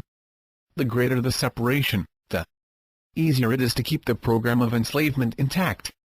Choose sides and disagree with your opponents. Compete. It fuels wars and social unrest. As for the existence of God, we, collectively, are the closest thing to God. We are. That's the clear message of the wing makers. There is a first source, for a center point in existence that created the framework of existence through sound. Sarah, but what about the ones who are enlightened or spiritual masters? They're all made up? Dr. Neruda, no, it's not that they're made up. They exist. It's just that their existence is within the human interface or functional implants. They exist there. We, us, the being that is I am, that being is not of that reality.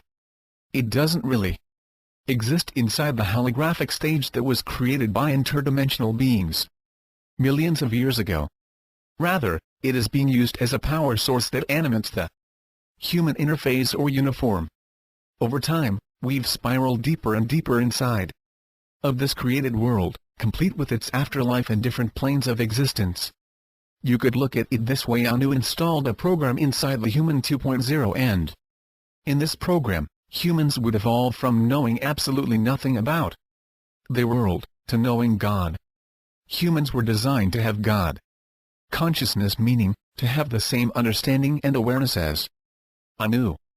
But then Anu took this evolutionary line and positioned God consciousness so far out into the future that humans would essentially be chasing this God consciousness forever.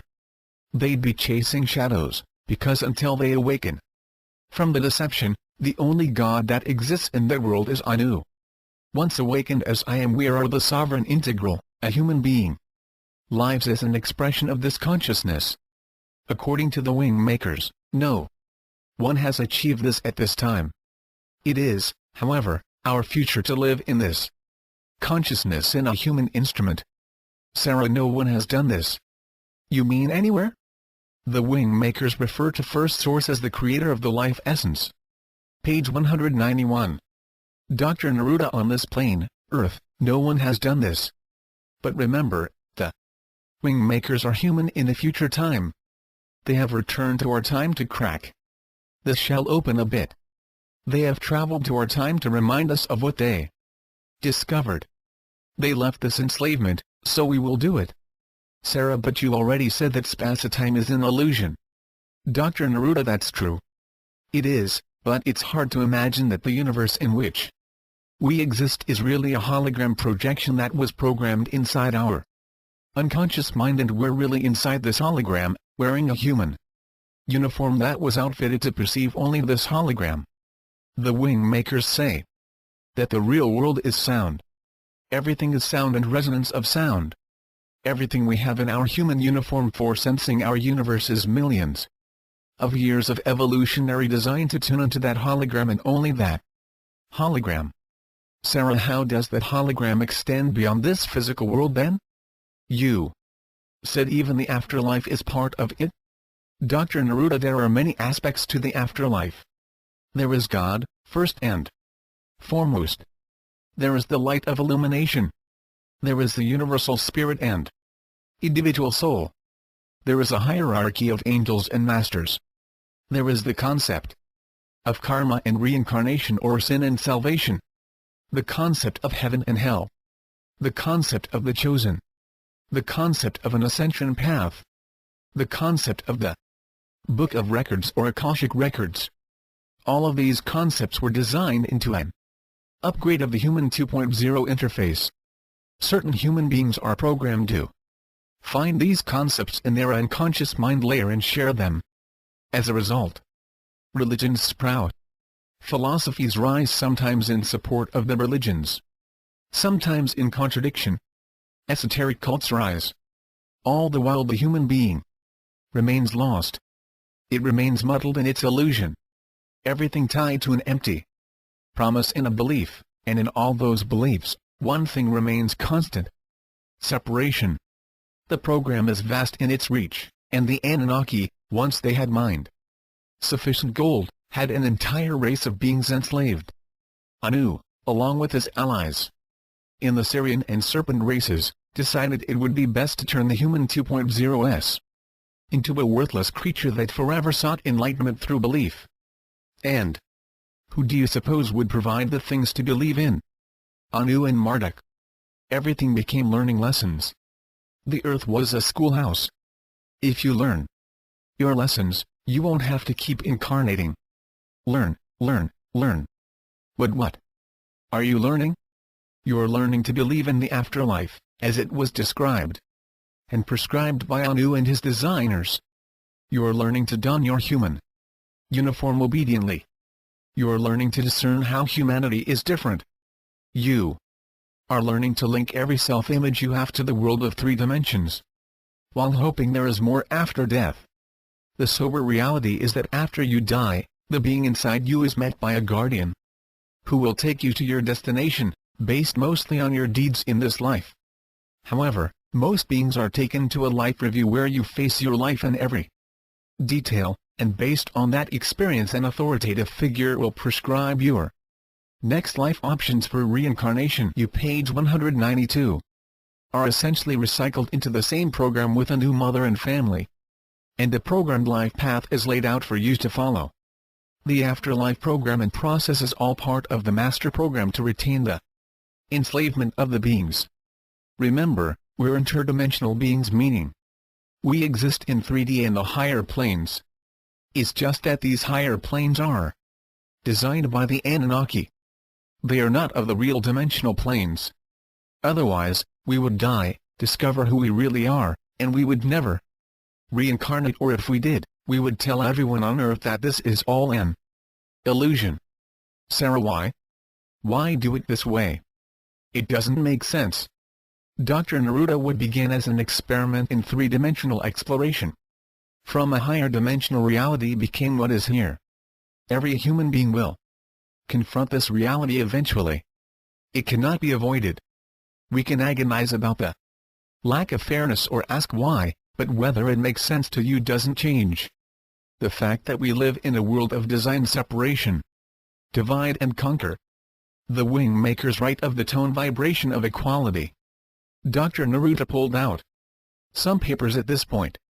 Here's the exact choice of words by the wing makers. When all manifestations of life are genuinely perceived as fragmentary expressions of first source, the vibration of equality that underlies all life forms becomes perceptible to the human instrument. Life initially emerges as an extension of source reality, and then, as an individuated energy frequency invested within a form. It vibrates, in its pure, timeless state, precisely the same for all manifestations of life. This is the common ground that all life shares. This is the tone vibration of equality that can be observed within all life forms, that unifies all expressions of diversity to the foundation of existence known as first source. Sarah, it's so abstract. How does it help? Dr. Neruda, maybe it doesn't. I don't know. But the thing is, to change, to step out of this illusion, it requires each of us to wake up and stay awake. It's not reading words that will change this. It's the profound nature of new behaviors. Because these behaviors signal that our consciousness layers are understood as separate from who we really are. We have to operate as I am we are. Sarah, where does the Incunabula 5 or Illuminati belong in this narrative? Dr. Neruda, I'll answer that later. I want to continue the story a little further. Sarah, okay. Dr. Neruda, Human 2.0s and Earth continue to densify.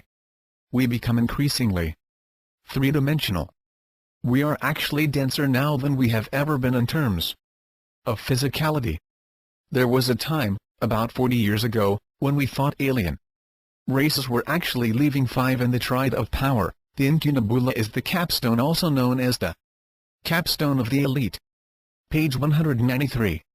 Spaceships behind on purpose, but what we discovered, more recently, is that most of the aliens were not physical beings.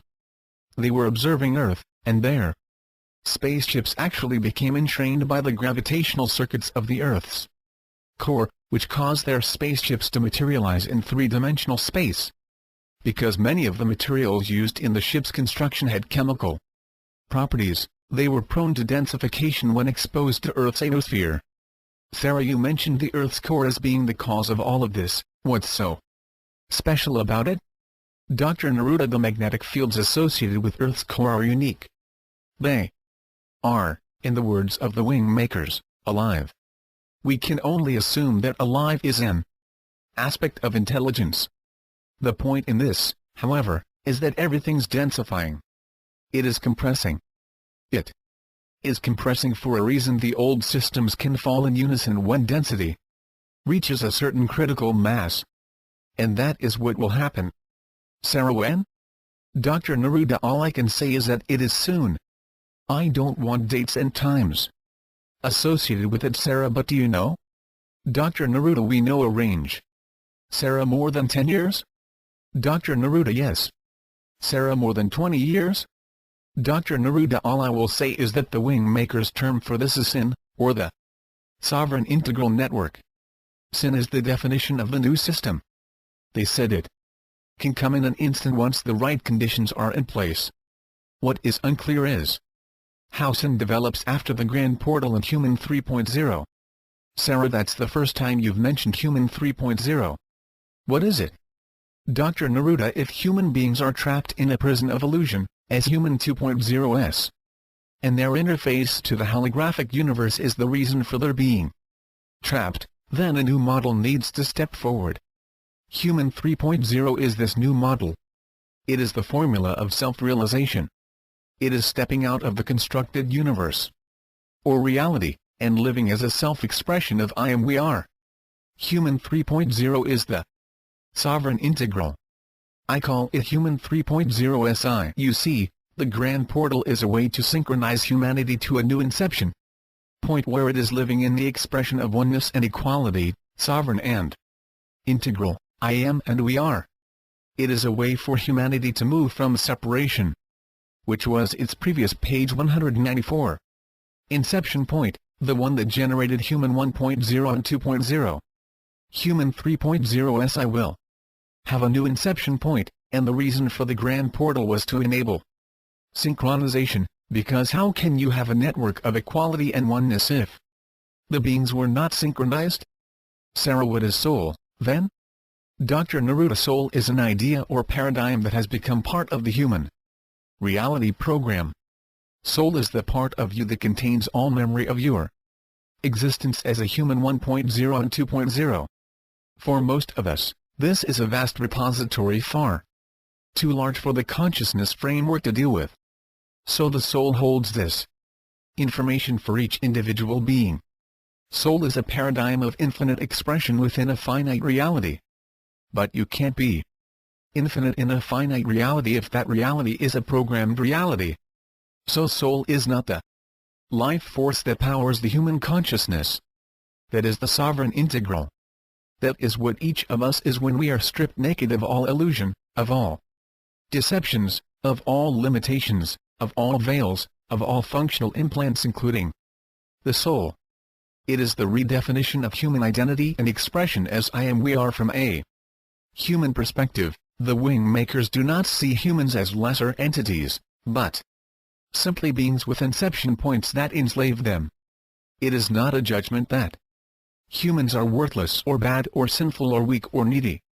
None of those things. Humanity needs a new start. A point in which they can synchronize in one realization, and that is the expression of I am. We are living those words as behavior. Sarah, where's the creator of Anu? The real God? How can we be allowed to live and operate in this kind of deception? Dr. Neruda, the wing makers talk about the transformation mastership model. Hold on. Dr. Neruda went to a page among his folders. This is how they put it. The time has come to integrate the dominant model of the hierarchy evolution saviorship with the dominant model of source intelligence transformation mastership. This integration can only be achieved at the level of the entity. It cannot occur within the context of a human instrument or an aspect of the hierarchy. Only the entity, the wholeness of interdimensional sovereignty imbued with source intelligence, can facilitate and fully experience the integration of these two models of existence. Sarah, so what does that have to do with my question? Dr. Neruda, each individual being is responsible for this God or source. Intelligence isn't going to come down from the heavens and correct human faults or obstacles. Humans need to take responsibility for this, Sarah, but seriously, how? We're wrapped in so many layers of deception, Dr. Neruda, it's not easy. The wing makers write about the heart virtues as the behavioral construct for this time, and how these words can be applied and lived, not simply held in the head as a worthy concept. Page 195. Sarah, I don't think you've mentioned these before. What are they? Dr. Neruda, appreciation or gratitude, compassion, humility, forgiveness, understanding and valor or courage. It is the combination of nowness, being in the now, and applying these words in our behaviors. It's being impeccable in this practice. Sarah, what happens if you do? Dr. Neruda, the unconscious mind is a doorway into all beings. These behaviors go out to all beings. They support the building of the sovereign integral network Human 3.0, which is the replacement of separation consciousness of Human 2.0.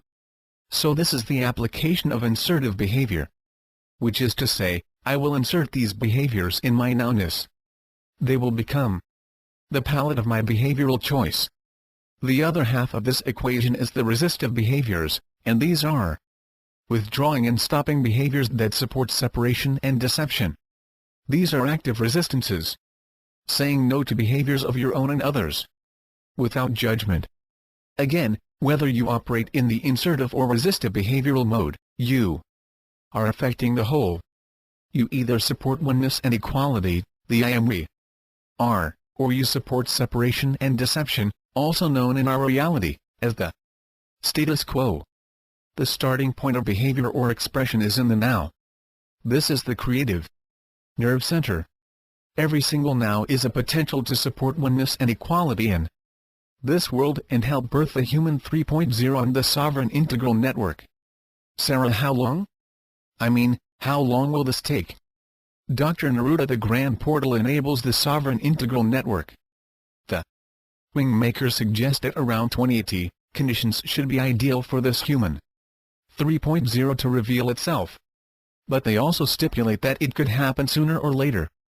Sarah, why wouldn't Anu, since he's God, simply stop it? Or, if Marduk could program with such amazing accuracy, how could Human 3.0 even come about? Unless he wanted it? Dr. Neruda, there have been several interventions. While Anu and his Syrian cohorts were focused on the Human 1.0 and 2.0 uniforms, they didn't pay as much attention to the interaction of Earth and the human vessel. Earth is an anomaly in itself. Remember that the Earth's gravitational fields interact with all life. Even non-physical beings, if they get close enough and stay long enough, can be materialized in this plane of existence. Anu did not want to be materialized in this dimension, and he could only appear on this plane of existence for short times, maybe a day or two. In this time, our time, right now, the Anunnaki cannot enter this plane. They're locked out. The Earth plane is too dense.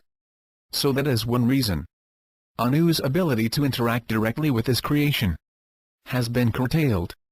The second intervention point is that non-physical beings have woken up to this issue of enslavement. They see how it affects everyone.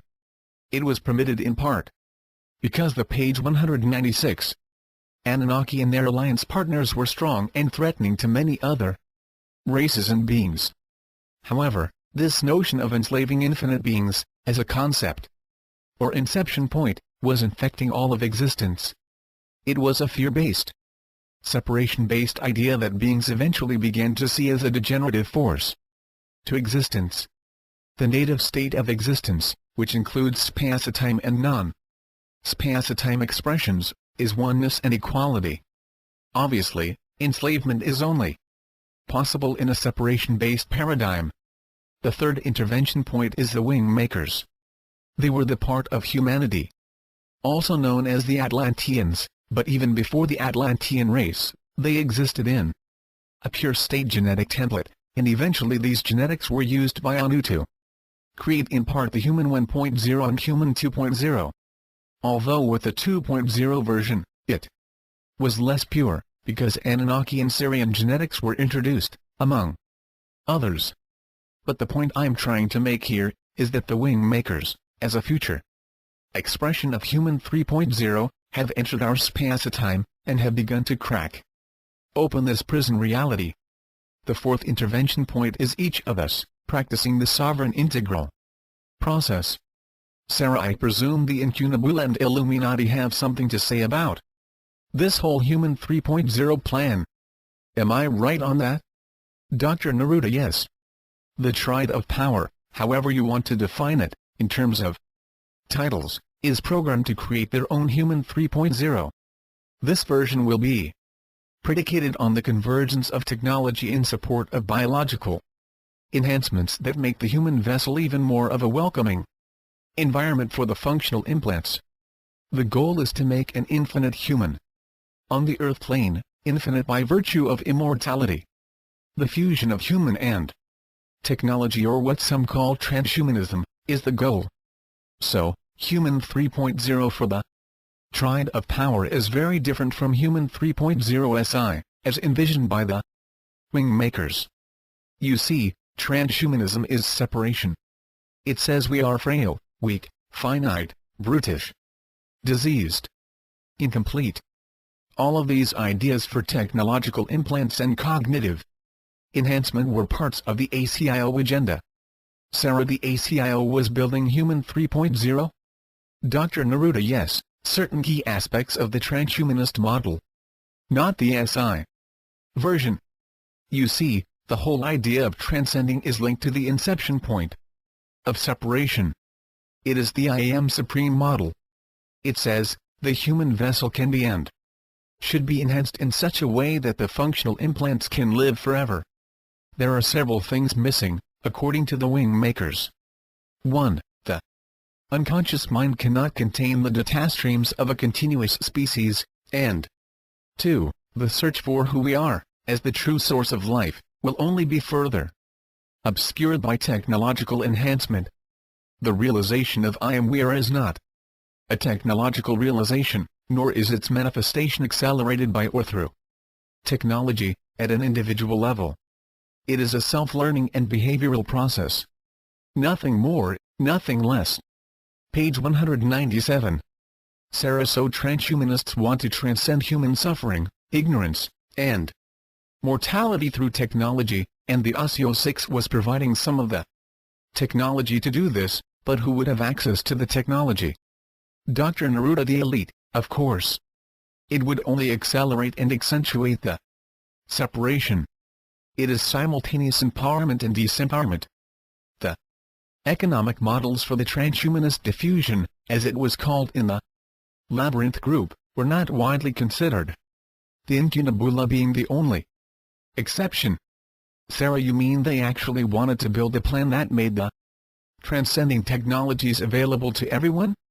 Dr. Neruda, they looked at it from two angles. One, if the technology could be introduced at birth, it would mitigate the cost issues of healthcare and education, offsetting diffusion costs, but it would have to be a government-implemented service. No private company could secure sufficient trust. So a critical component was to make the United Nations the credible world organization that could introduce transhumanism to the global stage. The second angle was to allow class distinctions and free markets to eventually make the technology irresistible to everyone, and then allow government subsidies to bring down the costs sufficiently to enable its dispersion. All of this sounds very altruistic, but the quality of the technologies would be variant. Elite classes would be able to secure higher quality implantations, coupled to more responsive genetics. This would simply be a human civilization that would be attempting to purge discontent and disobedience, in favor of participation in a ruled system of government by elite transhumans. Technology will evolve from external impersonal, to external personal, to integrated personal, to internal personal. Transhumanism is the last phase, and it is the phase that the elite are moving to. The internal personal is based on exactly the same paradigm of what is now the human condition, namely, humans have a programmed interface that's integral to their human body, and is powered by the infinite source of which they truly are. Humans are unwittingly trying to be anew to themselves. It's part of the program. According to the wing makers, humanity will play God to itself.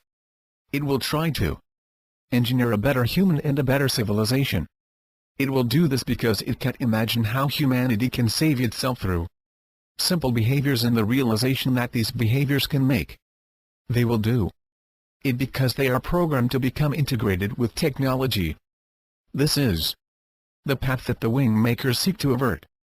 They write that human beings are complete if they can step out of their consciousness frameworks and realize what is actually powering their systems, their artificial realities, their programmed existence. The integration of technology internally will only make this realization more difficult. 6ACIO is an acronym for Advanced Contact Intelligence Organization. Page 198. Sarah, I think you said on Saturday that there were prophecies of a synthetic race overtaking humanity. This sounds like what those prophets saw. Dr. Neruda 15 felt the same way. He never assumed that they were off-planet aliens. These prophets could have seen human 3.0 transhumanists in some distant timeline and assumed they were alien. Sarah, what about the military force? Dr. Neruda, as you can imagine, this is where it will be tested first. There is a whole field of psychological technology that has laid the groundwork for the real internal technologies to flow into the military. It will be released there initially so it can be properly defended for testing purposes. Once it's proven there, it will converge with the integrated personal technology programs of the corporate elite. Sarah, when you say integrated personal, what do you mean exactly? Dr. Neruda, miniaturization of the technology will enable it to adorn the body. It will not be internal yet, but it is part of the human body, like clothing, glasses, watches, and jewelry. Sarah, bear with me, but let me see if I have this straight. Human 1.0 was a creation of a godlike being. Dr. Neruda. No. Anu is the same as us or the Atlanteans. He was no more intelligent or godlike. He was deceptive. That is the only distinction. Sarah. Okay. But Anu created Human 1.0 and then found them to be too similar to his own capabilities, and feared they would one day figure out that they were Atlanteans enslaved by the Anunnaki. And he was worried about the consequences of that discovery. So, he wiped them clean with a planetary flood. Dr. Neruda. According to the wing makers, the flood was one part of the extinction program, but there were also nuclear weapons that were discharged on the planet, most of which have been explained away as meteorite impacts. But the wing makers write that these were advanced weapons used against human populations that had avoided the flood. Sarah. Okay. In whatever way Human 1.0s were eliminated from the planet, they were replaced by Human 2.0, and these included upgrades like self-reproduction and more advanced programming. And central to this programming was the notion that Anu was God and would return to his creation. Correct? Dr. Neruda. Yes. 15 is the genius leader of the Advanced Contact Intelligence Organization, ACIO, in the Labyrinth Group. Page 199. Sarah. And the next upgrade to Human 2.0 branches out like a fork in the road. One version of Human 3.0 goes down the path of technology integration or transhumanism. The other version, 3.0 SI, is a more organic process of using behaviors to support this process of becoming a Human 3.0 or sovereign integral, and then becoming part of a network of these sovereign integrals. Is that correct? Dr. Neruda. You have the general idea, yes. Sarah. And the Triad of Power wants Human 3.0 to go down the path of technology integration, because that is how they are programmed to emulate their god, Anu. Right? Dr. Neruda. Yes. Sarah. So it's kind of like humanity sits at a crossroads. On the one side is the Triad of Power that is programmed to develop Human 3.0 as a cyborg, I guess. And the other side is the future existence of humanity urging us to do it internally, one person at a time, through a behavioral process. I guess the part that's missing for me is the role of the Grand Portal, which remains unclear. I thought it was a technology that proved the existence, the irrefutable scientific existence of a human soul. How does that figure into this? Dr. Neruda. There are humans here who are designers of the new unconscious mind that will bridge human populations everywhere on the planet to feel and express equality and oneness. It will connect humanity in the I am we are consciousness, instead of the separation consciousness. It will not be based on hierarchy. That deception is coming down. One of the things that was never disclosed in the materials, including my previous 4 interviews, is that certain information was to be withheld. Some information was even veiled to not raise the ire of the Triad of Power. This information, the 5th interview, will not be disclosed in the same timeline as the previous 4. Sarah. Why? Dr. Neruda. The designers of the new unconscious layer of the Human 3.0 are on the planet now. They are doing some of the preparation required to move humanity, who will be sitting at the fork in the road in the next 40-50 years, to choose the I am we are path. Sarah. So I can't release this interview? Dr. Neruda. No. When it's time, I will contact you. Sarah. You said some of the information was veiled. In what way? Dr. Neruda. The wing makers will only release some of the information now, in 1998. That is the information that will not feel too revolutionary, too radical. It needed, in their own words, to cross into the human interface and activate a willingness to listen to their voice. For example, they used the term wing makers to describe themselves, knowing it would have a connection to the angel construct. Page 200. Sarah, but you said the wing makers were a future representation of human beings, presumably, from this disclosure version 3.0. Right? Dr. Neruda, yes, but there is programming within the human interface where the functional implants are networked as a system that will tune out certain information. A person will hear it, but they will not act on it. They will hear it, but they will object to it. They will hear it, but they will not share it. All of these programs were created not originally, but they can be upgraded. The program can be updated with new instructions. It makes cracking into this reality, exposing it for what it truly is, a very difficult proposition. This is why it requires a degree of stealth. The deception is so thick and opaque in this reality, that the ones who are trying to come into the prison and create a crack in the wall, they also have to use a form of deception. Sarah, why? Dr. Neruda, the programming, Sarah. If the pure state information was given out, and it contradicted everything that people have been told to believe, if it was the literal reverse of what was logical and acceptable in this world, who would listen? The wing makers needed to awaken certain people to bring them inside their information field, to warm them up to the truth. It has to be done in degrees. For the vast majority of people. Sarah, what about me? Dr. Neruda, you are not among the vast majority, but then you're only getting a taste of it. Sarah, does everyone within the Labyrinth group know this, too? Dr. Neruda, yes, to varying degrees. Sarah, but they were going down the transhumanism path. Did this information change their mind? Dr. Neruda, no. That's really why I'm here. Sarah, you just said I'm only getting a taste of it, so there's still more materials that will be released later? Dr. Neruda, yes. Sarah, but you're not going to tell me when. Right? Dr. Neruda, correct. Sarah, as intelligent and aware as the Labyrinth group is, why didn't this information change their minds? Page 201.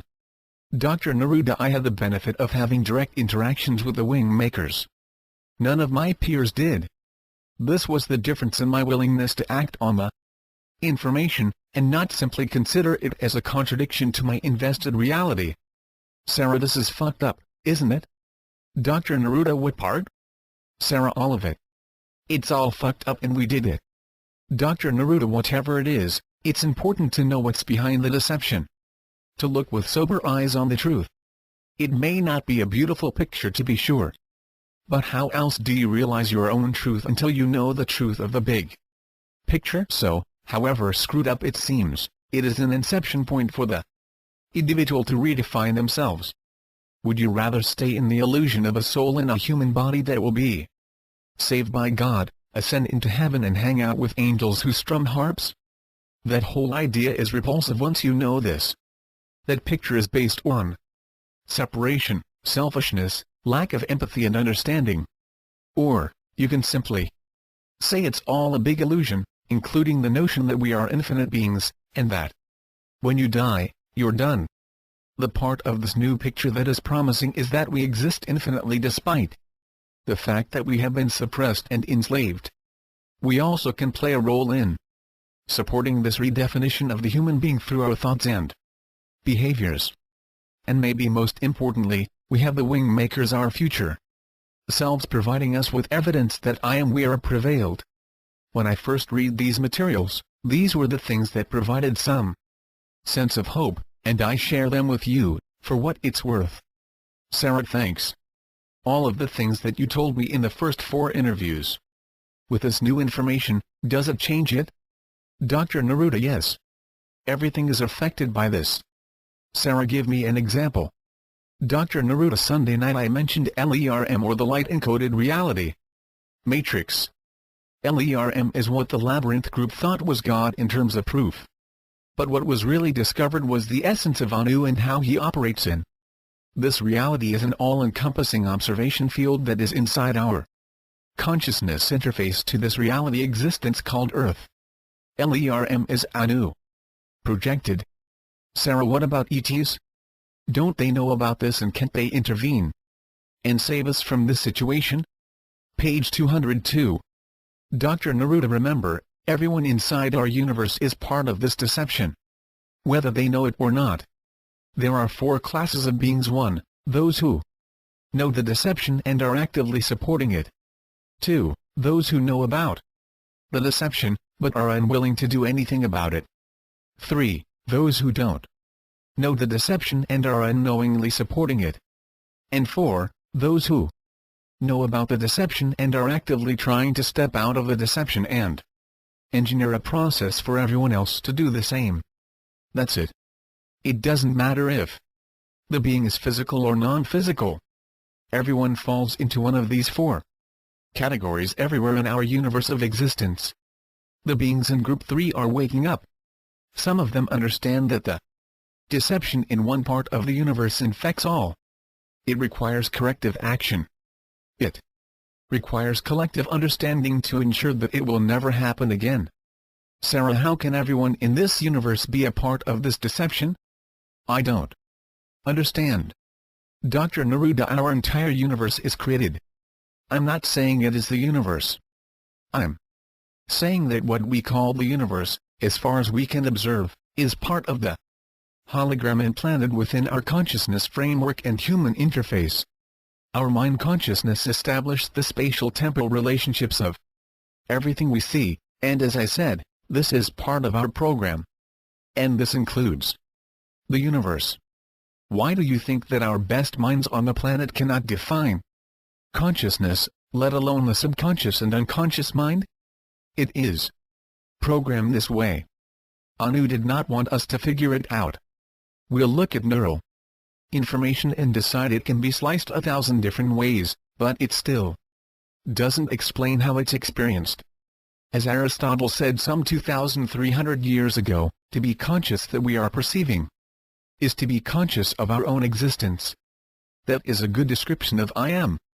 So, are we an isolated life form that confronts our external, separate reality? No, we are connected to all.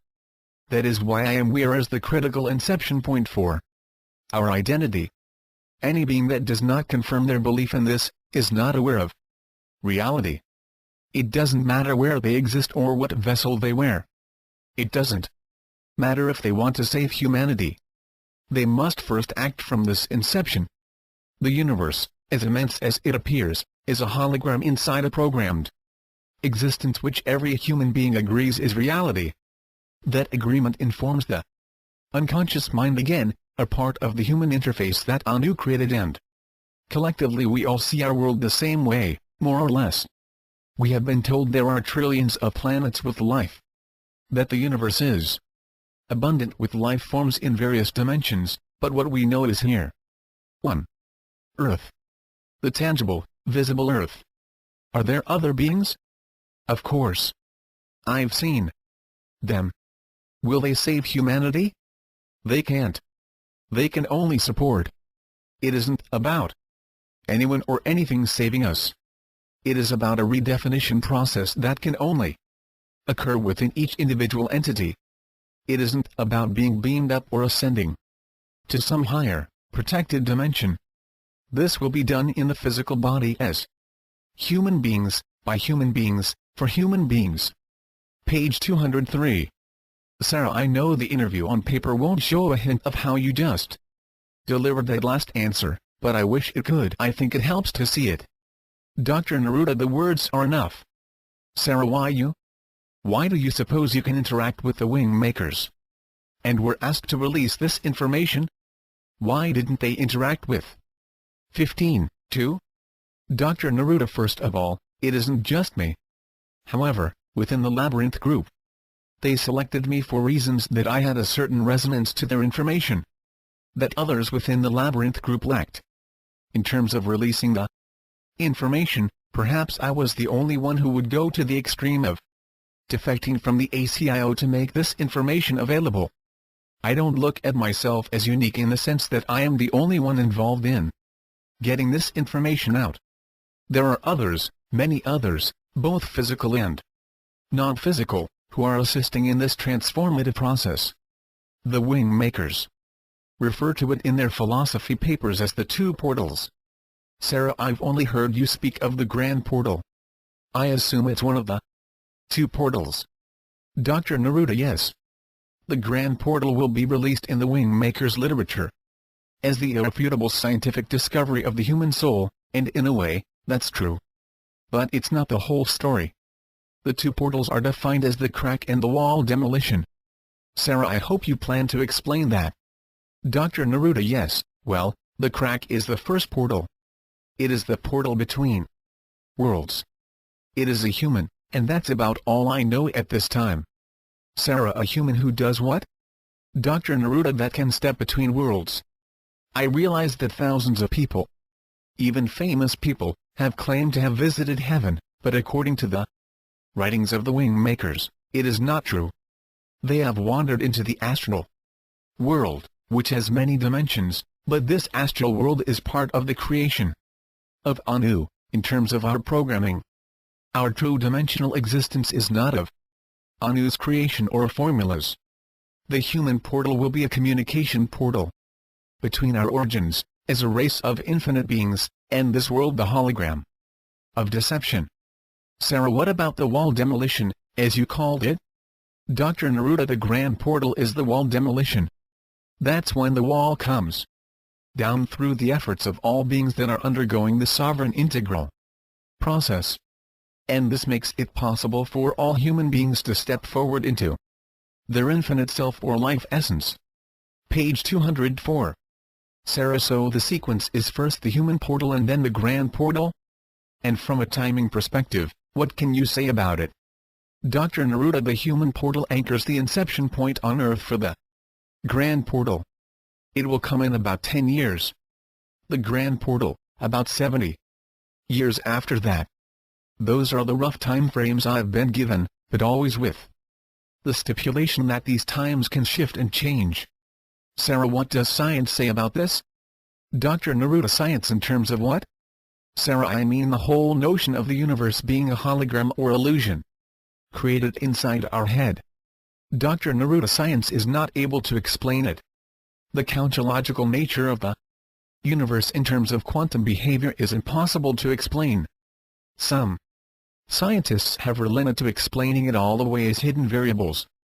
But frankly, what the Wingmakers have explained is that we're creating the universe through the human interface Anu provided us by reinterpreting sound vibrations through our five senses. Sarah, but it doesn't make sense. How can I see the moon? A 2-year-old can see it exactly the same way? How can it be the same? Dr. Neruda, no, this is what the unconscious mind provides the human 2.0 interface. It gathers the interpretation of the sound vibration of the moon, based on billions and billions of sightings throughout time. These evolve and change based on environmental conditions, but generally the notion that the moon is silver and generally the size that it is stored and shared in the DNA and unconscious mind system and reinforced by culture, family and education. This is the universal collective field. It's a field effect that transfers information through vibratory fields that interconnect humans. Sarah, maybe it'll just take me a while to get that one. I hear your explanation. It just doesn't make sense to me. Let me change the topic slightly. If everyone's life is pre-programmed, why are you and I talking about this? I mean, why are we able to discuss this? Why would Marduk's program allow us to even glimpse this information? Dr. Neruda, it's a good question. Maybe the best way to understand this is to consider a thought experiment. Imagine that our universe is a bubble. It was created by a group of entities that used deception against their equals who had never experienced such an evil vision of separation, and therefore couldn't conceive of a defense against it. This bubble universe seemed complete and always expanding. In many ways, it was an ideal platform for life, and yet only one sentient life form seemed to exist on one tiny planet inside this vast, near infinite universe. Inside this same bubble, there were vibratory dimensions that became known in religious circles as heaven and hell, and in spiritual and psychic circles, as the etheric and astral planes. These planes exist inside the bubble, but are not visible. with the human interface or five senses. We'll call this Bubble 1. External to Bubble 1, imagine there is another universe or dimension of existence. It is vast and encompasses Bubble 1 wholly. Within this second, larger bubble is the dimension from which our life essence originated prior to its insertion into Bubble 1. Now, beings in Bubble 2 can enter Bubble 1 and experience it fully. However, if they get too close to the populated planet called Earth and stay too long, they will manifest and not be able to return to Bubble 2. Earth is the focal point in Bubble 1. The entities, who fancy themselves as gods, create more bubbles. They entrap other races in the same paradigm of deception and cast beings from Bubble 2 to new bubbles that are similar to Bubble 1. These entities essentially plan to take over Bubble 2 for themselves, while making their equals, who formerly shared Bubble 2, enslaved worshippers who look to the rulers of Bubble 2 as their gods. Meanwhile, there is a larger bubble that surrounds Bubble 2. We'll call it Bubble 3. Are you with me? Sarah, I think so. Dr. Neruda, good. So Bubble 3 encompasses Bubble 2 and all of the smaller bubbles related to Bubble 1. There are beings in Bubble 3 that are aware of the deception perpetrated on the bubbles and the beings within them. But infinite beings are patient and curious. They wanted to see what this separation construct would create. In dimensions that had only known oneness and equality, the concept of division in material form was interesting. Sarah, but all the human misery, just to run an experiment? Dr. Neruda, remember, the human machine is not real. It's the equivalent of a spacesuit with artificial intelligence and a sense and response sensory system. The astronautus is infinite. It cannot be killed or hurt or destroyed. While the experimentation looks miserable from a human perspective, it is vibrant with learning on many other levels, one of which is to build the awareness in all beings of never allowing this deception to occur again. The unconscious mind system of the human being exists in a similar, but significantly more advanced modus operandi in the interdimensional beings that can interoperate between the three bubbles. It is what allows the equality and oneness to be maintained in vast worlds of spacetime and quantum spacetime. Now, within this thought experiment, you can see that the dimensions of spacetime are more dimensional than one universe. That entities exist in these various bubbles, experimenting with their creation. Sometimes in this experimentation, they decide to enslave page 206 through the constructs of separation and deception.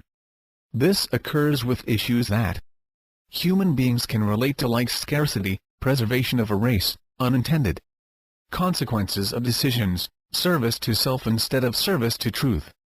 All of these elements were in the behavioral equations of Anu and his Syrian accomplices. At some point, the lessons are learned. The entire experiment solidifies and hardens to such a degree that it cannot really compress anymore. Its value rapidly diminishes from that point. When this happens, beings will intervene. In our case, we intervened in the form of humanity returning to warn of this reality. Hence the Wingmaker's intervention. As for why we are talking, it's simple. Marduk is not the only one who can program. Sarah, and what does that mean? Dr. Neruda, in today's world we have programmers who can write code that take the user of that code from one experience to the next. It moves them from point A to point B. Programming is an aspect of time. It's a directional process. You're aware of hackers. They come in all sizes. Earlier this year, a 15-year-old kid hacked into the U.S. Air Force. Even Microsoft is finding it impossible to protect its NTOS. The hacker mindset is again a manifestation of separation. It is a polarity, a mind game of sorts, complete with ego and sometimes greed. Mostly, it's a reminder that whatever's a fortress remains vulnerable. The program that Marduk created is similar in concept to our software programming, but infinitely more complex and advanced. However, as any hacker will tell you, anything can be hacked with the right technology and skill. Our programs have been hacked. We've been altered. We're not connected in the same way to the grid lines that rule this hologram that I called Bubble 1, a little earlier. Sarah, who did the hacking? Dr. Neruda, I can give you a name. I don't know. I've been told that there are many resources that are being used to create the crack in the wall, and then, from the inside, that's us, humanity will push the wall down collectively and walk out of this prison. We're part of the crack. Sarah, I don't remember volunteering. Dr. Neruda, for what it's worth, neither do I. Sarah, okay. I'm going to shift the conversation a bit. In my notes from Saturday you said the following, that the wing makers claimed that the three-dimensional five-sensory domain that humans have adjusted to is the reason we are only using a fractional portion of our intelligence. They claimed that the time capsule would be the bridge from the three-dimensional five-sensory domain to the multidimensional seven-sensory domain. How does that relate to tonight's conversation, and what exactly is the time capsule? Page 207. Dr. Neruda, the time capsule is the content of the wing makers project. It's called a time capsule because it's a designed intervention to shift time. It's called a capsule because it is a delivery system of information that is designed to assist people to unlock from their grid lines their pre-programmed life path, where they were essentially a human robot marching through their life path as they were programmed to do. Until the wing makers disclose this aspect of their intervention. Sarah's note: the fifth interview of Dr. Jamison Neruda, they can't disclose the real meaning behind their words. Again, they cloak their words in the accepted standards of this world's rules relative to the New Age, New World Order, spirituality, religion, philosophy, etc. This gave them an accepted anonymity. After all, it was all presented as a myth. There's nothing in a myth that could cause Anu to censor or strike back. They tested the explicitness of the language, and decided to place some of the activational elements in other formats like art, poetry and music. In other words, when they couldn't state something explicitly, because of retaliatory concerns, they would encode it into the art. Sarah, but you've asked me to hold it back this interview. What if it never gets released? Dr. Neruda, then it wasn't necessary. Sarah, but then that would make the rest of the materials less than true, wouldn't it? Dr. Neruda, I would say it would make them less direct or explicit, but to your point, yes, I would agree that their truth is diminished without the framework of this disclosure. Sarah, who are these materials for? I mean, I can tell you right now that when you were describing the first 4 interviews, I could count on one hand how many people I know who would listen to this perspective with an open mind. Most of my friends and family. I wouldn't even mention it. But with this interview, I don't think anyone I know would be open to it. I can't think of one, to be honest.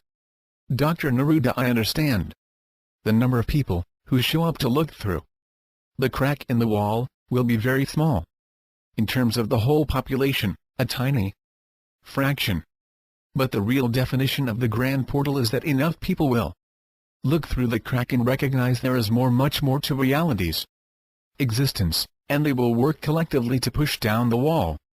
When the wall falls, that will be when the infinite beings inside step out and operate the human instrument, not as a separate thing, not as a vessel or something they wear as a uniform, but they will operate inside the human body free of the interface and functional implants. Sarah, you mean they won't ascend into bubble number 2 or 3? Dr. Neruda, they will stay right here Earth. But they will stay here, in the body, as infinite beings, not enslaved shells of themselves. Sarah, you said there were other beings involved in this intervention. Can you disclose them? Page 208. Dr. Neruda, I'd prefer not to say anything other than to mention that it will be disclosed soon. This whole enslavement of humanity is like the 6 blind men touching the elephant. Many people are feeling parts of the elephant and describing the part they are touching, but with blindfolds on, it is very hard to describe the whole deception. Sarah, are these blind men humans? Dr. Neruda: yes, of course. They see parts of this enslavement and they know something is happening. Something isn't right. You could have godlike beings walking around the earth coincident with murder, rape, child abuse and war, and they don't feel this separation and deception. Something is terribly wrong. Why are we letting this happen? According to the wing makers, there are people who are incarnated now who would be the equivalent of outliers. Are you familiar with this term? Sarah: no. Dr. Neruda: the term is typically used in statistics. Think of it like an anomaly.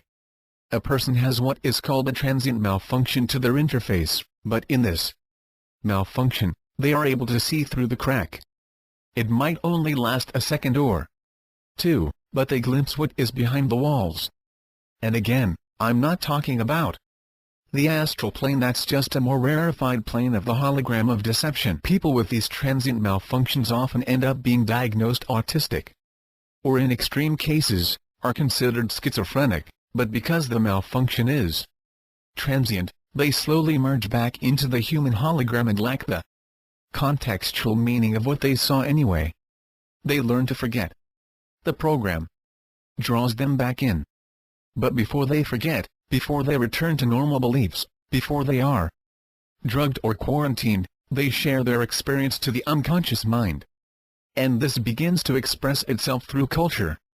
It'll come out in movies, books, theater, art, poetry, and many of these expressions will help to feed the unconscious mind and open it up to the possibility that the scale of our prison encompasses even the light, even science, even angels, even God. Sarah: do we wear a target on ourselves when this gets released? I mean, will Anu decide to take us down if this goes out? Dr. Neruda: believe me, I probed on that issue. There's risk involved. How much, I don't know. The wing makers explain that the creators of this plan have resigned themselves to the intervention, but that their equivalents here on Earth are not as excited by those prospects. It'll work its way out, but it'll take some time. Sarah: what happens between now and the grand portal? When the wall gets pushed down? Page 209. Dr. Neruda: all I can tell you is that the tide of power will continue to consolidate. The money system will continue to spiral away from the many into the hands of the few. This was part of the original programming. Sarah: relating to the return of Anu? Dr. Neruda: yes. Anu would step in and solve the world's problems and be anointed. Anu would use the centralization of the money system to integrate technology into biologic systems so they would be able to have infinite existence in Bubble One Earth. That way, Anu reasoned, he could be God in this world forever. But as I said, this plan was not perfect in the sense of its infinitude. Anu underestimated the beings in Bubble 3 and beyond. Sarah: has it ever been tried before? Dr. Neruda: what? Sarah: this crack in the wall, and then pushing the wall down? Dr. Neruda: no. Not in our world. This is the first coordinated effort to liberate humanity. Sarah: but what about Jesus or Buddha? Dr. Neruda: according to the wing makers, each of the avatars 9 who came to this planet did so as invited guests. Humans were explained as lost beings. It's literally how we are defined in the planes of existence outside our planet. Remember what I had said about the higher dimensional beings that would visit Earth and become manifested? Sarah: yes, Dr. Neruda, that was how many of these avatars came to Earth. They did not go through the birth process, they literally manifested in the Earth plane with their dimensional consciousness intact. They did not want to be born into this world and inhabit a human body, because they knew they would sleep and forget. Avatars had to directly manifest. The problem was that people were afraid of them and stayed away, or people acted as guardians of the old system and wanted to destroy the avatar, or some people looked to the avatar to save them. This was what spawned the evolution saviorship model of the universe. Evolution, as defined here, is the process of being saved and absolved of one's sins. The sinner evolved into the disciple. and the disciple evolved into the teacher, and the teacher evolved into the hierarchy of teachers and leaders. Saviorship simply meant that an outside force or avatar would save the individual from their sins or reprehensible behavior. An avatar is an incarnate teacher of truth. Page 210. And connect them to the light or spirit of God. The Savior was an intermediary of the hierarchy that plugged the individual into the light of illumination and enlightenment. Sarah, so didn't these avatars open a crack? Dr. Neruda, of sorts, but mostly it was to demonstrate what was really inside the human vessel. It was not to show miracles for the sake of convincing people to follow them or to create a religion. The resurrection, for example, was not a piece of theater to underline Jesus' unique stature as the Son of God. He was not. That was written in later. As his popularity grew, it was understood that Anu and Marduk could utilize Jesus to strengthen Anu's hold on human culture, and reposition himself as a loving God, the Father of great entities like Jesus. Avatars were generally considered an annoyance by Anu. Usually they were killed or locked up to wither and die. Stories would be created to either cement them to Anu's glorification, or they would be vilified and deemed to be of Satan. There was no middle ground with avatars. Jesus was really the first avatar that Anu decided to embrace and create a world religion around. Each of the other world religions were modeled after Christianity, even those whose founder was not technically an avatar. Avatars were very rare. They wanted to come in and push down the walls, but they needed a large enough following to bring the whole wall down. A crack wouldn't be enough. And if they came simply to show the nature of the infinite being inside each human uniform, they risked a religion being built around them that would become, over time, welded to Anu and the holographic, multi-layered deception that hung over humanity like a dome. The wing makers refer to a new type of being called the sovereign entity. These are pre-sovereign integral beings, but they are seated with the capacity to step out of the hierarchy, and in doing so, they allow themselves to examine information that others would attack or ignore. Unfortunately, the information that will liberate people is the very information they are programmed to attack. Sarah, when you use the term hierarchy, what are you referring to exactly? Dr. Neruda, the wing makers seem to use this interchangeably with Anu at the top, his leadership within the dimensions, or bubble 2, and his leadership on Earth in the form of a triad of power.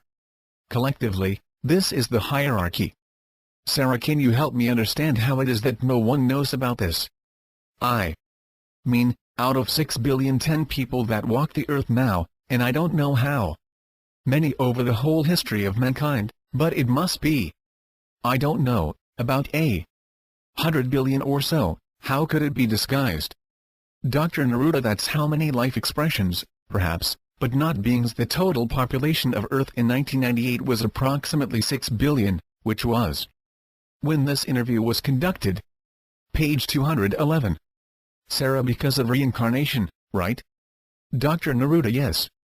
But to answer your question, it's done through the interface of the human vessel. The interface is what most people consider to be them. That is, their consciousness. The interface fuses with the physical body and the dimensional being that powers and animates it. There's an old saying that the last thing a fish notices is water. It's an apt expression of our circumstance, too. Humans have been living in this consciousness of a human body ever since they were first created. It is all they have ever known, and because of the sophistication of the technology that underlies this entire deception, we are thrown distraction after distraction to never, ever consider the possibility that everything is a part of an illusion. Everything. While it seems impossible that 100 billion lives have existed and not one has peered through the crack, it would be like going to the deep sea where the bioluminescent fish live, and explaining to them that a world exists of light and warmth. Maybe one or two would venture from the depths if they were told of this world, and they would return and report that they had experienced this strange, mysterious world. But never would they imagine that a whole world of land and air existed above that, where beings of entirely different natures walked on dry dirt and breathed air and looked at stars a billion light-years away. Humans are a lot like those bioluminescent fish. Sarah: okay, I understand the analogy, but no one? Dr. Neruda: momentary glimpses through cracks. That's all. The avatars that manifested here have operated the closest to our true nature on this planet, but those who have gone through the birth process and have human DNA, they are locked into their interface or they are quickly removed. Sarah: Tuesday you talked at length about Lucifer and his creation of the animus. Where's that factor into this story? Dr. Neruda: until last night I didn't know if this interview would even take place. I knew you wanted to speak in depth about the Grand Portal, but I wasn't sure at what level I would be allowed to disclose it. This is very guarded information. It's both a break-in and a break-out. The break-in is difficult to engineer amid the misinformation and deception that occurs on this planet relative to humans. Lucifer and the fallen angels was a nod to the fallen humans who were booted out of Eden. It is the same story with the same purpose: place fear of rebellion in the consciousness systems of humans. Make it strong and potent in the unconscious mind, and make sure that Lucifer, Satan and the devil mirror the Trinity of God the Father, Son and the Holy Ghost. Anu realized that the best way to make his human creation lean his way was to make the path to his kingdom appear virtuous and morally acceptable. And how do you do that? You have evil embodied in demons that are bent on enslaving humans and preventing them from following the virtuous path. Page 212. It created a perfect polarity of human beings progressing to the kingdom of God, while demons seduced and ensnared them. Angels and ascended masters were guides to show the way to the waiting kingdom. Eastern traditions used demigods, hierarchies of masters, meditation, but it was based on the very same polarity, which at its most basic level was light is good, and darkness is evil. So with that said, let me return to your question about Lucifer and the animus. The story of Lucifer is like a prop on a stage. With Lucifer in play, the stage is more dangerous. You can place blame. You can deflect blame and responsibility from the morally righteous and God-fearing humans. You can infer that your enemies are enslaved by demons that do the bidding of Lucifer or Satan. This creates conflicts that lead to wars. This creates histories of conflict which sow generation after generation of people who are living their forefathers' conflict. Amid all of this, God grows in stature and importance. Everyone wants to claim that God is on their side. Lucifer was a catalyst to enlarge the importance of Anu, to make humans dependent on him even though they never saw him, heard him, tasted him, smelled him or touched him. He was in the universal field vis-a-vis the unconscious mind. It was programmed this way, and religious culture only made it feel more real. The animus were the human 3.0 in the trajectory envisioned by Anu to support his infinite supremacy over humanity. His goal was to synthesize humanity with technology. The animus were us in a potential future. There are government organizations, corporate entities and research institutions that share the same goal even as we speak. Sarah: how did the decision get made not to release everything? Dr. Neruda: I've said that the Wingmaker's materials are extensive. There are 24 philosophical papers, but only 4 will be released. The 4 interviews we've previously done, as I told you, these 4 will be released. Possibly not all at once, but those have been sanctioned. This interview and the remaining 20 philosophy papers will not be released until certain conditions are met. What those conditions are, I don't know. I assume it has to do with the discovery of the portal, the human portal I mentioned, in getting the crack in the wall established in this world. Once a foothold is made in establishing the inception point, perhaps then the other materials can be released.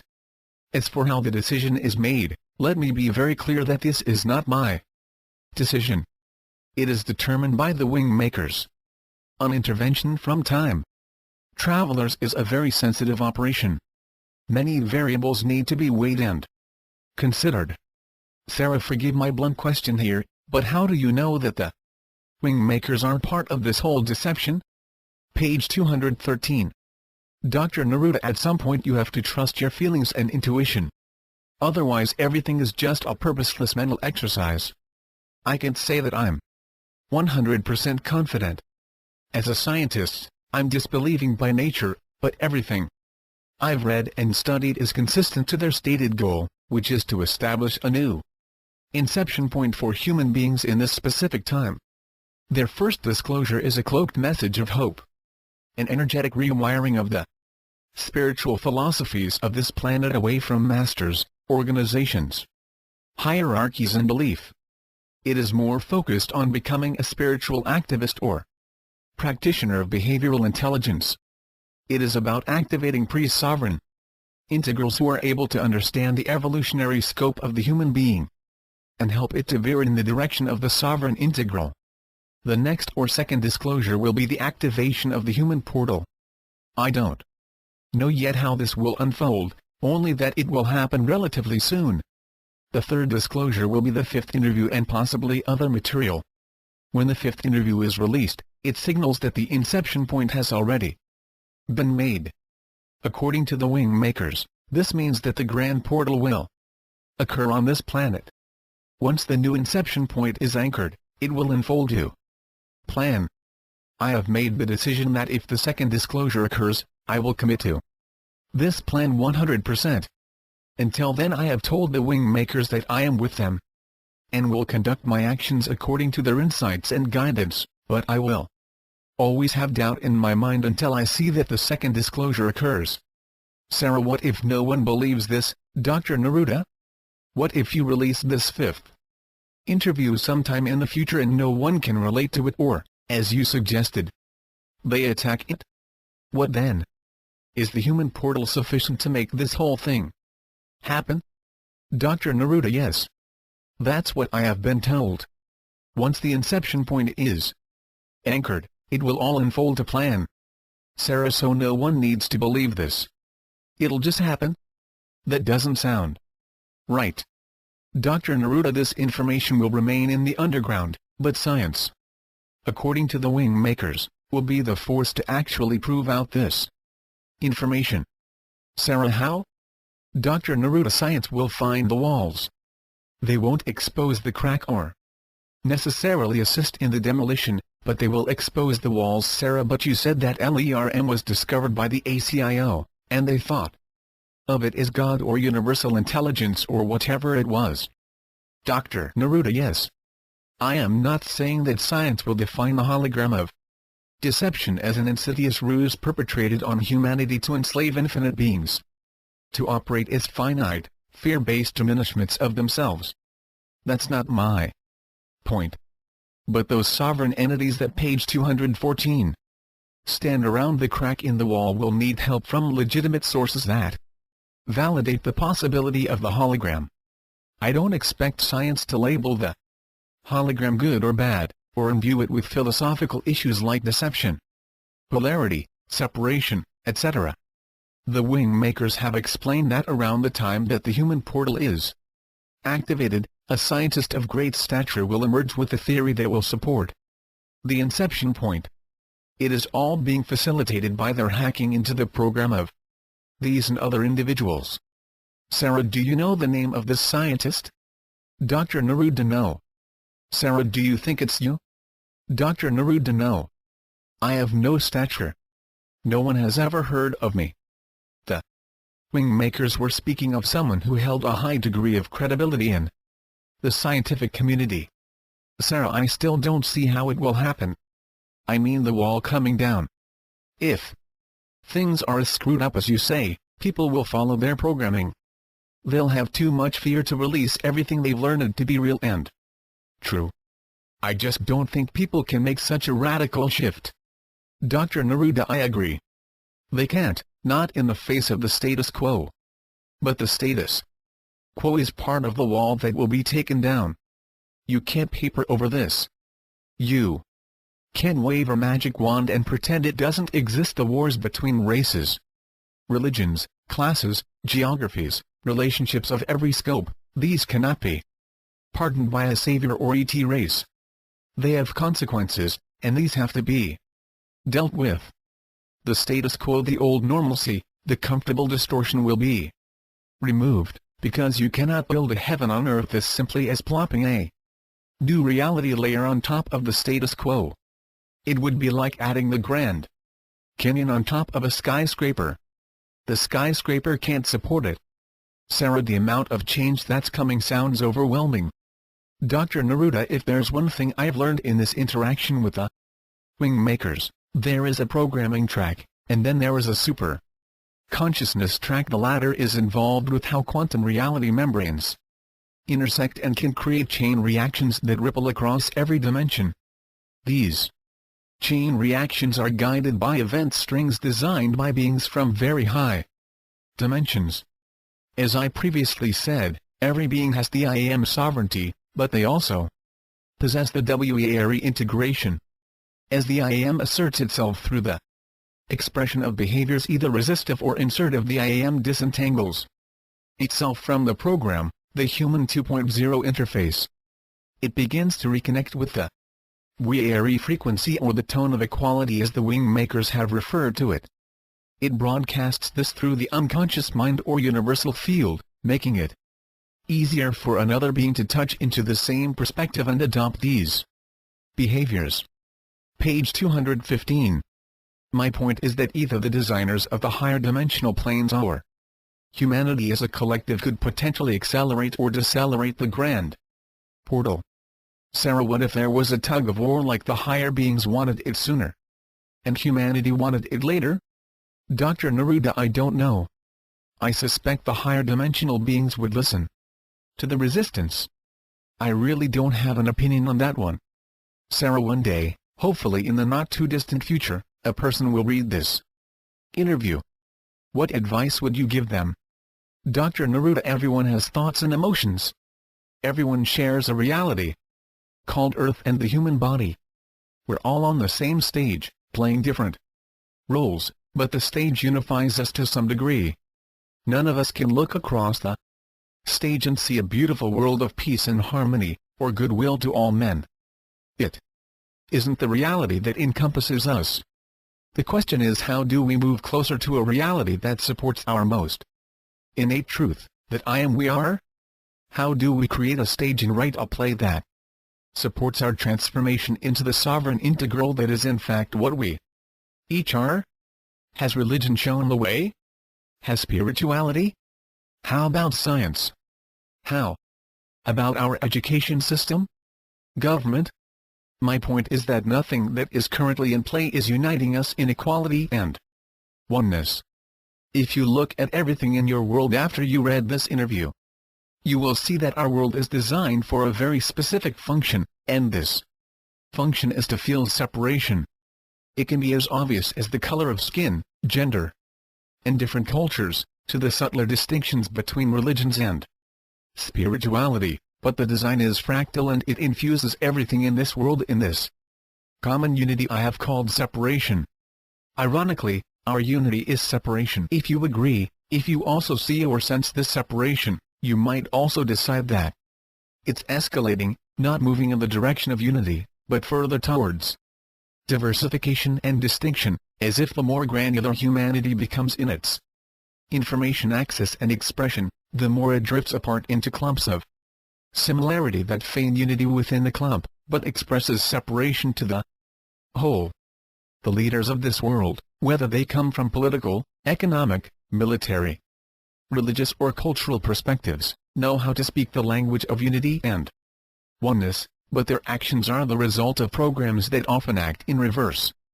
This isn't about thoughts and language. This is about behaviors and actions. People know how to disconnect from their thoughts and say one thing, and then do another. They know how to feign care, but their actions demonstrate hollowness. This is not an indecent to every standing solution, but nothing has worked. Religion's failure has birthed the nihilistic and disillusioned organizations of darkness and occult experimentation. They feed off one another. It's symbiotic. Survival.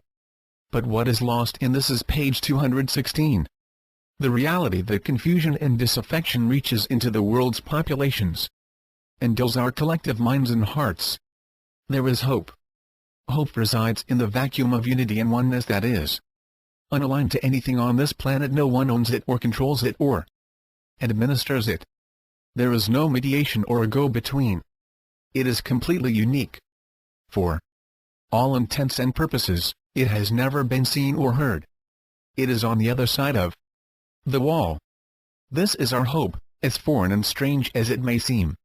What is in this world is not working, and it is because of separation. I don't care. If you read the most esoteric, spiritual information on this planet, it is of separation. I've read esoteric spiritual documents over the past 20 years that would make most people swoon and say to themselves, this is the highest information, or this information is true because it is so detailed. No one could possibly know this much detail unless it was true. The most esoteric information on this planet was not written by human beings, but through human beings vis-a-vis channeling. The channeling speaks of wonderful spiritual realities, of how humans and aliens are one, of how the deep psychology of human beings is constructed, of the complex cosmological environment in which humanity is nested. All wonderful information, except no one mentions how we are enslaved, or why, or by whom. Not one.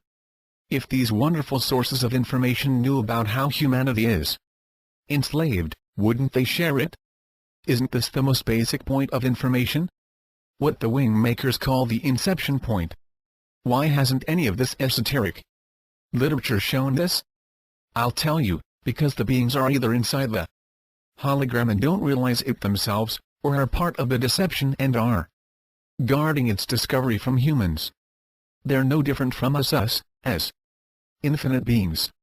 They're lost in this hologram of deception as much as we are.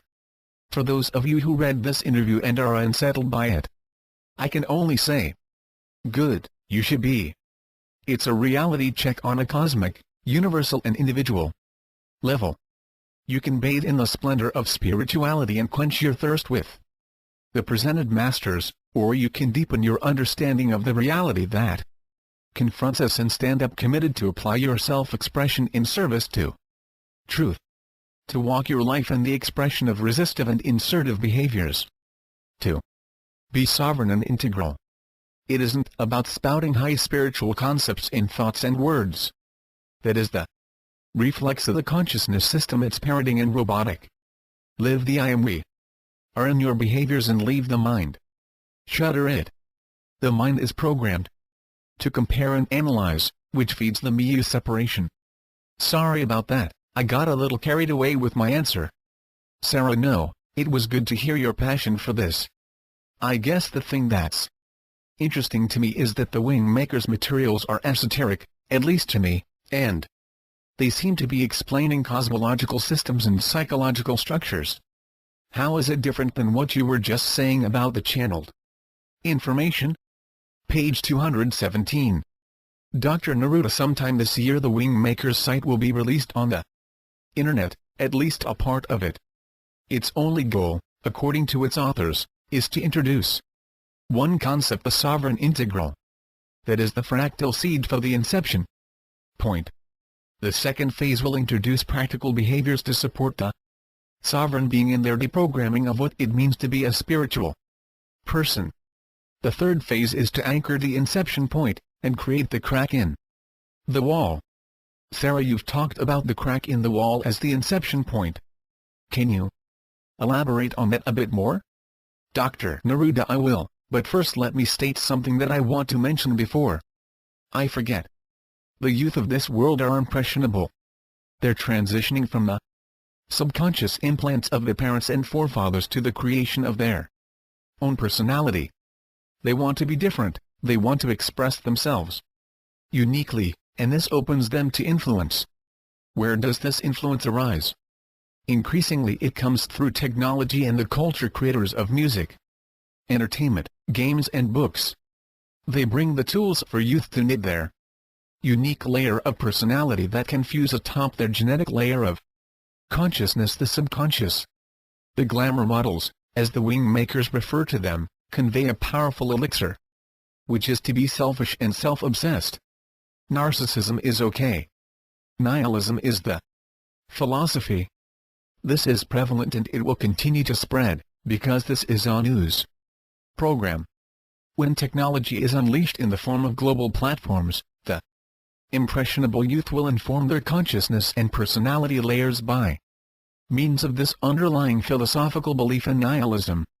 The way this seeps into the culture, through technology that helps codify personality in our youth, is one of the clearest examples of how Marduk's programming spreads.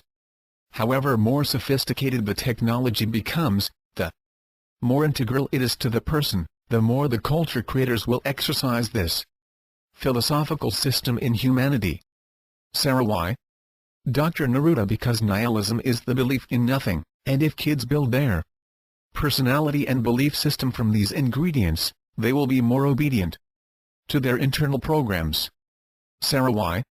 Dr. Neruda, if you don't really believe in the higher reality of our world, you are more inclined to relinquish your sovereignty or the I am consciousness.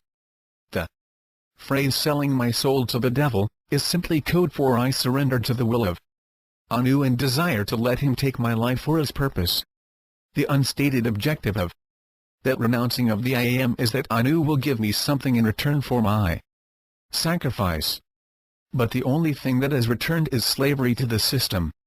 You walk your life according to your program, and the program ensures you are a puppet whether you are rich or poor. Page 218. Sarah, I'm glad you mentioned children. Do you see them getting this? And if so, at what age?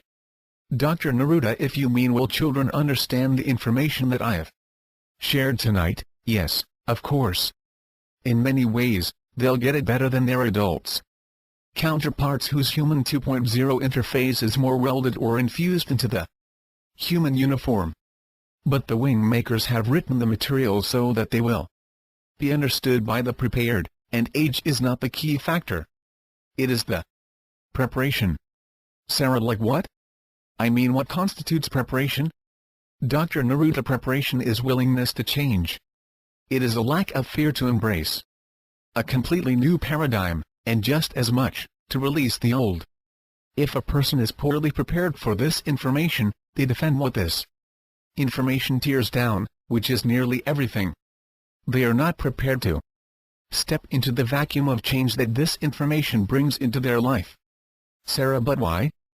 Dr. Neruda, it requires a lot of responsibility to accept this information.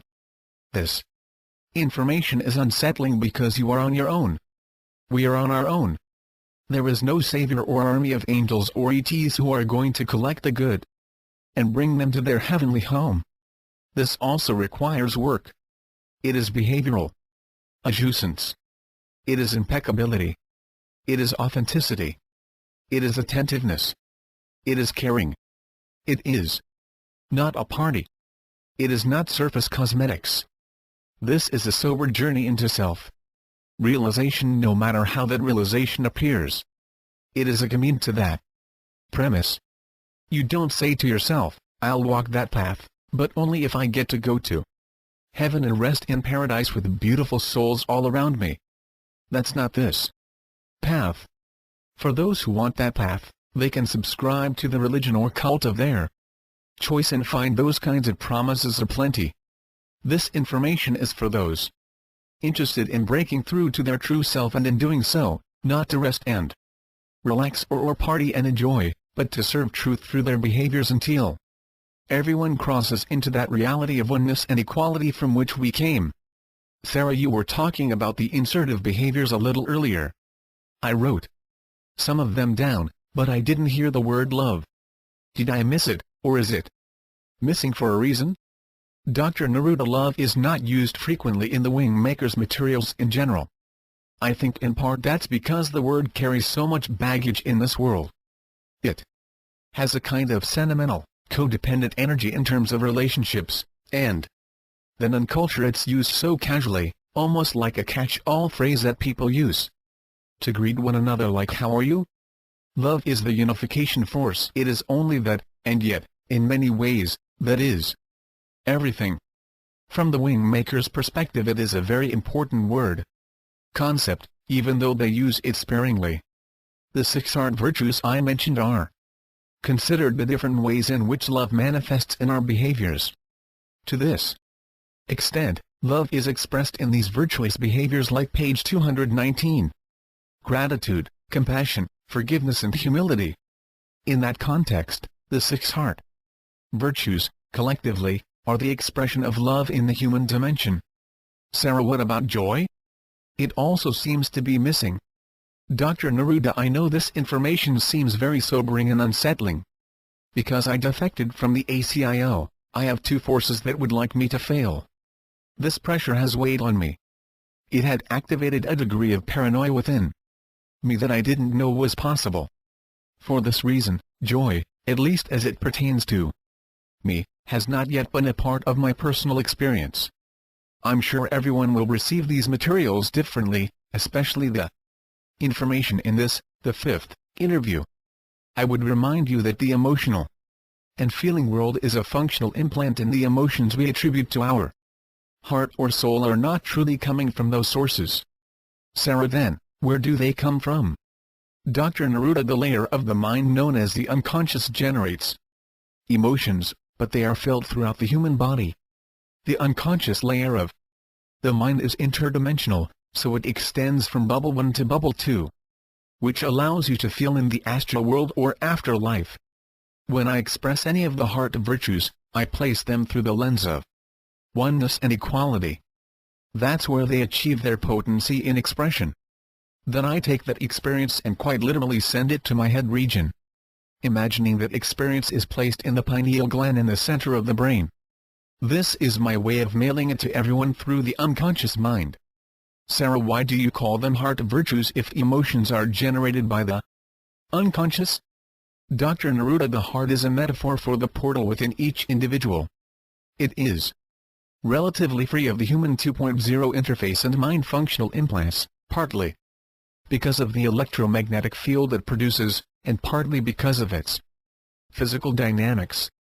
The wing makers suggest that the heart virtue should be experienced and expressed first in this region of the body, instead of the mind or head region, as a way to isolate the tendency of the mind to simulate these emotions from the unconscious mind layer, where they, by definition, lack the same potency of expression, because they exist in separation. Sarah, it sounds kind of complicated. Dr. Neruda, I prefer to look at the flip side. If I do nothing, if I go sit quietly in my chair and meditate or study religious scripture or pray, how am I supporting the progress of this reality? If this world remains ensnared in deception, that's complicated not just for me, but every being in bubbles 1 and 2. Page 220. Sarah, one of the things you've mentioned frequently is this notion of oneness and equality. I understand the meaning and import of the words, but these are certainly not new concepts. Doesn't every spiritual teacher say this? Dr. Neruda, not all, but some do. You can go back 2,500 years to Heraclitus, who announced that all things are one. It is an important concept of human philosophy and to some extent modern-day physics. With regard to religions, often the founder says one thing and the followers who organize and interpret the founder's words and teachings alter it, but oneness and unity have not been mainstays of religion, particularly in the context of behaviors. The wing makers are focused on behavioral intelligence expressed through the lens of oneness and equality. The I am we are is rooted in this principle. It may not seem like a big deal to adopt this simple philosophical perspective, and frankly, it isn't, because they're simply words and it's only a concept. But if it's genuinely adopted and anchored in the core of your belief system, then you can possess the necessary command to express this in your behaviors. And this is where most people will probably have a problem. The human 2.0 interface is full of programming from Marduk and the human unconscious.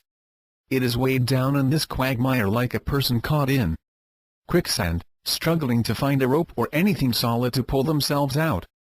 The rope in this case is the simple framework of I am. We aren't applying it through our behaviors, but it has to line up. If you adopt the framework, but your behaviors do not reflect this, the rope disappears. The unification of all beings in all dimensions exists. It's only when you step out of quantum space-time that you realize the illusion of separation, and retaining this basic truth of oneness and equality in a human 2.0 spacesuit is no simple task. That's why it must be more than words, and the words must be practiced in the now. Sarah, why are the wing makers doing it this way? It seems so innocent. I mean, asking people to become self-aware and practice assertive and resistive behaviors. After hearing all of what's happening in the Triad of Power, it seems like we're using slingshots against their stealth bombers. They want a money system that makes us perpetually indebted slaves to the dollar, and they want this money system to be one currency. The most powerful people on the planet, with access to the best technology, the best weapons. How can we expect to prevail if they want transhumanism? Dr. Neruda, to understand why the wing makers are focused on the sovereign integral process, you first need to understand why the Triad of Power is focused on their plan. The Triad of Power believes their one-world concept is the right concept. They want to unify humanity through a money system that they control, utilizing technology as another means to unify. Unity, in their minds, is more like shepherding the human herd into easy-to-manage corrals and monitoring them for any rebellion. Their form of unity is a chimera. It is theater for display purposes, and nothing more. Their form of we're all in this together, let us protect you is simply more illusion and deception. Their plan for Human 3.0 remains fused to the same functional implants that constitute Human 2.0, and that is separation. Page 221. As I said earlier, they are here to prepare for Anu's return, whether they are conscious of it or not. All aspects of the power system, including major religions, are here to prepare. That is their watchword, prepare.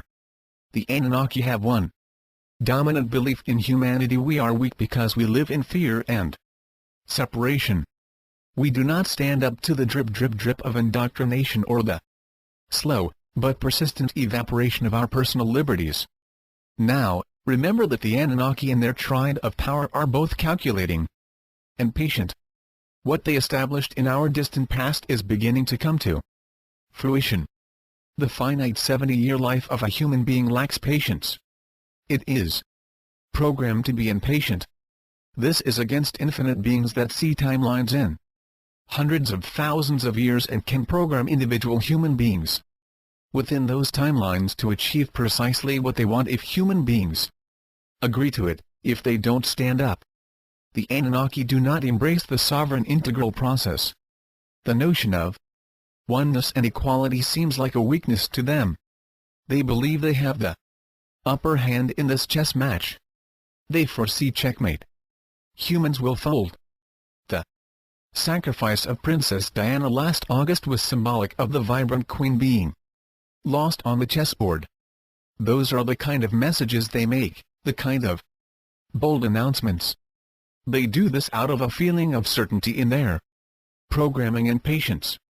When I say programming, I don't mean just the internal interface that Marduk has programmed, but also the programming of the unconscious mind through the media, culture, religion, politics and economic structure. The combination of these forces is really the cause of their confidence, because they see our fall as an inevitability. Now, to answer your question, human beings, even those with Anunnaki DNA, can become self-realized of their true nature through a simple process. It doesn't require that they meditate and pray all day or retreat to an ashram. The sovereign integral process becomes a natural part of the life expression of the individual. If enough human beings can embrace this process or something like it, the crack in the wall will expand, the wall will become less stable, and the world of separation, in its brittleness, will begin to crumble. The life essence is what we have on our side. This is not a slingshot as you put it. It is the infinite force that powers every object in the universe. Life is inside us. And it exists in one and only one state: equality and oneness. The entire hologram of deception, as created and curated by the Anunnaki and their cohorts, that is not life, it is the exemplar of separation. Life is truthful and authentic. Separation begets deception, unworthiness and fear.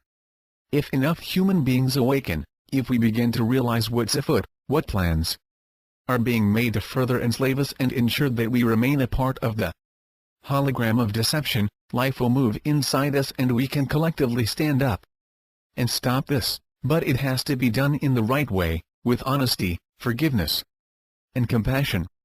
The alternative to separation must be expressed in our movements and practices. We have to model these behaviors as a collective entity. That is the definition of the Grand Portal. Sarah, you've talked a lot about separation. Can you elaborate on why this concept is so prevalent? Page 222.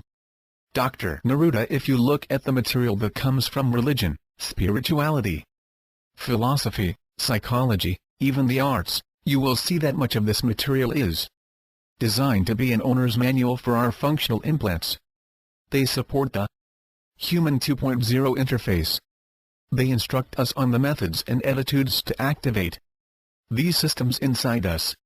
I've previously mentioned the three layers of the consciousness interface: the conscious mind, the subconscious and the unconscious. The unconscious is where we mostly operate in terms of our behaviors and perceptions. The unconscious mind layer is deep and penetrating, and it is universal. As I said, it's how Anu uses the oneness concept to his benefit. We are one in separation. The unconscious mind is one. Separation is a fractal energy. It infects everything within the hologram of deception to such a degree that it's not recognizable. No matter how well intentioned a person or organization might be to convey true information, what often lurks behind the information is this fractal energy of separation and its use of comparison and judgment and all the other tools of separation that distill down to fear and unworthiness. It's as if the internal programming of Marduk and the external programming of the triad of power echoes around in all content of all times and cultures, so common and accepted, as to be unnoticeable. We have accepted separation because it seems normal. Thus our behaviors and perceptions, driven largely by the unconscious mind, embody separation, and the vast majority of us do not even know it. Sarah: okay, but then how do we become aware of it? Dr. Neruda: a person must understand that they are being programmed. That's a starting point. If you don't accept this basic premise, then why would you choose to change? If you do, then observe the programming inside you, within others in your environment, the larger world, and begin to see how subtle this programming is. In many ways, to observe this programming requires us to be neutral, so we can simply observe our internal states and the messages therein, as well as those of the external program, which come via television, the internet, email, newspapers, magazines, direct mail, and so on. It isn't critical that you know how every program is expressed into your life or what its esoteric meaning is. What's important is that you understand you are being programmed and you seek an internal source of direction, inspiration and movement. The sovereign integral process is focused on you, the individual, directing your own self-life essence to express itself in oneness and equality. That's it. If you do this, then you are releasing the hold of the programming. For some this can be done quickly, and for others it might require more diligent practice. Sarah: can I do this and still be a Christian or whatever I was raised in? Dr. Neruda: I suggest that anyone who resonates with this information try it out. See how it moves them through their life path. If they want to remain in their current structures, see if elements of the sovereign integral process could be applied. But if you don't see page 223, separation in your current practices, Then stay there, because you won't have the motivation to be a practitioner. Sarah, but you just said that most of us don't see separation. Dr. Neruda, I said that if you don't see it in your current practice, then you won't be motivated to change. This process is all about change. Make no mistake about it. It is not selfish in any way. There is no burrowing into the bedrock of a belief system here that will make you feel superior or privileged or wise. There really is no belief system here other than the sovereign integral process. There is no structure, no organization, no master, no hierarchy, no one is above another or below another. Do you see? This is not an organization of this world. It cannot be of this world. Otherwise it is subject to separation. The only way the human 3.0 SI manifests is inside enough human beings who exemplify this process, who anchor this new consciousness of conduct on this planet and share it through their behaviors and unconscious mind. That's the only way, and not everyone is prepared to do that. Sarah, what happens if we see separation, but still don't have the motivation to make the changes in our behaviors? Dr. Neruda, the functional implants of the human 2.0 interface are seldom easy to release. They will hold on to your life essence as long as they can. They want to drive the human vessel, not hop in the back seat and watch as mere passengers. That's against their program. Sarah, so talk about this resistance from the functional implants. How does it manifest? Dr. Neruda, I'm sure it's an individual thing. I don't pretend to know how it is for anyone else. I can tell you from personal experience that I initially dived head first into this process and rearranged my life. I thought I was doing a good job. And then a week or two later, I found myself back to square one, exactly where I'd started. It felt like amnesia. It was as if I had forgotten I was even doing a new practice. Admittedly, in my case, I had a lot of distractions in my life, but everyone can probably say the same thing. So I think this tendency to return to the habits of the consciousness system inside our 2.0 interface is the main way that resistance is expressed. Change of this scope is not an easy proposition.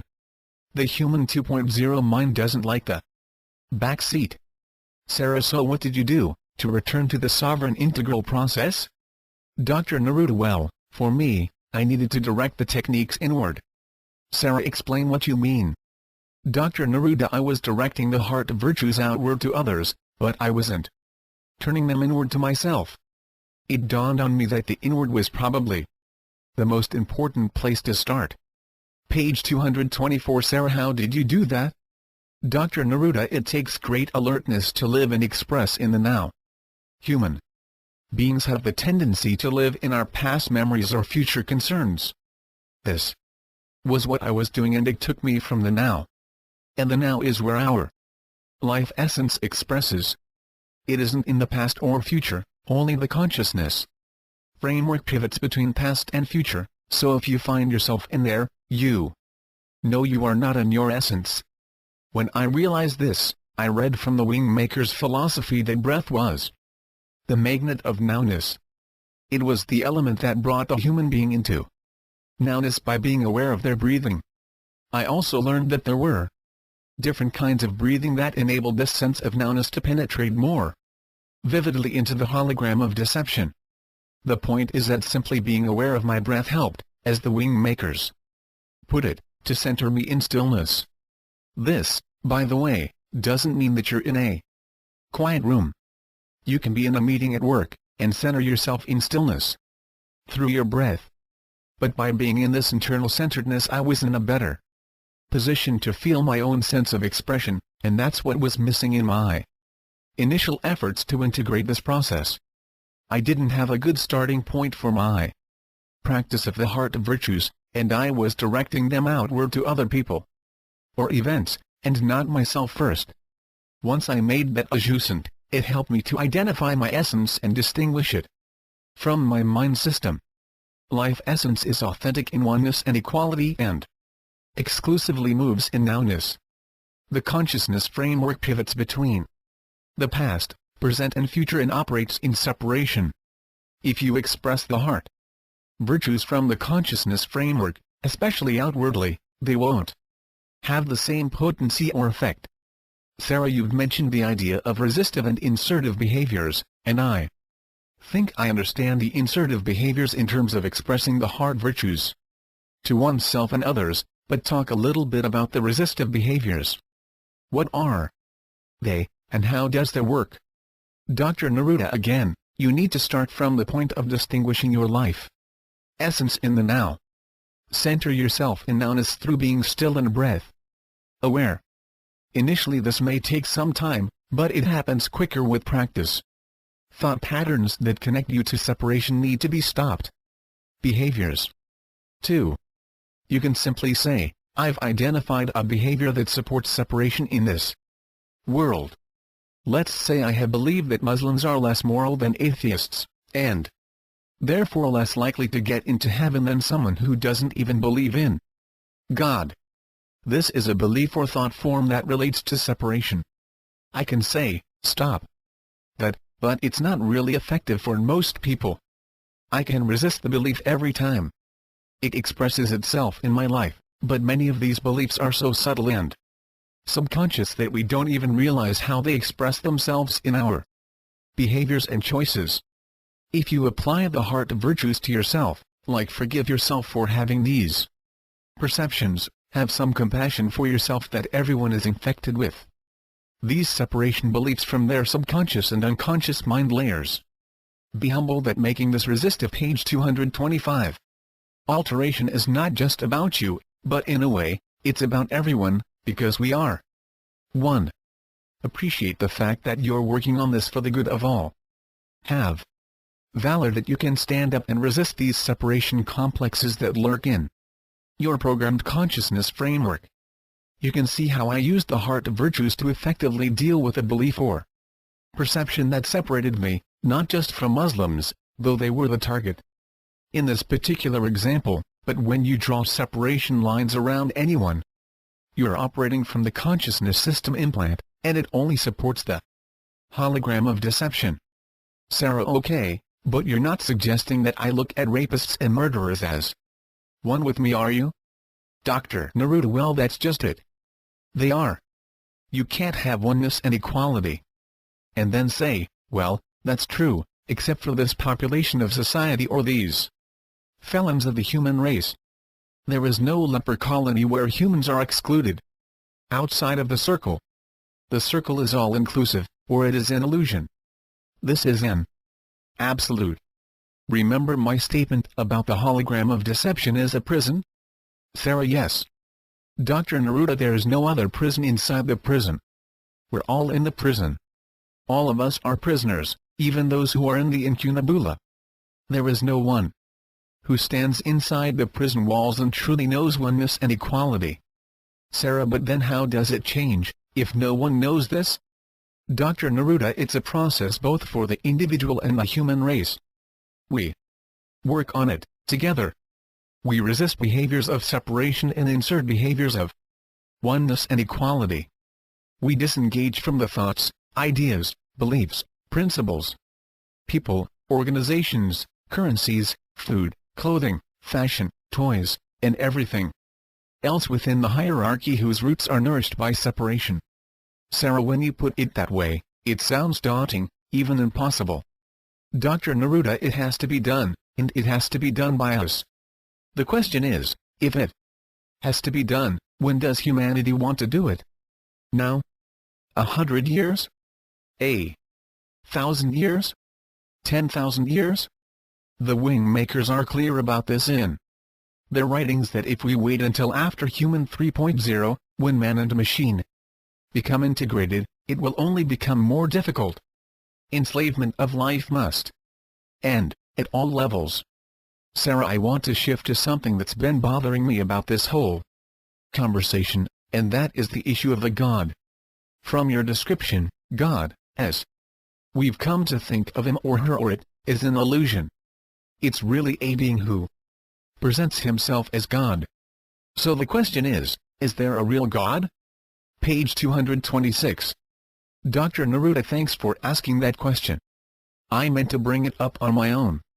And I think I sidetracked myself. Let's go back to the thought experiment about the bubbles. There is a presentation of a god, which, as I've said, is Anu. This is the god that Muslim, Jew and Christian alike revere and worship. This is the God who desires to return and provide a clear supremacy over humankind to direct humanity to a human 3.0, one-world transhumanist existence that would stretch into forever. As I've said, there's a life essence inside all beings, including the Anunnaki, and this life essence is infinite. If you understand infinite, then you understand it is outside of space-time. If a being is outside of space-time, it is not defined by polarities like birth and death, creation and destruction, good and evil, and so forth. It is beholden to none of our vocabulary and concepts. Thus, when the wing makers decided it was time for this information to become available on Earth, it was offered, in terms of its text, as a bridge. In other words, it was decelerated to our language construct Sarah and other forms of media, too, like the music and art. Dr. Neruda, yes, but in a different application. All of this information needed to be encoded in a way that would be acceptable to two sources of scrutiny. One was Anu and his hierarchy, the other, the individual. Which is why the material in this interview will only be released when certain conditions are met, and the wing makers are reasonably satisfied that the information will not be taken down by the hierarchy or dismissed as a fairy tale by the individuals they are trying to reach. Now, when this deceleration occurred, they elected to release the information in phases. Phase 1 would be encoded in a way that would allow people to understand the world outside of the hologram of deception, but in a framework that's somewhat familiar, that's resonant with the evolving beliefs on the planet. Hence, the idea of first source, source intelligence, 11 sovereign integral human instrument. All of these concepts will be provided without contextual details, because if they were included, the information that I'm telling you tonight would be purged by the hierarchy. The entire event string would be taken down. The inception point of the portal and grand portal would have been mired in doubt. So, it will be dispensed in the manner it must. This is not in my control. Sarah, what does this have to do with the existence of a God or not? Dr. Neruda, I just wanted to clarify that the word God means multiple things and it needs to be clear what meaning is being used.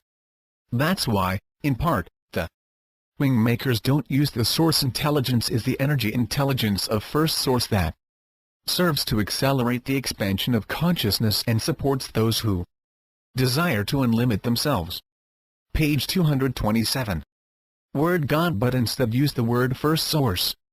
However, in their later philosophical writings, after Chamber 6, they don't use this word, for the reasons I mentioned, but these are very subtle intonations in their writings, as they try to weave their messages into our modern-day culture without being targeted by hierarchical censors.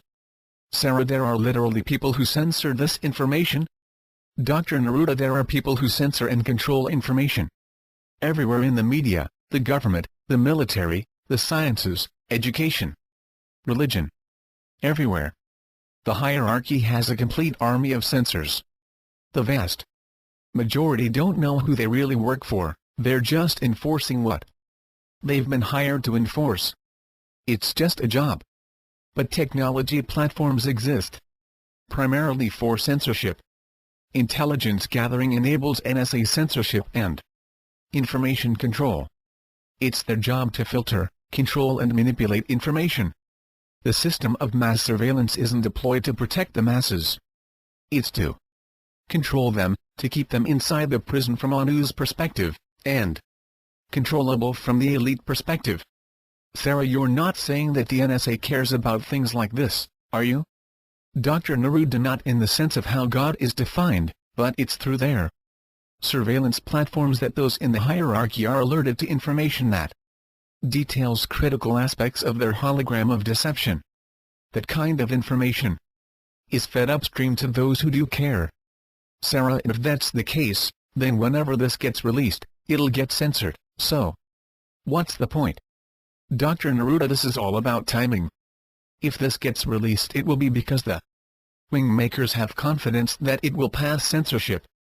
Something will have happened to enable it. Sarah, I'm aware you haven't really answered my question yet on God, so I do want to come back to that, but with the internet these days, couldn't you just drop this whole information on the public at one time? It'd go out to a few thousand people and then they could put it out on other sites and it would just grow in geometrical progression. How could they hold it back or censor it? Dr. Neruda, it would be modified. It's a complete set of information. Once it got out in that format, some would claim their version is the original and others would claim that their version was the original, and they might be as different as black and white in some areas. It only creates confusion, and once there's confusion, it's impossible to bring clarity. In intelligent circles this is called reputation destruction. Think of it like this. You have a set of information that is targeted to specific beings that live everywhere on the planet. You wait until there is a communication system that can get to each of these beings. You have to make sure that the information is as pure as it can be, but still get past the censors, so you encode it and release it in phases. Page 228. The first phase is released as a real event, to test the waters of reaction. The second phase is released with new content and modifications, emphasizing that it's a mythology. This is to reassure the censors. The third phase will get more involved in practices and behaviors, but without full context. The fourth phase will probably be the human portal. The fifth phase will probably be this interview. And the phases that follow will depend on how this interview is received. So every release is being observed by both the hierarchy and the wing makers. Sarah, okay, let's go back to the God discussion. Dr. Neruda, yes. So, to answer your question, is there a God? There are many gods. Some beings present themselves as gods, and some beings manipulate others to such a degree that they become regarded as gods. And then there are collective intelligences that move between the quantum membranes and simulate God-like qualities of omniscience and omnipotence, but they are not gods in the sense of being the creator. There are even some beings that present themselves as God through a human channel. The view of the wing makers is that the oldest civilizations in the universe believe there is a creator, but that this creator, known in the wing makers' philosophy as first source, is so fundamental that it is the fractal essence of all life in all variations. It is the quantum zygote of life at the most foundational level. It is not truly knowable as we think of knowledge. It is experiential. Through sound that evokes this tone of equality spoken of in the wing makers' philosophy. It's not apprehended through the mind, which makes it hard to describe or convey. This is the problem with anything so elemental that it all but disappears. How do you convey it in such a way that it can hold a human being's attention? Sarah, so there's a God, but it's unapproachable, is that basically it? Dr. Neruda, yes, but I want to mention that the relationship is to a creator, not a God. The creator is in all life. God is more of a parent, and in religious circles, a father figure who is humanized to such a degree that we can pray to God to give us things, help us remove obstacles, crush our enemies and so on. Creator is aligned to oneness and equality, while God is aligned to separation and fear. First source is the creator of life, the manifest reality of all existence. The creator lives within life as the infinite spark that connects all life as equals in oneness. It is not here to be humanized. It cannot be humanized, or for that matter, reduced to any other life, form or thing. The creator is the conjoining of all existence in the equality of oneness, and when that occurs, then God exists. When it does not, there is no God in existence, only a creator. It is really that simple. As it is said in various religious texts that God created man in his image, or likeness. And provided you understand Anu as God, then this is a reasonably true statement. However, the Creator created the infinite spark that animates the human form, and so the sovereign integral is the creation, and Anu had nothing to do with this. He merely figured out a way to enslave it. Page 229. The last thing I'll say about the concept of God is that it's used by religions to separate ourselves from responsibility. It allows us to say, I'm not responsible for poverty or war or child abuse. There is a God who is much higher than us. God created the world, He is in charge. If He allows war and poverty, who am I to bear responsibility?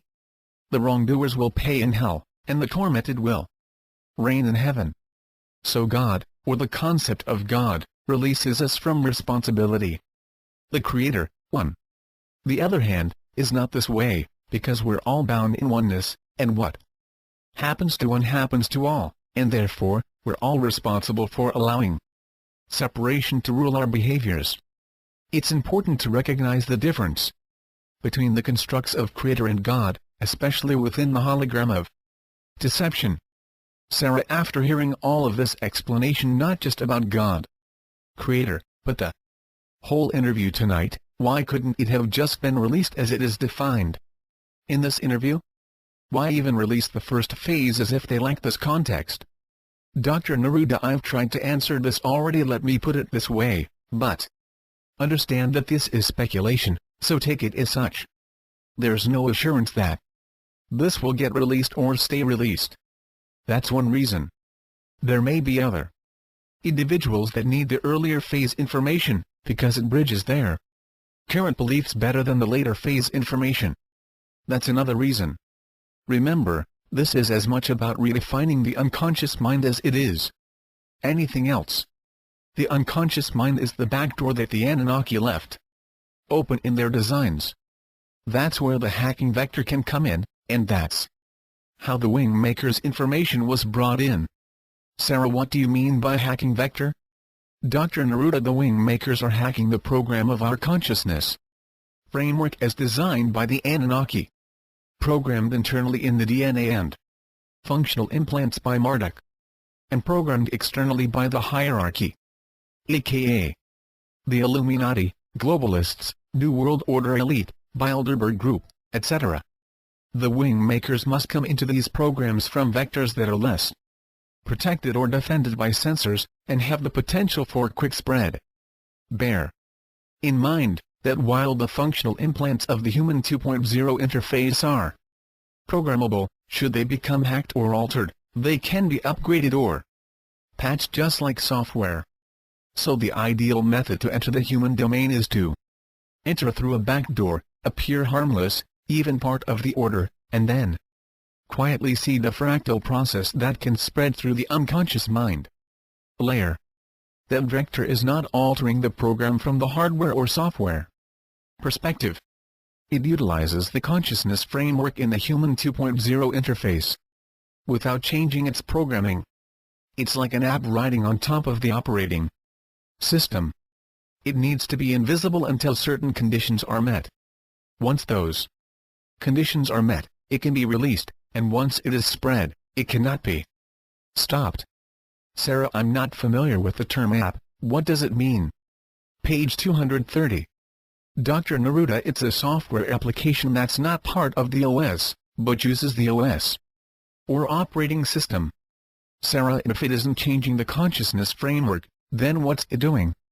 Dr. Neruda, it allows individuals to initiate their own sovereign integral process, which allows them to release the hold of these systems on their life essence.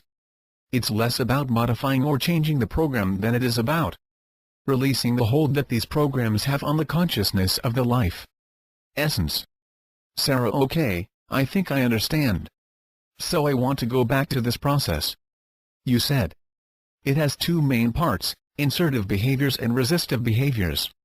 You also mentioned something about breath, but I didn't hear you say anything specific about it. Dr. Neruda, yes, the breath is an important way to bring you into self-awareness. It's like a quantum light turning on that illuminates your life essence, that part of you that is not of the human 2.0 interface. You're able to sense and begin to re-experience this infinite being that is you. The breath is something that anyone can use without a lot of complication, and obviously, it's always with you. It doesn't require any technology or expertise. It's really just a way to shift attention to the core of yourself. The wing makers write about quantum breathing or quantum pause. It's a technique from Philosophy 7. Sarah, can you explain it? Dr. Neruda, it's very simple. You breathe in through your nose for about 2-4 seconds or whatever's comfortable for you. Once you've filled your lungs, you pause or hold your breath for the same amount of time you breathed in.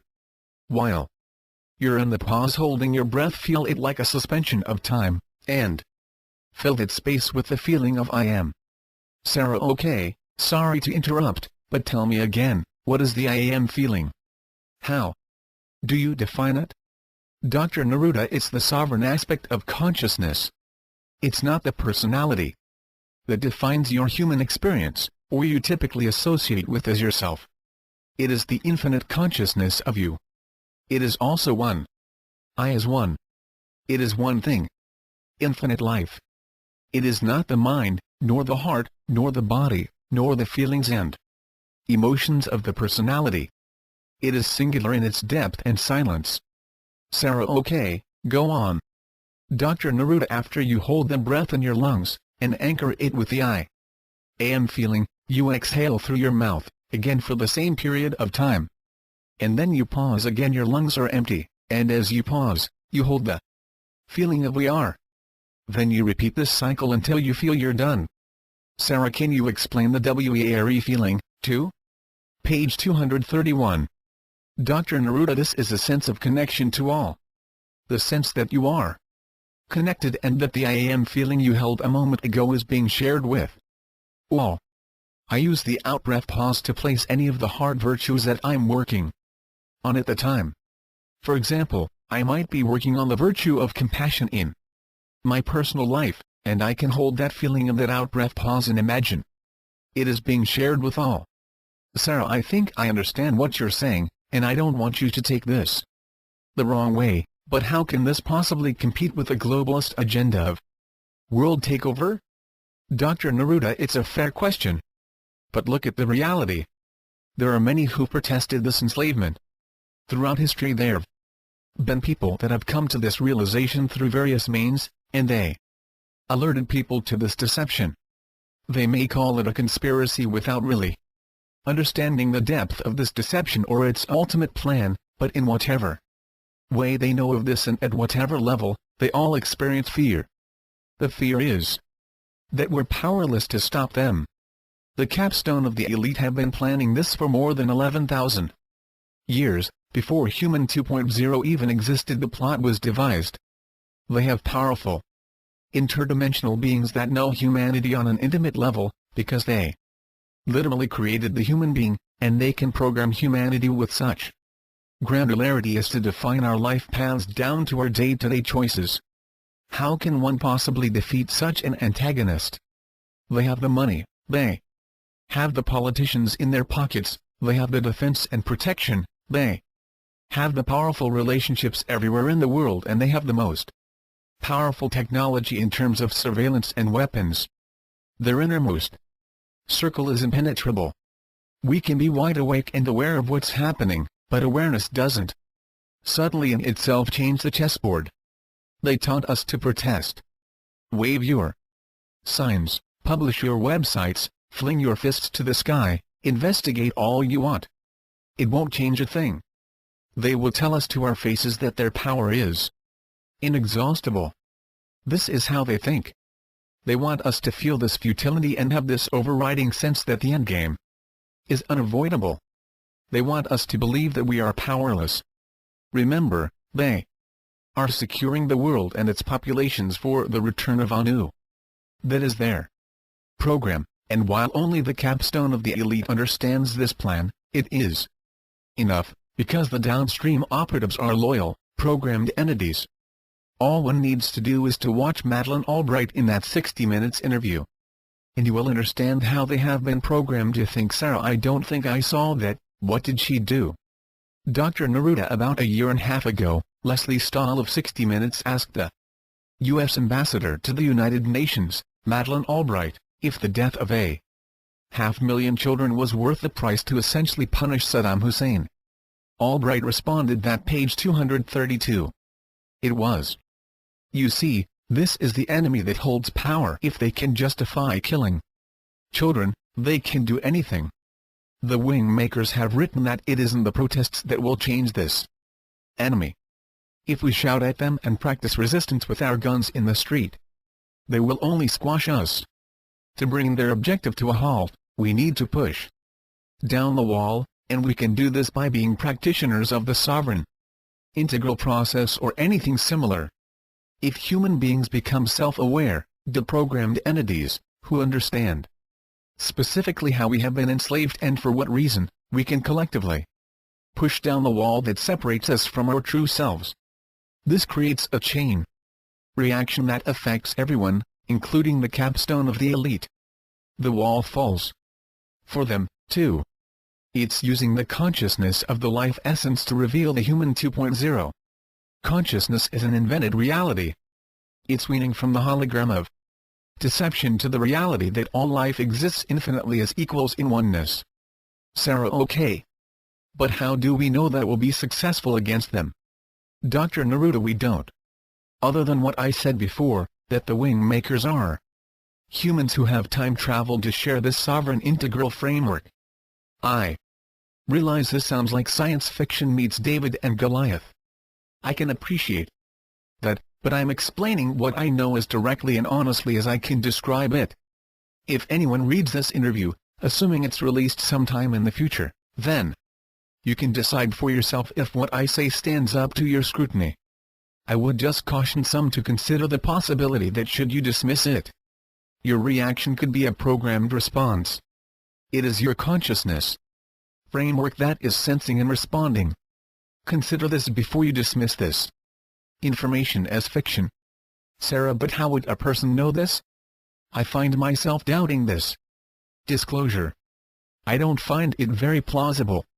As a journalist, I'm trained to be suspicious of sources, and as much information as you've shared with me, I find myself wondering how this is possible, and I haven't heard about it. Dr. Neruda, the hierarchy practices deception by controlling the buttons on the machine of absolute power.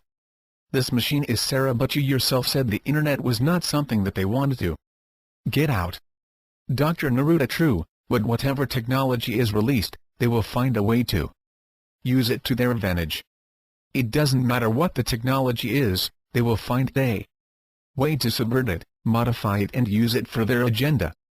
These are extremely bright beings that are obsessed with the centralization of power and control so that Anu can insert himself without resistance. Sarah, what if enough people woke up and rebelled? Couldn't we start a revolution and overthrow these crazy criminals? Page 233. Dr. Neruda, they are not crazy. They are deceptive intelligences who have lost all sense of connection to their true selves.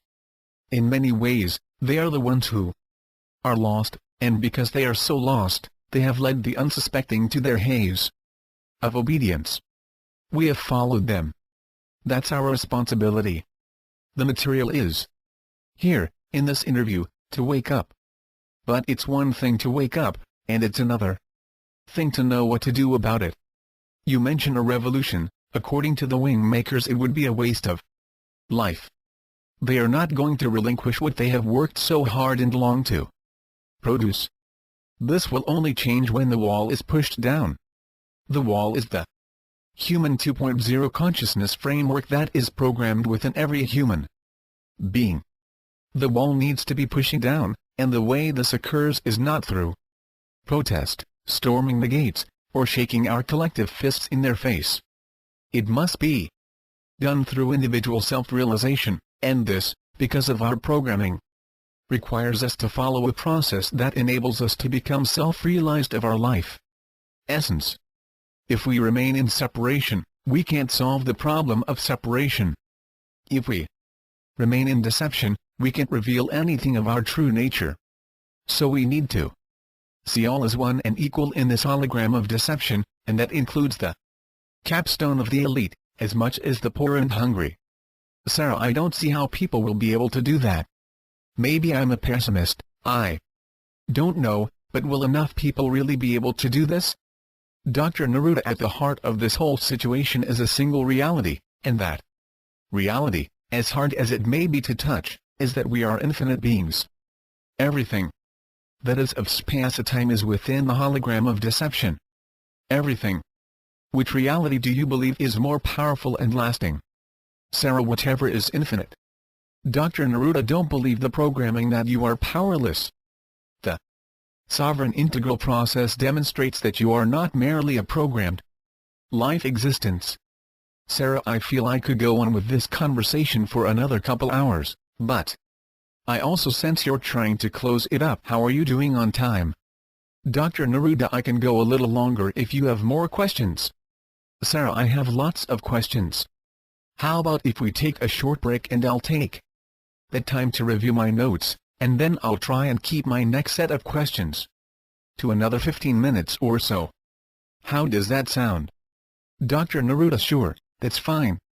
Sarah, great, then we'll begin in 10 minutes. Page 234. Approximately a 10-minute break. Sarah, the tape is rolling again, and I've got my questions. Are you ready? Dr. Neruda, yes. Sarah, okay, good. Does it seem like a strange coincidence that the Labyrinth group was trying to create time travel technology and you stumbled upon the wing makers who are time travelers? Dr. Neruda, not entirely, Sarah, but how do you really know that they're not aliens or some other non-human beings? Dr. Neruda, sometimes you just have to take things at face value when there's no evidence to the contrary and no evidence that would support any reason for them to misrepresent themselves. Sarah, through all of my discussions with you, this interview is like someone coming into my home and rearranging all the furniture.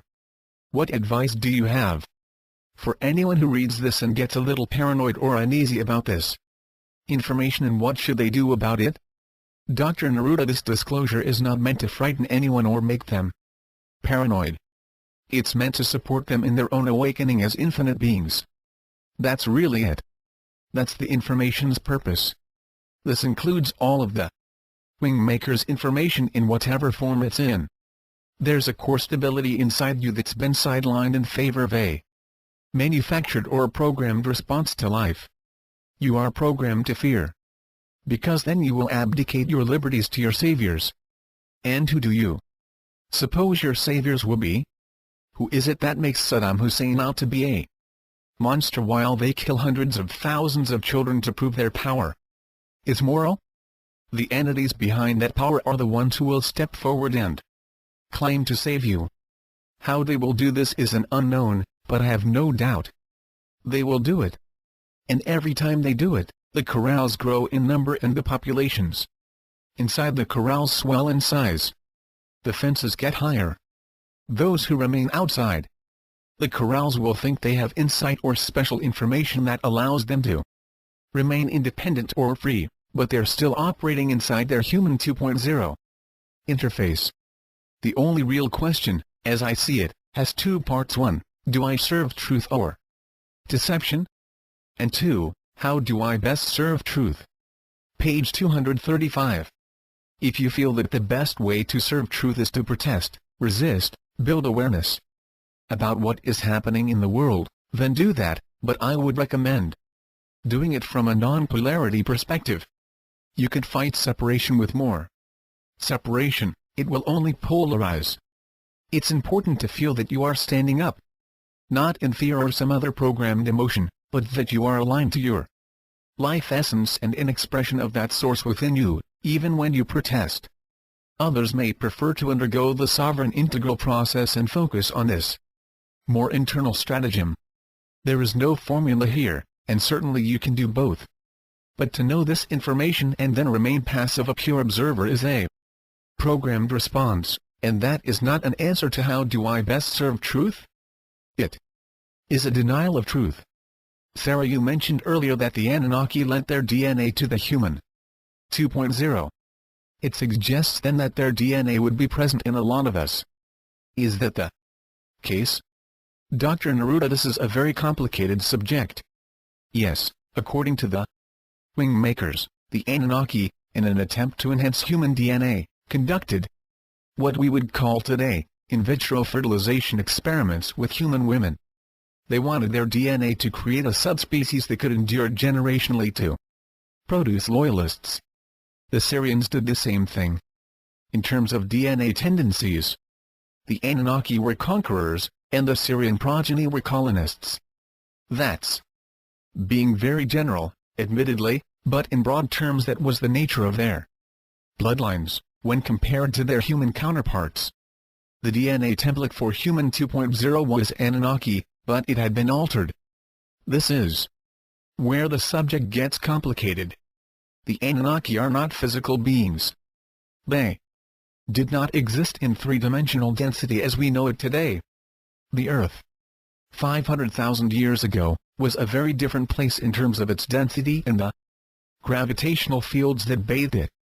The Anunnaki were interdimensional beings, meaning they are infinite just as we are, but without the physical body. However, all beings possess DNA. It's the quantum equivalent of a blueprint. So they experimented with how to use their DNA to create physical beings that could function in accordance to their agenda, which, as I said, was initially mining gold, but later turned to the enslavement of a species who would worship Anu. When the Anunnaki fertilized human women, it was with royal bloodlines, and this was not a coincidence. They wanted these royal bloodlines to sustain over thousands of generations so they could more easily facilitate their master plans on Earth.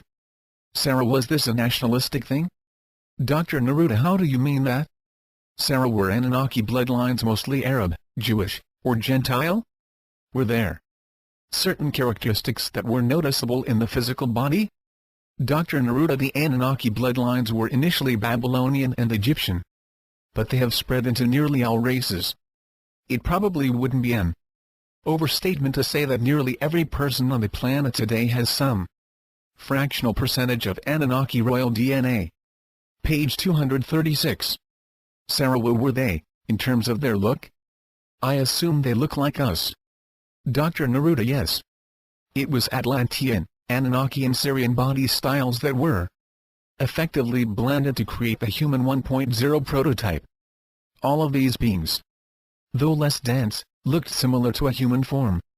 Races did not intermingle, as they were very cautious not to intermix their DNA, because they were uncertain of the effect and how it might pollute or mutate through their genetics. But remember, the human physical body was an experiment, and they literally looked at it as physical protection, just like we would look at a spacesuit. None of these races lived in the density of Earth, or an Earth-like planet. They didn't realize how Earth would interact with their creation and cause it to evolve in directions that they couldn't control or predict. Earth, as I previously said, was like a random variable, imposing itself on the human body through its gravitational fields. The interbreeding between Anunnaki and human women took place around 6000 BCE, and it was a designed event, not some lustful dalliance with the daughters of men, as it is sometimes portrayed in Sumerian texts. This was part of the design to place a subspecies within the human race that would conquer and control the Earth's resources. It was to consolidate and centralize resources for Anu, and to ensure that the world's wealth could be placed into his waiting hands when he returned. Sarah, the whole thing about LERM, light-encoded reality matrix, and how the Labyrinth group had seen it as God, I don't understand that. If 15 had read the same information as you, how he wouldn't have come to the same conclusions as you. I know you mentioned that you had additional contacts with the wing makers, and this convinced you of the authenticity of the information. But why do you think 15 clung to his perspective? Dr. Neruda, you can look at LERM as the connection between the Earth plane and the non-physical planes of the hologram that Anu constructed inside our functional implants. LERM was the connective web, and it was bidirectional. meaning that Anu could be projected into any being's consciousness framework, to be seen or heard, and it also meant that Anu could detect and view into the life of an individual being. LERM is known as the White Light, and the Great White Brotherhood is known as its guardians. They appropriated Jesus and Buddha as their foundational pillars, stole the concept of I Am, mashed these elements with the white light that had been a factor in every religious, occult and esoteric doctrine throughout time, and announced in the 1950s that the Great White Brotherhood was a real organization. Soon after that, ascended masters began to join the swelling ranks, as human channelers began to be the spokespeople of these entities. From the wing makers' perspective, these entities are fixtures of the polarity plan to keep human beings firmly anchored in separation, distraction and deception. Sarah, what does this have to do with 15's decision? Dr. Neruda, sorry, I got a little sidetracked. 15 knew of the Great White Brotherhood. It's considered a very important element in the overall hierarchy, very near the capstone of the elite, or what I earlier called the incunabula. The Great White, page 237.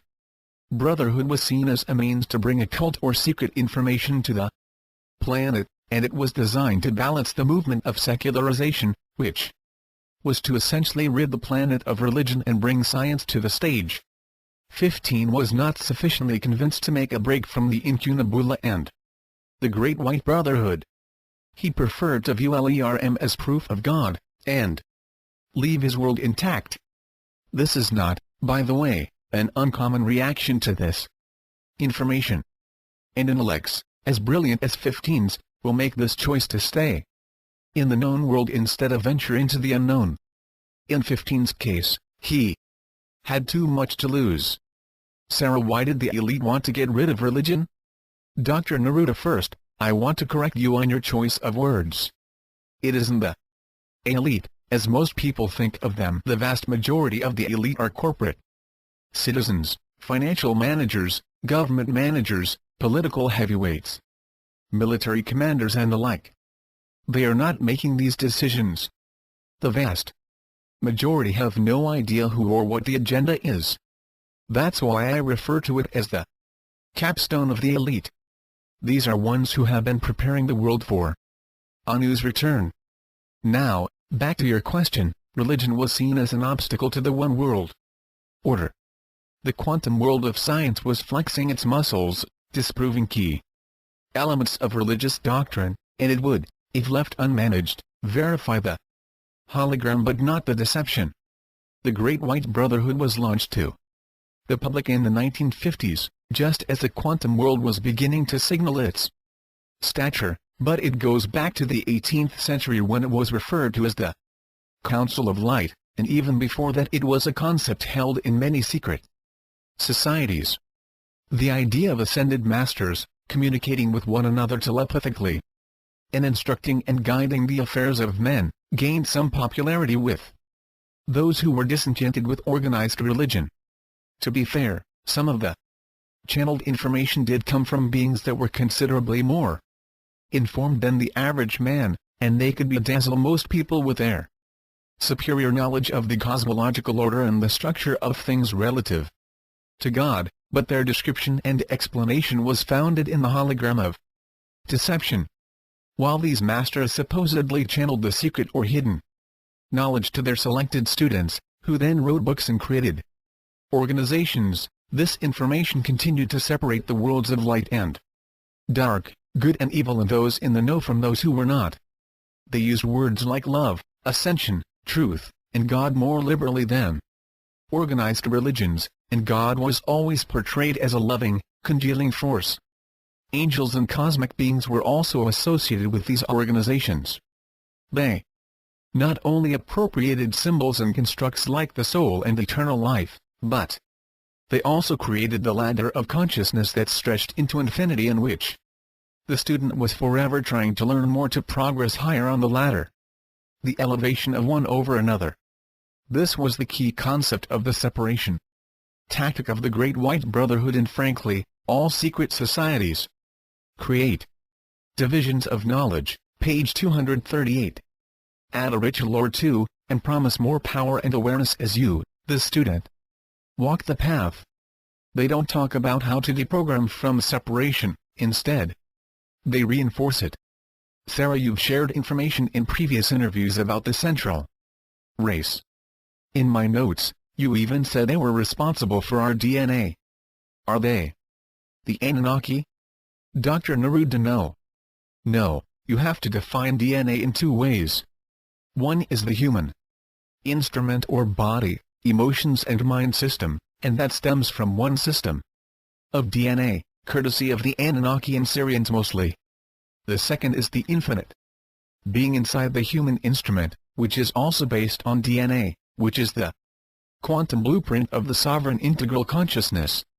The latter is the DNA developed by the central race. Sarah, in the second interview you made some pretty big claims about the 7 sights of the wing makers being a defensive weapon, and that this somehow related to the individual's experience of the wing makers' materials. In light of this disclosure tonight, can you explain how this works?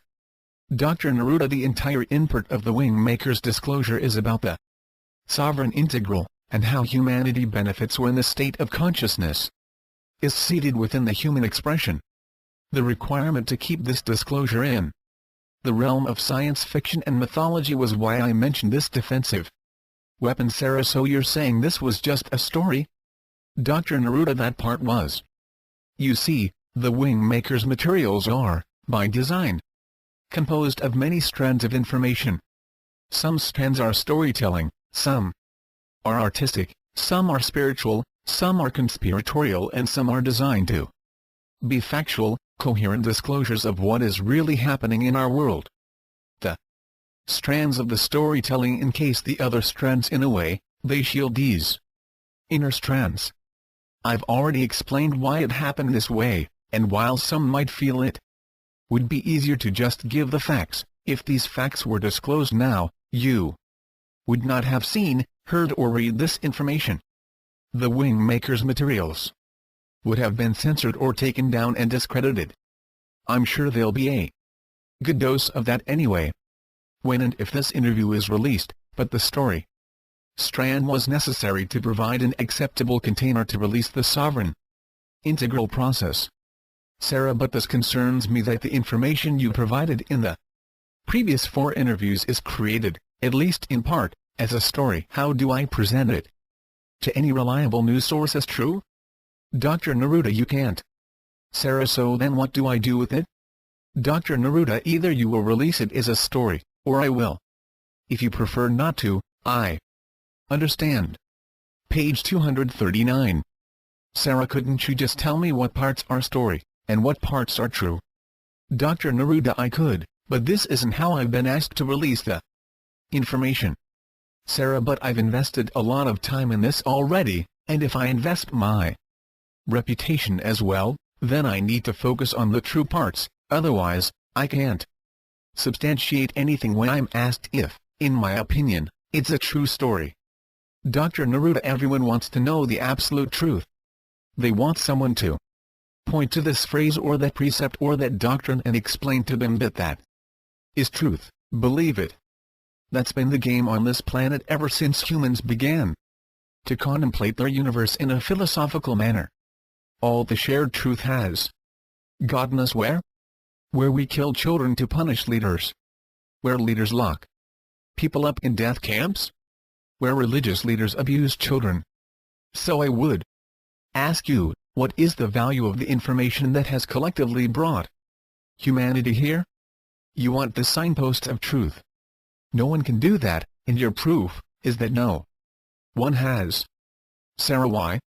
Dr. Neruda, because we are sovereign and we must experience ourselves in this way, and not let others decide what it is we should or shouldn't believe, or what is truth or falsehood. I wish we didn't live in a hologram of deception, but that is our human reality, and whining about it will not change it one iota. Studying the supposed masters of truth will not change it either. I can show you a library of books that expound on esoteric information. Some of these books were written as non-fiction, and by all appearances they seem to be credible and insightful, and yet if you listen carefully to the words, you see how they are separating you from one another, how they define the hierarchy, how they define the soul that is always learning, a human that is always sinning and weak, how they describe a universe that is infinitely layered, how the light illuminates those who follow certain practices. It can be very subtle. They can be talking about oneness, but there are judgments present in the words, or recriminations if you don't execute the practice properly, or suggestions that you don't mix this practice with anything else or it is diminished, or join and promote this path over that one. Part of the sovereign integral process is to practice your discernment of what enables you to believe in you, not the universe or some master or teaching, but you, stripped bare of all of your add-ons, beliefs, thought patterns, fears, guilt, stories, judgments, blames, pretenses, everything that hangs on you from the past. If you could drop them all, everything you have been taught and told and programmed to believe, what would be left to hear? Silence. Deep, clear silence. That is you. When you find that, you will then know that everyone has that, too. Anu does. Lucifer does, Jesus does, your neighbor does, your spouse does. Everyone. So, what proof do you need to find that? What proof can I show you or tell you to give you that? I can't. I can convey a process that if you follow it, you might find this experience inside you, but that's page 240. Well, the process is free, it only requires time. The process is not owned by anyone. The process is not part of anything but you. Once you stand at the trailhead of that process, it's yours to follow or reject. Everyone must achieve this realization of oneness and equality in life on earth. That is our call to action as a species. And in my opinion, anyone or anything that tells you otherwise is lost. One more thing, the story's trend may be exactly what activates someone to the sovereign integral process, and I think that was the point that the wing makers took with their information. Everything about their work is signaling the individual to the sovereign integral process and the realization of the grand portal. Sarah, if Anu is what we have been taught is God, then who is Lucifer? Dr. Neruda, it is precisely for this reason that you have to be sovereign. Because in the world where Anu is God, it is easy to presume that Lucifer is the real bearer of light. But remember what I've said over and over, everyone is lost in this hologram of deception. If all are lost, how can anyone lead you to truth? They can't. The truth is self-expression of your infinite self in the human form upon earth. That is the closest definition of truth that I know. It may not be the same for you or whoever reads this in the future, but this is my definition of truth. Does Lucifer advocate this? I'm not aware that he does. If anyone is not supporting my truth objective, then why would I let them move me in any other direction, even an inch? You ask who Lucifer is. There are 1,000 ways to answer that question. Several of them I already have. To add another definition, he is not a polarity of Anu or his puppet. At a fundamental level he lives in equality and oneness, the same as we. Is he awakened? I don't know. I haven't met him. I haven't talked with him. If I do, my first question of him will be, does he support the freedom of human beings, the kind I have just defined? And if he says yes, then I will accept his word until I see evidence to the contrary.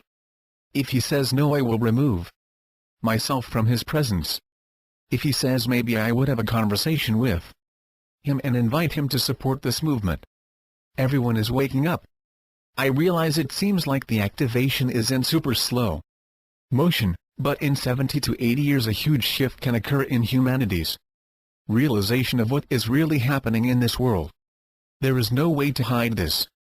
It's already in the unconscious mind layer and it will continue to spill out until we push the wall down. Sarah, this is more a comment or observation than a question, but the sovereign integral process seems existential instead of transcendental. It also Seems like a solo journey instead of an organized group who are supporting one another. Is my perception accurate? Dr. Neruda: partly, yes. I think the sovereign aspect is what you're picking up. 1. It's an internal process for the individual to develop within themselves, but the integral aspect is a collective, and I don't mean that it's an organizational structure. This process needs to be outside of any organizations or individuals' hands.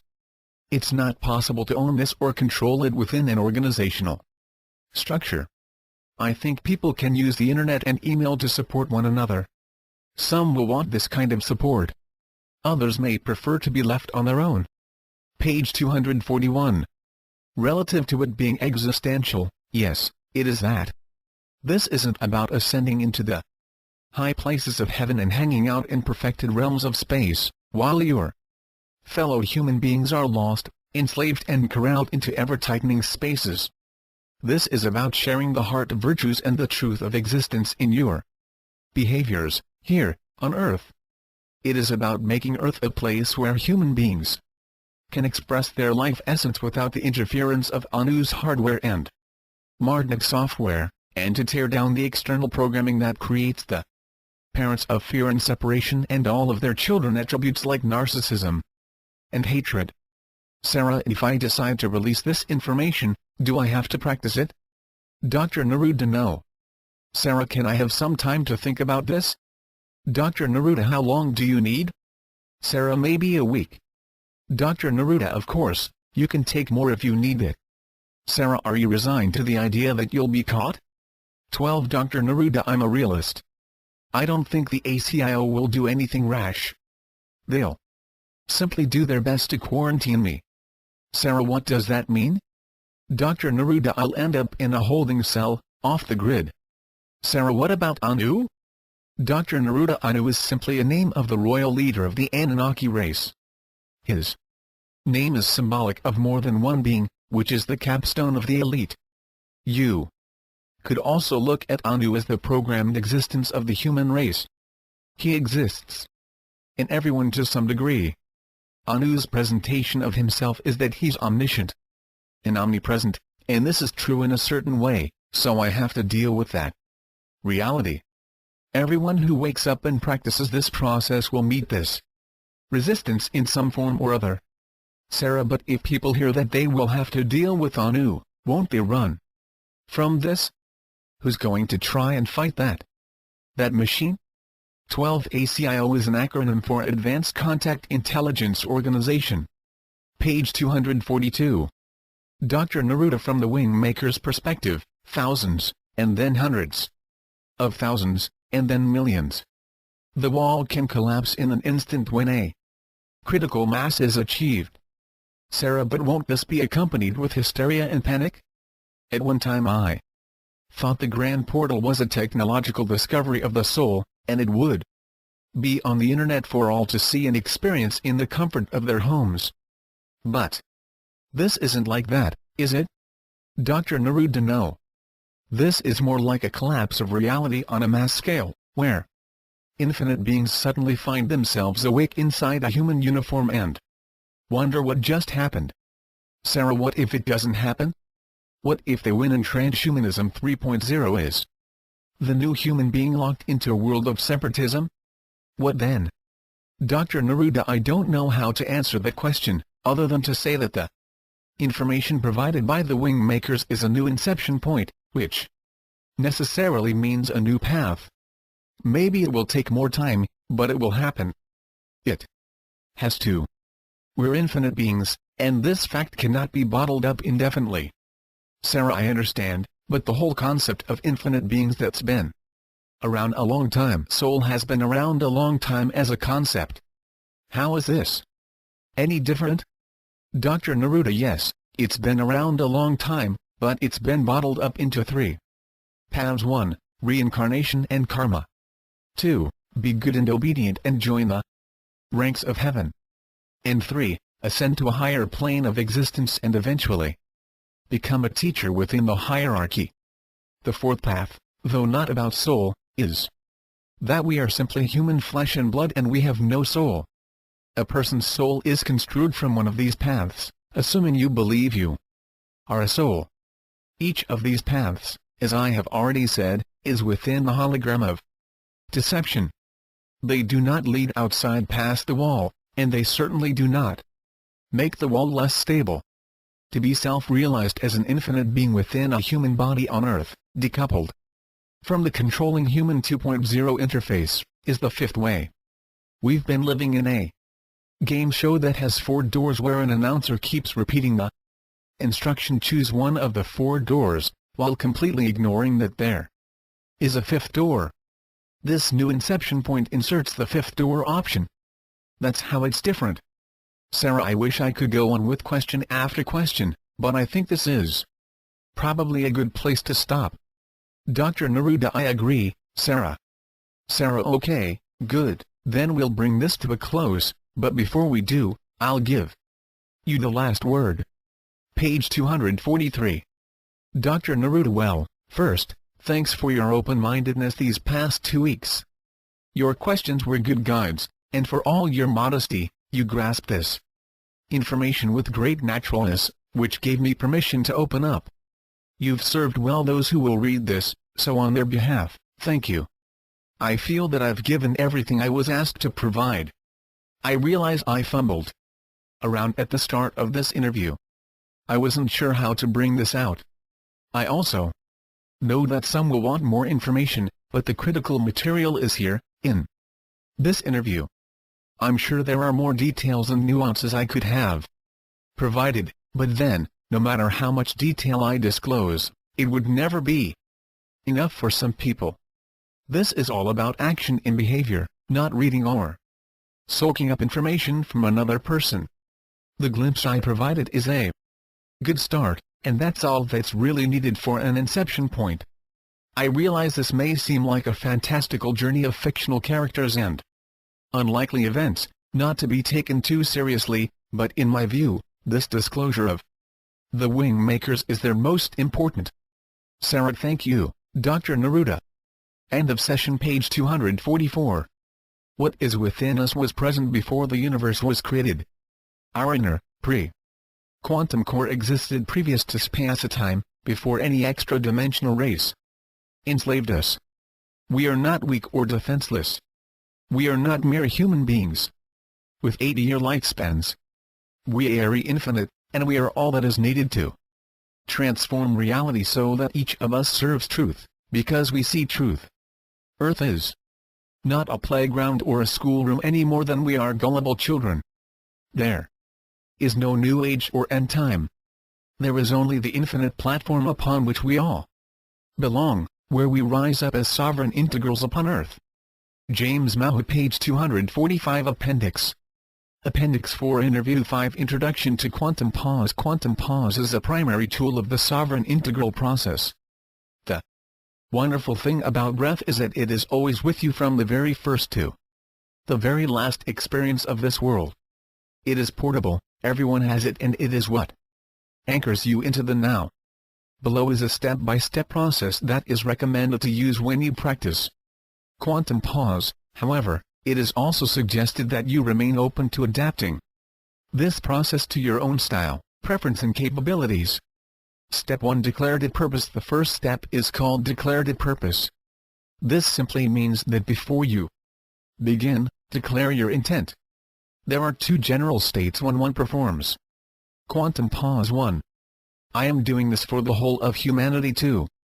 I am doing this for a specific subset of humanity: myself, friends, family. The first state is obvious, but the second varies by a considerable degree. For example, you could apply quantum pause for a situation that requires forgiveness or compassion within your immediate family, or perhaps yourself. Whatever the purpose is, it is recommended to declare it before you take your first breath. This is your inception point for the entire session that follows. Step 2, Breath. Baseline 2-4 Measures. From a breath perspective, there are 4 equal parts to quantum pause. In breath, nose pause; out breath, mouth pause. This 4-part process is called a measure. Each measure is divided into 2 segments. 1. In breath pause segment, which is the IAM2. Out-breath pause segment, which is the where after you have declared your purpose, then perform 2-4 measures of breath. Without visualizing or thinking or feeling. This step is simply to quiet your internal state, center your awareness and bring you fully into the now. Step 3. Conceptual attention. 3-5 measures after you have your baseline established. Imagine that during the in-breath segment that a vertical line or column extends from the center of Earth through your pineal gland in your brain and upwards to infinity. The beginning of the in-breath starts in the core of Earth, and as you inhale, the vertical line extends through you and into infinity above. When you reach the pause after your in-breath, imagine that the field of I Am consciousness during the pause is coalescing or uniting within the vertical column. Page 246 Appendix. During the out-breath segment, visualize a horizontal bar or line that originates in your heart area and extends outwards from your arms' deltoid muscles, encircling Earth. When you reach the pause after your out-breath, imagine that the field of WERE coalesces within the horizontal bar. The WER visualization connects you to humanity and life on Earth. It is not critical that you visualize in high resolution, that is, color and fine detail. These are conceptual attentions without any judgment as to your performance or how much detail you can imbue to each segment. You are directing your attention on high concepts, and this is enough. These concepts of I Am and WERE, when compared to your programming on television, internet, and daily life environments, support your service to truth. There is no judgment to how you perform this. It is simply that the conceptual attention, in itself, loosens the bonds from the programming of the hologram of deception. Step 4. Body lens of the heart virtues. 3-5 measures. During the in-breath segment of each measure, you can bring in one or more of the heart virtues. For example, as you breathe in, you imagine forgiveness as a lens forming around your entire body. You can look out through this lens that encompasses you through your entire being. You are saturated in forgiveness. In the pause, you simply allow it to intensify and encompass you like a transparent energy field. When you transition to the out-breath segment, you release this forgiveness or whatever heart virtue you are focused on. The release, as it pertains to the declarative purpose, is either to humanity at large, or a subset, which could include just you, your family members, work colleagues, friends, neighbors, pets, animals, plants, etc. It is important to direct the heart virtues upon yourself as you move through this process. You require self-forgiveness, self-compassion, self-understanding and self-appreciation. Sometimes it is best to do this at the end of the day, and focus on others and humanity during the day, but this is an individual process and you decide what works for you. Step 5. Completion. When you feel you are done, you can send appreciation to the Creator in that conceptual framework of infinity that you held earlier. Then, take the entire session and imagine it is compressed into something the size of a pea or small stone, and it is wisely placed within your pineal gland to be absorbed and transmitted. Then dissolve the entire session by opening your eyes and declaring it is done. You do not hold any bias or outcome favoritism. You are neutral as you step out of the session. Additional suggestions. Condensed versions of quantum pause. Once you have practiced this for a period of 2 or 3 weeks, consider how it can be condensed and applied in real-time circumstances that allow you to transfer the experience of a 5-stage session into a 30-second session, then a 10-second session, and finally into a 3-second session. The idea is to condense the experience, not the page 247 appendix. Breathing aspect of quantum pause into a smaller time segment that can be used in real-time experiences, so you can be on a phone call, in a meeting, driving your car, talking with your spouse, and call up the experience without the formality and time requirement of the 5-step structure. Breath control. There is no judgment that the longer your breath parts are performed in each of the segments, the better the result. There is no correlation.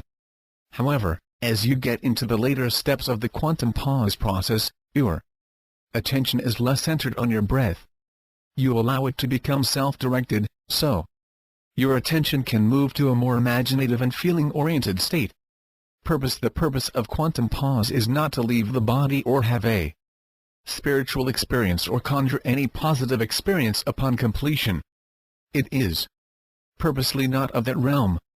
It is not designed to create an experience for your mind or provide visualizations of another world. If you see, sense or feel anything that is unrelated to your purpose, gently, but firmly, remove it. Posture. Unlike meditation, quantum pause is not related to specific postures you can practice. Is sit lying down when you wake up or go to bed.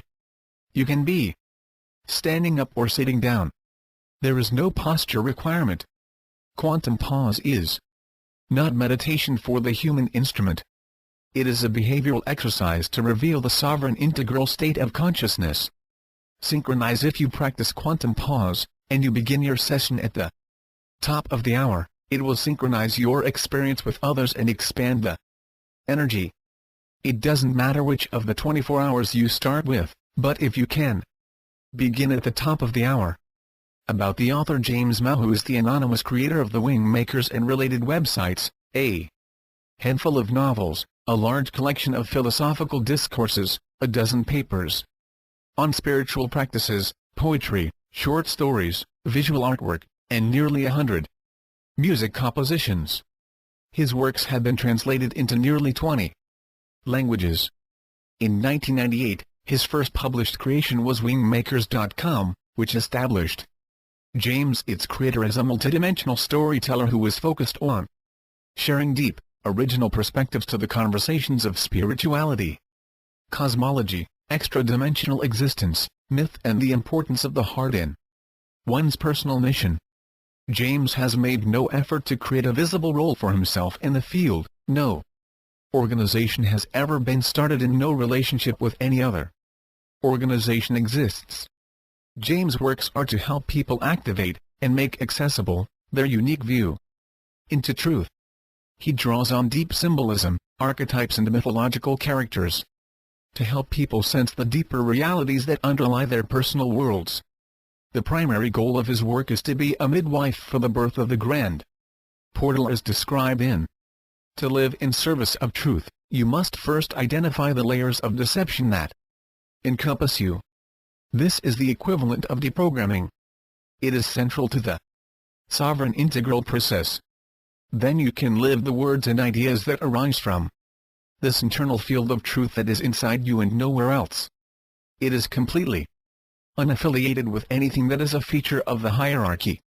This is because what is truth is singular, sovereign, and universal integral at the same time. No organization can contain that. Only you can. The end.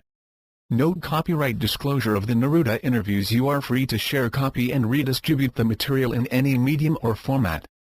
The licensor cannot revoke these freedoms as long as you follow the license terms. License terms attribution. Please give credit to wingmakers.com. Non-commercial. You may not use the material for commercial purposes. No derivatives. If you remix, transform, or build upon the material, you may not distribute the modified material without the consent of wingmakers.com.